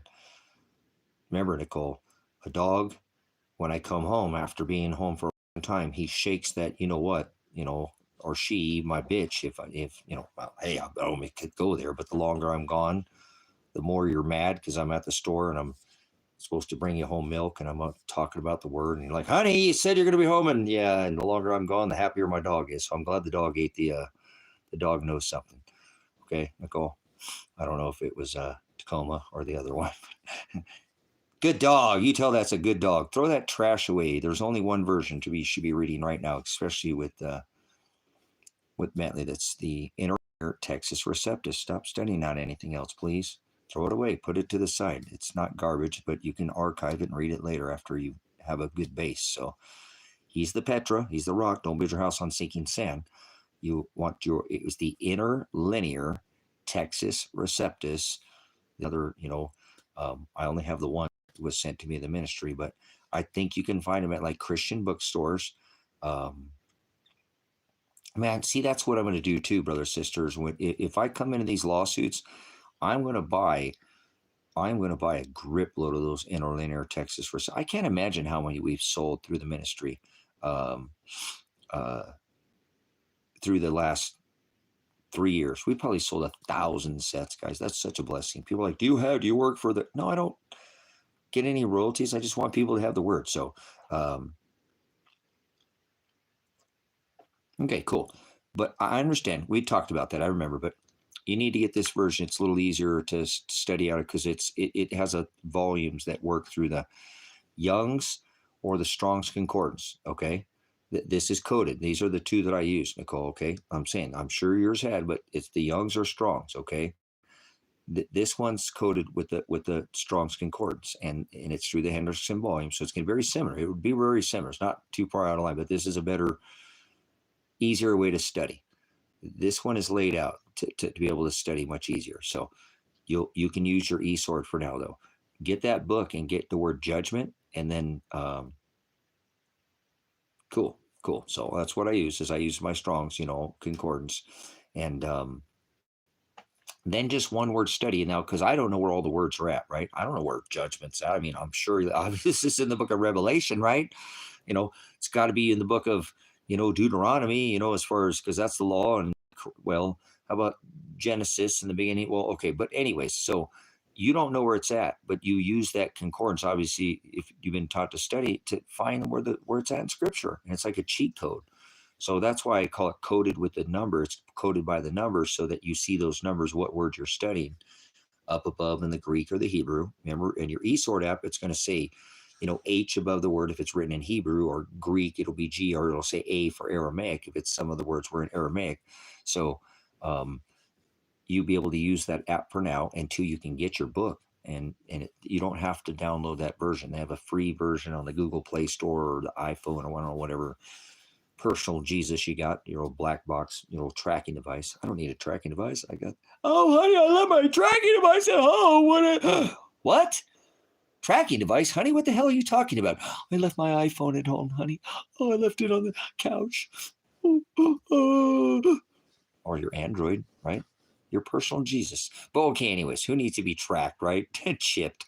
We just bring a little chip devices with us, a little black cowboy mirror anywhere we go. So, but anyways, use this black mirror and be as esteemed as the potter's clay, turn their works upside down. Okay, so that's what it says to do in the book. So use this eSword app till you can find another version of it. And that's the version I'm telling you, because it's just easy to study, and it's all that Hendricks volume. And you can actually, if you can find the one that has the Young's Concordance. That's what Brother Jim teaches out of it. And that's like an all one volume set, which is pretty cool too. I don't have that one. I haven't seen that one, and I probably could. I just never look for it. This is the one I use. It's the one I'm familiar with, the one I've used for years, and so I just refer to people with something. We all kind of get used to it, and I know some people like, as far as the difference between Young's and Strong's, the numbers is there's very little difference between the two. It truly is one company almost to the next who's doing that same, put it by the number so you can actually pull out one word, study that word. But that's the better way to study when it comes to something like that. As far as, long way around is to sit down with that one word and know what it is. I would study judgments and I would study the word repentance. And that's what I would do is I'd sit down and study both of those with him, and maybe he'd get an understanding. Maybe you don't even need to worry about the passages itself, but maybe you should read through them first, and find out where they're at and get a good understanding, get your brain wrapped around of maybe what you want to, if there is a certain passage you like to pull from that to talk to him, but just maybe another good way for him to understand too. Because I don't know if he knows how to study like that yet. And that'll help him too, to learn how to slow down and you don't need to figure this all out. Nope, you don't need to figure it all out. You're never going to figure it all out. You can study this for the rest of your life and you're still not going to figure it out, all of it. As a matter of fact, he tells us don't try to figure it all out. There will be many things that will be revealed to you later. That's why I'm super gospel based and just focused. And, I wish I could answer more about some things in scripture, but I just tune them out. It's not like I haven't studied them. And if I go back and because it's on my heart, I'll remember. I just need to go back, kind of filter a little bit and unfilter or whatever, or refine. And I can normally get back to where I read it and remember where the sister chapter was at, or whatever sister chapters. The two witnesses, he always declares two. And so it's always the beautiful thing about the gospel that I love is it's declared over and over and over by all the apostles. You know what I'm saying? The gospel is something that it's undeniable. The two witnesses, I guarantee, is these two thieves that they're hanging right there on your face, okay? Right in front of you. Your biggest enemy is going to be you. Remember, a man's enemy is the one of his own household. That's the Greek word porneia, like self-driven, autonomous. You're steering your own ship there, Captain. He's the captain, all right? You're just the vessel. So,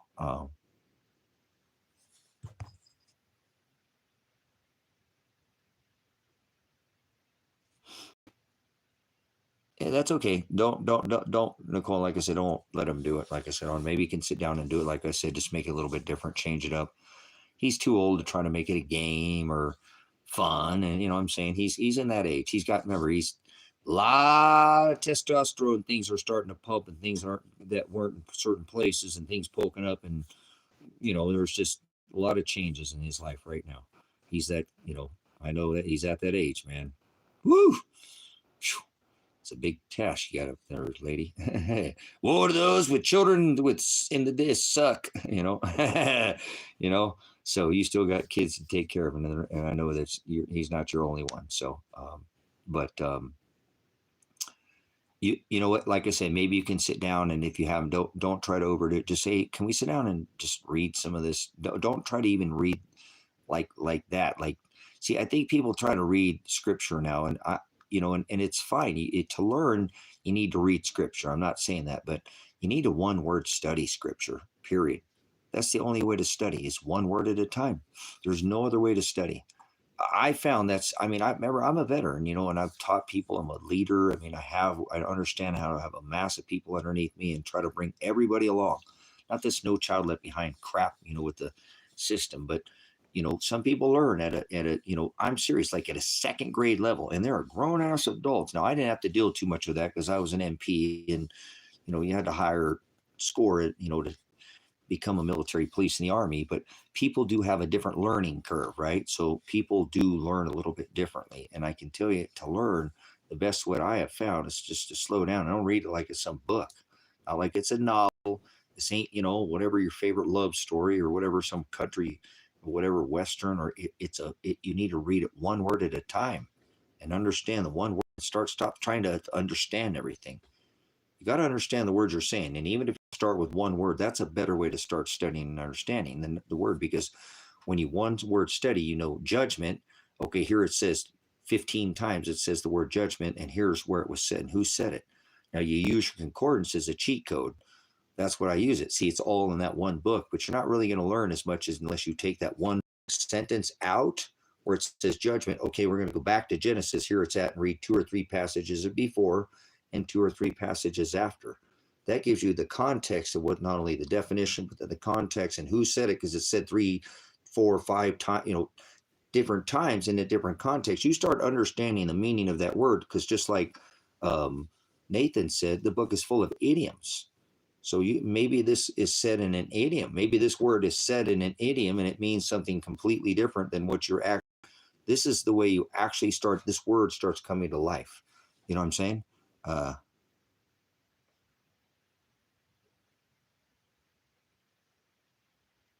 Cool. But this is just a little bit for you to slow down, because man, it's overwhelming. Especially when I was hungry for the word when I was his age. Not like that, but I just, I didn't know what to do.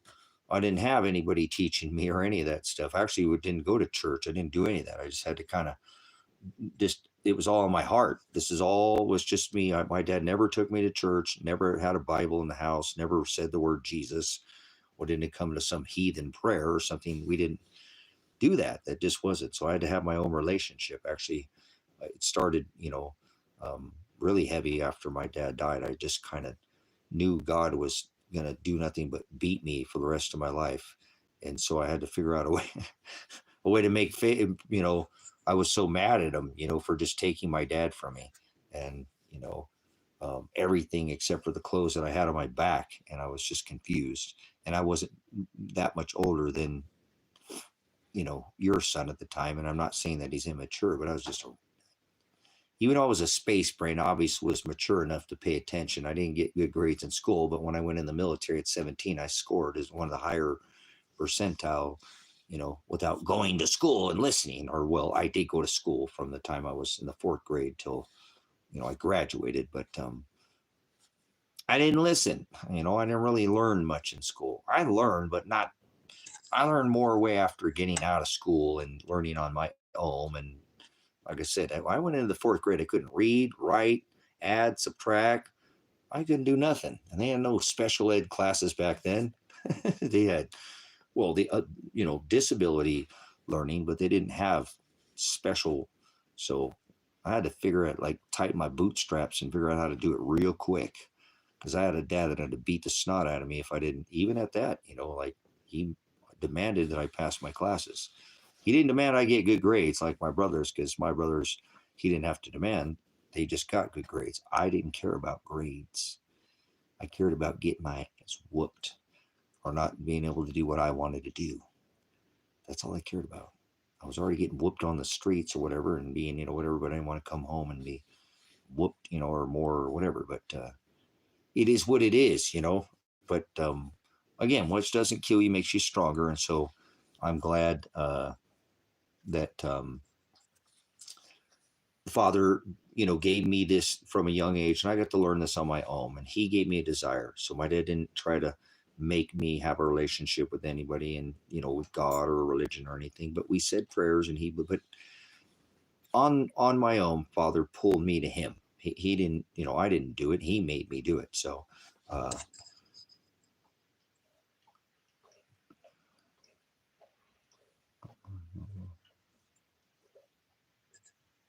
Cool. Yeah, no, that's awesome. No, I mean, that's good that you have a good relationship. That's what was so awesome, because you remember Elijah was about that age, I think, when you met. Imagine that. They're pretty close in age, right? I mean, Elijah was when, um, not Elijah, it's been that many years. He is now that age, as many years ago, was, when he got that at age, I didn't press him, but he started getting it on his own, Nicole. You know what I'm saying? I didn't even know. Elijah was actually me later. He said, Dad, there was all those times I was just looking over your shoulder. I learned a lot by watching you. You were in the zone. There was times I could actually come. And he said, the funny thing is like, my son used to tell me, he said, Dad, he's like, do you ever sleep? I said, yeah, son. Why? He said, because I can wake up at any time of the night and say, Dad. And you always go, what? Do you sleep? Yeah, I'm sleeping, son. You know, can you, how do you, but Dad, I can like almost whisper it, Dad. You're like, what? But when I'm studying, he's like, I said, Dad, and you can't hear me. He said, I'm looking over your shoulder, Dad, and you're so in your study and you won't, not that I don't care. I don't want to interrupt you, but there was times I'm watching you and it was right over your shoulder. That was awesome. And I love Elijah so much for that because I didn't force it on him. Okay, Nicole. I'm saying just a little bit, and he wasn't that much older than Bentley is right now. So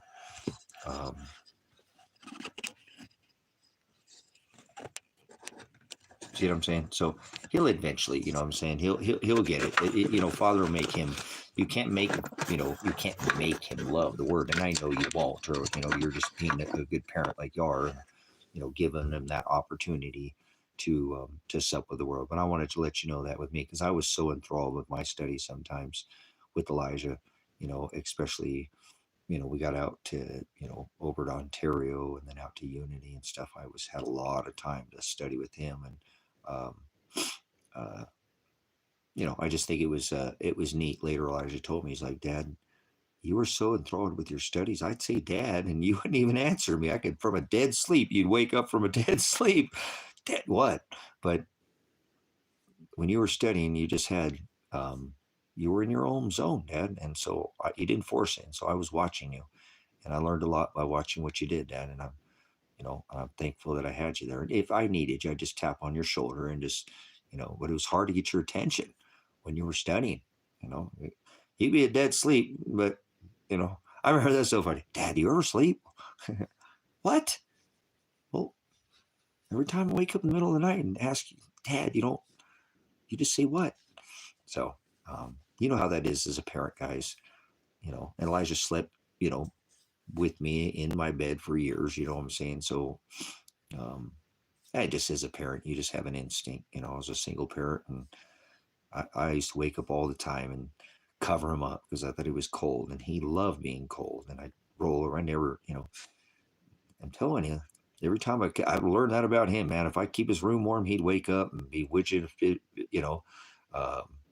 fidgeting around. And, what I'm saying? He'd wake up in the night and I could hear him, whatever. And if the room was cold, he'd all the way through the night.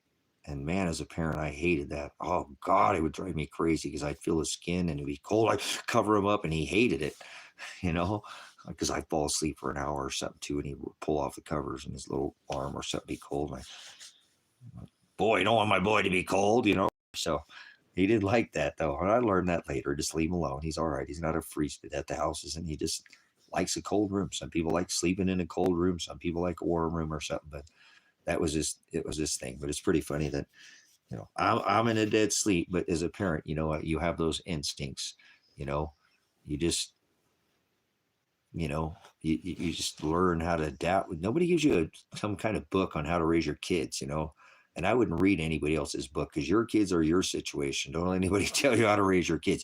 You can take other people's, maybe mistakes and woes and, or, learn from some of the, good and bad, but your kid's unique to you. You guys have your own situation, and every one of us. So I've always said, don't let anybody tell you how to raise your kids. What worked for me, I remember I raised Elijah one way. I raised Tyler, his sister, completely different. I feel like I raised them the same, but like, for example, Tyler with food, I just put a little bit on her plate, just a little bit, even if she didn't like it. And I told her, I don't want to hear it. I don't want to hear it. And I didn't really make her take a no thank you bites. And I did, at least, but most of the time I wouldn't. My deal with her is I just wouldn't force it on her. And I just wouldn't put a lot on the plate. But I didn't want to hear whether she liked something or not. That was her own decision. She had to keep it to herself. She didn't need to ruin it for everybody else. If she had a bad taste in her mouth or something, what if somebody likes it? You tell somebody you don't like, so, oh, that's nasty. Well, that's what you think. So don't give somebody a bad taste in the mouth just because you don't like something. And that's how I raised her with food. And, I'd leave something on the plate and eventually she'd you just go away. You know what I'm saying? Does that make sense how I raised her? You know what I'm saying? Like, I didn't really make her take the no thank you bites. And she grew up eating everything. You know what I'm saying? I just left it alone with her. I just put a little bit on her plate and it wasn't too much and she ate the rest of her food.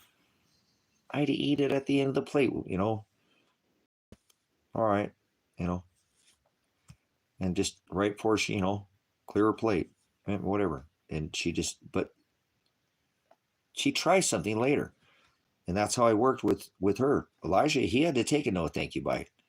I don't want to hear it. You're going to take your no thank you bite whether you like it or not, you know? And if he didn't like it, then I didn't make him eat it. But he had to take a no thank you bite. I didn't put it on his plate if he didn't like it. I'd tell him I don't want to hear it. I just didn't put it on his plate. If he didn't like something, he could tell me, but don't tell everybody else. Don't if you don't like something, you can tell me he doesn't like something, but I don't want him to, if I put something out and I'm making a dinner and you don't like it, that's just, tell me before I make something. And I don't like to adjust whole meals around, my son. I've done that before. Like, for example, Elijah didn't like hamburgers because he didn't like the bread, but he eat the burger.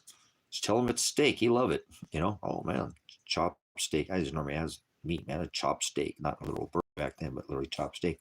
Or, hot dogs. He liked hot dogs, but he didn't like the hot dogs with a bun, So just little things, but I'm not going to readjust the whole meal for him. What I did is just, if you don't want it, try it once, take your no thank you bite, and I'm not going to put it on your plate again. If you want to try something later, he'd ask me. See, and they both, turn out to eat just about everything. My son's not that, he doesn't like beans. I think that's the only thing my son doesn't like is beans. I think I was more picky than him. You know what I'm saying? I really do. I think I was much more picky than he was, and I couldn't be picky than that, but you know what I'm saying?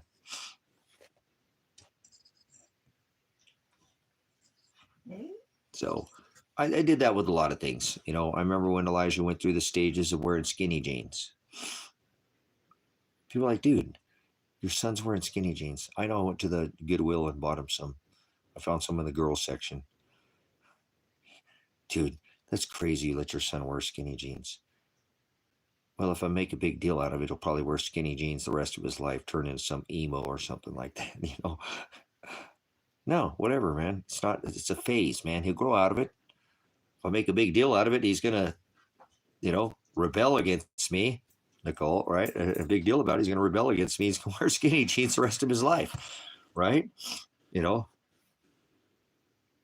what I'm saying? He went through that stage. It was a stage. People like cannot believe you let your son wear those skinny jeans. Dude, he rides bicycles, man. He doesn't want to get his chain caught. It's just the thing. They ride bikes, guys. Come on. Stop getting on the kid. He's a kid. He's a stage. He's a teenager. So what? Dude, you went and bought him skinny jeans? Yeah, for the Goodwill. I found some in the women's section. That's the ones he likes. So, thank you so much, Nathan, so much for spending a grip load of time here. And please get a hold of me. Like I said, you ever out in this area and want to come out here and hang out for a minute, you're more than welcome to come out here. I mean, we extend that to people within the ministry. You know what I'm saying? Nice, good stuff. Cool. That's what I'm saying. It's a phase. So thank you so much again for being a big part for that's you spent a lot of time here. So and appreciate it. I don't even, like I said, I'm at a loss for words, but we'll just leave it at that. So please, if you're ever here or if you have more questions, I'm not the best at keeping up with emails. You can ask Lady in Red because she often emails me, but I read her emails. I don't always respond back. But I have an email too or something, if you would just appreciate your time being in here. I like people who add to this ministry. Thanks for leaving comments too on the after the live streams. And I apologize, I haven't really answered. You really put some good comments, and I just haven't had a time to respond much under my comment section. So much blessing. Thanks for being here. You guys appreciate Nathan's been in here for quite some time, and I don't know how long you've been here, Nathan. I want to keep you, but he's left comments too after on the live streams, and I appreciate people who spend a bunch of time here and then take time to go back and even comment after the live stream. So always such a he's got good comments. Go read Mr. Thanks. I want to make a mention. Thanks for coming in too, Mr. Mayhem. Go read Nathan's comments, and it's not like I said. He's just tickling my ear. He has some pretty unique comments to his. He only makes those comments, so I appreciate Nathan being here. What a blessing that he has to be a part of this ministry, man. I'm just feel like I said a little overwhelmed at some people's generosity, if you will. You know what I'm saying?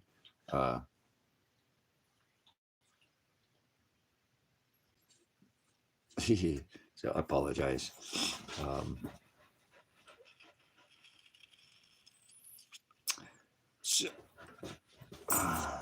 What are you doing, Mr. Bowman? What are you doing? What are you doing? What are you doing, Bowman? You are being a wiggle. So.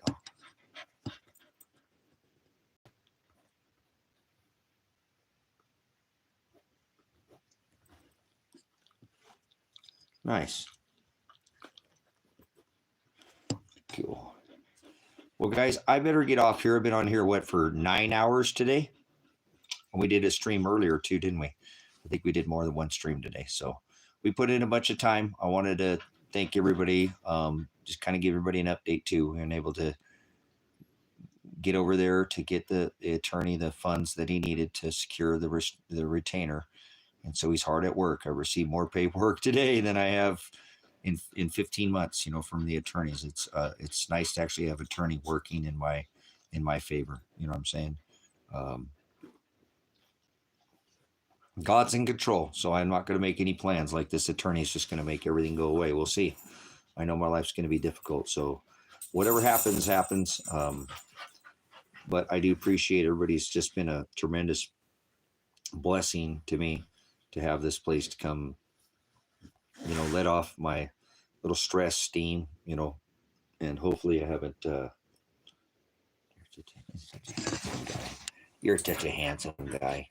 You're such a handsome guy. Get you out that nose out from underneath me. So, but cool. Yeah. I appreciate, again, you guys. Man, this phone thing is not holding very well. But I better get myself some food here. I'm getting a little hungry too. I only ate. We seen what I ate earlier, man. Oh, those were. I made tostadas with eggs on them. I'm gonna do that again with Parmesan and cheddar cheese with extra beans. They were excellent. So, and cabbage instead of lettuce. No lechuga, cabbage. So, good stuff, guys. Thanks for eating of the meat and drinking of this milk, not some watered down. Hopefully you guys understand here that this isn't some fake, other Jesus ministry. We come here to refine each other, and I appreciate all the good questions, that you guys bring such value to the chat. You bring value to the ministry. I'm just one dude, just one guy that Father made love the word. But I know there's others here who love the word like me, and it's always a pleasure to be here with people who, are in the narrow way. It's a dark world out there, and seeing other those that are sharing that light and are charitable with that light is such a blessing. So thank you so much again. I'm a little overwhelmed. We had a rather large contribution to the ministry tonight. So I'm going to not put that towards my legal funds. Okay. I'm going to put that towards the ministry in Ecuador. Okay. So we had like I said, we had a donation. Just rather keep that anonymous, but I think it's the largest donation we've ever taken. Wow. I'm just blown away.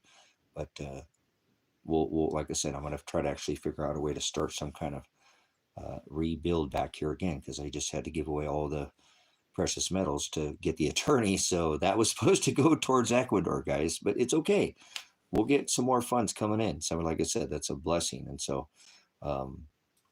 stay hard at work. He says, have your loins girded in my service until I return. So that means be Maranatha, until he returns. Believing in him. Belief is an action word. It's a verb. It's not a noun. Faith is a noun. By faith we are saved, but we have to endure to the end to be saved. So see, there's no sit down and just get to rest Jesus here. So I hope you know that. Every time when you come here, we're going to probably be grinding it out in here. You know what I mean? So thanks for being a part of that, because this isn't like any other YouTube channel. I don't think there's ever been one like this. I don't think we're better. I just think we're a little bit, set apart, if you will. So thanks for being a part of that, and that's what makes me feel like this is a blessing, because I don't see this going on anywhere else. Grace and Truth is a great link to the gospel, but we cover things that aren't covered over there at Grace and Truth Ministries. So thanks for being a part of it, brothers, sisters. 28 thumbs up. Appreciate that. 28 people think I'm not nuts. Hey, that's all right. I'm not here to care about what people think of me, brothers, sisters. I'm more concerned about what happens. Maybe what was said after I'm gone would be more of a concern, like a legacy, or like not famous but infamous.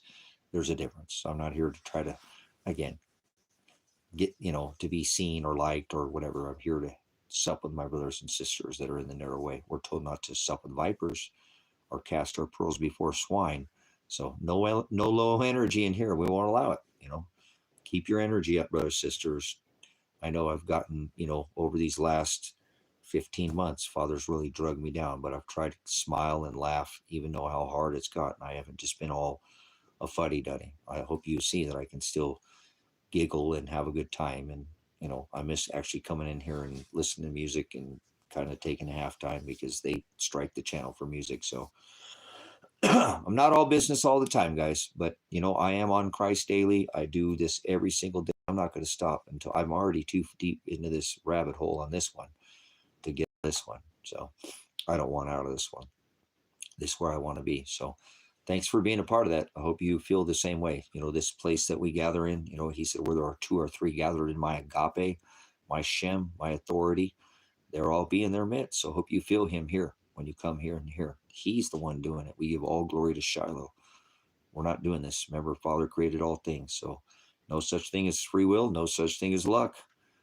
Not by chance. This didn't happen for no reason. Thy kingdom come as the return of the bride. Thy will be done as Father's will.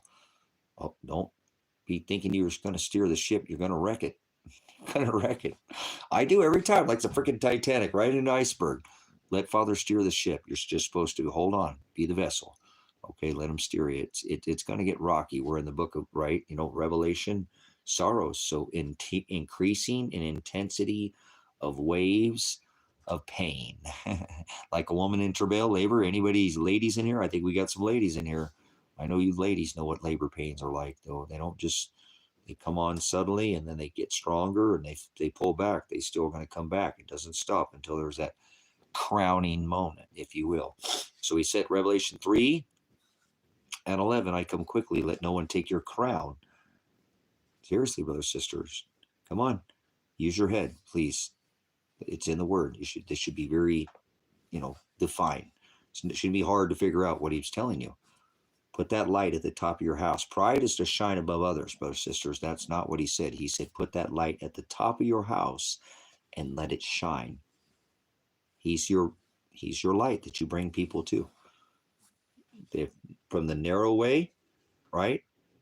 No, from the broad way. If somebody's in the broad way, show them to the narrow way. Most people are not in the narrow way. Most people are in the broad way. It shouldn't be like this is hard to go out and find and be fishers of men. Let Father condemn. He separates the harvest, right? Bind that chaff and burn that and put that wheat in my barn. So be the net. Like a fisher of men, the net not knows what it catches. Cast the net down deep. The net does not, right?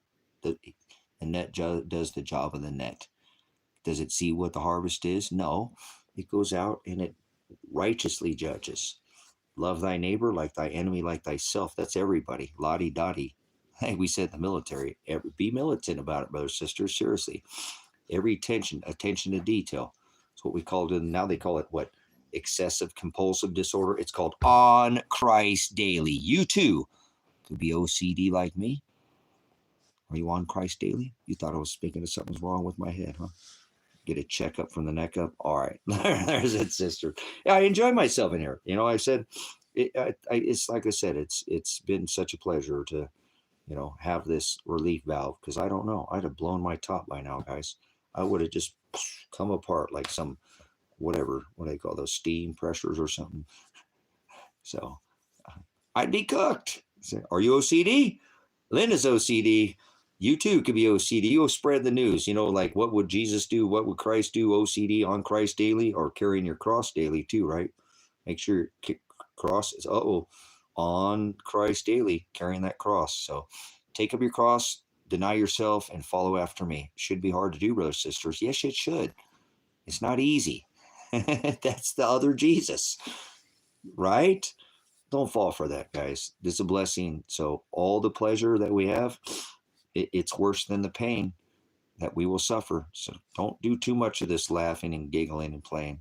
There is a time and a place to have a good time. And remember, he said, sup in my Shem, in my Agape. Rest is where we find that pleasure, if you will. Okay. That's where I find it. I love knowing that Father is beating me because he's not done with me yet. If he was done with me, he wouldn't be beating me. And he only beats the people he loves. He beats the self out of us, brothers and sisters. He turns us into his work. If you have any impurities when you go through judgments, brothers and sisters, even one little air pocket or impurity, you'll run the risk of breaking, and then to just get thrown back. He's creating a masterpiece. He's going to bring us to his Father's house. Imagine that. So be ready to be put in the final fire judgments, okay? So there's a long process. Every one of us have a different timeline. Remember that. That's like all these things. This isn't some easy, quick fix Jesus, okay? That's why you got to do it daily, okay? That's what I love about this ministry. Where else are they teaching this? They're not. They're like, you just put your money in the basket and God loves everybody. Good to see you. I ain't seen you since last Pegmas, have we? Did you bring the kids to the Easter party so they can do their Tammuz, son of, Satan, the one who had sex with his wife, Ishtar, Ashtaroth, the sex goddess, the fertility, the dying of the egg, remember? All right, you guys are killing me right now. All right. Yeah, I'm killing you softly with these words. Hopefully I'm beating into you so you guys can see what it is too. Not me. Father's doing it. Don't you love that? Take it up with don't shoot the messenger. Whatever. That's what he made me do. If I don't sound the alarm early enough, how are you going to know? So hopefully you were able to, again, you can glean from this and we can prepare and be ready for whatever's to come. Father's in control. Remember that though. Okay. Father creates all things. He's the writer, the author, and well, if you edit anything, then he's going to blot your name out of that book. So don't change, don't add a jot or a tittle. Forward, that's the Hebrew word. So again, 28 thumbs up, 10 of you in here. No super chats, but we did take a contribution to the ministry. So we'll put that towards the Ecuador, guys. We'll see. If not, we'll figure out something to do with the ministry. I guarantee I'll show you where it's going to go. I won't reveal who made it, but we'll eventually show you where it's at. So thank you so much again for all the support for those who come here and contribute their time, because you can't even, you can't print time. You can print money like the central banks and be, monopoly money, but you can't make time either. You just can't get it back either. Once it's taken from you, once you've spent it, it's gone. Whew, into the ether it goes. So not ether bunny. Love you, brothers, sisters. I've really enjoyed myself. Thank you so much for your time. I'll see you again on the next High Desert Faith and Truth Ministries broadcast. We'll do it again, the Lord willing. Thank you for all the witnesses that were here today and spent a ton of time here. What a blessing. Pastor Revelation, Pastor Apocalypse. Whoa.